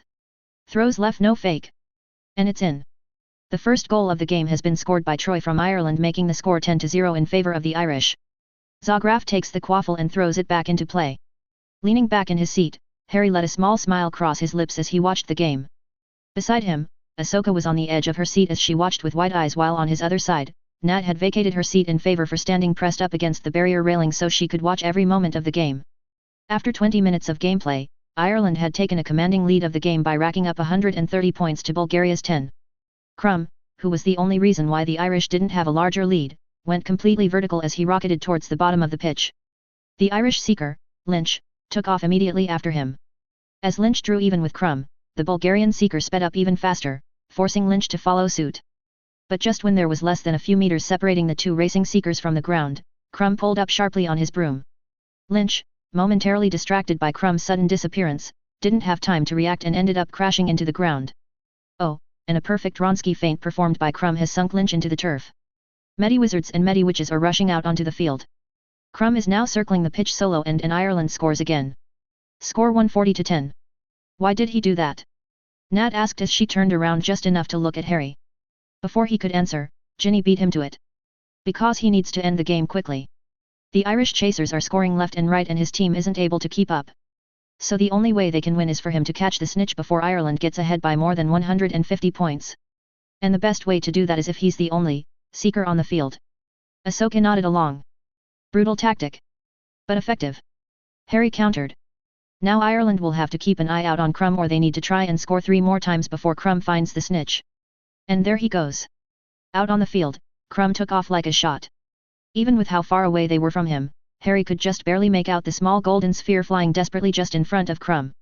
Just as Crumb was beginning to reach out for the small orb, one of the Irish beaters sent a well-aimed bludger right at Crumb. With his focus solely on the snitch, Crumb didn't even see the bludger until it hit him right square in the face, forcing him to stop his pursuit as he lost sight of the snitch, as he lost sight of the golden orb and was forced to head down to the Medi-Wizards for aid. Well, I guess turnaround is fair play. Harry shrugged as Crumb was released by the Medi-Wizards and went back up into the air. A short time later the Irish seeker was released by the Medi-Wizards and shot back up into the field of play, and the game picked up again exactly where it left off. 20 minutes later and the game had come to an almost standstill. The Bulgarian team had shot twice more, but both of the shots had been blocked by the keeper, while the Irish had shot 3 times with only one managing to get in, making the score 150-10. And that is another goal for Ireland. Making the score now 160-10, and wait. Crumb is on the move. And Lynch is speeding right behind him. Is this no? There is the snitch. Both seekers are now neck and neck as they race around the pitch. Oh my, ladies and gentlemen, it does not get any closer than this. But he can't catch the snitch now. Nat said, as she practically starting bouncing up and down from the excitement of the game. Actually he needs to catch it now. Harry said back, sitting forward in his seat slightly. It was a good game after all. But they'll tie, won't they? Ahsoka asked as she too moved forward. No. Ginny said, shaking her head. In the event of the tie, the team that catches the snitch is declared the winner. All Bulgaria needs to do is hold onto the quaffle until Crumb catches the snitchin. Dropped quaffle. Ireland recovers and is now racing for the rings. Now the real race begins. Harry smiled, feeling his heart race. Crumb has to catch the snitch before Ireland can score, otherwise he needs to break off his chase and get the other seeker to back off as well. Crumb had his arm outstretched, his fingers reaching just slightly further than Lynch's as both men stretched out for the small golden snitch. Throwing his offhand back, Crumb managed to distract Lynch just enough so that Crumb was able to grasp hold of the golden snitch, just after Ireland scored another goal. And the snitch is caught. The final score, Bulgaria 160. Ireland, 170. Witches and Wizards. Ireland is your 422nd Quidditch World Champions. Leaning back in his seat, Harry let out a breath. Well, that was exciting. That was, wicked. Nat said after a moment's hesitation. Can we watch another game? That was over a lot sooner than I thought it'd be. Sirius commented as the two teams began converging on the announcer's box, which had converted itself to a large stage for the presentation of the World Cup. The last World Cup lasted for 2 full days. This one was barely an hour. It was fairly exciting though. Dan Granger said, rising to his feet before holding out his hand to help his wife to hers. Thank you very much for inviting us, Ms. Knox. I must say, I can understand now why my daughter is always so eager to return to school at the end of each summer. Think nothing of it, Dan. His mother said as she too got to her feet. And again, you and your family are more than welcome to stay with us for the night. Thank you, but we're going to have to decline. Emma Granger responded politely. Dan and I still have a practice to run in the morning. I understand. His mother nodded before holding out a small metal ring roughly the size of her hand. If you three will grab hold, this will take you back to your home. After saying their goodbyes to Hermione for the night, the Grangers took hold of the porte-carte. Although neither looked too thrilled as they knew what was about to happen next. Is it too late to say that I really don't care for these things? Dan asked with a grimace as Knox drew her wand. Yes. She smiled before touching the ring with her wand, making the 3 Grangers disappear with a crack. Well then, I invite the rest of you to stay with us if you wish. We have a tent set up not too far from here. And it would be a waste to run off before all of the celebrations are done. As they left the luxury box and made their way back towards their campsite, both Evelyn and Cyrus Greengrass left but gave their blessing for Daphne and Astoria to stay with them. Xenophilius left as well, claiming that he'd managed to secure a press pass for after the game and wanted to ask the Bulgarian players if it was true they trained by being chased by vampires. The Abbotts and Mr. Davis left as well, after securing promises from their respective daughters that they would be on their best behavior and that they would return first thing in the morning. Arthur, Molly, and Bill Weasley left as well despite his mother's attempts to get them to stay for the night. By the time they reached their campsite, their group had been reduced down to the ones that had gone on the trip into space plus Sirius, Amelia, Fred, and George. The 2 former, of which were currently out, were talking to some official or other. Leaning back in his seat within the tent, Harry sipped on his butterbeer as he and Ahsoka watched as both Fred and George, who were still pink from head to toe having failed to find a way to undo whatever his mother had done, danced a jig with one another as Nat tried her best to match their movements while laughing uproariously. Those 2 are rather lively, aren't they? Ahsoka asked as she took another large gulp of her drink. And what is this? It's delicious. It's butterbeer. Harry answered with a smile as Nat laughed as Fred grabbed her hand and led her in another dance. Thank Merlin, those talismans fool not only the eyes, but the sense of touch as well. Probably one of, if not the, most popular drinks in the magical world. And yes, those 2 are always worth a good laugh or two. As he watched the party go on around him, Harry froze as he felt a ripple in the force. Beside him he saw Ahsoka stiffen slightly as well. Something bad was about to happen, or was happening. Looking around, he saw that Ayla, Kento, and Mally were all frowning in concentration while his mother stood up from her seat and made her way towards the entrance to the tent. Just as she was about to reach it, the flap flew open allowing a clearly out-of-breath Sirius to rush in. While the flap was still open, Harry could just barely hear the sounds of people running by and screaming. Before anyone could ask Sirius what was going on, he pulled out his wand and the music that was floating through the tent ended. We need to leave. Now. What's going on? Knox asked. I don't know for sure. Sirius answered while biting his lip. Amelia got a distress call that someone has taken the Muggle owners of this land hostage and are currently marching through the camp destroying whatever they can and throwing curses and hexes at anyone who gets in their way. Then what are we waiting for? Harry asked, rising to his feet only a split second before Ahsoka, Daphne, and Susan all stood as well. You will not be going anywhere, young man. His mother's words stopped him dead. Mother. Taking a step towards him, his mother spoke in a low tone so that only the two of them could hear her words while Sirius ran past them telling everyone else to grab whatever they needed and that they would come back later for everything else. I know you can handle whatever is going on out there, my son. His mother said. But now is not the time for you to show yourself. We must be patient. Go with everyone else. Get them to safety. The masters and I will deal with this. Harry wanted to press the issue, but the look in his mother's eye stopped whatever he'd been about to say. As you wish, mother. Then without warning, Harry felt his mother's arm wrap around him and pull his head into her. There will be a time when you will no longer have to hide yourself, my son. She said soothingly. But that time has not yet come to pass. Be patient. Soon you will deliver justice to those who wronged you all those years ago. Leaning into his mother's embrace, Harry nodded his head. Yes, mother. Good. She said, pulling back from him as his voice took on the same commanding tone it had back when they rescued Ahsoka. Sirius, head back to Amelia and help to organize the Aurors and Hit Wizards to help get the civilians away from these terrorists. Kento, Mali, Ayla, and I will be with you shortly to lend you our assistance. It took Harry all of 2 seconds to decipher his mother's plan. It was brilliant. Sirius would go back to Amelia and get her to move the Aurors and Hit Wizards out of the way while providing the 4 of them with an alibi. Then the masters would confront the terrorists free from any outsider hindrances from the ministry. Harry could see the wheels turning in Sirius's head as he too deciphered his mother's plan. Right. He said, moving towards the tent. I'll head back to Amelia. It should only take me 2 minutes to find her. Hopefully this whole debacle will be over in 10 minutes. After Sirius left, Luna walked over to Mali and took custody of sleeping Galen. Harry reached out and took hold of Nat's hand while the rest of his friends as well as a non-pink Fred and George gathered near the entrance to the tent. As Harry pulled the flap back, his ears were assaulted with the screams of panicked witches and wizards as they ran by as well as the sounds of distant explosions. All right. He said, tightening his hold on Nat's hand. Stay close, everyone. Let's move. After making sure that Harry and the others were a fair distance away from the tent, Nox ducked back in and marched past her 3 guardian masters towards the back of the tent. So let me guess, Kento said solemnly as she used her wand to summon a large trunk from her room. We're not going to be just helping people get away. We will be. From a certain point of view. Reaching down into the depths of the trunk, she quickly found what she was looking for. Standing back upright, she handed a grey-colored cloak to each of the former Jedi behind her. Put these on. What are they? Ayla asked while holding the cloak up so she could inspect it. I can feel slight pulses in the force coming from them. They're modifications of unspeakable cloaks. Nox answered. Amelia was able to smuggle me one of them, and I've been copying and altering them slightly. This cloak will obscure your face, your body's appearance and your voice. While you're wearing this, the only thing that people will be able to tell about you is that you were someone wearing a grey cloak. But why do we need to wear them? Mali asked. Because right now our greatest weapon against the approaching darkness is anonymity. Nox answered as she threw the cloak over her shoulders and allowing it to magically close so that only her head was still visible. Smart. Kento admitted while throwing the cloak over his own shoulders. Okay, this whole self-dressing thing is going to take a little getting used to. And speaking of which, why do you even have these with you?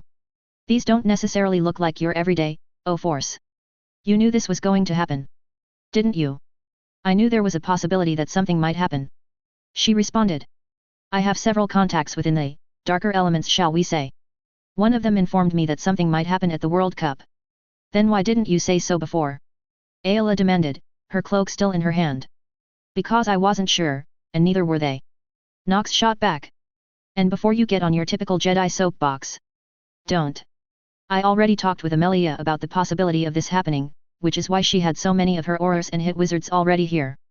This, she accented grabbing part of her cloak, was merely a worst-case scenario. Ayla kept quiet for a moment as she stared at Nox. No doubt trying to find some inclination that she wasn't being entire truthful. But in fact, Nox was being quite truthful. For the most part. Narcissa had told her that her husband was planning something for the Quidditch World Cup, but couldn't tell her what. And she had informed Amelia that there was a possibility that there could be some type of disturbance. But what was happening now was not a worst-case scenario. Quite the opposite, in fact. This was exactly what she wanted. A chance to reveal the Guardian Order to the world. Not that she would actually admit that to the former Jedi though. They were still too wrapped up in their old philosophy and couldn't understand the necessity of striking first. As you say. Ayla nodded after a moment long before she began putting the cloak around her shoulders. Once her 3 masters were dressed, Nox pulled the hood of her cloak up. Truth, she was actually fairly amazed. Despite the fact that she was wearing a hood that should have disrupted her vision, her peripherals were still perfectly fine. As the 3 former Jedi pulled up their hoods, the charms and runes within the cloaks took effect and the three faces were cast into darkness and their bodies became indistinguishable from one another. So what is our plan of attack? One of the three figures before her asked. Just that. Nox responded in a voice that wasn't her own. We clear the non-combatants and then we attack. Oh, and one last thing. Snapping both hands out to her sides, she drew both her lightsaber and her wand. Don't hold back on these assholes. They deserve what is about to happen to them. Oh, and we only have 10 minutes to make our mark. So let's move, people. Chapter 7. As Nox made her way through the throngs of screaming people, none of whom even hesitated as they passed the four masters despite their unusual clothing options, she couldn't help scoff. Each of these witches and wizards carry a deadly weapon with them. There are perhaps 1,000 or more of them, and they all scatter like womp rats at the first sign of trouble, force. No wonder Riddle was able to nearly crush Magical Britain last time. Sidestepping another frantic witch, Nox spotted a stray spell fly up into the air. Following the rapidly dimming trail down to the ground, she found the nearly 24 magicals wearing black robes and bone-white masks. Above the group was an entire family, an old man, a middle-aged couple, and 2 children. The old man was clearly dead. And the couple both had multiple lacerations running across their bodies. And the children were screaming out in terror. And all the while, the ones in the black robes did nothing but laugh and occasionally throw another spell up at the family. Tightening her grip on both her wand and lightsaber to the point where it was almost painful, she cast a quick glance towards her 3 companions. K&M, secure the family first. She said, her voice heavily distorted by the cloak she was wearing. You're with me. Don't show these bastards any mercy. Not even bothering to be subtle, Nox used the force to augment her legs as she somersaulted over the heads of at least a dozen witches and wizards before landing in the no-man's land between the Death Eaters and the rapidly retreating crowd. The moment her feet touched the ground, she watched as one of the Death Eaters who had his back turned towards her fired off a spell at the child that made him scream in agony while the mother cried out for them to stop. Nox froze for only the briefest of moments as a memory that was better left buried reared its ugly head. A mother being restrained by dozens of soldiers as she begged for mercy for her daughter while those passing by hurried along and others laughed at their misfortune. As quick as the memory came it went, and Nox felt herself fueled by rage. How dare they make me remember that? The air crackled with the dark side as Nox raised her wand. She didn't bother with an incantation of some complex spell. Instead she channeled all of her rage into her wand before using it to cast a bout of force lightning at the fool that had cast the spell at the child. The Death Eater screamed in agony as the lightning struck him in the back. But what happened next surprised even Nox, although she managed to maintain it. The man wasn't thrown back, nor did he fall to his knees in pain. Instead, the moment the lightning struck him, he disintegrated to dust that was quickly scattered by the wind. The sudden death of one of their own made all of the other Death Eaters turn towards her as one. Their bone-white masks making it impossible for her to identify their facial features. Not that she needed to see them to identify them though. Their presences were unmistakable. After all, she'd been dealing with at least half of them every other day or so for the better part of several years. The brief respite was ended as a startled cry came from the non-magicals as they were pulled away from the Death Eaters by Mali and Kento, who'd managed to use the confusion created to sneak through the crowd and flank the Death Eaters.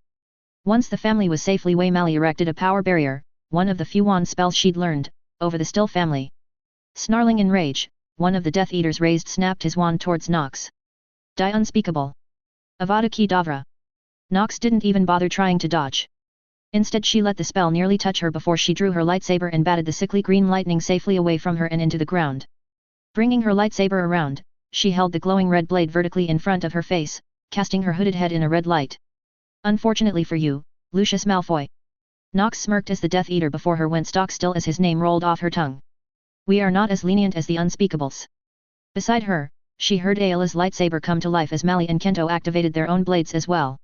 Lucius, overcoming his apparent shock at being named, cast a quick glance around at the 4 that were surrounding his nearly 24. Nox could practically feel the smugness radiating off of him. The fool. We outnumber them 5-1. He said calmly while raising his wand once more. Kill them. And hang their corpses up as a lesson to those who would dare to cross us. To their credit, the Death Eaters didn't even hesitate before throwing a barrage of multicolored spells, most the sickly green color of the killing curse, at the foursome. But all of their spells were for naught as the Nox and the others used their lightsabers to almost casually deflect the spells away, and more often than not return them to their casters, causing the Death Eaters to scatter. The moment the Death Eaters gave her an opening in their lines, Nox leapt into the air, somersaulting over the heads of the Death Eaters while still blocking their spells and landing in the center of their mass. Swiping her lightsaber across her back, she deflected whatever curse had been about to hit her before spinning around and backhanding the offending wizard across the face with enough force to crack his bone mask. The young man, as she could now tell due to his lack of a mask, was still in the process of trying to recover from her attack when she brought her lightsaber around and pierced his heart before using the force to toss him away like a rag doll. A Death Eater off to her left cried out in agony as his right arm was removed courtesy of Kento, while yet another lost his hand as his own cutting curse was sent back at him by Melly. Ayla was fending off 3 Death Eaters that actually seemed to know what they were doing. 2 were firing off spells while the third was casting a continuous barrier to protect them from reflected spells. It was a good tactic, until one of the 2 casters threw a killing curse that Ayla deflected back into the one that had been casting the shield. With that one down, the other 2 barely lasted a few seconds before Ayla was on them. Feeling a slight warning from the force, Nox leaned back just in time to watch a killing curse pass right in front of her, only to strike a Death Eater that had been trying to sneak up on her. Your aim needs quite a bit of work, Lucius. The Death Eater snarled as he launched a barrage of spells at her, each of which she either dodged or deflected back. But unlike the others, Lucius was proving his worth. Each spell she deflected back he quickly countered. And after only a brief exchange he switched from direct attacks to area attacks by trying to set the ground beneath her feet ablaze. Against anyone else, his plan might have worked. But against her, it didn't stand a chance. Pulling deep on the force, she gathered all of the flames surrounding her into a single ball in the palm of her hand before lazily throwing it back at Lucius. Damn it! Lucius growled as he threw one of his own men between them, who she tossed aside with a force push, while trying desperately to put out the fire that was making its way up his robes. Who are you? Your worst nightmare, Lucius. Nox smiled as she brought her lightsaber across her body.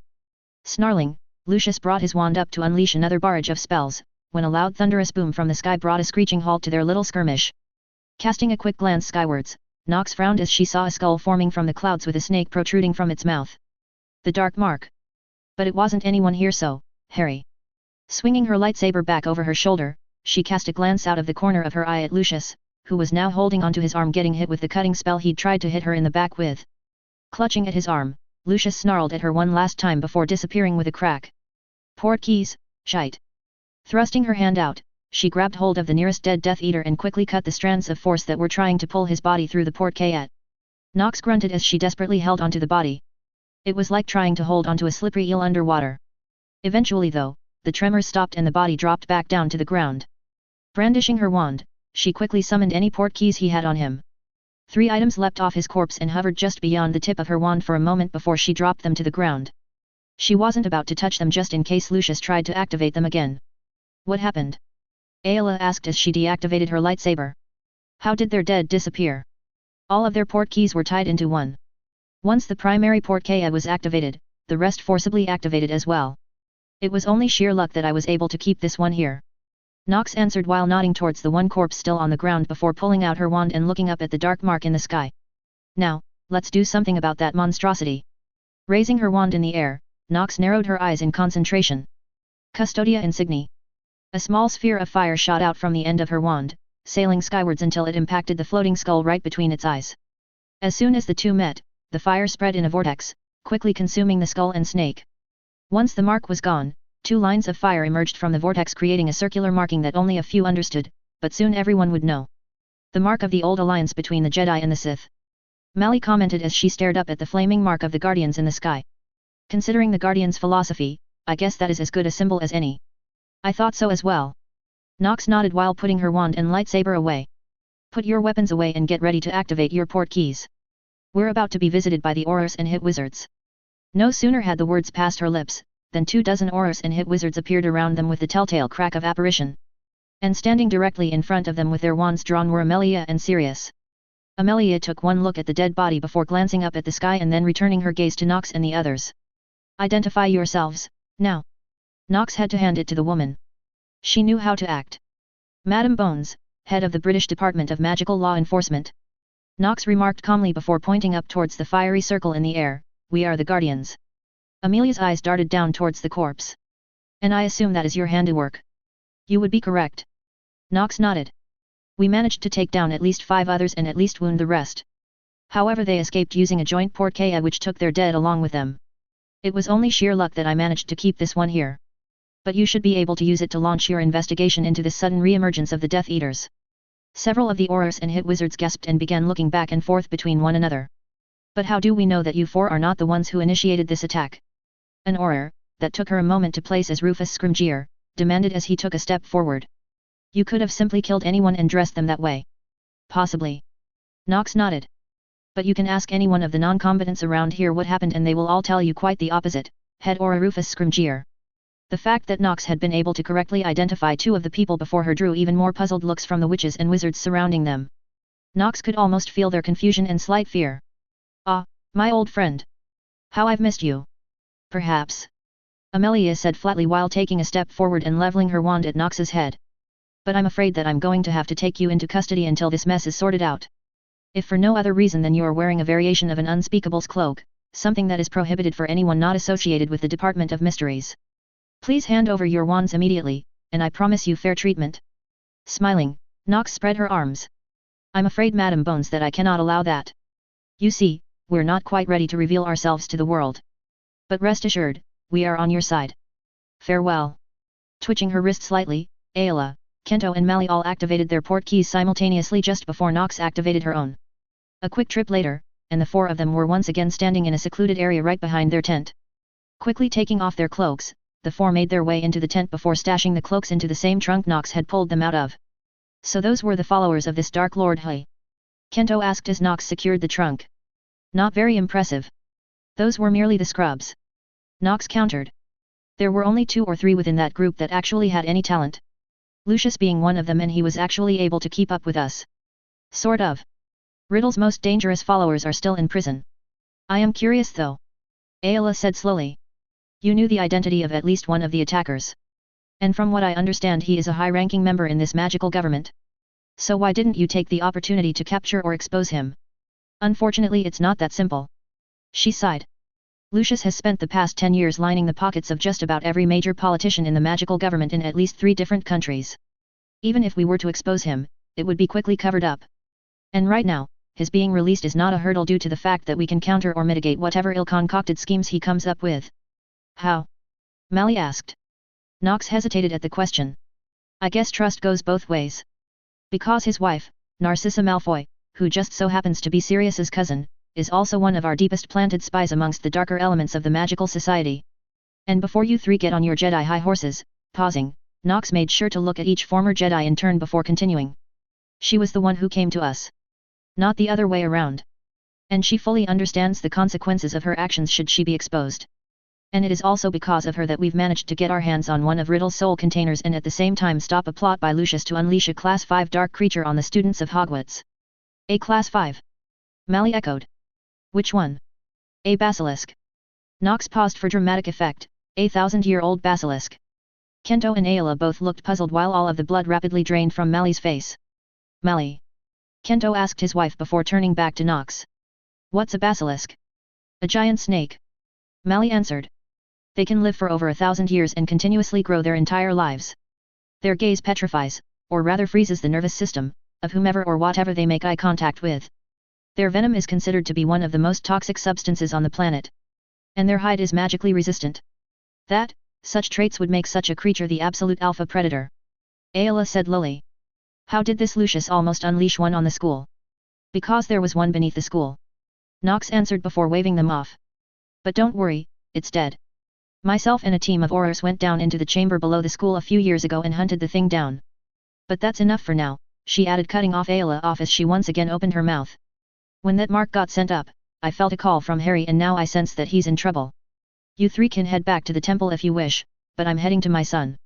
"We can't, Galen is with Luna, so we'll wait for them to return back," Mali reminded Nox. Holding tightly onto Nat's hand, Harry dodged and weaved his way through the throngs of panicking witches and wizards as he tried to make it towards the tree line.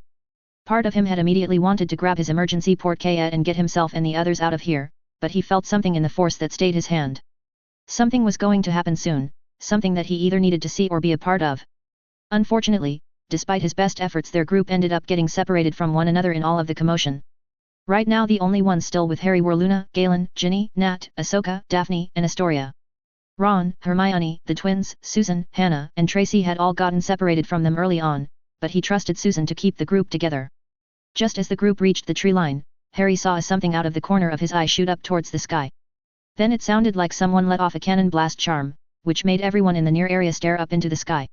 Staring up, Harry blinked dumbly at the image that was created in the sky as around them, the older witches and wizards started screaming in terror before renewing their efforts to leave tenfold. "Harry!" Ahsoka yelled over the roar of the crowd. "What is that?" It's the dark mark. Daphne answered.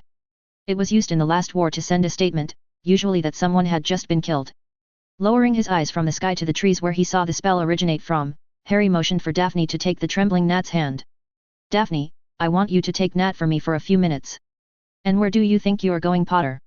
Daphne demanded as she took Nat's hand firmly in her own. That spell was fired off from somewhere in those trees just over there. Harry said, motioning with his hand towards the trees. I mean to go and find the bastard that put that cursed mark in the sky. Whoever did that is mostly likely gone by now, Harry. Daphne countered back. Maybe, or maybe not. Harry shot back. And each moment I waste here is another moment for that person to get away. Trust me. Keep track of everyone and I'll be back before you know it. Daphne looked conflicted, but in the end just sighed. Fine. Go run off and be a bloody hero. Idiotic barbaric Gryffindor fool. I'm coming too. Ginny announced, taking a step past him. An apprentice should always follow her master. So, after you, master. Ahsoka though didn't ask, she simply took off into the woods, leaving the rest of them behind. Guess she's coming too, Harry sighed before turning back to Daphne. Take care of them. He added before taking off into the woods right behind Ahsoka with Ginny hot on his heels. In their short time together, there was one thing that he knew for sure about Ahsoka. And that was that she was fast. Wicked fast. And now as he and Ginny were rushing to keep up with her through the trees as she leapt, rolled, and vaulted through the forest, he was forced to add another description to her as well. She was quiet. She made absolutely no noise whatsoever as she ran. A few short moments later and Ahsoka came to a screeching halt just before a small clearing while holding up a closed fist, which brought Harry and Ginny to an abrupt stop beside her. Pointing upwards with her finger, Harry nodded and then jumped up into the thick tree branches with Ginny and Ahsoka right beside him. Taking off his faux glasses, Harry inched his way along the length of the thick tree branch as he tried to see through the darkness. Squinting, he could just barely make out two figures, one large and one small, standing on the opposite side of the clearing from them. Turning his head just enough so he could see Ahsoka and Ginny, he held up two fingers before pointing to the far side of clearing. I really need to learn this military sign language. Merlin knows it makes things a lot easier in the movies. After getting an affirmative nod back from both girls, Harry dropped out of the tree while using the force to cushion his fall so he made absolutely no noise as he hit the ground. Crouching low to the ground, Harry inched forward until he was standing at the very edge of the clearing. He could clearly make out the two figures. One was undoubtedly a house elf that was looking extremely nervous for some reason and holding a wand of all things. The taller figure though was wearing some type of black cloak and had his back turned towards him.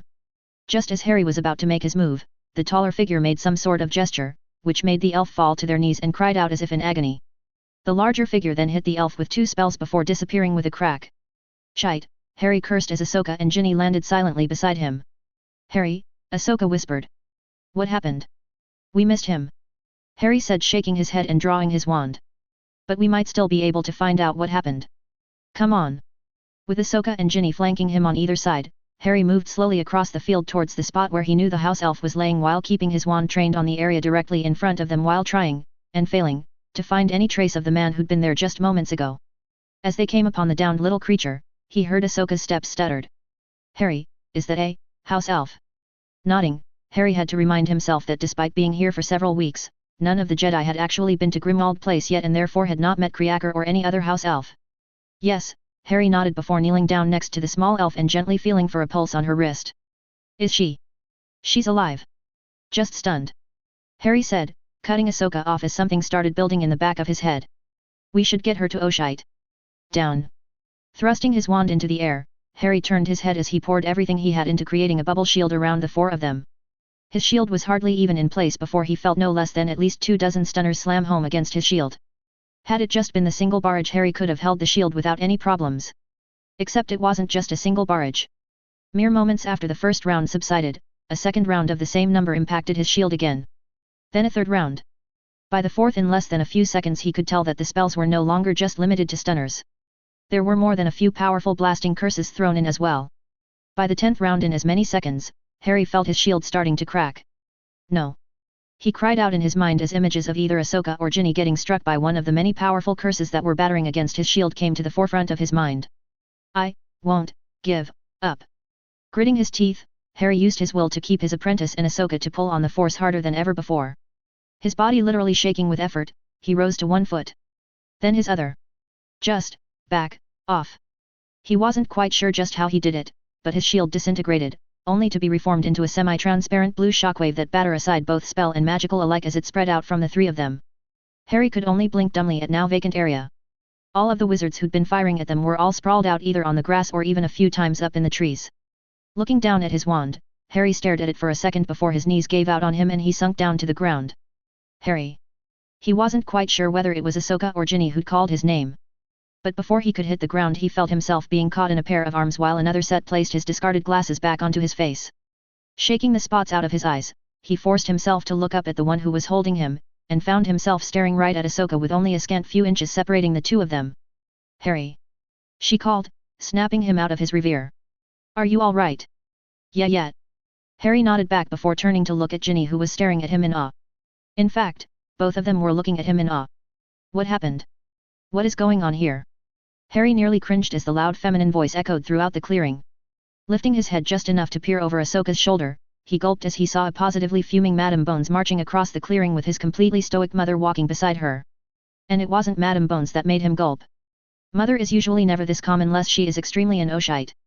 I just used magic outside of the temple in Hogwarts. And an incredibly advanced spell at that. I'm a dead man. While Madame Bone rounded on the nearest wizard who'd managed to rouse himself, his mother continued on her way until she was kneeling right next to him and Ahsoka on the ground. Are you three all right?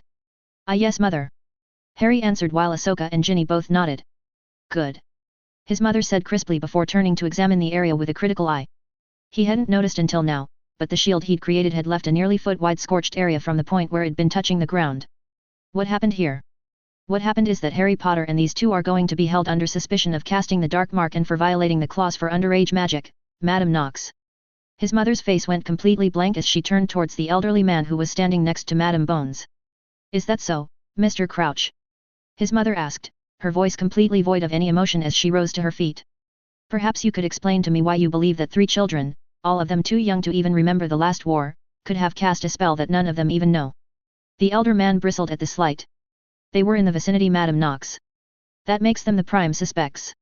Just being in the vicinity of a crime does not constitute guilt, Crouch. Amelia shot back while glaring daggers at the older man.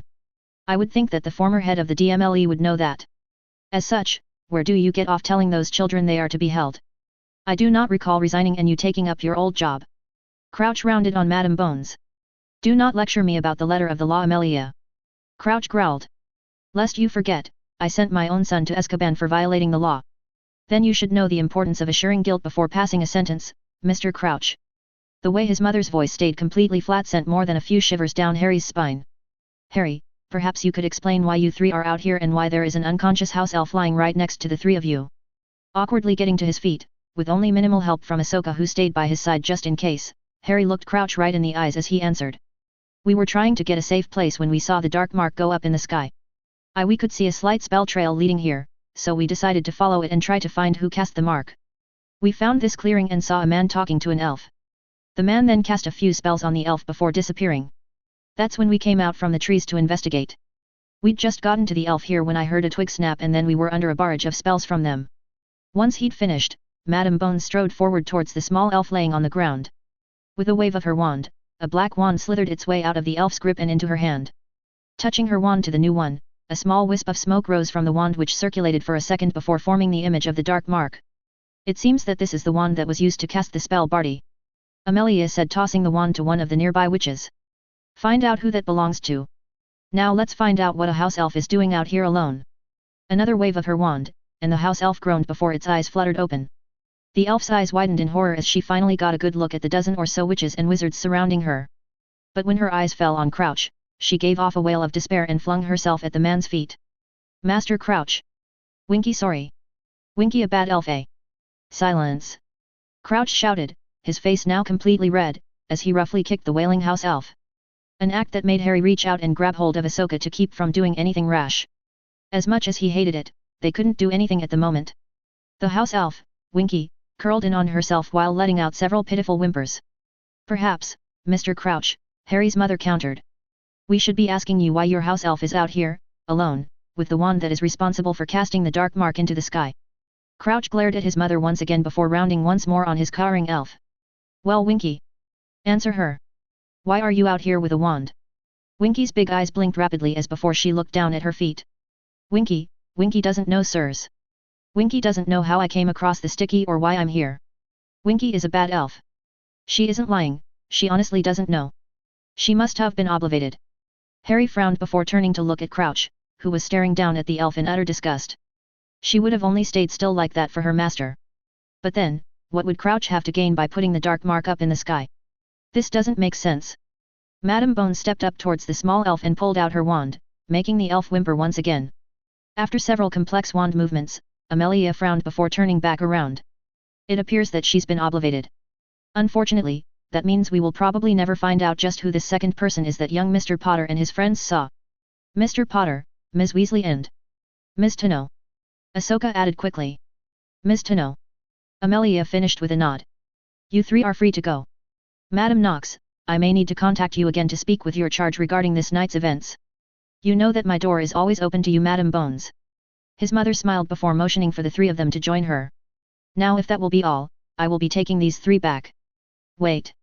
There is still another matter that needs to be discussed. Crouch called out. Mr. Potter may not have been the one to cast the dark mark, but he did violate the restriction for underage magic. And as such, he must be held accountable. Citing the same law, Barty, I'm willing to overlook Harry's usage of magic under the clause for acceptable use under duress. Amelia countered back quickly. Madam Knox, you and your charges are free to leave. Wait. Ahsoka called out suddenly. What about the little one? She's a victim in all of this too. What's going to happen to her? All eyes turned to Crouch, who in turn glared first at Ahsoka and then at the house elf. While we cannot prove that she committed any crime, the fact remains that she violated my orders. Crouch answered coldly.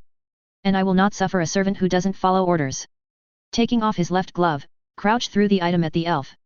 I hereby discharge you from my service and label you a disgrace to all house elves. Now get out of my sight. Winky clutched the glove to her chest and started bawling her eyes out. Hearing her cries was like a knife to gut.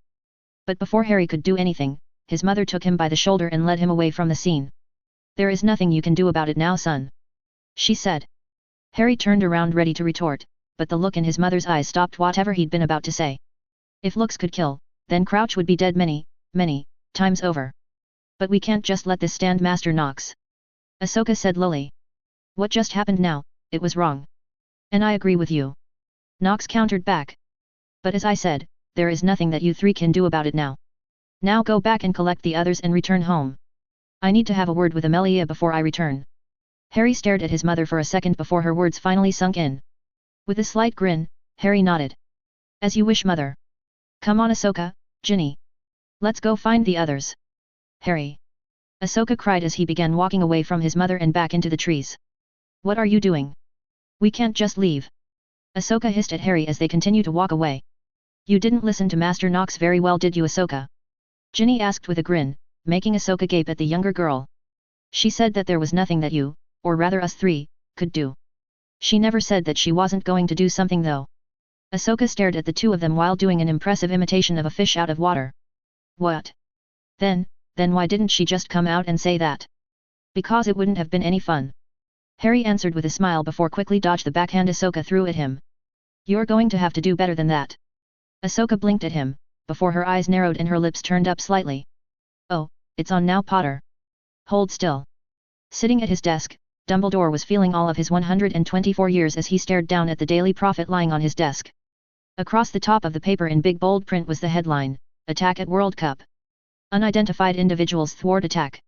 And just below the headline was a picture of the dark mark in the sky, but as the picture moved a flame erupted in its center before consuming the mark and leaving a new flaming mark in its wake. Turning the front page, Albus stared down on the large picture that dominated a quarter of the paper. It was of a figure in a grey cloak standing in front of the Death Eaters. Then as the picture moved, a sword of light appeared in the figure's hand before deflecting away a spell and then cutting off the arm of the Death Eater before the picture reset itself. Hearing the roaring of his fireplace, Albus closed his newspaper just in time for Alastair Moody to step out of the flue and into his office. Ah, Alastair. Good to see you again, my old friend. Lemon drop. You know I don't eat that sweet shite, Albus.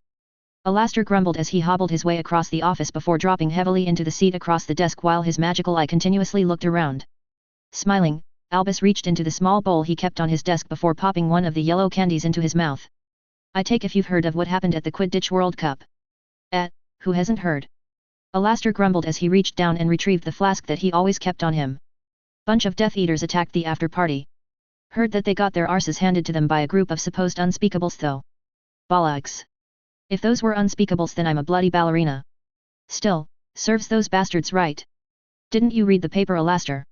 Albus frowned as he pushed his copy of the Prophet towards the Exorer. One of the attackers died. Marcus Flint. A child who was scheduled to come back to Hogwarts because he failed his exams last term. I don't read that pile of trash, Albus. Alastair scoffed as he stared down at the paper. It's 98% dragonshite. And as for the boy, you know my feelings on that. He sealed his fate the moment when he decided to fire off the killing curse. And don't look at me like that. Just because I don't read this shite doesn't mean I'm completely ignorant of the going-ons around me. Constant vigilance and all that shite. Swallowing back his retort, Albus leaned back in his seat. Level of force had always been a point of contention between himself and Alastair. Ever since Albus took the man under his wing during the Second World War 60 years ago. Turn to page 2, Alastair, Albus sighed. Tell me what you see.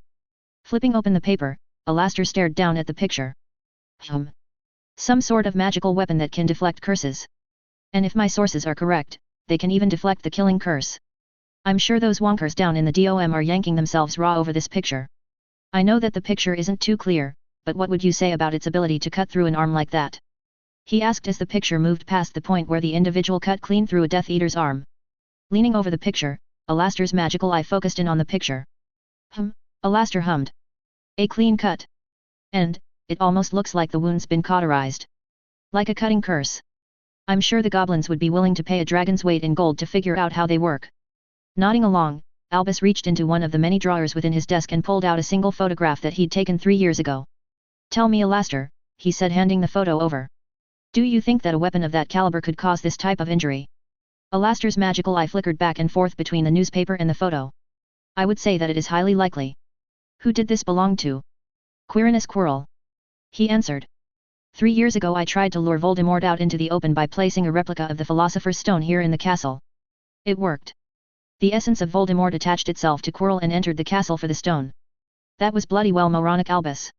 Alastair growled. I know. Albus sighed. But as the Muggles say, hindsight is always 20/20. And I was getting desperate to prove his existence to the world. Especially as Harry Potter was formally re-entering the wizarding world. So, what happened to Quirrell? Alastair asked. I doubt he did that to himself. Nodding, Albus took the picture back. Quite right, but honestly I'm afraid that I do not know the specifics of what happened. All I know is that I received a warning that wards surrounding the fake stone had been tripped. And while I was on my way to investigate, Madame Knox barraged into the school using Madame Bones's authorization and demanded to be taken to her son. When we found them, Harry was out cold and this arm was all that we could find of Quirrell. Leaning back in his seat, Alastair took a long pull from his flask. So you think that the Potter boy is one of these so-called guardians? I admit, there is evidence to that theory. But it's flawed, Albus. A powerful fire spell or cutting spell could have done that to that arm. Although I do admit that both would be beyond a first year. Unless the kid's a prodigy, that is.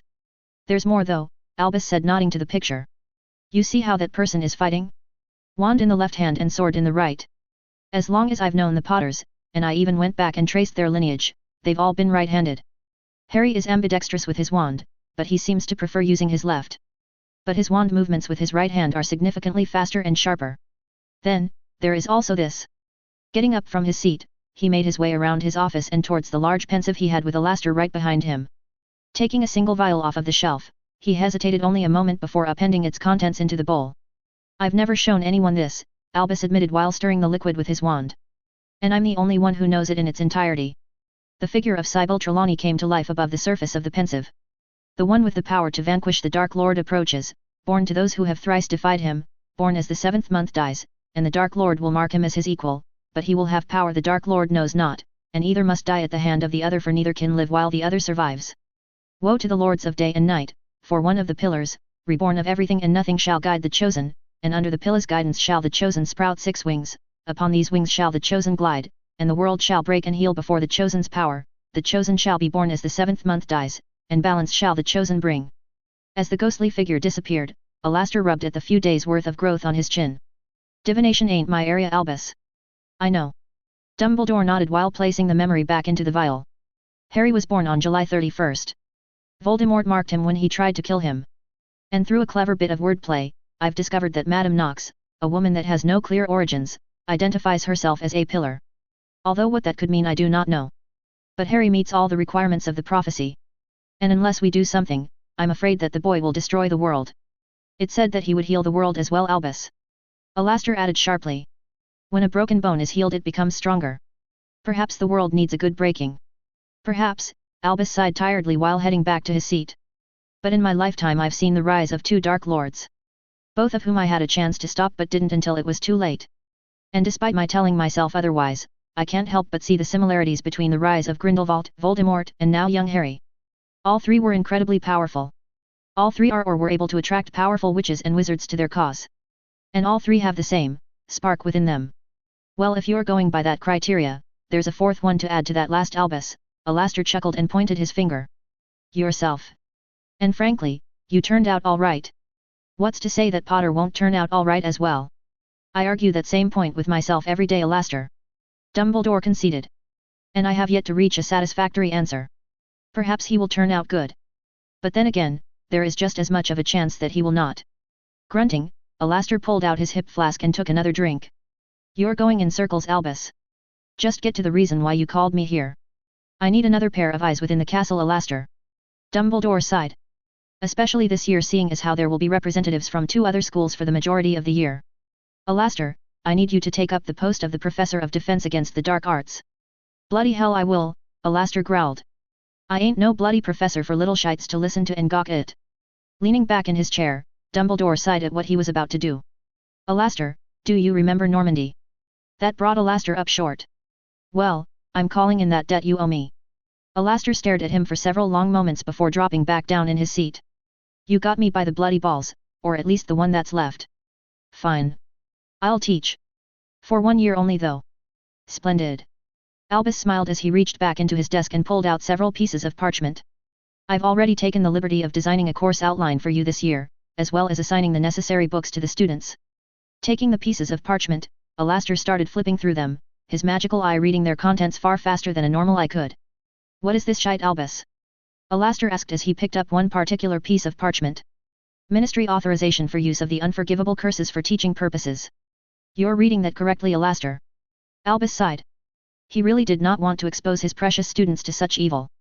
But with what was to come, it was far better that they learn about them now rather than later. I don't want you to teach them how to cast the curses, but how to recognize them and how to potentially defend oneself from them as well. Alastor stared down at the paper for a while longer before his eyes snapped up to meet Dumbledore's.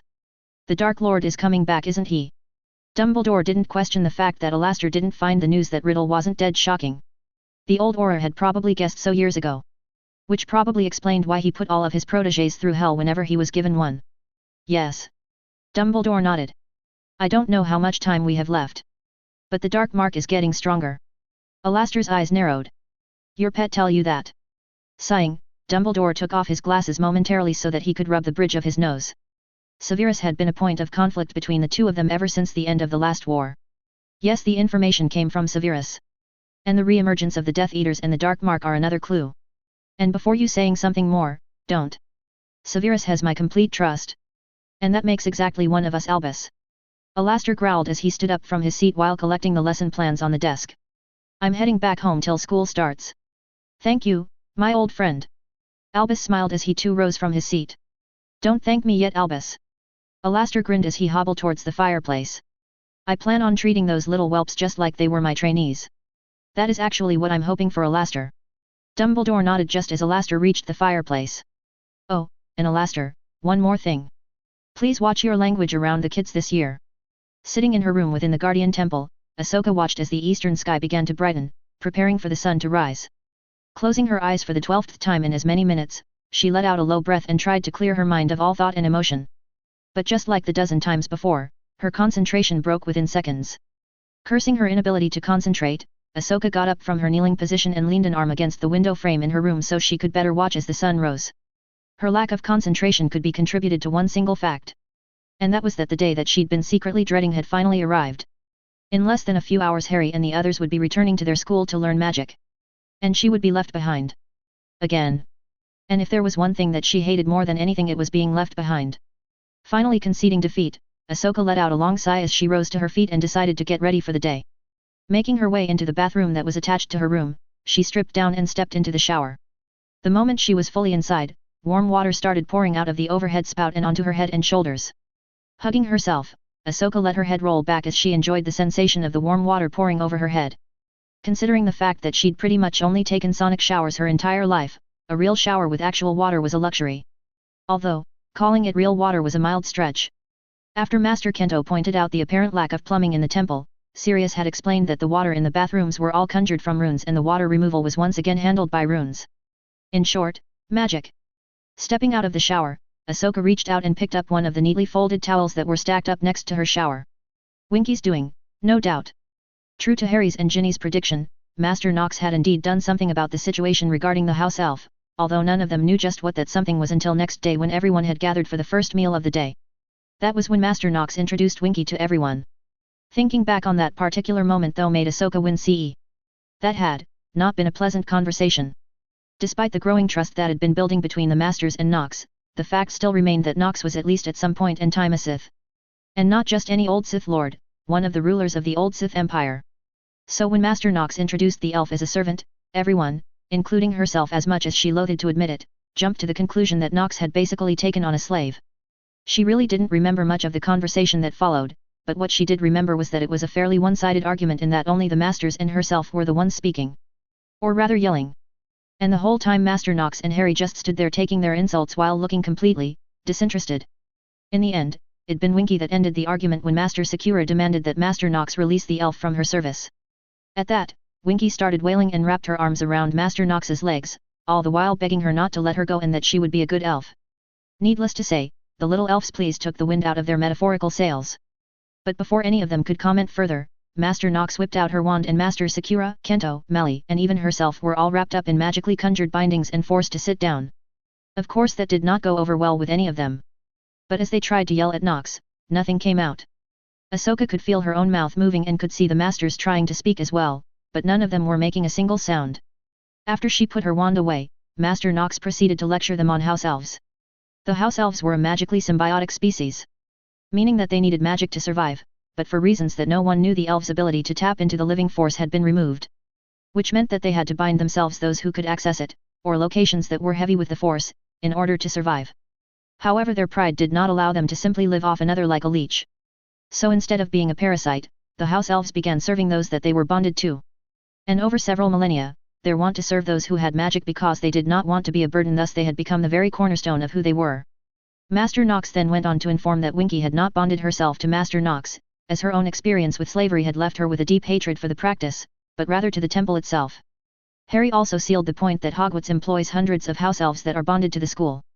Wrapping the fluffy towel around herself, Ahsoka walked out of her bathroom and back into her room only to find a set of robes neatly folded and sitting on the edge of her bed and a cup of tea that still had wisps of steam rising from its surface. Dressing quickly, Ahsoka took a calming breath before calling out, "Winky." A very slight pop off to her left brought her head around just in time to see Winky appear out of thin air. "You calls for Winky, Missy Ahsoka?" "No." Ahsoka said, shaking her head, before continuing on quickly when she saw the elf's face fall. "I just wanted to thank you for the tea and clothes." Immediately, Winky brightened right back up and even blushed slightly. Winky is happy Missy Ahsoka likes what Winky picked out for her. Winky not sure what Missy Ahsoka likes. Did Winky do good? Yes. Ahsoka smiled while looking down at the robes that were arranged on her bed. While not her usual choice, the robes that Winky had picked out for her greatly resembled Jedi robes, except they were definitely more form-fitting than what was normal worn. "They're wonderful, Winky." "Thank you." "Winky is pleased to serve Missy Ahsoka." Winky beamed. "Does Missy Ahsoka be needing Winky for anything else?" "Winky has eggs cooking for Master Yodi and doesn't want them to burn." "No." Ahsoka responded, shaking her head before quickly thinking better of it. "Actually, where are Harry and Nat?" Being the last day before everyone was to set off for Hogwarts again, all of her fellow knights and apprentices had decided to stay with their families save for Harry, who stayed at the temple because, well, it was his home. "Master Harry sir be in the many rooms room," Winky explained. "And Missy Nat still be asleep." "You're a gem, Winky," she said, making the small elf blush. "If I need anything else I'll let you know." "Thank you." "Yous be most welcome, Missy Ahsoka." Winky beamed before snapping her fingers and disappearing from the room. Shaking her head at the elf's antics, Ahsoka left her room and made her way down the halls towards the room of requirement, or the many rooms room as Winky called it. Just as she was about to reach the room, she came to an abrupt stop as she saw something strange. Hedwig was perched up in one of the upper tresses of the corridor, which in and of itself wasn't all that strange. But what was strange was the large red bird with black accents lining its wings. Well, good morning, Hedwig. She called out, earning a hoot from the owl in return. And who is your friend? The large red blackbird gave off a trill before spreading its wings and gliding down from the rafters and over her head. But when the bird tried to bank around, it ended up colliding right with the wall and landing in a heap on the floor. Just barely managing to stifle her laughter, she knelt down next to the downed bird, who was by then up and shaking its head, while Hedwig floated down gracefully and landed on her shoulder with hardly any effort. Well, hello there. She smiled. Are you okay, little one? The large bird shook its head once more before hopping back a pace or two. Then the oddest thing happened. The bird just wavered. And then instead of a bird sitting there before her, it was Harry. Ouch! He groaned as he rubbed at his head.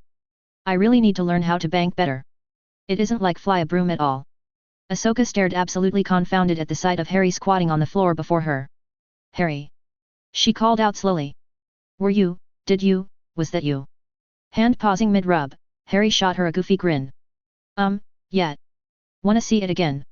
And before she could answer, his form blurred once again and the large red and black trimmed bird was standing before her once again. Force! She breathed as she reached out and gently pressed a finger against the large bird's feathery chest. In response, the bird, Harry, leaned its head back and gave off a loud trill. The noise was pleasant. Soothing. Smiling, Ahsoka moved from just touching the bird to lightly stroking its feathers. The responding trill that Harry gave off made Ahsoka smile as she suddenly felt better than she had in a long time. The bird shimmered once again, and Harry was back and backing away from her with a wide, embarrassed, smile on his face. Sorry, yeah, that felt really good. Smiling, Ahsoka got back up to her feet. You managed to fully transform into your animagus. She exclaimed, happy for her friend even if he did manage to achieve his full transformation before her. So, what is it? I've never seen a bird like that before. And I've been across most of the galaxy. I'd be surprised if you have seen one before. Harry answered while standing. It's a phoenix. And honestly, I wasn't convinced that was what my form was until I fully transformed into it this morning. Why not? Ahsoka asked. Because they're magical creatures. He responded. And what I've heard and read, technically one isn't supposed to be able to transform into a magical creature. That's amazing, Harry. Ahsoka exclaimed. So, if it's a fork magical creature, it must be able to do magical, shouldn't it? What can you do? Smiling, Harry shrugged. From what I've read, phoenixes are incredible. When they die they burst into flames and are reborn. Their tears are supposedly the most powerful curative substance on the planet as they're able to cure almost any type of wounds or any poison. Even basilisk venom. And I think they can do some other things, but honestly I'm not sure. And as for what I can do, I don't know. I only managed to get my transformation down fully a minute or two before you walked down the hall. I'm still just trying to fly in a straight line. You'd be amazed at how important tail feathers are. Fighting down the sudden surge of jealousy coursing through her, Ahsoka managed to smile. That's really amazing, Harry. She said. I've only managed to transform my 2 arms so far. Sirius is actually an amazing teacher. When he isn't trying to prank Master Yoda or Master Kento. So what are you going to be? Harry asked, still grinning from ear to ear. Shrugging, Ahsoka stared off down the hall as she felt something approaching. I think it's a Corellian banshee. But I'm not entirely sure. But judging by my wing size, I would say that it's a fairly safe bet. That's awesome, Ahsoka. Harry yelled, surprising her by suddenly grabbing her and pulling her into a tight hug. We can go flying together and oh. Sorry about that. No, it's fine. Ahsoka smiled, trying, and failing, to keep her cheeks from warming as Harry took an awkward step back from her.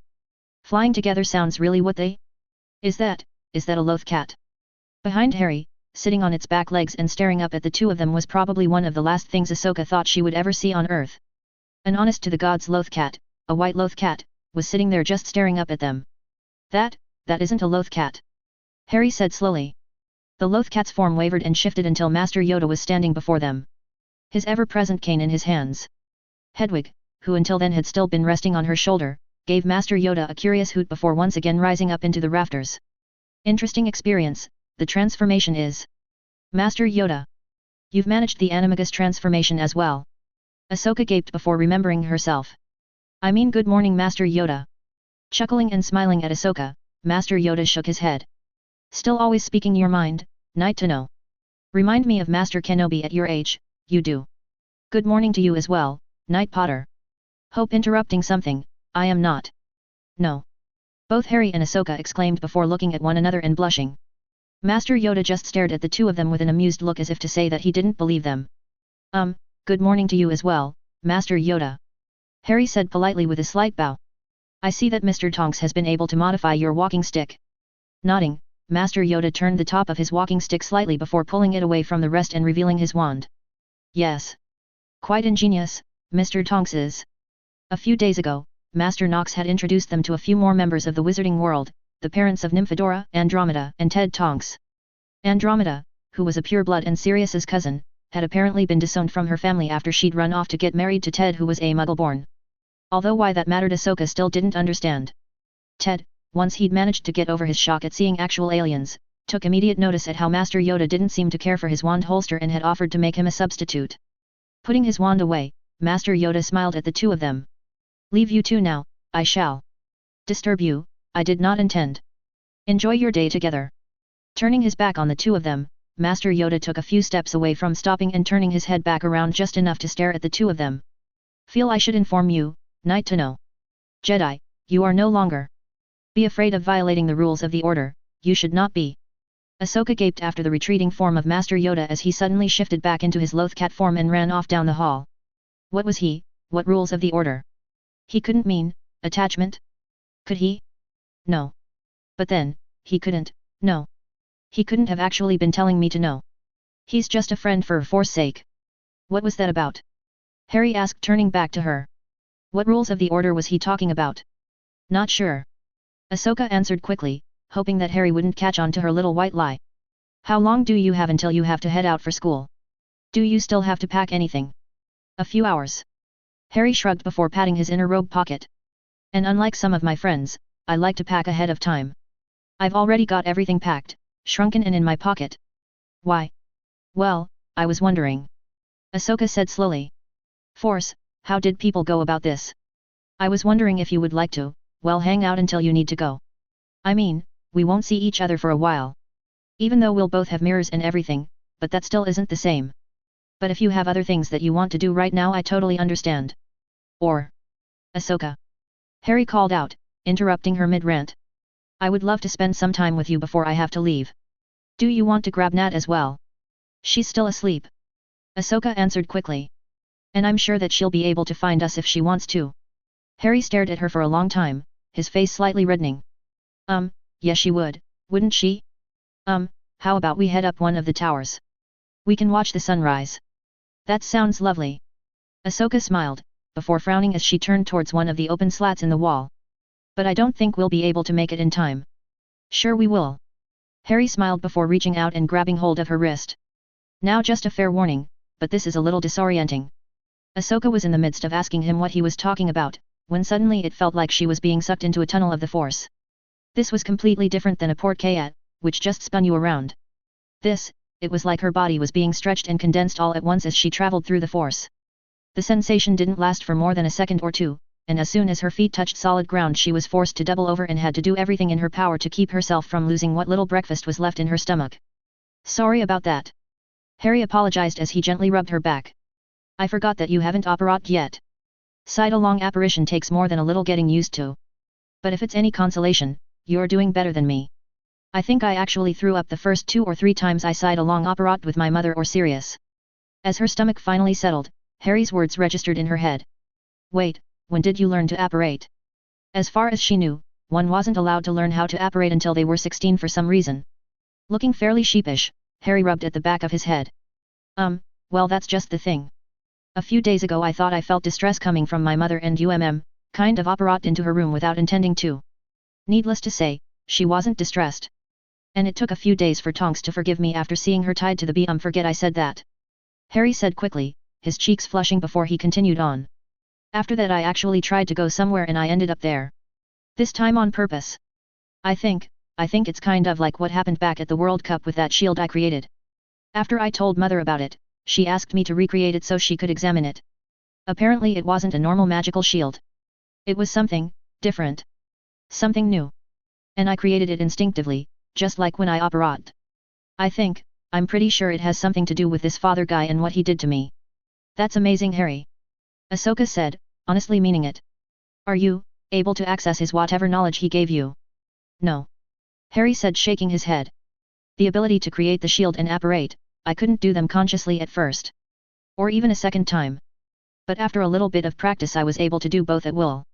But enough about that, you wanted to watch the sunrise didn't you? Well, I don't think there is a better place to do that than here. Turning her head to where Harry was pointing, Ahsoka felt her jaw drop slightly. They were standing on the balcony of the southeast tower facing the sunrise. This is perfect. She said quietly, making her way over towards the railing. Yet, she heard Harry say softly as he leaned against the railing next to her. It is. Ahsoka didn't know how long the two just stood there watching the sun rise over the ocean, and truth be told she didn't care. I wish that you didn't have to leave today. She said without preamble. This place will be so boring without you guys here with Nat and I. Missing my irresistible charm already at. Harry teased. You wish. Ahsoka chuckled while lightly backhanding Harry on the shoulder. It's just, I've spent the past 3 years of my life either on the run or on the front lines of a battlefield. It was nice to be with people my own age and not have the pressing weight of a galactic war hanging over our heads. It was peaceful. Beside her, she could sense Harry awkwardly shifting around. Well, we'll still have our mirrors to talk if you get too lonely. Plus I'm sure that Hedwig would love the chance to fly if you or Nat want to write a letter to the lot of us. Nodding, Ahsoka continued to stare resolutely forward at the sun. How much time do you have left? Pulling out his wand, Harry cast a spell under his breath which created what looked like a digital clock display in midair. I've got about an hour until I seriously need to consider getting to King's Cross. Harry answered with a sigh. I suppose we should head in. Hey. Not yet. Ahsoka said quickly, reaching out and grabbing his arm and stopping him. I just want to spend as much time with my friend as possible before he has to leave. Is that okay? She could see Harry's throat move as he swallowed and nodded his head. Yeah. That sounds good to me. Taking up his position once again, Ahsoka removed her hand from his arm and looked back over the ocean as the two fell once more into a comfortable silence. Unfortunately, her mind was anything but idly as they stood there side by side. You want to spend as much time as possible with your friend Ahsoka. For for's sake, stop lying to yourself. Sitting at the Gryffindor table, Harry clapped along with the rest of his housemates as yet another first year, a small girl with bright blonde almost white hair, took off the sorting hat and practically ran over to the Gryffindor table.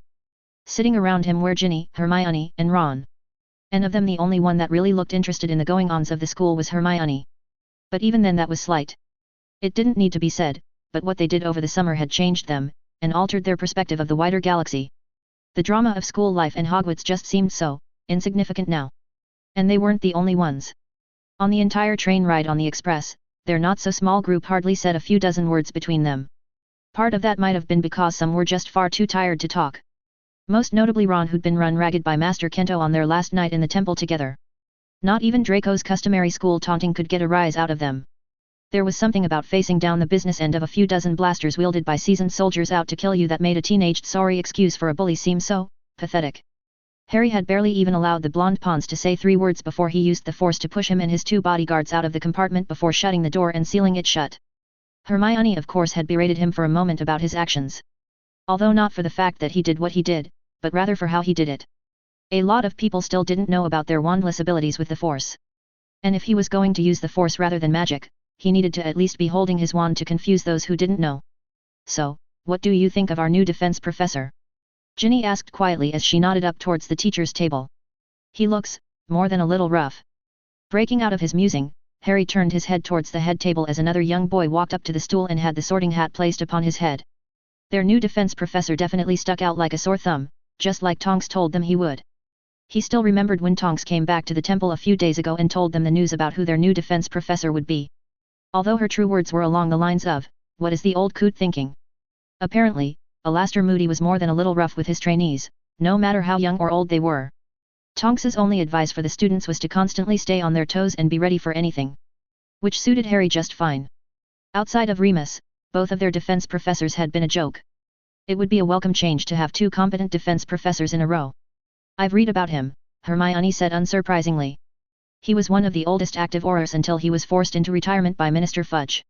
Although apparently events surrounding his forced retirement were suspicious. I mean, why would you force a man to retire after he found and raided one of the largest caches of dark artifacts since the time of who-know-who? Dad was confused by it as well. Ginny added.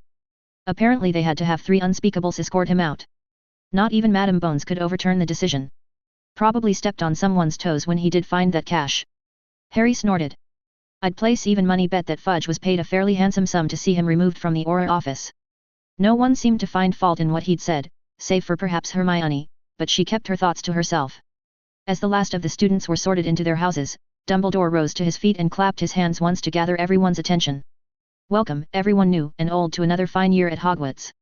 Dumbledore smiled, holding his hands up as everyone applauded. And what a most exciting year we have ahead of us too. Now, before we begin the feast, I have a few announcements for everyone. Once again, the Forbidden Forest is, of course, forbidden for anyone without a professor's escort. Also, for your convenience this year, our caretaker Mr. Filch has compiled a list of banned items and posted them on his office door. Anyone caught with such items will be dealt with most strictly. Beside him, Fred and George began snickering. No doubt they were going to take the list as a sort of challenge. As most you can see, we have a new professor joining us this year. Dumbledore continued, motioning towards his left towards where Exora was sitting. After last year's unfortunate dismissal of our defense professor, I am pleased to announce that I have found an excellent professor for you all. Please help me welcome Professor Alastor Moody. The heavily scarred Exora awkwardly rose to his feet before dropping back down almost as quickly after receiving a noticeably less than enthusiastic applause. Apparently his reputation was well known. Motioning for everyone to quiet down, Dumbledore continued with his welcoming speech. Yes, I know that you will all make sure that Professor Moody feels most welcome. Now on to the last of my announcements. I am sad to announce that this year there will be no House Cup nor will there be any House Quidditch games. Most of the students within the hall started whispering frantically between one another, and more than a few, mostly the House Quidditch players themselves, were staring up at Dumbledore with shock. But I assure you there is a good reason for this. For the first time in over 200 years, the Triwizard Tournament shall once again be held. And Hogwarts has been chosen to be the host school for this prestigious event. This time the whispers in the hall rose to the level of a dull roar as just about every student in the hall gained a far-off look in their eyes. Fools! Harry scoffed. I doubt that any of them even realized that the reason why the tournament was banned in the first place was because the winner was usually determined by who was the last one still alive at the end.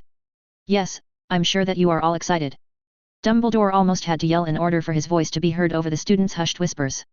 Now, because of past incidents with the Triwizard Tournament, several safety precautions have been implemented. For starters, no one under the age of 17 shall be allowed to compete in the tournament. This time the dull roar turned into angry gasps as several of the students who were 15 or 16 stood up sharply and started protesting. Without even missing a beat, Dumbledore pulled out his wand and sent out a cannon blast charm which instantly quieted down the entire hall. Settle down, Dumbledore shouted, bringing an instant end to all of the commotion. This stipulation was agreed upon as the tasks that will be set before the chosen champions require a new level of magical understanding at minimum. And it is not negotiable. Dumbledore's tone and the look in eyes brokered no room for argument. After making a pass of the assembled students, the headmaster continued on. The other schools that will be participating alongside Hogwarts will be Durmstrang Institute and Beauxbatons Academy of Magic. Their chosen representatives shall be arriving 2 days before Halloween. The following day I shall be revealing just how the 3 champions shall be chosen, and you shall have until the Halloween feast to decide whether or not you wish to participate. The winner of the tournament shall be gifted a position of eternal honor as one of the champions of the tournament, as well as a prize pot of 1,000 galleons. Harry nearly snorted at that, especially when the twins immediately stuck their heads together and started whispering frantically between each other. No doubt that they would be trying to enter their names now. As well as just about every other sucker in the school. Yes, I'm sure that you are all excited. Dumbledore said with his trademarked grandfatherly smile. And I understand that many of you are disappointed by the age restriction. But I believe that my next bit of news might just alleviate some of that disappointment. As is tradition with the Triwizard Tournament, we shall be hosting a Yuletide ball during our winter break. The dance will be open to any 4th year and up, however 3rd years will be allowed to take part as long as they are in turn invited by a 4th year or higher. Now then, I believe that you have all heard enough of me for the night. So without further ado, let the feast begin. As the food appeared on the hundreds of serving plates throughout the Great Hall, Harry couldn't help the nagging feeling in the back of his head that was saying that something was going to go horribly, horribly wrong this year. Sitting on the bridge of a stolen former Republic blockade runner, Clone Trooper 7567, known simply as Rex to those close to him, former captain within the 501st Legion of the Grand Army of the Republic, stared out at the hypnotic blue spiral of hyperspace. As he watched, one hand reached up and idly fingered the healed scar on the side of his head. Thank you, Fives. He thought sadly as he remembered his former brother who'd warned him about the biochips that had been implanted into all of the clone troopers.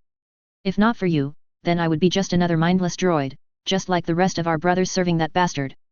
I'm only sorry that I didn't believe everything you said. If I had, so many of our comrades would still be alive today. He'd been completely blindsided when Order 66 came through. But unlike his brothers who still had their control chips firmly implanted in their brains, he was able to disregard the order from the now Emperor of the Galactic Empire to wipe out any and all Jedi across the galaxy. Unfortunately though, he also hadn't been able to stop the slaughter. That was the main reason why he had deserted the army.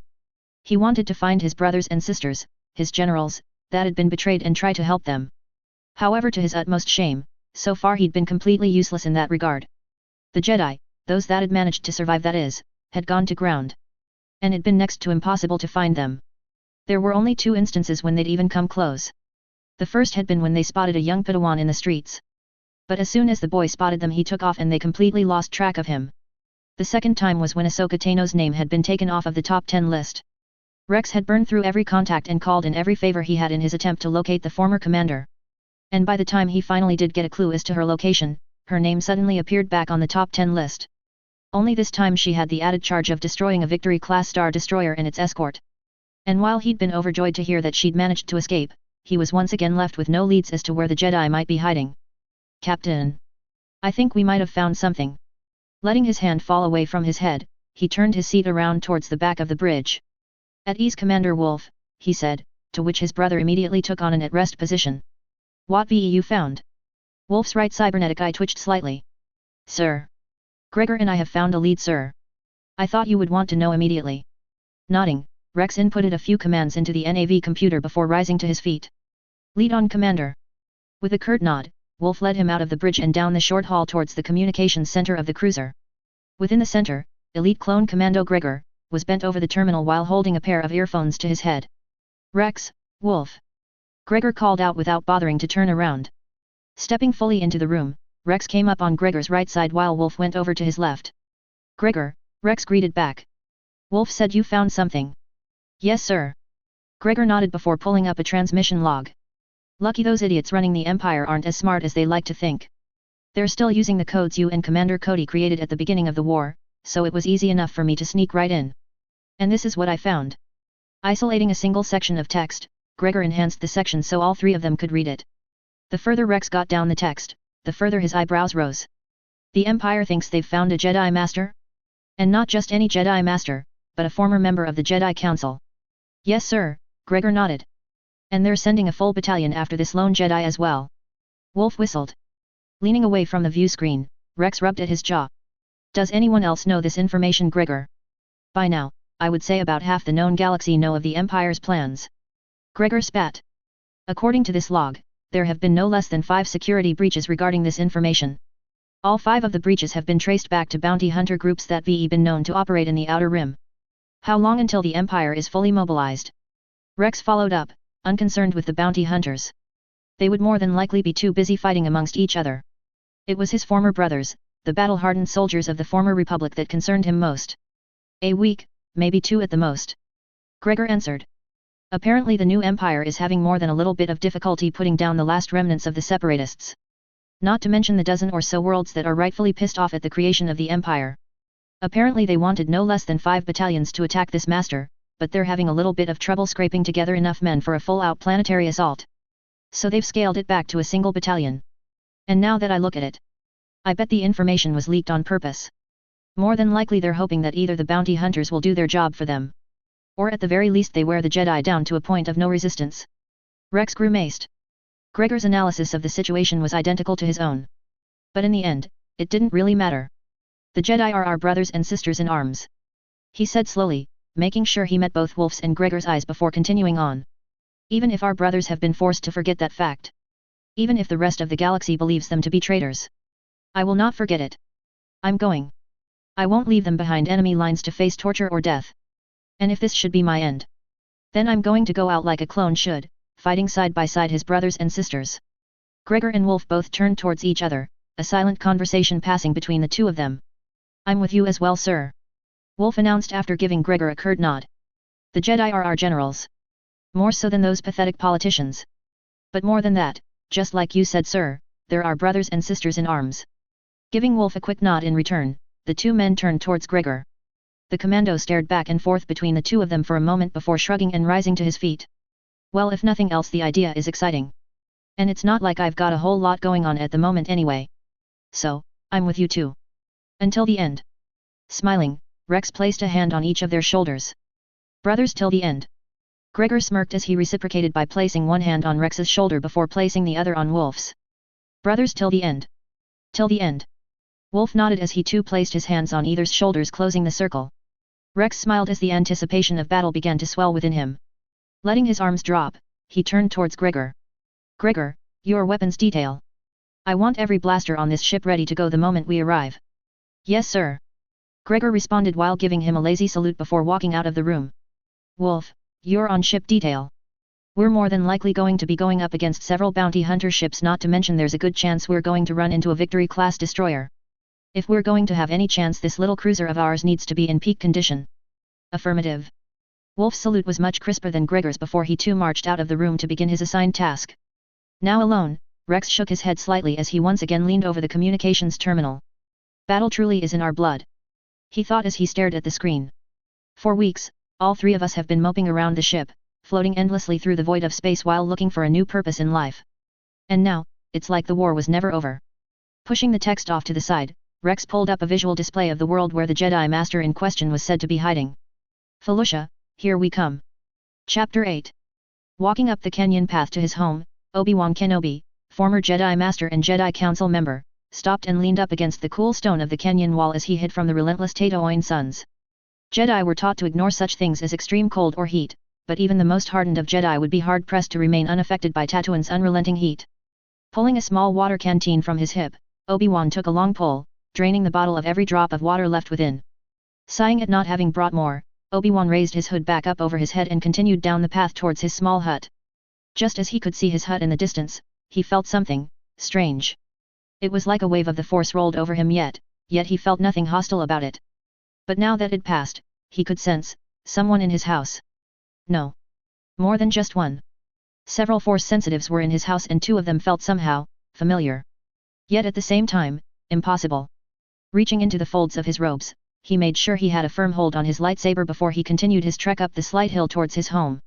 As he reached the entrance, he brought out his lightsaber and with a quick wave of the Force had opened the door to his house before rushing in, hoping to catch those within off guard. And froze the moment he stepped inside his small house, only to almost stumble at the voice that greeted him. Is this the way you greet all of your house guests, Kenobi? Where's your famous Jedi hospitality? Obi-Wan felt his fingers go numb and he only just barely managed to fix his hold on his lightsaber before it slipped from his fingers. Sitting on his couch, with his feet perched up on the small table, was none other than Quinlan Vos. Even more surprising though, was the young woman that was casually leaning up against Vos with her feet propped up over the edge of the seat they were on. There were two others in the room with them, a man and a woman who were sitting just off to the side of the room, but he paid them little mind considering who was in front of him. Vos, you're alive. He breathed looking at his friend before turning towards the woman. And Ventress, I heard you were dead. From Vos no less. Well, I would say that it's a pleasure to see you again, Kenobi. But that would be a lie for the most part. Ventress smirked. But I will at least admit that I'm glad you aren't dead. It'd be an awful bother to find a worthy adversary again. Turning his head ever so slightly, he got a good look at the other two people in the room. They were both Force sensitive, but he didn't recognize either of them. And as a member of the Council, he the fair majority of Jedi that were in the Order. And you two are? Remus Lupin. The man said, inclining his head slightly. Ela, Lupin, I guess you could say. Obi-Wan narrowed his eyes at the two of them. Their names were rather unique. And given their level of power, there was no way he wouldn't have at least known of them if they'd been a part of the Jedi Order. Vos's voice brought him out of his musing. Now I know that times are rough, Kenobi, but are you really just going to stand there holding onto your lightsaber and glaring at us the whole day? Tearing his eyes away from the two unknowns, Kenobi put his lightsaber back into the folds of his robe as he made his way across the small room and towards the seat directly across from Vos, which also allowed him to keep half an eye on the other two while his mind tried to process everything that was going on. I think that we broke him, Quinlan, Ventress chuckled darkly while leaning into Vos more. Oh, I so wish I could have gotten a still image of his face the moment he walked in the door. Absolutely priceless. Ventress's comment snapped Obi-Wan out of his stupor. I'm glad that all of you managed to escape the purge, truly I am. He said slowly, still unsure about the two unknowns. But I can't help but wonder, how did you find me? Oh, that's simple, Kenobi, Vos smirked. The old man told us where to find you. There was only one man that Vos referred to as the old man. Although he doubted that Vos would ever have the guts to actually call him that to his face. Master Yoda told you that I was here. If they were speaking the truth, then it was more than likely that Master Yoda had told him just why he was here as well. Then he must have told you why I am here as well. He did. Voss nodded, all previous humor that was in his voice and expression evaporating in an instant. You're here watching over the son of Anakin Skywalker, known now as Darth Vader. Even though he was expecting the answer, it still did not make hearing it any easier. Especially considering the amount of disgust that was laced throughout. So you know, Obi-Wan sighed. And my failure is complete. The sins of the student should not be levied against the teacher. The man, Remus, spoke up surprising Obi-Wan. Many have fallen to the darkness, no matter their teacher. Do not let Anakin's fall destroy you. Staring at the man for a moment, Obi-Wan stretched out with the Force to try and get a feel for the man. What he found was strange. Not dark. But there was something about this man and the woman. A wildness. Like there was a ferocious animal locked within each of them trying to get out. That wasn't very nice. The woman, Ela, growled. A noise which only reaffirmed what he'd felt. Try that again without permission, and I will tear off your bits. Apologies, Obi-Wan apologized quickly. But I'm afraid that you two have me a great disadvantage. I've known Quinlan for most of my life and I know Ventress quite well.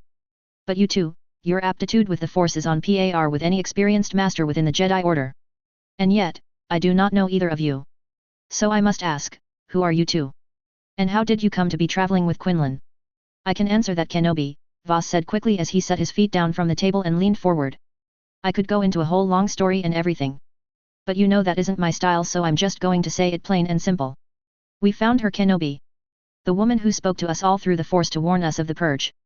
And as for these two, well, you can consider them her emissaries after a fashion. Of all the possible answers he'd been expecting, this was perhaps the last he'd expected. They found her? But how? And how? Where? I take it back. Ventress smiled. I wish I could have gotten a still image of his face now. And to answer your question. Quite a fair amount of stupidity and luck on our part. Not so much for the others. Others? Obi-Wan pressed, leaning forward. Who? Smiling, Voss began listing off names. Well, there's the old man, of course. Then there's my little spitfire of a former Padawan, Ayla. Kento and Mali Merak, if you can believe that. And their son Galen. And lastly, the one and only Ahsoka Tano. Obi-Wan was heartened to hear all of their names. But his joy was quickly extinguished as he realized something. Master Yoda, he told everyone about Anakin. Didn't he? Yes. Voss nodded. Obi-Wan couldn't help but wince. How did Ahsoka take it? Not well. Ventress answered. But that girl is strong, as much as it irks me to admit that. She will get over it. Especially with that green-eyed kid with her. Ventress smirked at the mention of unknown kid. Green-eyed kid? Obi-Wan questioned as he was still trying to wrap his mind around everything. What green-eyed kid? That's a long story. Remus chuckled. I have time. Obi-Wan responded. He needed to know more. The four looked back and forth at one another before Voss sighed. All right. The abridged version then, because the long version will take several days. And truth be told, I'm still trying to wrap my head around it. So, here you go. The woman whose voice you heard is known as Ziri Nox, and she is an incredibly powerful Force user. Obi-Wan frowned at the name. It sounded familiar, but for some reason he couldn't place it. And I can tell you recognize the name. So just to put an end to the mystery, Ziri Nox was also known as Darth Nox of the Sith Empire during the civil war between the Republic and the Empire nearly 4 millennia ago. What? Obi-Wan asked uncomprehendingly. That's right, Kenobi. Ventress laughed. The one who saved the remnants of your Jedi Order was none other than a Dark Lady of the Sith. And probably one of the most powerful ones in history. Former Sith. Remus cut in sharply. She's no longer a Sith, as you understand them to be. She's more aligned with what Quinlan called what was it again? A Grey Jedi. Quinlan continued. And that's a point I cannot stress enough, Kenobi. She might lean a little bit towards the darker end of the spectrum. But she isn't, or at least isn't any longer, a Sith Lord. In fact, she absolutely abhors the Sith right now. Why, I'm not really sure. But she does. Scratching at his beard, Obi-Wan tried to keep himself in check. The thought that he'd taken the advice of a Sith, even a former Sith at that, did not sit all that well with him. If she is truly Darth Nox from the time of the Sith Empire, then how is she alive? There is no known species that live that long. She was trapped in some sort of magical, or Force stasis for several millennia. Remus answered. When she was finally released, she was visited by several Force ghosts who informed her of just what was going on in the galaxy. Wait, she knew what was going on. Obi-Wan asked as he felt his Jedi-com faltering. Why didn't she come forth with what she knew? And how would that have gone over Kenobi? Ventress asked sarcastically. A renowned Sith Lord shows up on Coruscant in the Jedi Temple out of the blue and says that she's there to help. You Jedi would have been so blinded by her label as a Sith that you would have either killed her on the spot or locked her in the deepest darkest pit you could find. Unfortunately, she had a point. So where did she go then? She left to find our world. Remus pointed to himself and Ela. Apparently, our world has an abnormally large number of Force sensitives. The ghosts that visited her sent her to our world in an effort to create a safe haven, so to speak, should the worst come to pass. Define abnormally large. Obi-Wan said, resting his forearms onto his knees. Ela shrugged. I believe Nox said somewhere around 0.1%. So roughly 6 million. Obi-Wan's almost face planted into the floor as his forearm slipped off of his knees. 6 million. By the Force, there hasn't been a number of Force sensitives like that since, well, ever. And if that's true, then how come the Jedi have never sensed this world? 6 million Force sensitives. If they were all on one planet, just about any master or even the knights would have been able to sense them in deep meditation. I had just about the same reaction as you, Kenobi. Voss laughed as he reached into his robe and pulled out an ornate mirror. Now we can go around in circles for days about whether or not what we're saying is actually true or not. So to avoid that, we have this. Think of it as a long-range communicator. Taking the mirror, Obi-Wan looked it over with both his eyes and with the Force. He could feel a slight pull from the item, but other than that it looked like just an ordinary mirror. What am I supposed to do with this? Hold it up to eye level, Remus explained. Then say in a clear voice, mirror, mirror in my hand, show me the one to whom I wish to speak. And think of the person you wish to talk to. Obi-Wan shot a questioning glance towards Voss, but his old comrade didn't have anything to say. Okay then, he muttered, holding the mirror up to eye level. Mirror, mirror in my hand, show me the one to whom I wish to. He felt a slight vibration in his hand, and in the mirror every hair on his head stood up and turned white. Across from Ela was trying, and failing, to hold in her laughter, while Ventress wasn't even trying as she openly laughed at him. Don't worry, Kenobi. Voss laughed as Obi-Wan felt his hair, and found that it was indeed sticking up in every direction. He's gotten all of us with that one. You should have seen Asaj's hair. Whe. Finish that sentence and you'll be sleeping alone for the next year. Ventress growled. Still trying to figure out what had just happened to him, after failing to figure out how to break through the Force illusion that had been cast over him, he lowered the mirror and set it back down. How uncivilized. I told you. Voss clapped before turning towards Remus. That's 20 creds you owe me. Now change him back. Wait, what? Obi-Wan was more than a little confused as Remus, who was still laughing, pulled out a stick from beneath his arm and waved it lazily towards him. He felt a subtle wave of the Force wash over him. And when he felt his hair again, it was back to normal. Picking up the mirror, he found his hair was back to its normal color and style. What did you just do? Magic. Remus smirked. Now for serious this time. Hold the mirror up and say Yoda. It may take him a moment, but when he picks up the mirror, he has a connection will be formed between the two of you and you will be able to speak with him. Still more than slightly wary, Obi-Wan picked up the mirror again and held it up to eye level. Master Yoda. Nothing happened for a moment, but just as Obi-Wan was about to put the mirror back down, the reflective surface rippled as if it were made of liquid. And when the ripples stopped, he was no longer looking at his own reflection, but rather the face of Master Yoda. Ah, Master Kenobi. Warms my heart to see you again, it does. For the second time in less than a few minutes, Obi-Wan nearly dropped the mirror that he held in his hand. Master Yoda. Obi-Wan breathed, turning the mirror over in his hand, trying, and failing, to break through whatever Force trick was being used on him. How many uses for the Force our new allies have found, Master Kenobi. Master Yoda said to him from the mirror. This form of communication, merely the beginning, it is. Staring down at the mirror, Obi-Wan wanted to believe that he was staring at the man he respected almost more than any other. He certainly sounded like the Master Yoda he knew. But, part of him just wasn't willing to accept it so easily. Not after everything that had happened to them. Master Yoda. Doubt that I am who you see, you do, Master Kenobi. The image of Yoda sighed. Understand, I do. Ask a question that only I would be able to answer, you should. Put your mind at ease, it will. Thinking for a moment, Obi-Wan knew exactly what question to ask. When we last parted, you said that you had training for me. What was it? Train to communicate with your old master, I tasked you with. Master Yoda answered without hesitation.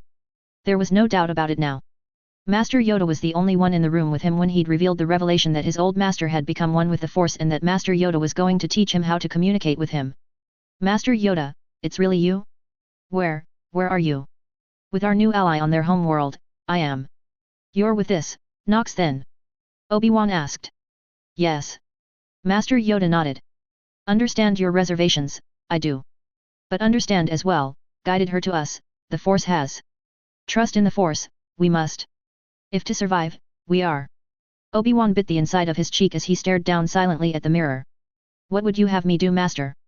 Bring young Skywalker and his family to our new refuge, you must. Wait. The boy and his relatives. Quinlan asked out loud. We might be able to convince them to let us leave with the boy. But I'm not about to force someone to leave their home if they don't want to. Obi-Wan could see Master Yoda hum in the mirror. If leave they do not wish, force them you shall not. But should they stay, dark is their future. Grave danger shall they face. For their own protection, leave with you, they should. Do we even have space to fit them? Ventress asked, turning her attention to Remus and Ela. Yes. Remus nodded without hesitation. We still have an extra tent. A few more passengers should be no problem at all. We should be able to find something that they can do back on Earth to give us all a hand. Agree with me, Master Nox has.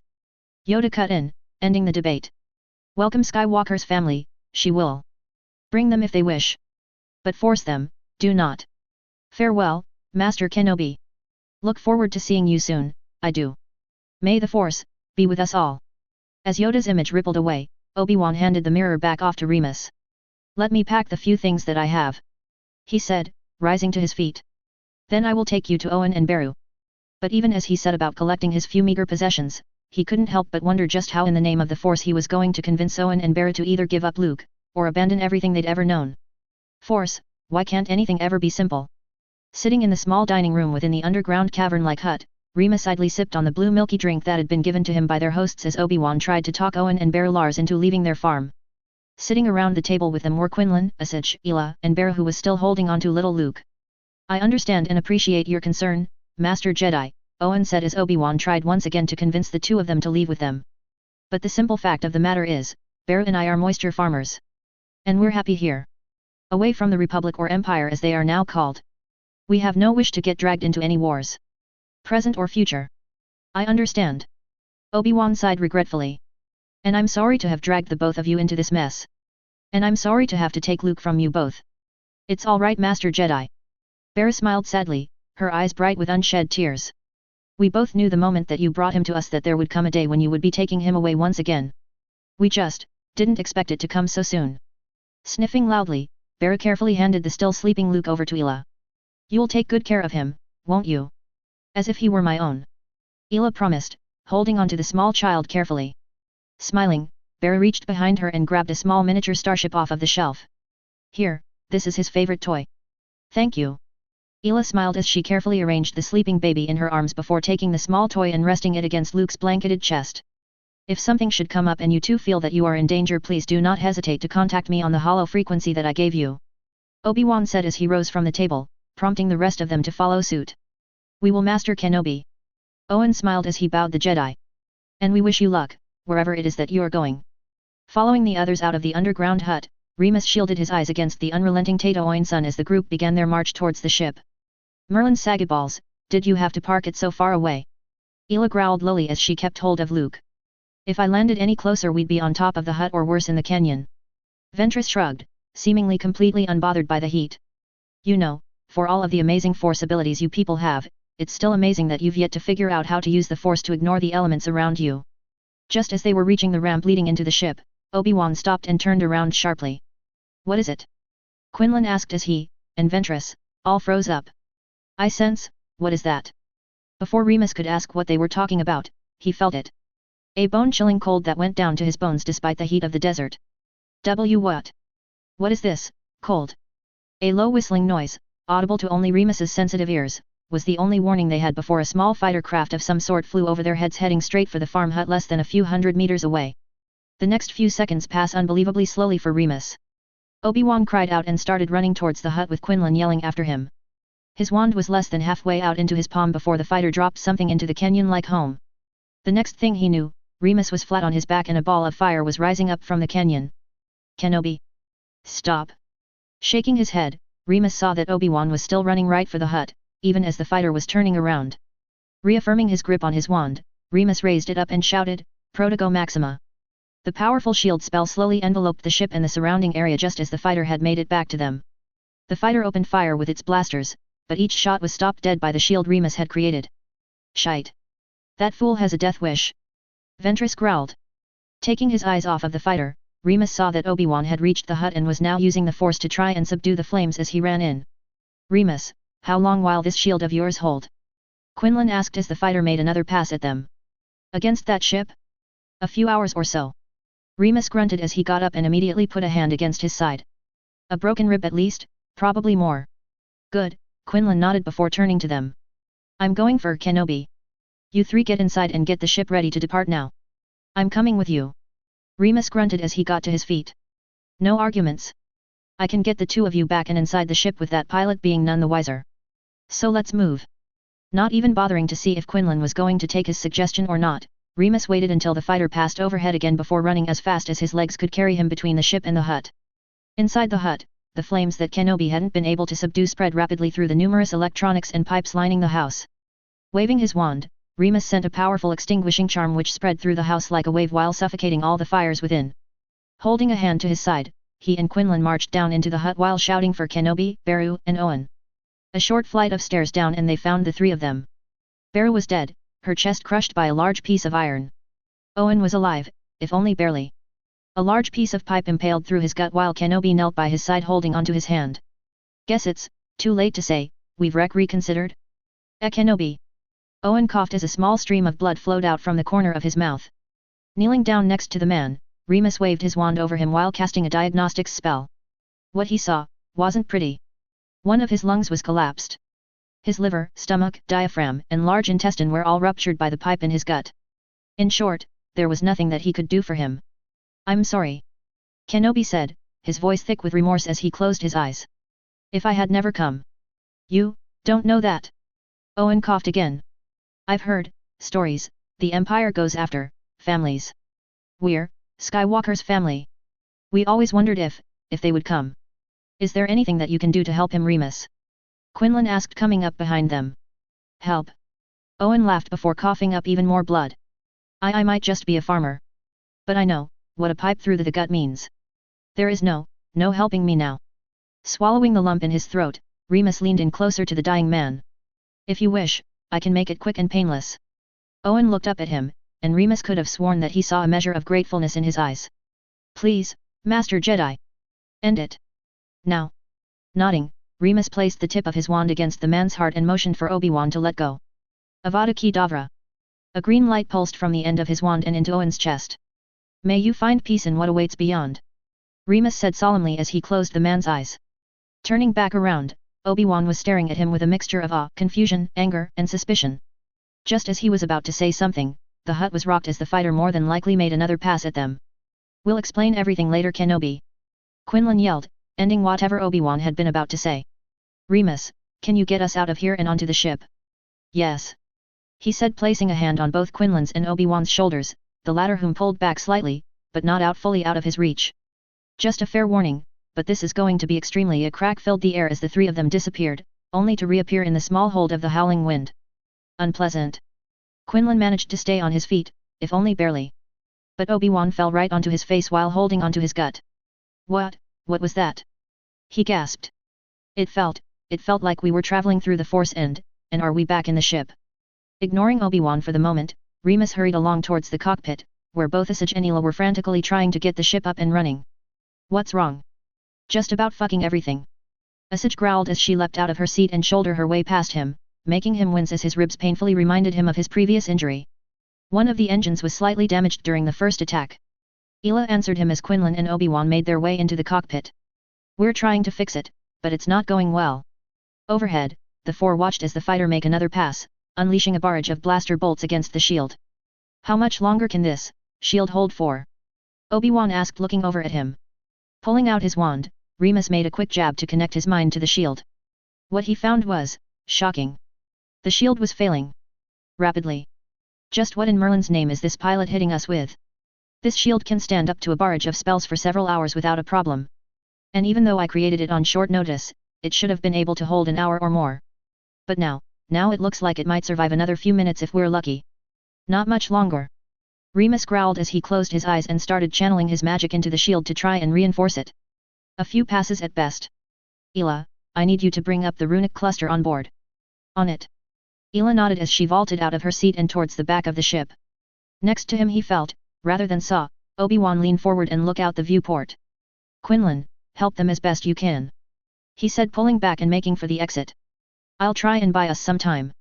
What kind of bantha shit are you going on about now, Kenobi? Quinlan growled. I know who's piloting that fighter. Obi-Wan sighed. And before you say anything, this isn't some self-sacrificing act. I'll buy us some time by going out there and stalling him. While I'm doing that, you four get this ship airborne and then come and pick me up. One problem in that plan. Remus grunted as he felt the shield pull on his magic again. How do you know that this guy won't simply blast you away from the safety of his ship? Don't worry about that. Obi-Wan responded as he walked out of the cockpit. He'll want to kill me in person. Not from behind the controls of a fighter.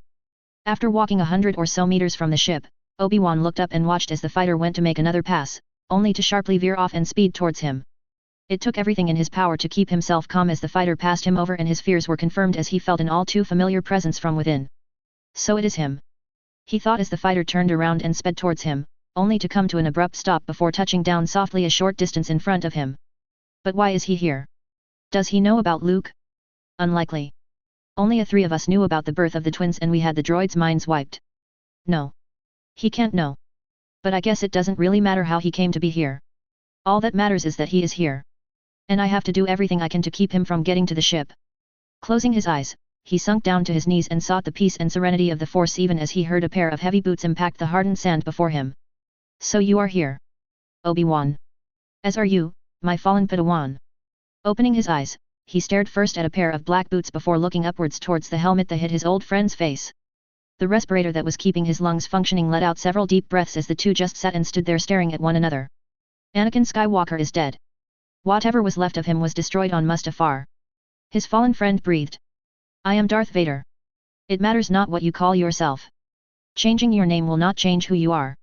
Shaking his head, Obi-Wan let out a long sigh. Tell me, Anakin. Was it worth it? Was all of the pain and suffering you've inflicted upon yourself and others worth it? Your brothers and sisters in the Jedi Order slaughtered without mercy. Losing Padme and your Chiel. Obi-Wan had only a brief warning from the Force to move before he rolled backwards and onto his feet just as a red lightsaber slashed at the ground where he'd been sitting. Do not speak her name. Vader growled, and despite the unrelenting heat of Tatooine, Obi-Wan felt a chill down to his bones as the dark side of the Force radiated off of Vader. You turned her against me. As I said on Mustafar, Anakin, you did that yourself. Obi-Wan replied coldly. You are the one who turned to the dark side. You are the one who led the attack on the Jedi Temple and slaughtered younglings. And you are the one who nearly choked her to death. Again, Vader slashed out at him, forcing him to sidestep while using the Force to push himself just far enough away so to be out of the range of his lightsaber. Your anger has unbalanced you, Anakin. Obi-Wan sighed as he calmly folded his hands into the arms of his robes. Have you forgotten everything that I taught you? I told you, Vader growled. There is no Anakin Skywalker anymore. Skywalker was weak. Pathetic. He lacked the strength to do what was needed. Now, he is gone. And soon all traces or memories of him will be gone as well. Eyes widening, Obi-Wan risked a glance towards the ship. That is why you've come then, isn't it? To end all ties that you once had in the galaxy. Yes. Vader answered simply. The slave owner Watto, he died pathetically begging for his life as I squeezed the life out of him. And those two, they had ties to Skywalker's mother. They failed to protect her, so they have more than earned their fate as well. 2. So, he doesn't know about Luke then. Thank the Force for your small favors. They were innocents, Anakin. Obi-Wan said, his hand moving inside the sleeves of his robes. Have you really fallen so low that you feel nothing at killing innocents? They were a nuisance. Nothing more. Vader countered back. And now they are dead. Just as my master wished. You truly have fallen far, my old Padawan. Obi-Wan sighed as he grabbed hold of the lightsaber in his sleeve and brought it out into the open. Then I shall do what I must on my oath as a Jedi to protect innocents of the galaxy. You couldn't kill me on Mustafar. Vader growled while pointing his lightsaber at him. And I have grown far stronger since then. You will stand no chance against me now. Arching an eyebrow, Obi-Wan ignited his lightsaber. Are you telling me this in an attempt to make me run, Anakin? No. Vader shot back, and he could have sworn he heard a slight twinge of amusement in his voice. I merely wish to cause you as much despair as possible before I end your pathetic existence. Obi-Wan nearly faltered at hearing the malicious in his voice. I couldn't kill you on Mustafar because Anakin Skywalker was my Padawan. My friend. My brother. Taking a breath, he held up his lightsaber before his face. Darth Vader is none of those things. And I will do what I must to ensure the safety of innocents. You will try. And you will fail. Obi-Wan just barely managed to get his lightsaber up into a high block as Vader's red blade descended upon him almost faster than the eye could see.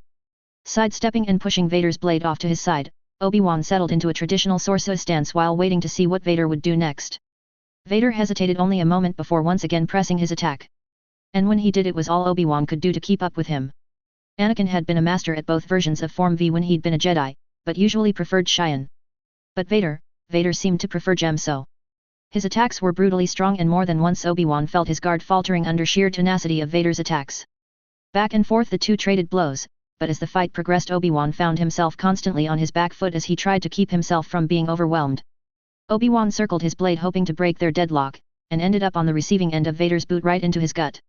Before he could recover, he felt his throat being constricted painfully as he was lifted up off the ground. "You skills have dulled Obi-Wan." Vader taunted him while he tried desperately to use the Force to break the hold Vader had on him. "Your time spent on this rock has defeated Y." Vader quickly turned sideways as he brought his lightsaber around to clash against the green blade that was coming right for his head. The distraction was enough that Obi-Wan was able to break through what was holding him in place, and he collapsed onto the ground while taking in several desperate breaths. "Well, damn. I thought I'd be able to take your head before you even noticed." Vader remained silent as he stared at the Quinlan Vos, who'd somehow managed to launch an attack without either of them even noticing. "I didn't even feel his presence. How did he do that?" "Master Quinlan Vos," Vader intoned, pushing Vos' blade off to the side with his own. "You masked your presence from me to try and get in a killing blow from behind. Not very Jedi of you." What can I say? I'm not necessarily the stereotypical Jedi type." Vos shrugged with a grin. "Obviously."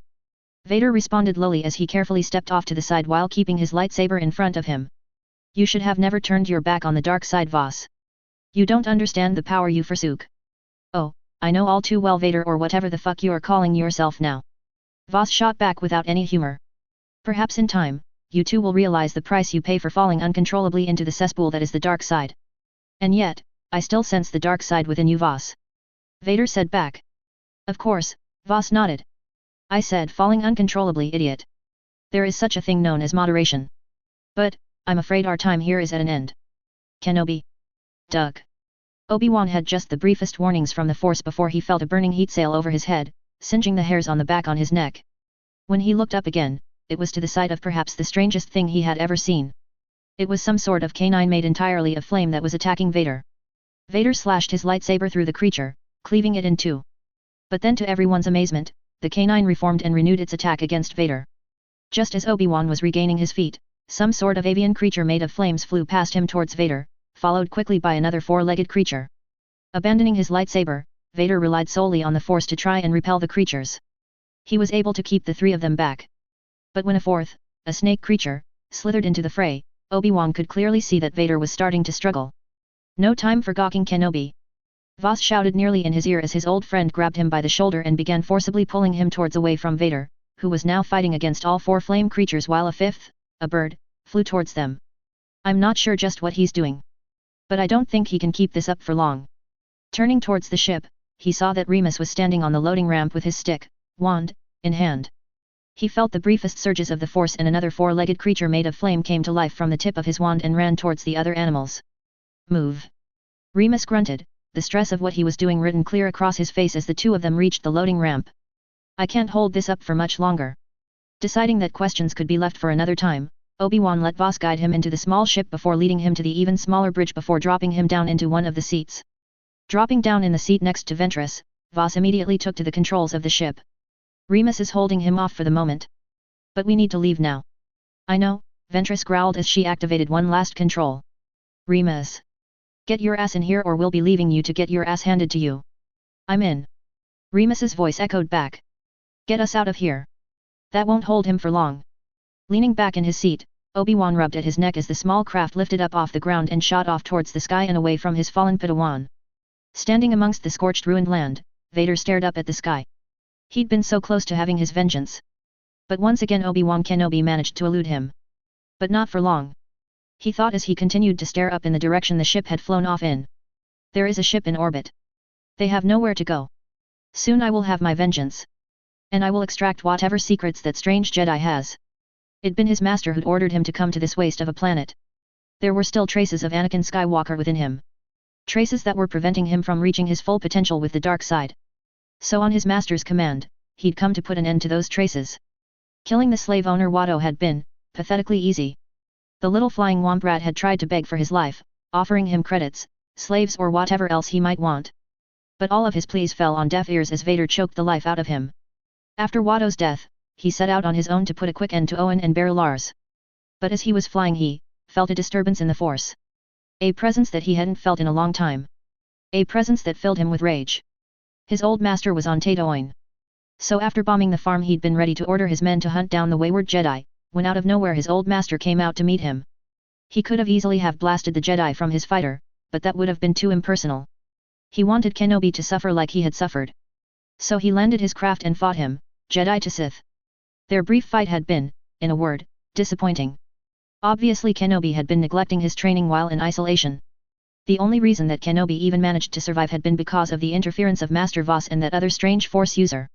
It was a sound tactic on their part, one that Vader wouldn't let happen again. Voss distracted him while that other man used some sort of strange Force technique to create living creatures made of fire. By the time he'd actually managed to subdue the flames that had surrounded him, Kenobi, Voss and the mysterious Force user were all gone. And he was left standing there to ponder what had just happened. Strange Force techniques were not a new thing for Vader. The witches of Dathomir possessed Force abilities unlike any ever seen. But the witches were all gone now. Wiped out by Count Dooku and his pet Grievous during the Clone Wars. It was highly unlikely that the witches taught their abilities to an outsider, let alone a male outsider. But perhaps there was another sect of Force users out in the galaxy that had abilities similar to the witches. But then the question became, how did the Jedi find them in the first place? And when? Or perhaps the mysterious Force presence that brought him to his knees during the Purge was part of this sect of strange Force users. The more he thought about it, the more that line of thought made the most sense. It would explain how they managed to stay out of his master's vision for so long. And how they've managed to hide from them as well. If this were true, then capturing this mysterious Force user that was traveling with Skywalker's old master was now a top priority. Once he got his hands on him, he would extract everything the man knew of the mysterious Force user that had interrupted the Purge. And once he learned everything he could, he would overthrow his master and bring true order to the galaxy as its emperor. A low beeping ended Vader's thoughts as he reached down and retrieved the hollow COMM attached to his belt. "Commander," he said levelly as the image of the commander of the destroyer he'd confiscated appeared before him. "Report." The commander's hologram fidgeted slightly. "My lord, I regret to inform you we were unable to detain the ship before it managed to flee the system. I apologize, my lord, and take full responsibility." Vader stared down at the hologram, suddenly thankful that his mask prevented anyone from seeing his face. "Send a shuttle to my location. I shall deal with your failure when I arrive."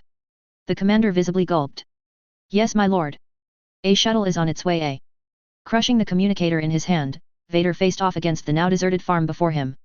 Howling in rage, he lashed out at the nearest object, a large moisture generator. The device shattered into 1,000 pieces before coming back together in a ball of condensed metal that he then threw as far as he could. Next he turned to a nearby speeder that was stripped into pieces within seconds. Still not satisfied, he focused and won the hut before him. Reaching deep, he grabbed the hut at its base buried within the ground. With hardly any effort he pulled the entirety of the hut out of the ground, lifting it nearly a dozen meters into the air before crushing it when he clenched his fist. By the time his shuttle arrived there was little left of the moisture farm. Sweeping past the troopers that had come down in the shuttle without even a passing glance, Vader handed his way towards the front of the shuttle. Both pilots cowered slightly from his presence as he stood in the forward section of the small ship. "Take me to my ship. Now." Sitting in the mess hall of the small ship he now found himself on, Obi-Wan held his head in his hands as he tried to meditate in order to find some semblance of peace. But no matter how hard he tried, peace eluded him. His failure, doubly so now, kept taunting at the edges of his mind, preventing him from finding any rest. "All right, knock that shite off right now, Kenobi." Raising his head, Obi-Wan let out a tired sigh. "Not now, Voss." "No. Now, Kenobi," Quinlan said, marching across the small room and taking the seat right next to Obi-Wan. "You need to stop this shite right now, man. What happened back there isn't your fault." "Yes, it is, Voss." Obi-Wan nearly growled. "Triply so. First I failed to prevent Anakin from falling to the dark side. Then I failed to end the Sith that he'd become when I had the chance. And now I failed to protect a pair of innocents who'd done no wrong ever. Alright Kenobi, enough the pity party. Voss growled. Do you have any idea how I felt after everything that I did during the time I served with Count Dooku as his apprentice? Shite, it took the old man himself to actually get my ass back in gear after I came back to the order. So I'm basically going to give you the same advice that he gave me. Learn from your past. But don't let it consume who you are. Letting Quinlan's words sink in, Obi-Wan turned and gave his old friend a small grin. Thanks Quinlan. That's what I'm here for. Moral support and all that bantha shit. He laughed before clapping Obi-Wan on the back. Now come on. We got some time now, so let's go and properly introduce you to our new allies in their tent. Tent? Obi-Wan questioned as Quinlan led him out of the mess room and towards one of the two crew quarter rooms. Pressing a button to open the door, the two were met with the sight of a tent. An actual cloth tent that looked barely big enough to hold two people laying down side by side. Okay. Obi-Wan said wearily as he reached out and felt some vibrations from the force emanating from the tent. Is this another joke? Trust me Kenobi, Quinlan smiled as he held the tent flap aside for him. This is no joke. Figuring that he'd already come this far, Obi-Wan ducked into the tent and was nearly run over by Quinlan as he tried to enter behind him. The inside of the tent wasn't simply possible. The room they were now standing within was perhaps bigger than even the ship. And all around him he could feel the force. Focusing hard, he tried to break through whatever illusion was being cast. But he couldn't. All right. Obi-Wan said slowly. What is going on? I believe it's called spatial compression, Master Kenobi. Remus's voice called out to him from the back of the tent. A moment later the scruffy-looking man appeared, bare-chested with numerous bandages wrapped around his middle. Our people have learned quite a few interesting ways to utilize magic, or the force as you call it. This tent is one of those applications. Using magic to create a spatially compressed area within another finite area. Quite ingenious don't you think? Reaching out with his hand, Obi-Wan felt the cloth canvas with his bare hand. This is real. Well at least he's having a better reaction than Ahsoka. Remus laughed drawing Obi-Wan immediately out of his musing. She must have run in and out of her tent about a dozen or so times before she was actually convinced that what she was seeing was real. Move your ass Kenobi, you're blocking the way. Spinning around, he found a mildly irate-looking Ventress standing behind him waiting for him to move so she could enter the tent. Still so uncivilized. He muttered moving aside for the former Sith acolyte. Ventress however merely glanced at him, growled, and then flipped a credit chip towards Quinlan. You told him to say that, didn't you? Not at all, Quinlan smirked as he pocketed his newly acquired chip. I just know Kenobi better than you. Shaking his head, Obi-Wan turned back towards Remus as the other man sat down at a table in the center of the tent and pulled out a crystal-like bottle full of a deep brown-red liquid. Fire whiskey, he explained before pulling out a stick and waving it in a tight circle. Beneath where his stick was pointing the air, vibrated almost as he felt a surge of the force and then there were 5 glasses, each the size of a fist, sitting there. It'll probably help considering the day we just had. Taking a seat across from him, Obi-Wan picked up one of the glasses to inspect it. How did you create this with the force? I told ya Kenobi, Voss chuckled as he took a seat next to him with Ventress sitting as far away as she could while still being at the table. Their people have found uses for the force that we've never even dreamed of. Or maybe someone has, but if they had then they were never researched. Even the old man was more than slightly awed by what mere children could do. Deciding to fish for information, Obi-Wan set his glass down and let Remus fill it with several fingers of the liquor. And where is your world? He asked taking the glass but not drinking. If it were anywhere in the Republic core worlds the Jedi would have noticed it immediately. Especially if it has a force-sensitive population like you claim. Well that's the thing Kenobi. Quinlan once again answered, downing his drink in one go. Curiously enough, his face turned slightly red as he did so and he could have sworn wisps of steam escaped from his friend's ears. Their world isn't in the core, or even in the outer rim. Their world is deep in the uncharted sections of the galaxy. Obi-Wan merely dropped his drink. In a way, it made sense. A world so heavily saturated with force sensitives would have to be far, far away from any Jedi or Sith in order to remain unnoticed. Deciding that his drink was looking better and better, he downed the entire glass in one go. And wished he hadn't. Force. He cried as he felt steam leave his ears and a small stream of fire pass from his lips. What is in that? I told you, Remus laughed. Fire whiskey. It lives up to its name. But continuing on, what Quinlan just told you is true. Our world is deep in the uncharted section of the galaxy. Because of that, we've been uninfluenced by either the Sith or the Jedi and as such have been allowed to develop our magic, or force abilities, as we see fit. So why leave now? Obi-Wan asked. It can't be coincidence that you people decided to leave the safety of your world so soon after the purge. No, it isn't a coincidence. Ela announced, walking into the main room and picking up one of the glasses and downing its contents with ease. There is a veil of sorts around our world. No one knows where it came from, but it essentially blocks Force users from finding us. Well, except for Nox, that is. But the veil is weakening. By best estimate in a decade or so it will be gone. And when it fails, the Sith will know who we are and will come looking for us. Best guess? Within the next 50 years the might of the Galactic Empire will be knocking on our home looking to extinguish us. So it's allies then. Obi-Wan concluded, leaning back and falling into his negotiator role that had been famous for during the Clone Wars. You're offering sanctuary to lost Jedi in hopes that we will help defend your home against the Empire when they come knocking. Crude, but essentially yes. Remus nodded, filling his glass again. But don't get us wrong. We didn't wait until you Jedi were on your last legs before coming after you. In truth, this is the first voyage denizens of our world has made beyond our own moon in history. And only a dozen or so of us even know about this trip. That is why we couldn't offer aid before. Nox has been slowly building up Earth's technology, but it's a slow process. Rubbing at his beard, Obi-Wan idly turned his glass in his hand as he tried to think. So why have you come after me? Over all the Jedi in the galaxy? Is it because of Luke? In part. Ela admitted.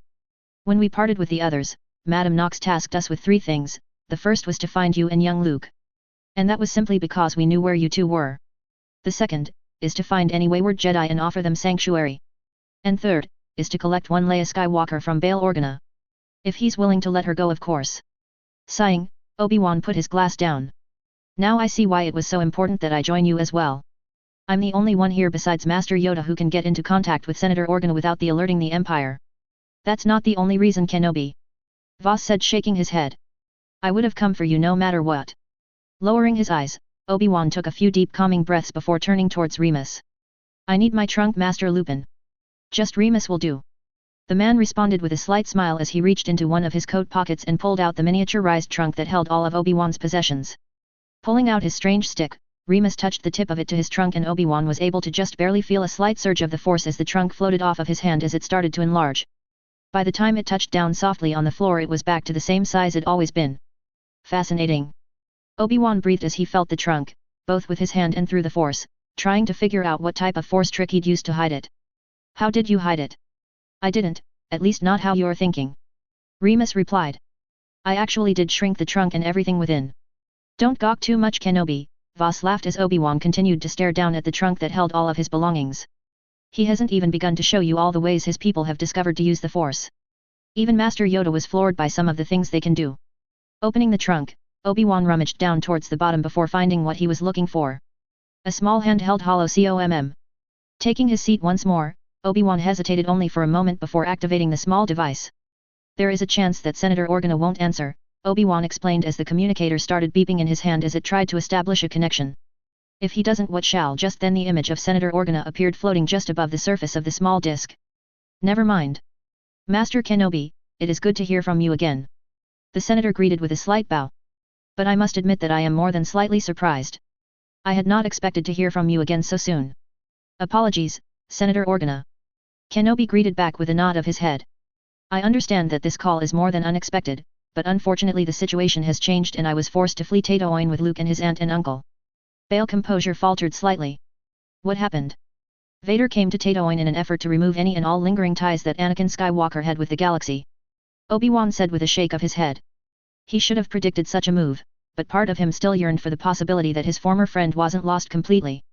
We managed to prevent that, for the most part. But we were forced to flee Tatooine. And what of Luke? Is Vader aware as to his true parentage? No, thank the Force. Obi-Wan sighed. But unfortunately, we can't rule out the possibility that he will eventually put it all together. Luke is strong. So strong that it's impossible that Vader hadn't noticed him. And with my presence so close to the child's, Vader will eventually put it together. And because of that, and I'm sorry to ask this of you, but I feel that it would be for the best that Leia comes with us as well. On the hollow, Bail stared at him blankly for a moment before sighing and shaking his head. I'm sorry, Master Kenobi. But that is impossible now. Bail said before holding up his hand to stop Obi-Wan from responding. That isn't to say that I don't agree with you. In fact, if I could I would put my wife and daughter on a shuttle and send them to your location within the hour. But that is no longer an option. The Emperor, is his infinite wisdom, has expressed concerns about my well-being. He feels that since my family has had such long ties with the Order, that my family and I could be the main targets in a retribution strike. To that end, he has assigned personal guards to look after every member of my family. Even my extended family. And should any of us turn up missing, he's promised me that they will stop at nothing to make sure that I am reunited with my family. The senator looked at Obi-Wan, trying to stress the hypocrisy of Palpatine's order. Leaning back, Obi-Wan scratched at his beard. Thankfully Leia isn't particularly strong in the Force. I understand, Senator Organa. And I apologize for backing you into such an awkward situation. Pay it no heed, Master Kenobi. Bail said, waving off his concern. My wife and I both knew what we agreed to the moment we took young Leia into our home. But if I may ask, where will you be going now that Tatooine is no longer an option? Looking across the tent, Obi-Wan met Remus's eyes. The man stared back at him for a moment before shaking his head. I'm afraid that for both of our sakes, Senator Organa, that particular piece of information is better left unknown. I understand, Master Kenobi. Bail responded quickly, almost as if he'd expected that answer. But before you go, I believe I have some information that you will find most interesting. It appears that the Empire has managed to track a Jedi Master to the world of Felucia. I don't know who this Master is, or whether or not they are even there. But the Empire is currently putting together an entire battle group to deal with them. And in the meantime, just about every bounty hunter in the sector is heading for Felucia to try and cash in on the bounty. That was definitely something worth knowing. Thank you for the information, Senator. Take care of yourself, and may the Force be with you. And you as well, my friend. Senator Organa bowed before the hologram flickered out of existence. Well, that went about as well as we predicted. Voss commented as Obi-Wan lowered his communicator. Any guesses as to who this master is? At this, Obi-Wan merely shrugged. There are a number of masters who are believed to have escaped the purge. Most notably Rom Koda, your own Master Tholm, Master Shak Ti and Master Trasaa. But none of them were stationed anywhere near Felucia before the purge. The only Jedi Master who was stationed in that sector was Master Sakura. And by your own accounts, she is now with this Nox and the others. It could be Barisifi, she was with Master Sakura on Felucia. But unfortunately I highly doubt that is the case, as last I heard the Empire managed to capture her. Perhaps whoever is there thought that Ayla would still be there.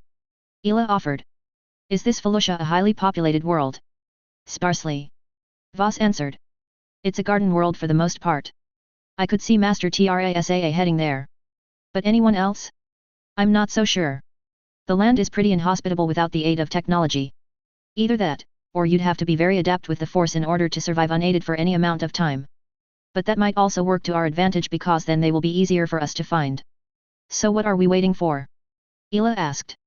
A sparsely populated world. A lost Jedi. A few hundred bounty hunters and their ships standing between us, it ought to be fun. Sighing, Obi-Wan downed his second glass of the liquor. At least this time he managed to keep his reaction under control. You and I, madam, have two very different definitions of the word fun. Walking through the halls of Hogwarts with Hermione, Ron, Daphne and Tracy at his side, Harry marveled at just how different he felt. Their trip over the summer had definitely opened the eyes of his friends. Even Harry, who'd been training his whole life to fight, had been shaken slightly. So together, they had decided that they were no longer going to hold themselves back for the sake of their peers. Sooner or later, they were going to be fighting in a war. They didn't have time for the ridiculous drama of school. Their first class of the year had been a Transfiguration group class that had all four houses present. For the first part, Professor McGonagall had lectured about transfiguring an animate object into an inanimate one, and had then presented each of them with a small hedgehog into a pincushion. While the rest of the class floundered about, waving their wands and mispronouncing the spell badly, Harry and his group merely pulled out their wands and as one, touched their individual hedgehogs and created 7 perfect pincushions. The entire class pretty much came to a standstill after that, with McGonagall doing no more than raising an eyebrow at their quick success before asking them to turn them back, which they all did without hesitation. Then, just because Harry felt like it, he then transfigured the hedgehog wordlessly into a pincushion and then back. That had gotten a reaction out of his usually unflappable professor. Nothing more than a slightly widening of the eyes, but a reaction nonetheless. Their next class of the day had been potions, which completely failed to deviate from the same format that had been following for the past 3 years. The students would file into the class. Snape would throw insults at them, most of which were directed at Harry, lecture for a few minutes and then put up some potion on the board with instructions and told them to get to work. Even the sabotaging attempts by Draco and the few Slytherin allies he had left hadn't ceased. If anything, they increased in number and creativity. But despite everything, Harry and Ron still managed to brew a perfect potion and handed it in at the end of class without uttering a single word to Snape or Draco. Neither of them were worth it anyway. The next day they started out with History of Magic, which again none of them even bothered to pretend to pay attention, not that Ben seemed to even notice or care for that matter, as they all worked on reading ahead in their runes and arithmancy classes which they had later on that same day. By the third day, their not-so-small group had gained an almost legendary status within the school's fourth years. Mostly due to their performances in both charms and transfiguration, in which they were able to perform any and all spells put forth to them by the professors. And in both ancient runes and arithmancy by after acing the beginning of the year exams in each class. So, what do you think Professor Moody is going to be like in class? Hermione asked out loud as they made their way up to the defense classroom. Ginny said that he was mad, but brilliant. Harry answered as they came within sight of the room. Ginny had a few more choice words for the man, but in the end had concluded that he was probably the best man to teach defense, bar Remus of course. She also said to be ready for anything. So keep alert at all times. The moment they walked through the doors to the classroom, Harry felt his back immediately stiffen slightly, but still managed to keep his composure. Moody wasn't at his desk. In fact, he didn't appear to be anywhere in the room. With a slight nod to his friends, the five of them took their seats next to one another as Harry calmly palmed his wand and cast a wordless spell. As soon as the last of the students took their seats, the door to the room slammed shut and no less than a dozen stinging hexes shot out from the back of the class, hitting several students in the back or on their rump. All except for Harry, that is. As the stinging hex that had been aimed for him splashed harmlessly against the shield he'd managed to cast over his back. Constant vigilance. A part of the back wall shimmered as Professor Moody suddenly became visible to the naked eye. His rotating eye moving around the class as he walked towards the front of the room, only to come to a halt next to Harry. "How did you know, Potter? You might want to consider changing your aftershave, Professor." Harry answered back. "Even though I couldn't see you, I could smell you the moment I walked into the room and figured that, since you were hiding, you were planning on doing something, so I took steps to protect myself." Moody stared at him for a minute or two before throwing his head back and laughing. "That's the best one yet, Potter. You've got your father's wit, no doubt about that. And it looks like you inherited a bit of his skill too." Limping the rest of the way to the front of the class, Moody spun on his heel and glared at all of them before continuing. "Let's get one thing straight right here and now, you little whelps. I've been through several wars, both magical and mundane. I've been fighting dark wizards and witches since before most of your parents were alive. And the only reason I am here is because Dumbledore practically browbeat me into taking the post. I am not here to be your friend. I am here for one reason only. And that is to try and teach you little shits some of what I've learned over my extensive career." Turning his back to the class, Moody started digging through his desk. "Brown. You'd better put that paper under the desk away before I turn back around, or it'll be ash." At the table next to him, Lavender jumped and blushed bright red as she hurried to put away the astronomy homework that she'd been showing Parvati under the table. "Sorry, Professor," she mumbled. Moody didn't bother to respond to her as he turned back around. "Now, looking back over what you learned in the previous 3 years, what the bloody hell am I talking about?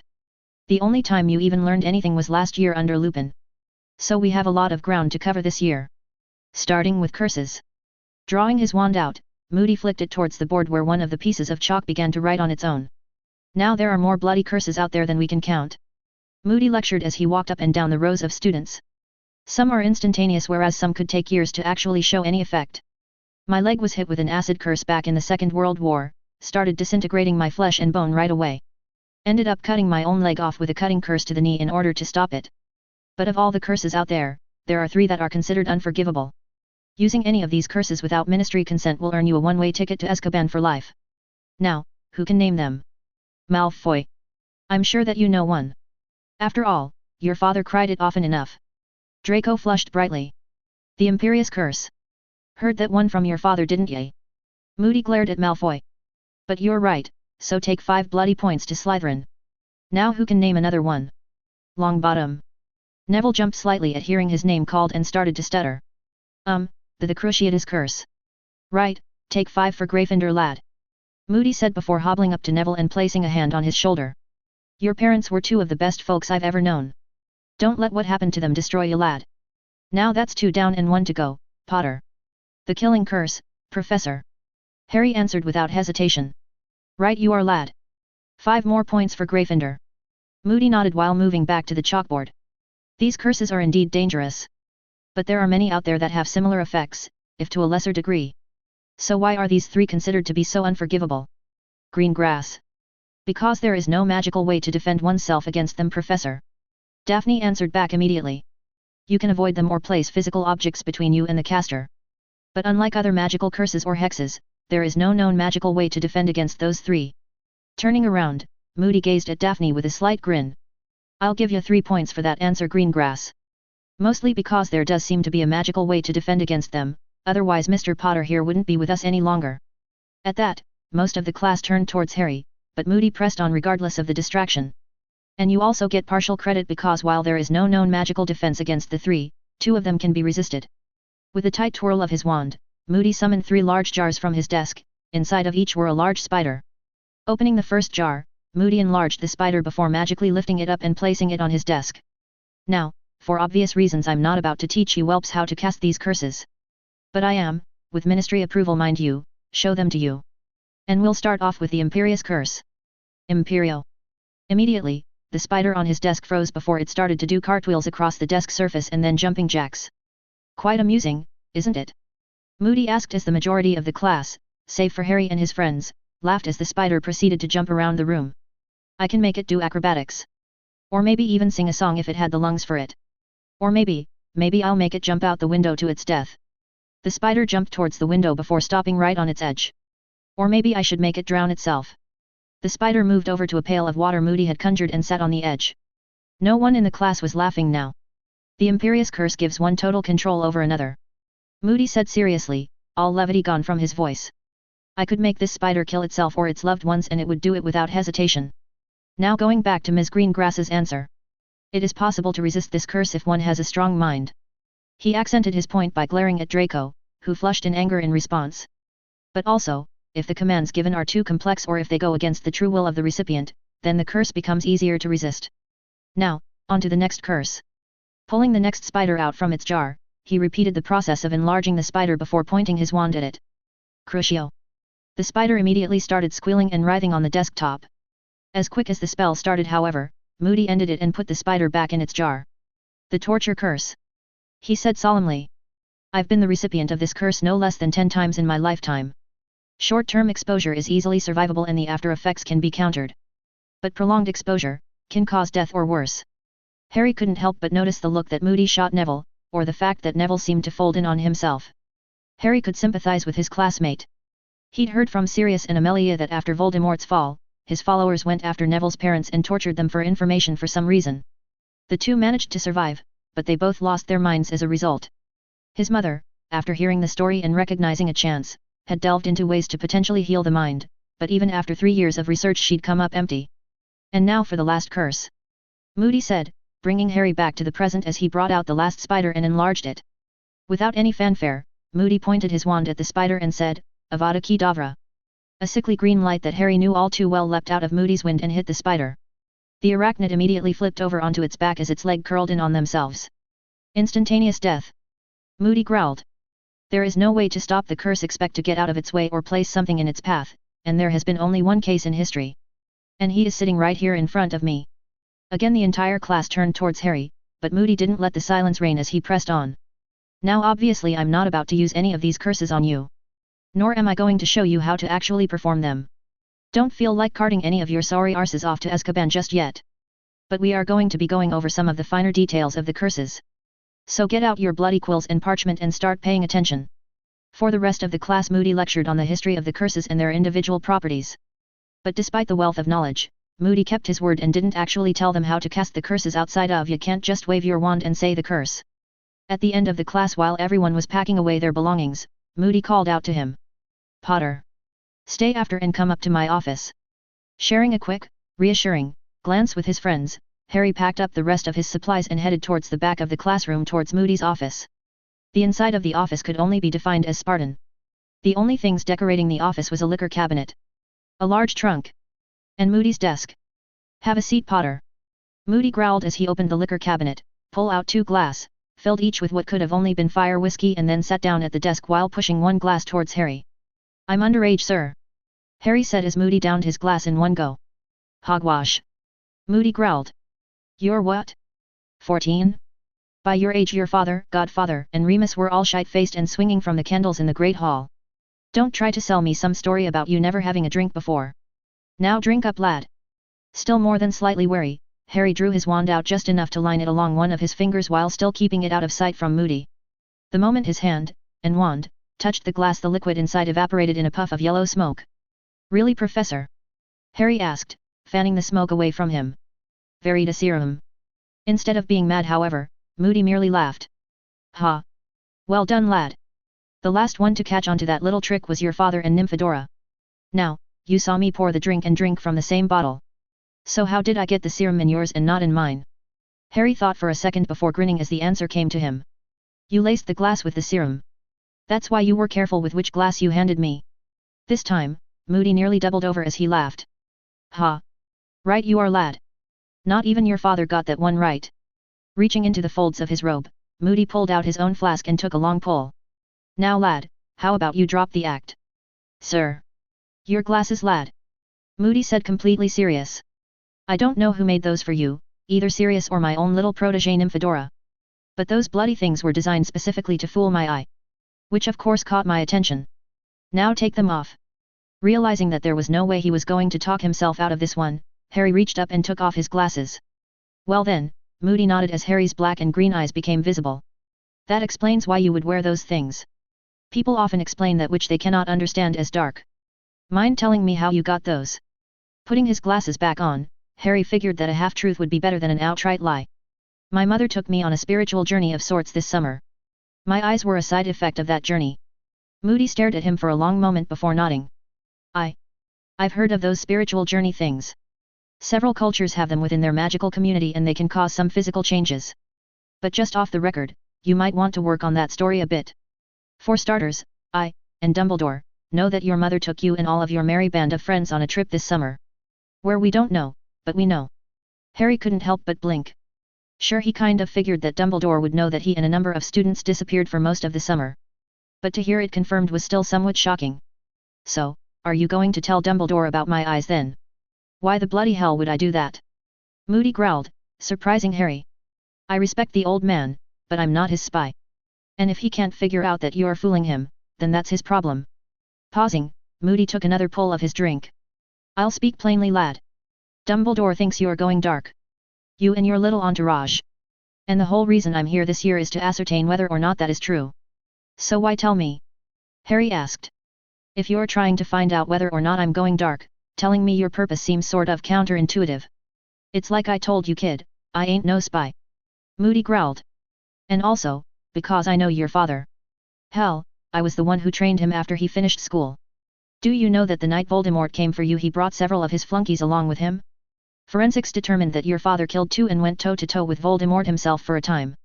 A third was killed as well, your adoptive mother's work I'd imagine. And what's your point? Harry asked leaning back. Leaning forward, both of Moody's eyes fixed on Harry as he conjured another glass for Harry and poured a fair amount of fire whiskey into it. My point is this lad. I saw a spark in your father. He was willing to do what needed to be done to preserve the peace. Even if it meant he had to kill someone. Was he dark because of that? Fuck no. And I see that same spark in you lad. Do I think you're dangerous? Yes. But so am I. Do I think that there's a possibility of you going dark? Possible. But then again, many consider me dark as well. Reaching out, Harry idly turned the glass in his hand. So what are you going to tell Dumbledore? That I'm dangerous. Bloody hell kid, give the old man some credit. He already knows that you're dangerous. He's just worried about you. Moody chuckled darkly. The old man has seen the rise to two Dark Lords lad. He sees some of your traits and actions that are identical to those taken by Voldemort and Grindelwald. But what he doesn't realize, is that your actions also mirror his own. So for me kid, the way I see it is that you could either become the next Light Lord, or you could become the next Dark Lord. Just know though, should you go dark I will hunt you down and either kill you or throw your sorry arse in Azkaban to rot. Or there's a third option Professor. Harry countered. I don't become either. Moody actually seemed rather surprised by that omission. A Grey Lord? Hey. There hasn't been one of those in a long bloody time. Since well before Merlin. That would be quite the sight to see. Well then Professor, Harry said as he stood up and picked up the glass, downing its contents and doing everything in his power not to cough it all back up. Keep your eyes open and stay alive long enough, and you might just see that. We'll see lad, we'll see. Moody said as Harry walked out of the professor's office. Just outside of the classroom, Harry found all of his friends, including Susan, Hannah, Ginny, and Luna who must have run down after their classes were down. Hermione, ever the impatient one, spotted him first. Well Harry. Instead of answering though, Harry turned to Daphne before motioning for everyone to start walking. What did you pick up from him? It was difficult to get an accurate read on him. Daphne admitted. Probably because of his magical eye or leg, or the fact that a third of his body is being held together through magical means. But what I could sense was a darkness lurking within him. I believe that he could be made into an ally. Especially with what we've heard from Tonks and Sirius. I think so too, Harry admitted, thinking back on the conversation they'd just had. But for the moment, we play the waiting game. Chapter 9. Standing on the bridge of the Howling Wind, Remus watched as their small ship passed directly beneath one that must have been at least 10 times large. Thank Merlin those runes are working correctly. Ela breathed. They passed by 2 more ships that were only slightly larger than their own. Otherwise this would have been a real short trip. How many bounty hunter groups do you count, Asajj? Quinlan asked as they drifted closer to the garden world of Felucia. 7. Asajj answered immediately. All independent groups with little to no affiliation with one another. And no sign of the Hutt cartel either. Which is surprising considering the amount of potential credits on the line. I was half expecting those slugs to be leading this assault. How about you, Kenobi? Quinlan asked without turning around. Have any luck feeling out our wayward Jedi? In the back of the small cockpit, Obi-Wan was sitting completely still with his eyes closed. While Remus wasn't quite sure just how he was doing it, if he concentrated hard enough he could feel that the Jedi was reaching out through magic searching for something. It is difficult.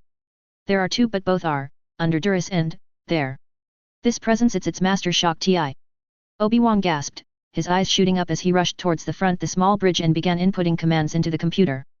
This is their location and we need to hurry. I can sense she's in great danger. Remus felt the ship jolt beneath his feet as they began moving faster towards the planet. As they began to enter the planet's atmosphere, Remus began nervously shifting the few pieces of armor that he had on, while next to him Ela, wearing the same armor she had when they rescued Ahsoka, stood completely at ease. Remus was still not used to wearing armor on his body, and while he was wearing considerably less than Ela, nothing more than a chest piece and sectioned off leg and arm pieces, it was still new and unfamiliar. You'll be fine, old wolf. Ela smirked, lightly shouldering him as the ship rocked slightly as it entered the planet's atmosphere. Once they were fully in the atmosphere, it didn't take them long at all to find where their wayward Jedi was. A ship, more than 3 or 4 times of the Ashura, had landed on the planet's surface. Or rather, judging by the trail of destruction leading up to it, crashed was probably the more correct word to use. Surrounding the downed ship hidden within the strange tree-like fauna covering the planet were dozens, maybe even 100 or more bounty hunters if the scattered blaster fire heading towards the ship was any indication. And standing just outside of a heavily damaged section of the ship, distinguishable only because of the blue lightsaber that was moving around her body, was their missing Jedi Master. Curious. Obi-Wan muttered as he leaned forward to get a better look. It looks like she found another Jedi or Padawan. And she has some help as well. But their uniforms, no. That's impossible.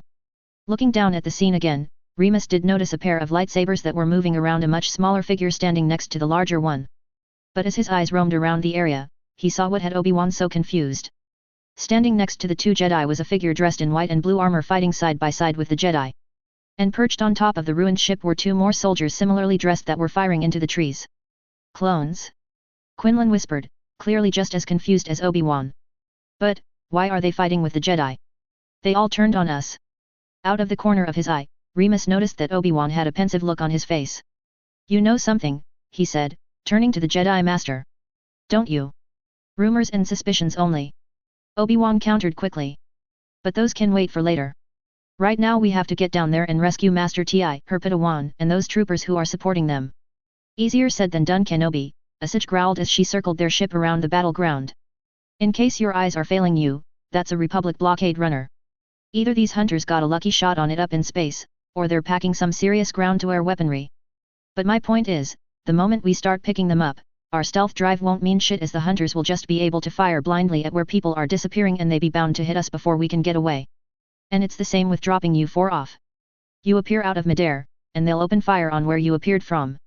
Well, one of those problems is easily taken care of. Remus countered. Ela and I can apparate Quinlan and Obi-Wan down to surface. You won't need to land. But what about getting back? Quinlan asked. Can you use one of those, what did Nox call it? A port-1? No. Ela answered immediately. The interior of this ship is too small to accommodate a port-1 landing site. We can figure the finer details out later, Obi-Wan cut in, ending the conversation. Right now we have 2 Jedi and 3 troopers that are about to be overrun. Remus. Can you bring us down to the surface just like you did back on Tatooine? Yes. Remus nodded. As long as I can see where we're going. Good.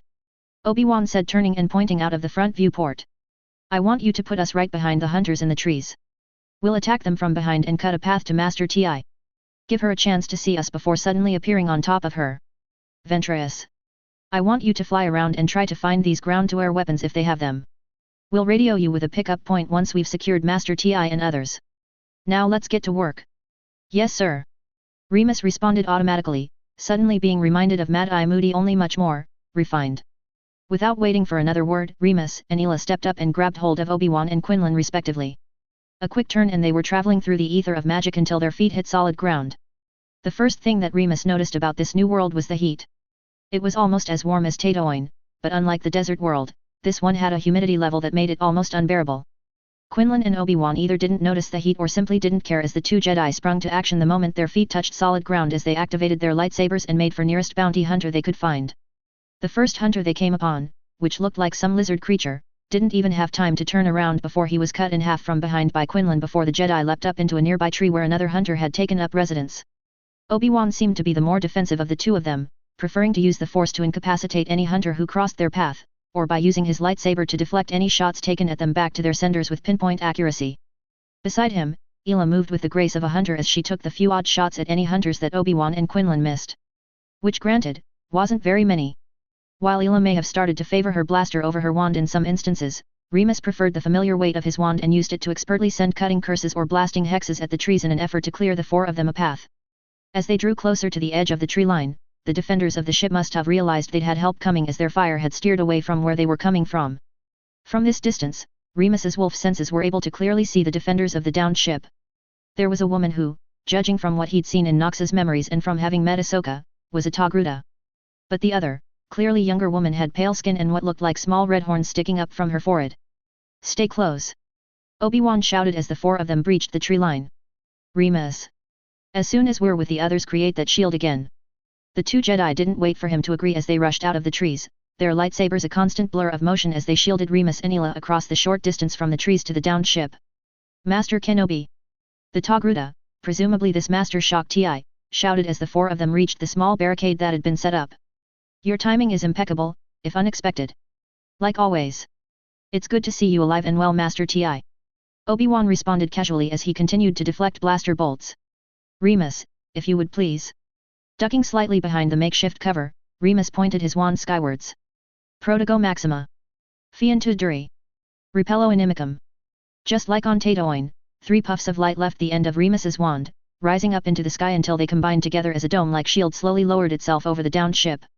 The hunters that were outside the dome kept firing, only to have their shots stopped as they impacted the shield.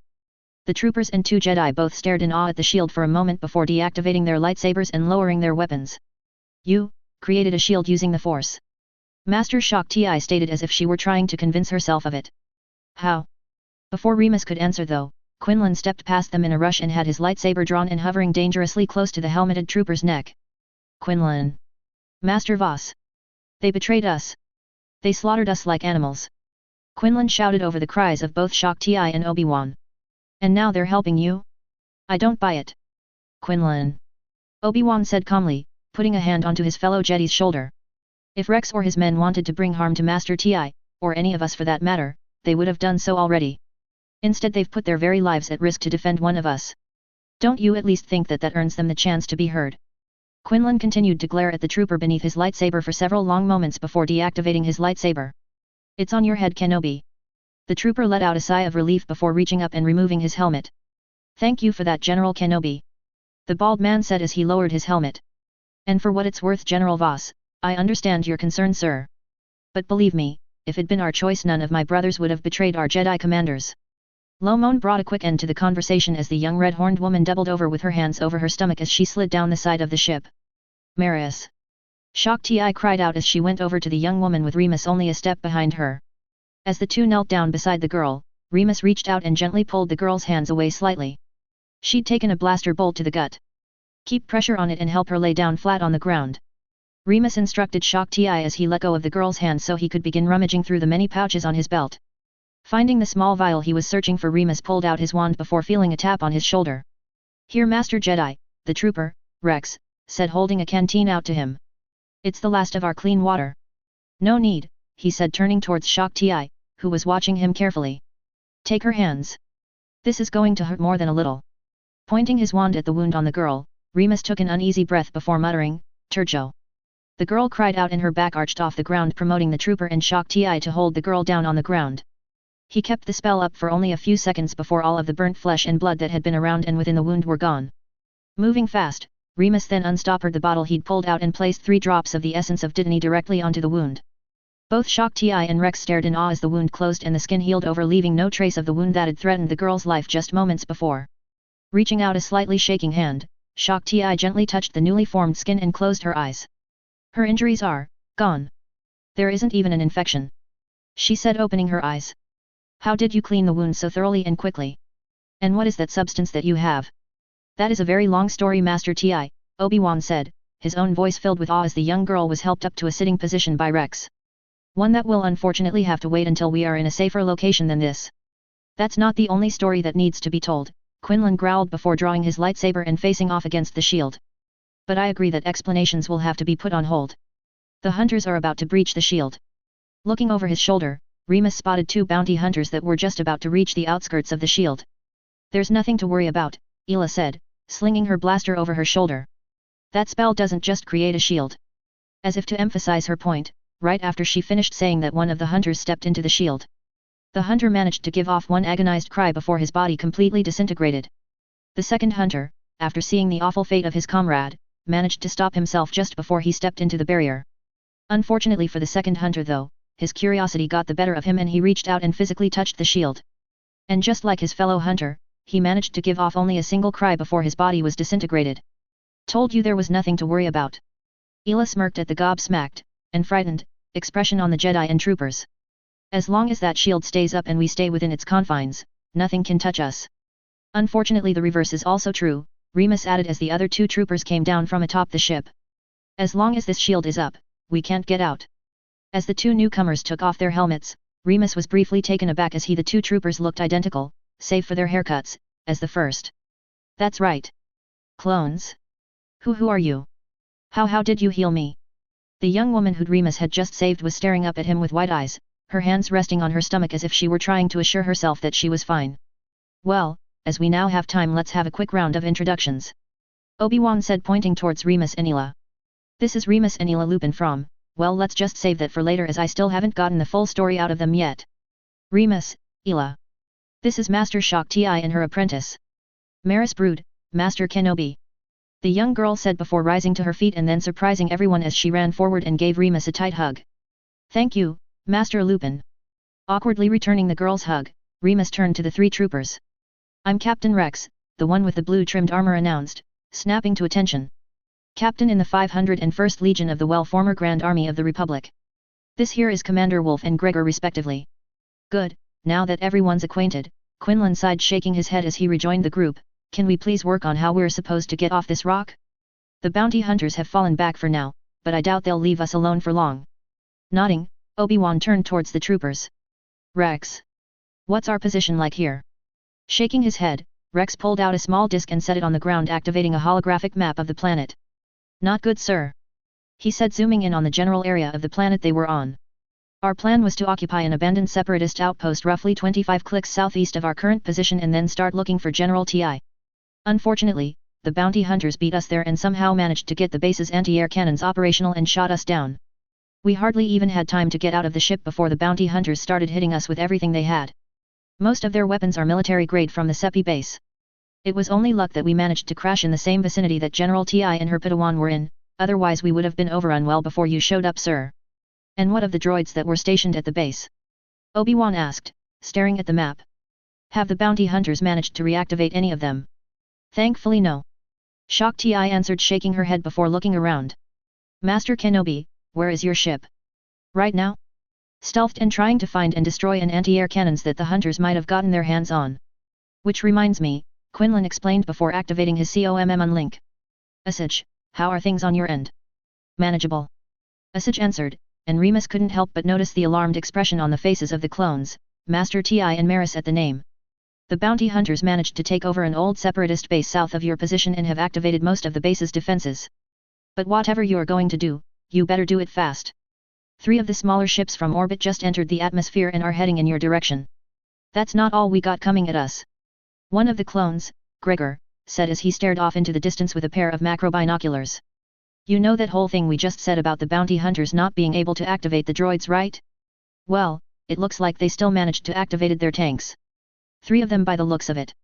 Spinning around, Remus gaped at the 3 large hovering monstrosities that were lumbering towards them. He'd seen Muggle tanks back on Earth, but these things were in a league of their own. The 3 tanks lined up with one another before each opened fire on their shield. Raising his wand, Remus checked the shield as the shots slammed against the barrier had enough to echo throughout the area. Will the shield hold? Obi-Wan asked as Remus lowered his wand. Yes, Remus nodded. Those tanks were hitting the shield with almost as much force as a shield penetration charm.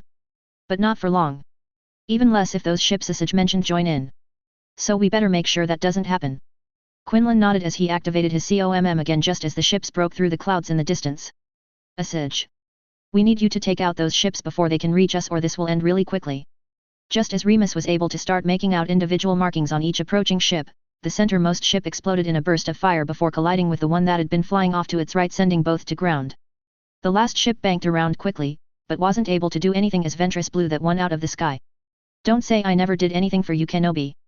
Ventress's voice called out through the COMM link. Unfortunately that little stunt caught the attention of the other ships in orbit. We got the last 2 small ones inbound and the 2 larger ones are starting their descent. As good as this ship is, even cloaked, we won't stand a chance against those 2 big ones once they're in the atmosphere. Rubbing at his beard, Obi-Wan turned to Remus.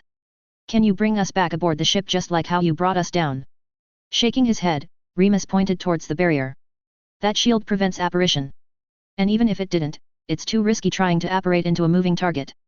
Especially one that can't be seen. And we can't port Kea either because the interior of the ship isn't big enough. If we lose the shield, we're dead. If Ventress decloaks the ship, she's dead. Our best option is going to be entering the ship the old-fashioned way.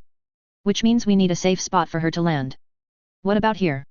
Rex said suddenly, pointing to a small clearing on the map. It's about 20 clicks north of here, well out of range of anything that base might have. There's plenty of cover between here and there as well, so any ships passing overhead won't be able to get a clear line of sight shot. And it's thick enough so that the tanks won't be able to follow. It's better than any other option we've got. Obi-Wan nodded, looking up at the tanks again. Although those tanks are only part of the problem. The bounty hunters will still be able to follow us on foot. Leave that to us. Ela spoke up as she leaned in and whispered her plan into Remus's ear. As her plan unfolded, Remus couldn't help but grin at the idea. You can do it, right?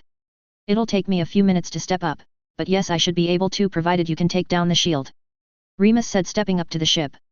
Captain Rex, I really hope that you weren't too attached to this ship. Stole it from the Empire, sir. Rex responded as Remus pulled out his wand and started carving an intricate pattern of the first of many runes that would soon be littering the side of the ship. After finishing up the first rune, he noticed that he'd attracted quite the audience, most notably Obi-Wan, Shock Ti, and Maris. What are you doing? How do we address you? Shock Ti asked. Concentrating on what he was doing, he carved the last line of the second rune and moved on to the third. Call me Remus, everyone else does. And I'm creating our distraction. Finishing the third, he moved on to the fourth. Captain Rex. Yes, sir. We're going to have about a 20-second window between the time when the shield goes down and our diversion takes effect. We're going to need you and your men to provide us with cover until then. Finishing off the fifth and last of the runes needed, he signaled for the 4 Jedi to join him next to the ship. I'm going to need all of you to help with this next part. What do you need us to do? Obi-Wan asked, clearly but confused as to what was going on but still curious. He needs us to charge the runes. Quinlan stated, stepping up to one of the runes and raising his hand towards it. Let the force flow through you and guide it into the carvings. As if to accent his point, the rune beneath his hand slowly started to glow. Stepping up to the ship, Obi-Wan, Shock Ti, and Maris all lifted their hands and pressed them against a separate runic carving. Obi-Wan's and Shock Ti's runes started to glow almost immediately, with Maris's coming to life a few seconds later. Turning towards Ela, Remus nodded before raising his wand and pointing it towards the last rune. Rex, get ready. Ela, lower the shield. Raising her wand towards the sky, Ela sent off a powerful burst of light that shot up and impacted the interior of the shield. Starting from where her spell hit it, the shield started eroding towards the ground. The clones, seeing that the shield was failing, immediately took up positions behind the barricade with their weapons trained on the hunters. The hunters, obviously confused as to what was going on and not wanting to potentially damage their bounties, ceased firing. When the shield was nearly a quarter of the way gone, Remus activated the last of the runes on the ship. Once all 5 of the runes were alight, the ship shuddered, making the whole ground shake. For a brief moment the entire valley was devoid of all sound. And then the ship arched and groaned as it started to bend and change. The ship condensed inwards before elongating slightly as two protrusions grew outwards from its middle. By the time the shield had completely fallen, the ship was gone. And in its place was a fully formed, 200-meter-long Hungarian horntail dragon. Nobody move a muscle. Remus ground out from between clenched teeth as the newly created dragon's head rose up and began looking around its new terrain. A minute later, the bounty hunters made the fatal mistake that he'd been counting on as one of the tanks raised its main gun and shot a round right into the dragon's neck. While Remus was a skilled practitioner at both runes and transfiguration, he was no prodigy. And because of that, the dragon was still mostly metallic instead of organic. And due to its mostly metallic skin, the shots from the tanks did absolutely nothing other than piss the dragon off. Which was exactly what Remus and Ela had been hoping to happen. Now we run! Remus shouted as the dragon let out a blood-curdling roar as it charged at the line of tanks. The Jedi and the clones didn't need to be told once as all of them immediately started hightailing it towards the tree line north of them. Quinlan! Ela shouted as they ran. We forgot to mention, but you should definitely tell Asajj to stay clear of the area for at least Remus. How long will that thing last? Half a day at least. Remus shouted back as the group ducked and weaved their way through the trees as the sounds of fighting increased behind them. Asajj! Quinlan yelled into his COMM link. Make sure you stay clear of the area for the next few hours. No shit, Quinlan. Asajj's voice yelled back through the COMM. You all could have at least told me that you were planning on creating a several 100-meter long monster. What the fuck is that thing? What the fuck? It's breathing fire now. What the fuck is that? It's called a dragon. Remus answered as he kept pace with the others. While not the most physically fit of individuals, his wolf blood allowed him to keep stride easily with the more experienced Jedi and soldiers. Pretty much the alpha predator on our home. For nearly an hour the small group ran as fast as they could through the thick trees. By the time exhaustion had finally taken hold, the roars of the dragon and the sounds of battle could only be heard if one strained their ears. Leaning up against the thick tree next to him, Remus took in large gasps of air as he tried his best to get his breathing under control. Okay, maybe not in as great a shape as I thought. Maybe I should be taking Ela up on those midnight runs of hers. Although last time I did that we didn't really get much running in. Which, now that I say that, why the bloody hell do I keep turning those down? Across from him the three clones had all taken off their helmets and were bent over breathing heavily. Maris was in a similar state as well. The only ones who didn't seem too terribly affected by their hour-long run were the three Jedi Masters and Ela. Anyone got any water left? One of the clones, Gregor, asked. Remembering what Rex had said about them only canteen left, Remus pulled out his wand and transfigured part of the ground into a large stone basin. He then filled the basin with water using augmenti. The three Jedi who hadn't been around his magic before and the three clones all stared at the water-filled basin in awe. Shock Ti was the first to overcome her stupor, as the Torgyuda stepped forward and slowly cupped her hand in the water before bringing it up to her lips and taking a long drink. Amazing! Was all she said, and that was all that was needed before the three clones and Maris descended upon the water, cupping it with their hands and drinking it as fast as they were able to do so. How is such a thing possible? Obi-Wan asked, clearly in awe, as he too took a drink from the pool. You just saw him create a fucking dragon, and you're asking how such a simple thing like this is possible. Ela laughed as she rolled her shoulders. Remus, I think the cooling charms wore off. Be a dear little wolf and hit me with another, will you? Nodding, Remus pulled out his wand again and hit her with a cooling charm. Then seeing the state of the troopers, he turned his wand on them and in a flash had cast the charm on all three. Of course he should have predicted their reactions. These were trained soldiers. Sudden shifts made them jumpy. And as soon as the cooling charms hit them, each of them were up and on their feet with their blasters ready and pointing southwards. Sorry about that, gentlemen. Remus said, holding up his wand point skywards. You three looked like you could use some cooling down. Blinking, the three troopers lowered their weapons as they finally realized just what was going on. Our thanks, Master Jedi. Rex nodded, his face less flushed than it was a moment ago. But perhaps next time you could give us a moment's notice before doing something like that. Of course. Remus nodded as Shock Ti tilted his eyes at the clones, her eyes narrowing in concentration. Each of them are surrounded by the Force. How? And what does it do? It's a charm, a pretty useful one considering where we're at. Remus explained as pointed his wand at each of the Jedi in turn and cast the charm on them. It's called a cooling charm. And it basically does what it sounds like. It charms your clothing to constantly give off a cooling essence to keep the body cool. There's also a warming charm which does the exact opposite. But I really don't think we'll need it in this humidity. Quite right you are, Master Lupin. Shock Ti nodded as she seemed to enjoy the sudden cooling sensation on her skin. But I fear that we have rested long enough. Captain Rex. Are you and your men ready to continue? Heading a slight buzzing in his ear, Remus nodded while rubbing at the back of his ear. He couldn't help but notice that Ela was doing the same. What is that noise? It's not natural. It almost sounds like everyone get down. His warning came just a second too late as 3 speeder bikes shot over their heads. Instantly, all of the Jedi had their lightsabers drawn and turned towards the new threat. But when they made a second pass, at speeds almost faster than Remus could keep track of, they didn't fire a single blaster shot. Instead they passed overhead and each fired off several cables. The Jedi Masters all managed to block the cables that were shot at them. But Maris was no master, and so while she managed to block the one that was aimed for her midsection, she completely missed the one that wrapped around her legs. Maris managed to give off a single cry of alarm before she was yanked roughly off her feet, her lightsaber falling from her hands as the 3 speeder bikes rocketed above the tree line with their prisoner dangling helplessly beneath them. Shit! Quinlan cursed before lashing out with the force and knocking down several large trees in the process. Your anger does us no good, Master Voss. Shock Ti chastised the man. But I can understand. We will need to go after Maris, as I will not leave her behind. Which was more than likely their endgame in this gambit anyway. No you won't. Ela growled, making everyone turn towards her. Pulling out her own wand, she hit Remus with what he realized was a tracking charm. Hit me with one as well. And then lead them on to the evacuation point. I'll catch up if we can. But if not, then come and get us. You cannot seriously be expecting to go at this alone. Obi-Wan questioned. Maris is my Padawan. My responsibility. Shock Ti declared. I shall go as well. Us as well, ma'am. Rex saluted, with the other 2 following suit. Stop being heroic idiots. Ela growled as she began dislodging pieces of her armor from her person, leaving her standing in only her tight black bodysuit with her wand holster under her right forearm. I'm faster on my own. Plus, I won't have to worry about holding back with none of you present. Trust me on this. I'll find the girl and bring her back.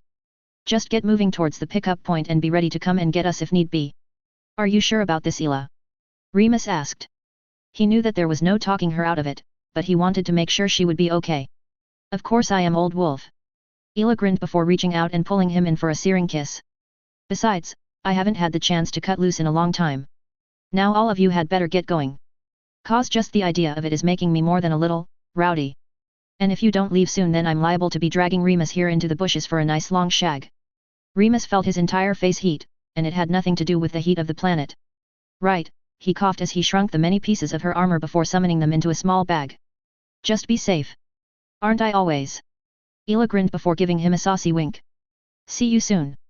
Stepping away from him, Ela then spun on her heel and disappeared with a slight crack. How did she do that?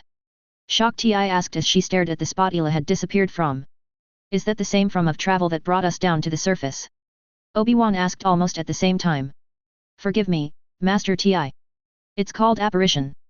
Remus answered as he apparated a short distance away so he was still in line of sight before apparating back. Just about every magical, or force-sensitive, on our planet who's of age can perform it. And for those with even a small amount of skill, it is possible to take another with you. Those who are extremely skilled can take multiple people with them. What does it feel like? Master Jedi? Gregor asked, seemingly genuinely curious. Like being sucked through a straw head first. Quinlan answered. It's not painful. But it is disorienting and uncomfortable. Until you get used to it, that is. Remus nodded, remembering how long it took him to get used to operating. Now let's get moving. Ela and I will be able to track each other. Are you sure that she'll be alright? Shock Ti asked once again. Trust me, Remus responded, hefting Ela's rifle up over his shoulder. Right now, it's the bounty hunters that you ought to feel worried for. Disillusioned and sitting up in a tree, Ela scanned over the high metal walls before her. It'd taken her longer than she cared to admit it, in fact the night had fallen at least an hour or so prior, but she'd finally managed to find the military base that the clones had talked about. Although calling it a base is understating things. This place is a fortress. The walls around the base were at least 30 to 40 meters tall, each side at least a quarter mile long, and each had a sheer vertical face to them. So scaling them would be next to impossible. Not that she planned to anyway. But it wasn't the walls that prevented her from just charging in. No. It was the small army of bounty hunters that were walking along the wall. And on the 4 corners of the base were large mounted guns that looked more like cannons. More than likely those anti-air weapons that shot down the clones if the first place. She mused. The only upside she could see so far was the fact that each of the large cannons had been blown out of commission, more than likely thanks to a siege. At least she hoped that they were out of commission, otherwise this would be a really short rescue attempt. Raising her wand to her eyes, she used a focusing spell to allow her to get a better look at one of the corner guns. 2, I guess we'll call them men. Looks like they're trying to repair the gun. And by the looks of it, that's the only one they're working on. Well, it's as good a place as any to start off. Lowering her wand, she focused on the corner gun before turning in place and operating up to the gun emplacement. One of the men, a strange lizard-like creature, saw her as she appeared out of thin air. Thankfully, the creature so was stunned by her sudden appearance that he didn't even have time to shout before she fired off a severing charm right through his neck, followed by a banishing charm which sent both the head and the body over the edge of the wall and into the woods. Risk. Hand me that blasted hydro spanner, will you? We need to get this gun up and running before the boss lady gets here or it'll be our asses. The second man was still half under the gun emplacement, so he hadn't noticed her arrival just yet. Picking up the tool, she tossed it towards the pair of feet. "'Bout damn time, Risk." The voice growled as a strange, almost human-like hand reached out and grabbed the tool. "Just about, there. Try activating the weapons console. Let's get this baby up and running." Keeping quiet, Ela went over the console and did as the thing demanded. The console came to life the moment she touched it. The targeting monitor activated. "'Bout damn time," the voice growled, making Ela smirk. "Now let's get to the next. Who are you?" Not giving the man a moment to collect himself, Ela hit him with a combination of a silencing charm, followed by a banishing hex and a sticking charm. In the time it took the creature to take 2 breaths, he was silenced and stuck against the side of the gun facing away from the interior of the base. "Now, this isn't how I normally go about things. Mainly because I'm really not all that good with this spell," she said as she leveled her wand at the creature's temple. "But unfortunately, I'm pressed for time. So, Legilimens." She wasn't lying when she told the man that she wasn't the best Legilimens out there. Those who were actually skilled in the art could sneak into a mind, take what they wanted and leave without a trace. But one of her level, well, the intrusion was quite painful, as was evident by the man's shaking and his mouth opened in a wordless scream. And it took her nearly a full 3 minutes to actually find the information that she needed. "So this is the only operational anti-air gun you lot have at the moment?" She nodded to herself as she ceased her spell. "That's good to know. But don't think that you are getting off the hook lightly, monster. I saw what you did to those farmers just a short time ago. So, I think a little bit of suffering is due." Pressing her wand against his chest, she unleashed a low-level boring charm. The spell out would slowly bore out a hole in the man's chest until it reached the other side. Leaving the man to his fate, she once again disillusioned herself and walked over towards the rampart that overlooked the interior of the base. For the most part, the interior was devoid of everything save for a single starship, perhaps 24 heavily armed bounty hunters and one cage that was in the dead center of the base with several spotlights trained on it. Dozens of guards, turrets, a starship, and a cage in the center of them all. Morgana's tits. The only way they could have been more obvious about this was if they painted the words "This is a trap" in big bold letters above the cage. "Raz, check in. Raz. Get your lizard ass out from beneath that gun and check in already."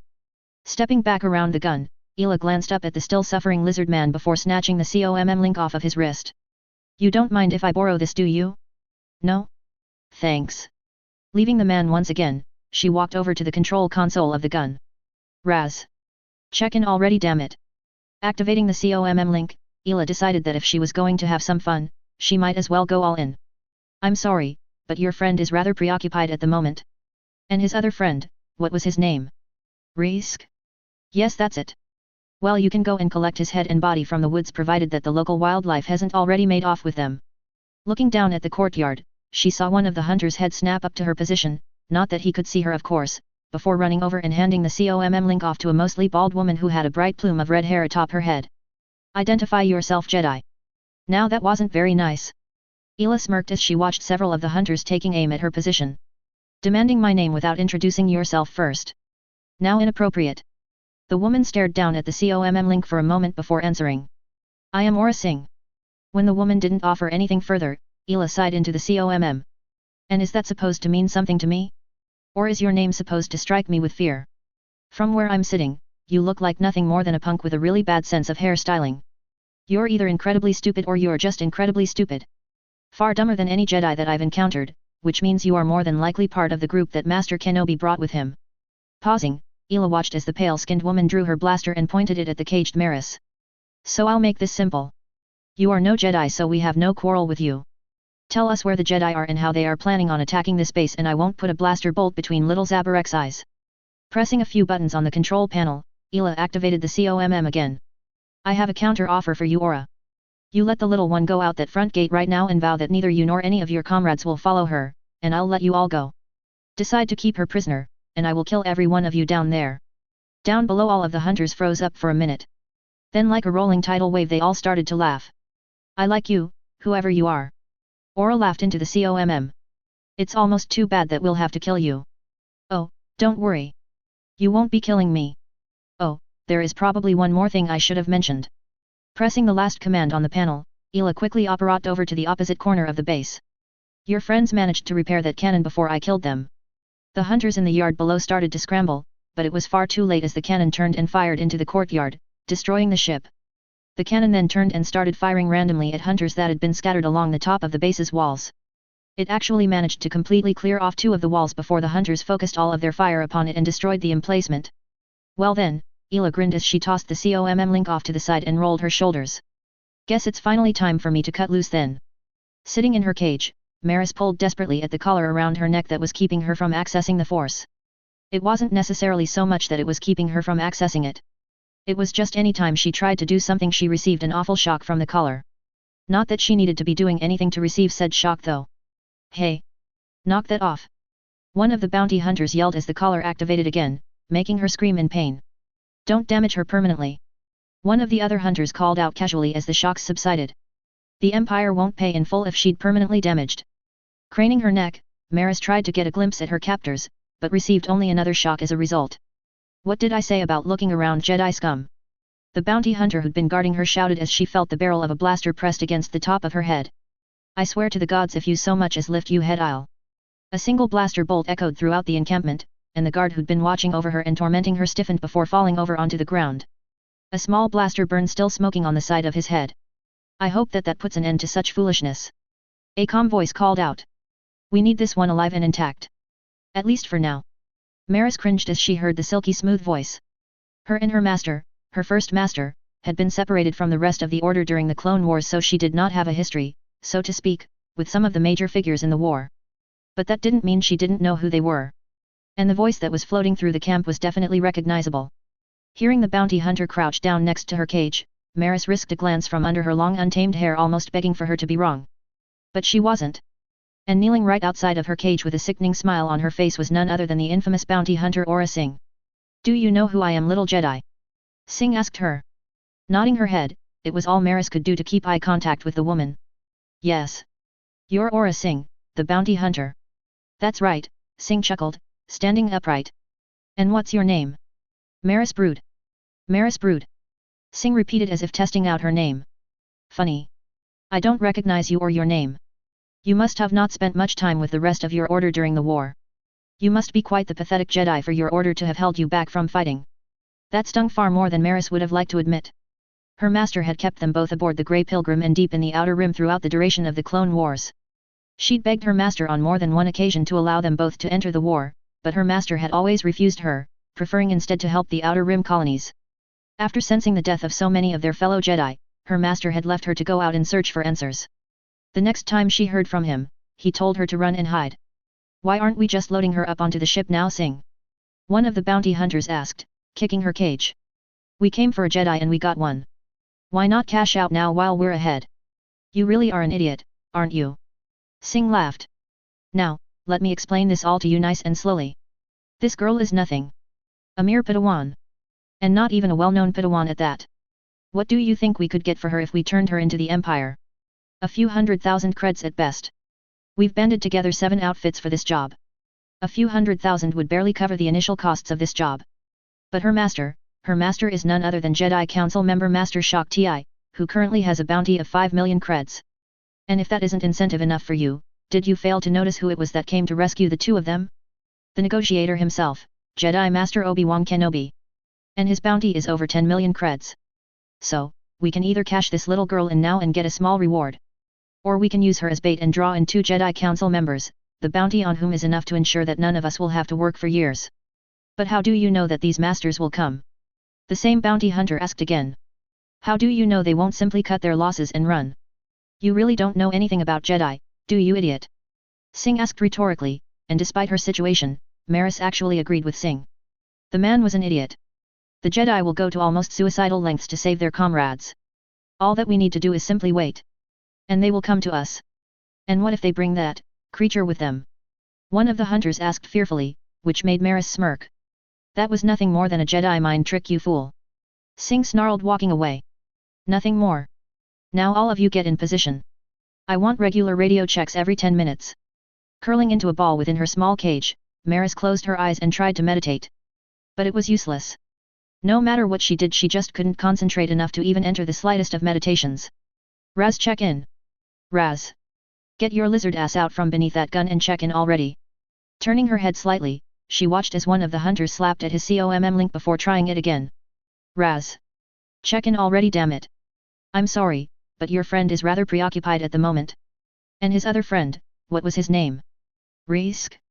Yes, that's it. Well, you can go and collect his head and body from the woods provided that the local wildlife hasn't already made off with them. Maris's head shot up at the voice that came through the COMM link. She recognized it, even though she'd only just met the owner a few hours prior. If she's here, then my master must be nearby as well. But then, why can't I sense her presence anywhere nearby? Give me that, you idiot. Aura Singh snapped, snatching the COMM link from the confused hunter. Identify yourself, Jedi. Now that wasn't very nice. Demanding my name without introducing yourself first. Now inappropriate. Both Singh and Maris both gasped at the COMM link. To her knowledge, no one dared mock Aura Singh. I am Aura Singh. And is that supposed to mean something to me? Or is your name supposed to strike me with fear? From where I'm sitting, you look like nothing more than a punk with a really bad sense of hairstyling. Next to her cage, one of the hunters laughed slightly before quickly trying to cover it in a coughing fit. The look in Singh's eyes, however, told the man that he had not managed to escape her notice. You're either incredibly stupid or you're just incredibly stupid. Far dumber than any Jedi that I've encountered, which means you are more than likely part of the group that Master Kenobi brought with him. Maris stiffened as Singh drew her blaster and pointed it right at her head. So I'll make this simple. You are no Jedi, so we have no quarrel with you. Tell us where the Jedi are and how they are planning on attacking this base, and I won't put a blaster bolt in between little Zabarek's eyes. I have a counter offer for you, Aura. You let the little one go out that front gate right now and vow that neither you nor any of your comrades will follow her, and I'll let you all go. Decide to keep her prisoner, and I will kill every one of you down there. All around her, the bounty hunters started to laugh out loud, even Singh seemed to crack a smile for a second. I like you, whoever you are. Aura laughed into the COMM. It's almost too bad that we'll have to kill you. Oh, don't worry. You won't be killing me. Oh, there is probably one more thing I should have mentioned. Your friends managed to repair that cannon before I killed them. Shit. Aura shouted, her eyes darting up to the corner cannon which had begun swiveling around. Everyone take cover. Maris barely had time to comprehend what was going on before the only shuttle in the base exploded in ball of fire. Then there was nothing but pandemonium as the base exploded in a barrage of yelling and blaster fire as the hunters all trained their weapons onto the mounted gun. The fight lasted for only a few scant seconds before a second explosion rocked her and all of the hunters ceased firing. Get some men up there. Singh shouted at no one in particular. I want to know that bitch is dead. And get some more men on the walls. The Jedi will be here soon. Trying her best to look behind her, Maris felt her stomach drop as she gazed at the destroyed emplacement. I didn't even know her, and she gave her life for me. Screw this Singh. One of the hunters yelled, marching up to her cage and putting a blaster through the bars. You promised us an easy run. Well, I'm done. The bounty on a dead Jedi Padawan is almost the same as the bounty on a live one. I'm taking this little bitch with me now before those Jedi come. The hunter's head snapped back as Singh quickly drew her blaster and put a single round right between the man's eyes. Look at it this way, boys. Singh laughed. Fewer men, fewer cuts. Now get your asses moving before those Jedi get here, or I will. What the fuck is that noise? Maris didn't need to strain her ears to figure out what Singh was talking about. In fact, she doubted that anyone within a click or two of the base could hear what they were hearing. A loud, almost howling noise like from some sort of canine beast was echoing from all around the base, making it impossible to place where it was coming from. The howling grew and grew until the point where Maris was forced to try and cover her ears to block out the sound when it stopped. And then there was nothing but silence. Check the perimeter. Singh shouted into the silence. The blasted Jedi must have turned the wildlife against us. Someone get their ass over to.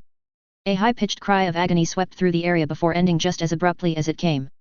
Then something landed right next to Singh and her small band of hunters. It was one of the hunters that had been up on the wall. Using her foot, Singh flipped the man over, and it was all Maris could do to not lose what little was left in her stomach. The man looked like he'd been mauled by a beast of some kind. More screams quickly followed as the hunters began scrambling while trying to take aim at something that was running along the walls. What is that thing? One of the hunters cried out. Who cares? Another shouted back as he leveled his rifle at whatever it was. Just keep firing and A blur of yellow almost white passed over her cage, snarling as it ran headlong into the hunter who'd just been yelling and carrying him off somewhere. What kind of beast is that? Maris wondered as the beast moved too fast for even her eyes to follow as it tore, literally, through the ranks of the bounty hunters. I've never even heard a beast that moves almost faster than the eye can follow. Within minutes the battle, if it could even be called that, was over.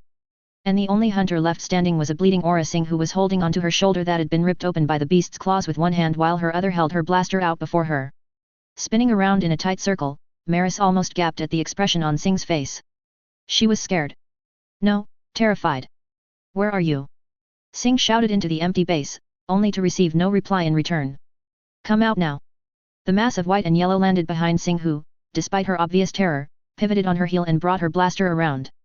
The creature simply swatted at Singh's hand, its claws cleaving the blaster in two before one the claw lashed out and grabbed Singh by the throat and picked her up off the ground. Now that the beast was standing still, Maris could finally get a good look at it. It was tall, at least 1.5 times taller than even Master Ti. It was also covered in hair from its head to its toes. It was definitely a canine species of some sort. But, she had no idea what to even call this creature. Singh, in a last-ditch effort, pulled a knife out of her boot and made to stab the beast in the neck. But the beast caught her arm mid-swing and twisted, snapping the bones in Singh's arm as if they were nothing more than a twig. What are you, creature? Singh managed to get, despite the hold the beast had on her throat. With a growl the beast's arm jerked once, snapping Singh's neck as easily as it broke her arm before tossing the now dead bounty hunter off to the side as if she were nothing more than a piece of trash. It was only as Singh's body hit the ground that Maris finally realized the situation that she was in. She was locked in a cage. With a creature that just tore through nearly 24 bounty hunters without taking a scratch. And she didn't have her lightsaber or access to the Force. Well, she did now that no one was around to hold the controls to her collar. Please, please don't notice me, nice little beast. Her pleas went unheard as the beast turned its head towards her and lumbered over to her cage. Oh, shit. She whispered as the beast bent over, making it so that the two of them were eye to eye. Calm down, Maris, it hasn't attacked you. Yet. Just, clear your mind. Remember what Master Ti taught you when dealing with dangerous animals. Calm yourself. Reach out through the Force and make a connection. Reaching out with the Force she tried to make a connection with the beast, and was thrown back both literally and figuratively as the strange creature threw her out of its mind. While she was still reeling from the repulsion, the creature leaned back on its haunches and... Is that creature laughing at me? No. It can't be. But that's the only way I can describe that noise it's making. Hey! She shouted, not caring about how ridiculous she looked yelling at well, whatever it was. Stop laughing at me. This isn't funny, you know. What happened next was completely beyond Maris, but the creature before her started to shift. Change. The creature started to whimper as its hair started to retract into its body, even as said body began to shrink down to a more normal size. Its face completely changed as the snot pulled back to form a more human-like face. Within less than a minute the process was done. And where there was once a hulking creature sitting before her, now there was only Ela. A very naked Ela. Well, hey there, Maris. Ela smirked as if what had just happened was the most natural thing in the world. What's a pretty little thing like you doing in a place like this? It was all too much for Maris. Without warning, her brain shut down as her eyes rolled up into the back of her head as darkness claimed her. Sitting in the tent within the howling wind, Ela was staring down at her hand as she experimentally opened and closed her fist. Leaving Earth had proven to be quite the blessing to both herself and Remus, as once they were outside of Earth's atmosphere the moon no longer held her sway over their curse. They both could transform at will. And even better, once they transformed they retained their minds. She had no doubt that once they returned to Earth and let the packs know about this, they would be lining up in droves to leave Earth. But despite all of the benefits leaving Earth given them, there was still one not-so-minor setback. The pain of the transformation was still there. In fact, seeing as how they retained their minds perfectly, even more so than when using the Wolfsbane potion, the pain was actually worse because the mind knew exactly what was happening to the body. Does it hurt? Turning her head, Ela nodded at Asajj before motioning for her to take the seat next to her. After her rescue of Maris, the others had demanded to know what she'd done. So, figuring that showing was better than just telling, Ela had transformed in the middle of the small galley. The look on just about everyone's faces, including Asajj and Quinlan who'd at least known that they could transform, was fairly priceless. The only ones who seemed to be completely at ease with them was, amazingly enough, Shock Ti. Thankfully enough no even fainted this time. After she changed back, Remus then spent the next hour or more telling everyone about lycanthropy and all of its sordid history and how Nox believed that the curse was a variation of the rock cowl plague. The one aspect that he had to stress more than any other was the fact that despite their savage appearance, both of them were completely in control of their actions when they transformed. At least while they were away from Earth, that was. Extremely. She answered as the former Sith took her seat. The transformation actually hurts worse now than it did back on Earth. And I've done it twice now in less than 24 hours. Why?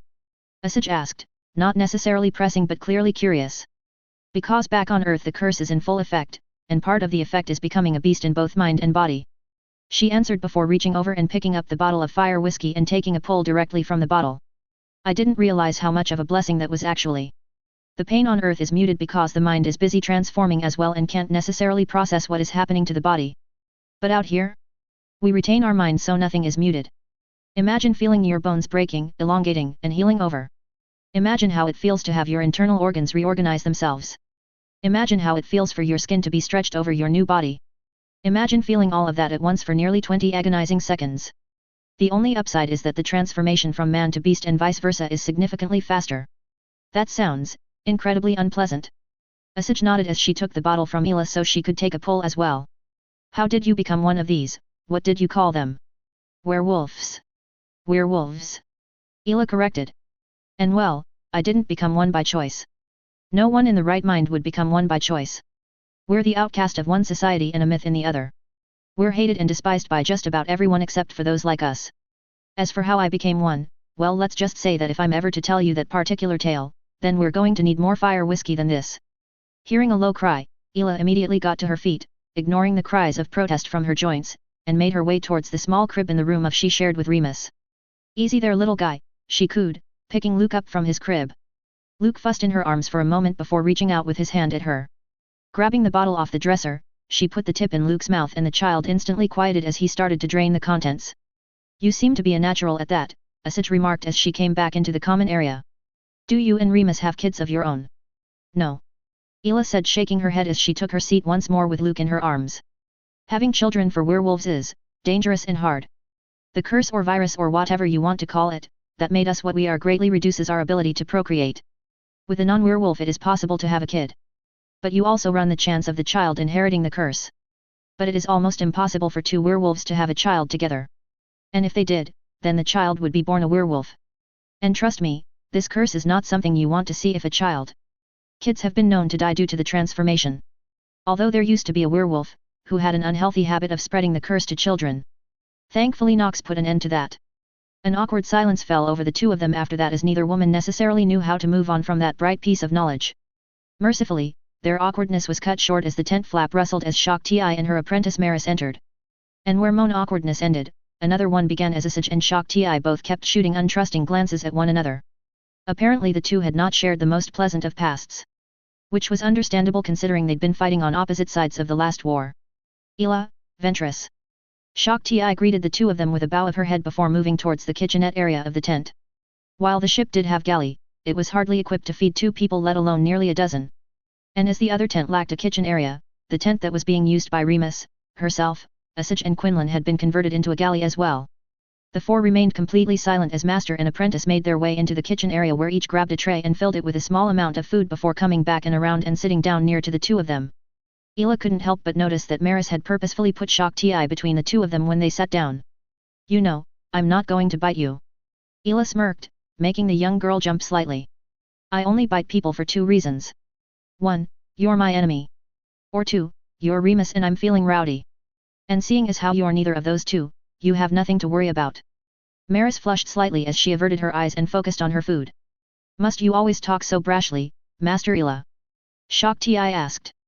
Yup. It's fun rattling the cages of people who are too uptight. Merlin knows it took me a while to get through to Remus. I swear that man was more uptight about sex than a damn Yank. Ela smirked at the master. And knock it off with that whole master bit. I'm not a Jedi, or a Sith. Or whatever you want to refer to yourselves as. I'm Ela, nothing more and nothing less. As you wish, Ela. Shak Ti responded, taking another bite of her small meal before nodding to the child in her arms. The child, it is Anakin Skywalker's, is he not? He is. Ela nodded, taking the bottle away from the little guy as he'd fallen asleep with it still in his mouth. So, Kenobi told you all then? Asajj commented. There was no mockery in her voice like Ela half expected there to be. Instead, she spoke as if it were a simple fact and nothing more. Yes, he did. Shok Ti nodded, placing her meal off to the side. Rex is not taking it well. He was assigned to Master Skywalker quite frequently during the Clone Wars and grew to respect him immensely. It is such a shame. One of the greatest among the Jedi has fallen to the dark side and is now beyond our reach. Be careful how you word that. Ela growled. Nox, while no longer a big bad Sith, is definitely not light either. But she is still a better person than any follower of the light that I've had the unfortunate pleasure of running into. And just so you know, I'm considered a big bad dark creature as well. So be you best watch your words. Dark does not mean evil. Shok Ti stared at her for a moment expressionlessly before nodding. If I offended, then I apologize. It was not my intent. Good, Ela said in a slightly calmer voice. Just watch yourself with that kind of talk. I might not know everything there is to know about you Jedi and the Sith.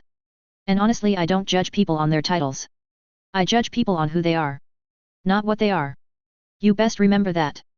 Course Remus would argue that one should be judged by their choices. Of course.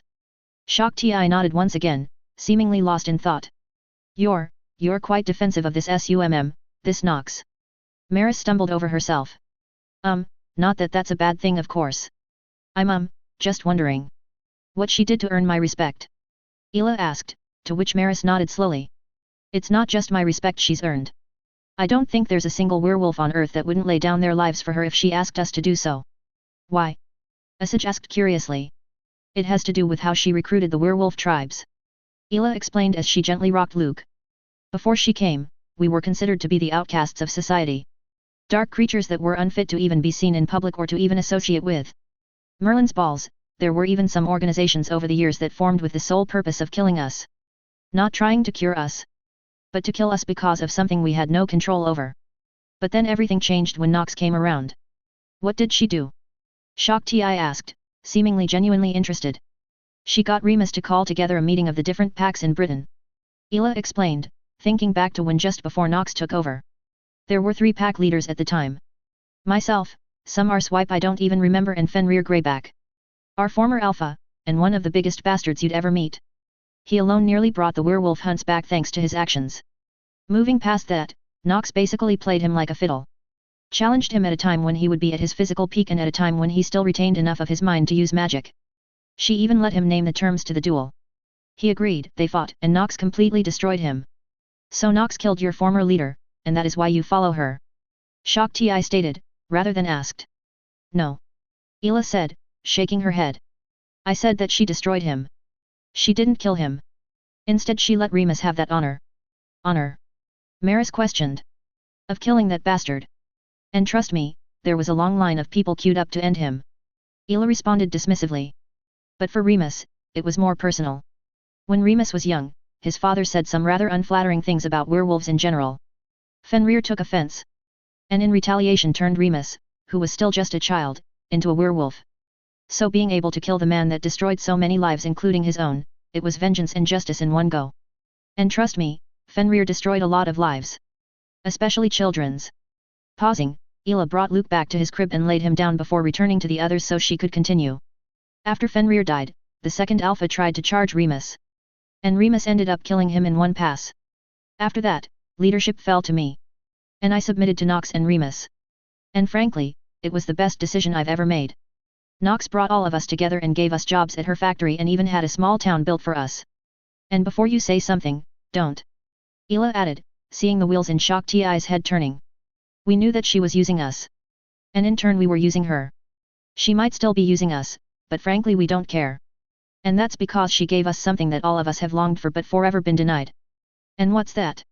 Maris asked, genuinely interested. A chance at a normal life. Something that no one else would give us. And because of that, all of us will follow her to hell and back without blinking an eye. Turning towards Shok Ti, she held up a hand forestalling whatever the Jedi Master had been about to say. Now I can see that my story didn't necessarily impress you. I'm sure you consider the whole tale barbaric or uncivilized, and frankly, I don't give a damn. Where we're going, you need to drop these preconceived Jedi notions that you all seem to have. Kento, Mali, Ahsoka, bloody hell, even the other 2 Ayla and Yoda have managed to let go and embrace some of our ways and teachings according to Nox the last time we talked. But if any of you don't think you can handle it, then let us know right now and we'll drop you off somewhere and leave you to the tender mercies of this empire. She was probably being too hard on the duo, but frankly, she didn't give a shit. Hila was sore and tired, both physically and magically. And she didn't feel like beating around the bush with these two. Amazingly enough though, Shakti merely nodded her head. We will adjust Hila. As Master Yoda has said before, we must follow and trust the Force. And if this is where the Force has led us, then so be it. And well, speaking of that, can you maybe teach us some of what you guys did yesterday? Maris asked, her voice picking up like a runaway dragon as she spoke. I mean, if you want to, that is. Not that I'm pressing or anything. But it would be nice to learn how you created that shield, or how you did that whole thing where you transformed the ship into that creature. That was amazing. How did you do that anyway? Wait, where's Remus? He's the one who... Padawan. Shakti said firmly but with little heat in her voice. Calm yourself, young one. Ducking her head, Maris muttered a soft, sorry.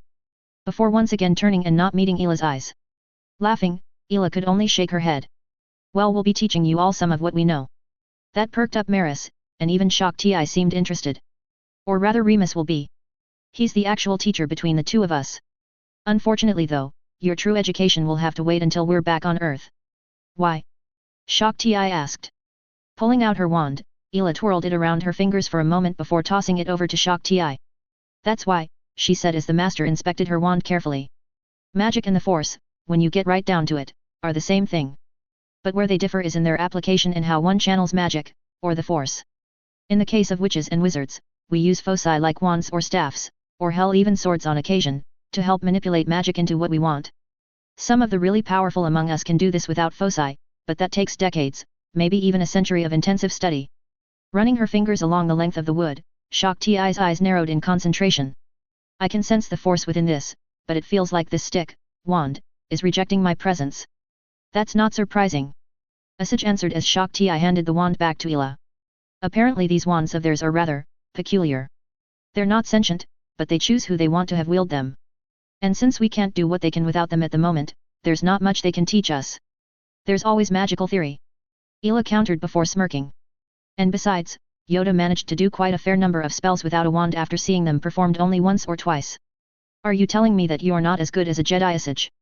Laughing at the glare Asaj was sending her way, Hila got up from her seat, cracking several joints in the process, before turning towards the room she shared with Remus.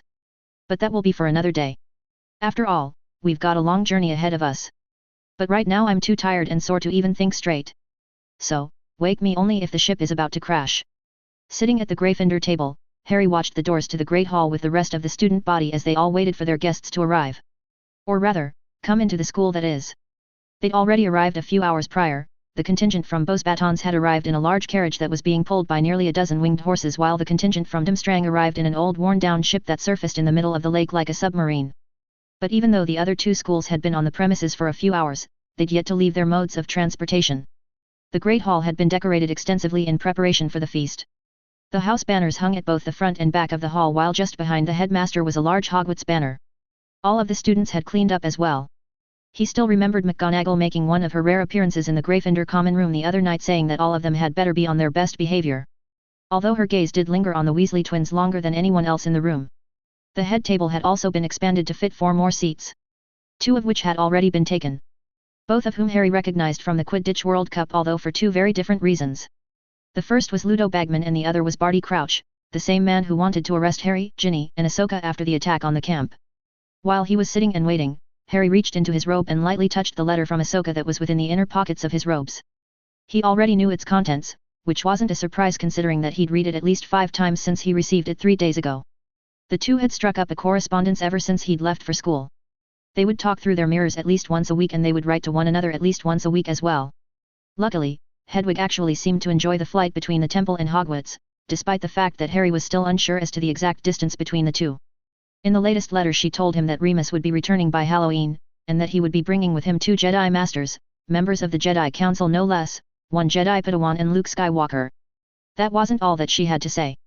Apparently, and he wasn't quite sure just why she'd done this, but Ahsoka had asked his mother to train her as if she were a Sith apprentice.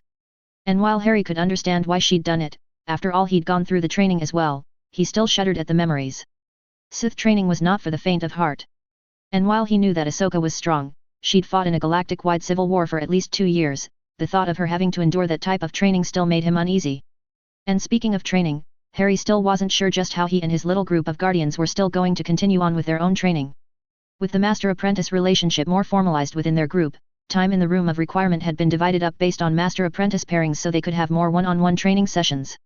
For those who had their masters here at school it was easy enough, for those whose masters were at the temple however it was not so easily. That was of course until his mother had sent him a parcel that had a highly enchanted mirror within. When they'd first activated it, they'd been amazed. Somehow, his mother had managed to enchant a regular communication mirror into holocom. And it wasn't just limited to the one holding it. Anything within a 20-foot radius of the mirror was represented in the opposite mirror. The mirror allowed Astoria, Hannah, Tracy, and Ron to have some one-on-one instruction with their respective masters. On the weekends they would forego individual training and have a group session. But now with so many students coming in for the rest of the year, several unused classrooms were being emptied out so that they could be used. While that normally wouldn't have been a problem, it became one when most of the classrooms that were being prepped were on the 7th floor of the castle. Merlin, how much longer are they going to make us wait? Ron grumbled across the table from Harry. It's called showmanship, Ronald. Hermione commented as she flipped another page in the book she was reading next to him. Despite Dumbledore's whole speech about creating camaraderie between schools, this is still a competition. The other schools are going to try and intimidate us and each other and are probably setting up some grand entrance to do just that. Right, Ron nodded. I knew that. Sure you did, Ron. Ginny grinned as the doors began to open on their own. Well, let the show begin. The doors were still opening when the first of the Beauxbatons students sprung into the hall. Literally sprung. Flipping head over heels and cartwheeling down the middle section while using their magic to aid their acrobatics. It was almost like a carnival. Once the acrobats were halfway down the hall, the next wave of students from Beauxbatons came. They were all dressed immaculately in blue and grey silk robes. And coming in just behind the students was without a doubt the largest woman Harry had ever seen. She had to be at least part giant because she easily matched Hagrid in terms of height. As the students passed them by, Harry's attention was drawn to one of the girls as she passed. It wasn't so much the fact that she was pretty, which she was, beautiful in fact, but rather it was the more than slight pressure he felt against his mental barriers as she passed that drew his attention. She was a Veela. Or at least part Veela in any case. And if the pressure against his barriers wasn't a dead giveaway, the way all the boys in the school automatically started drooling after her as she passed them by was. Now that's just not fair. Ginny grumbled. Using a Veela to distract everyone. I don't think that was their intent, Ginny, Hermione corrected her. She's more than likely a half Veela. And according to everything that I've read, they have trouble controlling their allure until they reach their age of maturity. Which for a Veela is 18, not 17 like it is in the wizarding world. She probably can't help it. At least Ron isn't drooling this time around, Ginny smirked, making her brother flush. Ron didn't have the chance to retort, because right behind the Beauxbatons students came the contingent from Durmstrang. The best way to describe them was that they were the polar opposite of the Beauxbatons. They marched in unison, side by side almost like they were in a military marching formation. But despite their gruff and somewhat intimidating entrance, it was the last two to enter that immediately commanded everyone's attention. Or rather, one of the two that entered. Blimey! Ron hissed, that's Victor Krum. What's he doing here? Obviously he plans on competing. Harry shrugged as he watched the Quidditch legend walk by. Harry knew that the man was young to be playing professional Quidditch, but to still be in school? Once the entrance of the two schools was complete, the individual students broke up and made their way towards empty spots at the house tables in the Great Hall. More than a few girls and boys were clamoring to try and get Krum to sit next to them, but he ignored them all before walking towards the back of the hall and sitting down at the Slytherin table where he promptly ignored everyone around him. He wasn't the only one to be receiving attention either, just about every other boy, and even some of the girls, in the school were trying their best to get the French beauty and half Veela to sit with them as well. But just like Krum, she ignored everyone before finding an empty spot at the Ravenclaw table and taking a seat. Rising from his spot at the head table, Dumbledore coughed loudly while spreading his arms. Students of the wonderful academies of Beauxbatons and Durmstrang, I welcome to Hogwarts. He announced joyfully, causing a polite round of applause to spread throughout the hall. It is my hope that while you all will enjoy your stay with us for the rest of the year as we come together for the first Triwizard Tournament to be held in many, many years. Classrooms have been prepared for all of you so that you may complete your studies, and should you have any questions, our wonderful staff here at Hogwarts will be more than happy to help you with whatever you need. Now then, before we feast, let us proceed on to the very reason why you are all here. With a single clap of his hands, a large stone pedestal appeared on the dais before the professors and headmasters. Atop of the pedestal was a large gold and jewel-encrusted goblet that was perhaps a foot tall and a hand's length or so across at the top, and the sides of the goblet were as clear as glass. This, ladies and gentlemen, is the Goblet of Fire. Dumbledore announced before clapping again. This time a spark appeared just above the goblet before it expanded into a billowing flame before settling down slightly so that blue flames could just barely be seen over the rim of the goblet. Starting now and until our Halloween feast tomorrow, the goblet will be lit. Should you wish to participate in the tournament, you need only to write your name down on a piece of parchment and toss it into the fire. Tomorrow the goblet will choose one champion from each school to participate. Now, I must caution you all. Firstly, only those who are at least 17 or older will be able to participate. And for those of you who think that you can get by this stipulation, let me end that here and now. I will be placing an age line around the goblet as well as several enchantments so that you cannot simply throw your name in from outside the line. Also, the headmasters and professors will be guarding the goblet at all times from now until the selection. Secondly, Dumbledore continued, placing your name into the goblet is voluntary, however once your name comes out of the goblet you will have no choice but to participate. Now that we have all of that out of the way, let the feast begin. With a loud clapping of his hands, food appeared from nowhere across all of the house tables. But as Harry automatically reached out to pick out something, his hand stopped. Nearly half of the food on the table was decidedly not British as he'd become accustomed to. And he wasn't the only one who noticed either. Bloody hell, Ron gaped as he idly poked at one of the many dishes on the table. What is that? Bouillabaisse. Harry and Hermione both said at the same time. Bless you. Ron responded, making Harry shake his head. Sighing, Hermione dished out some of the food onto her plate. We didn't sneeze, Ron. Bouillabaisse is a French seafood stew. It's actually quite good. She accented her point by taking a bite of the portion she'd placed into a bowl while Harry dished himself out a small portion as well. I'll take your word for it.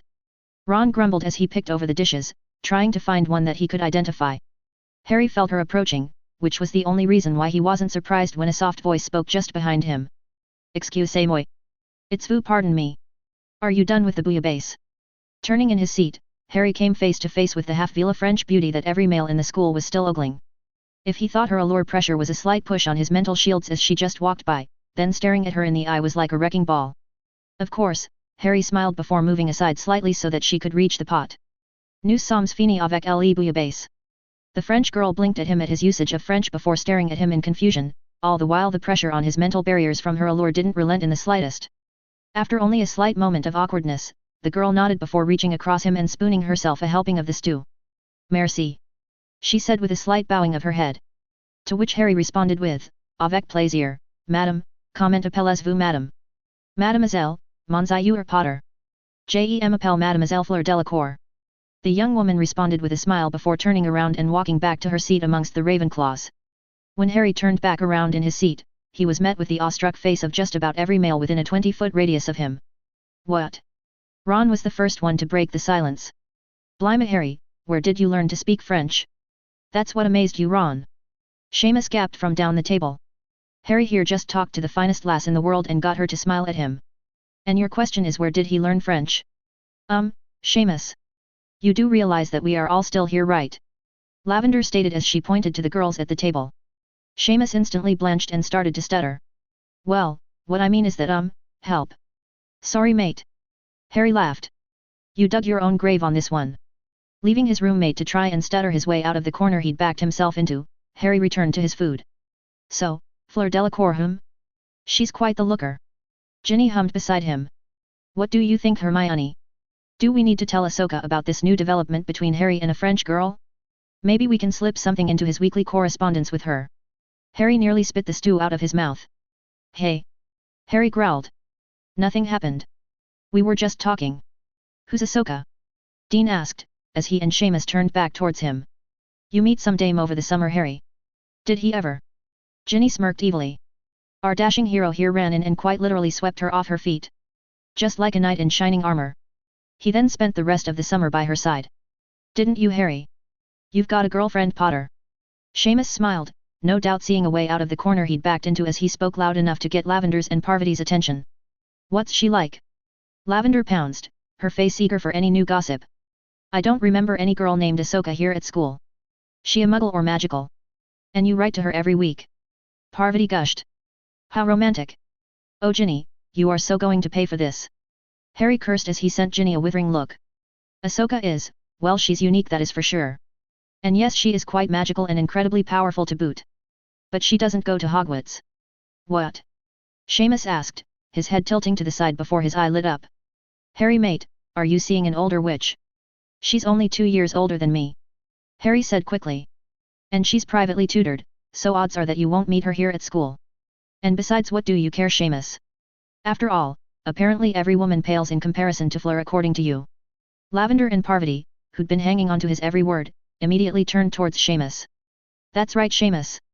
Lavender growled as Seamus paled. Mind explaining that comment once more? Seamus sent him a betrayed look, but Harry merely shrugged and turned back to his meal. You know you're going to pay for that, right, Ginny? Harry said lowly at Ginny. What? Ginny said, looking thorough confused. I'm just trying to help you, Harry. Help me? How exactly are you trying to help me? Harry asked back. Ginny just stared at him for several long moments before shaking her head and going back to her food. You're as clueless as my brother Harry.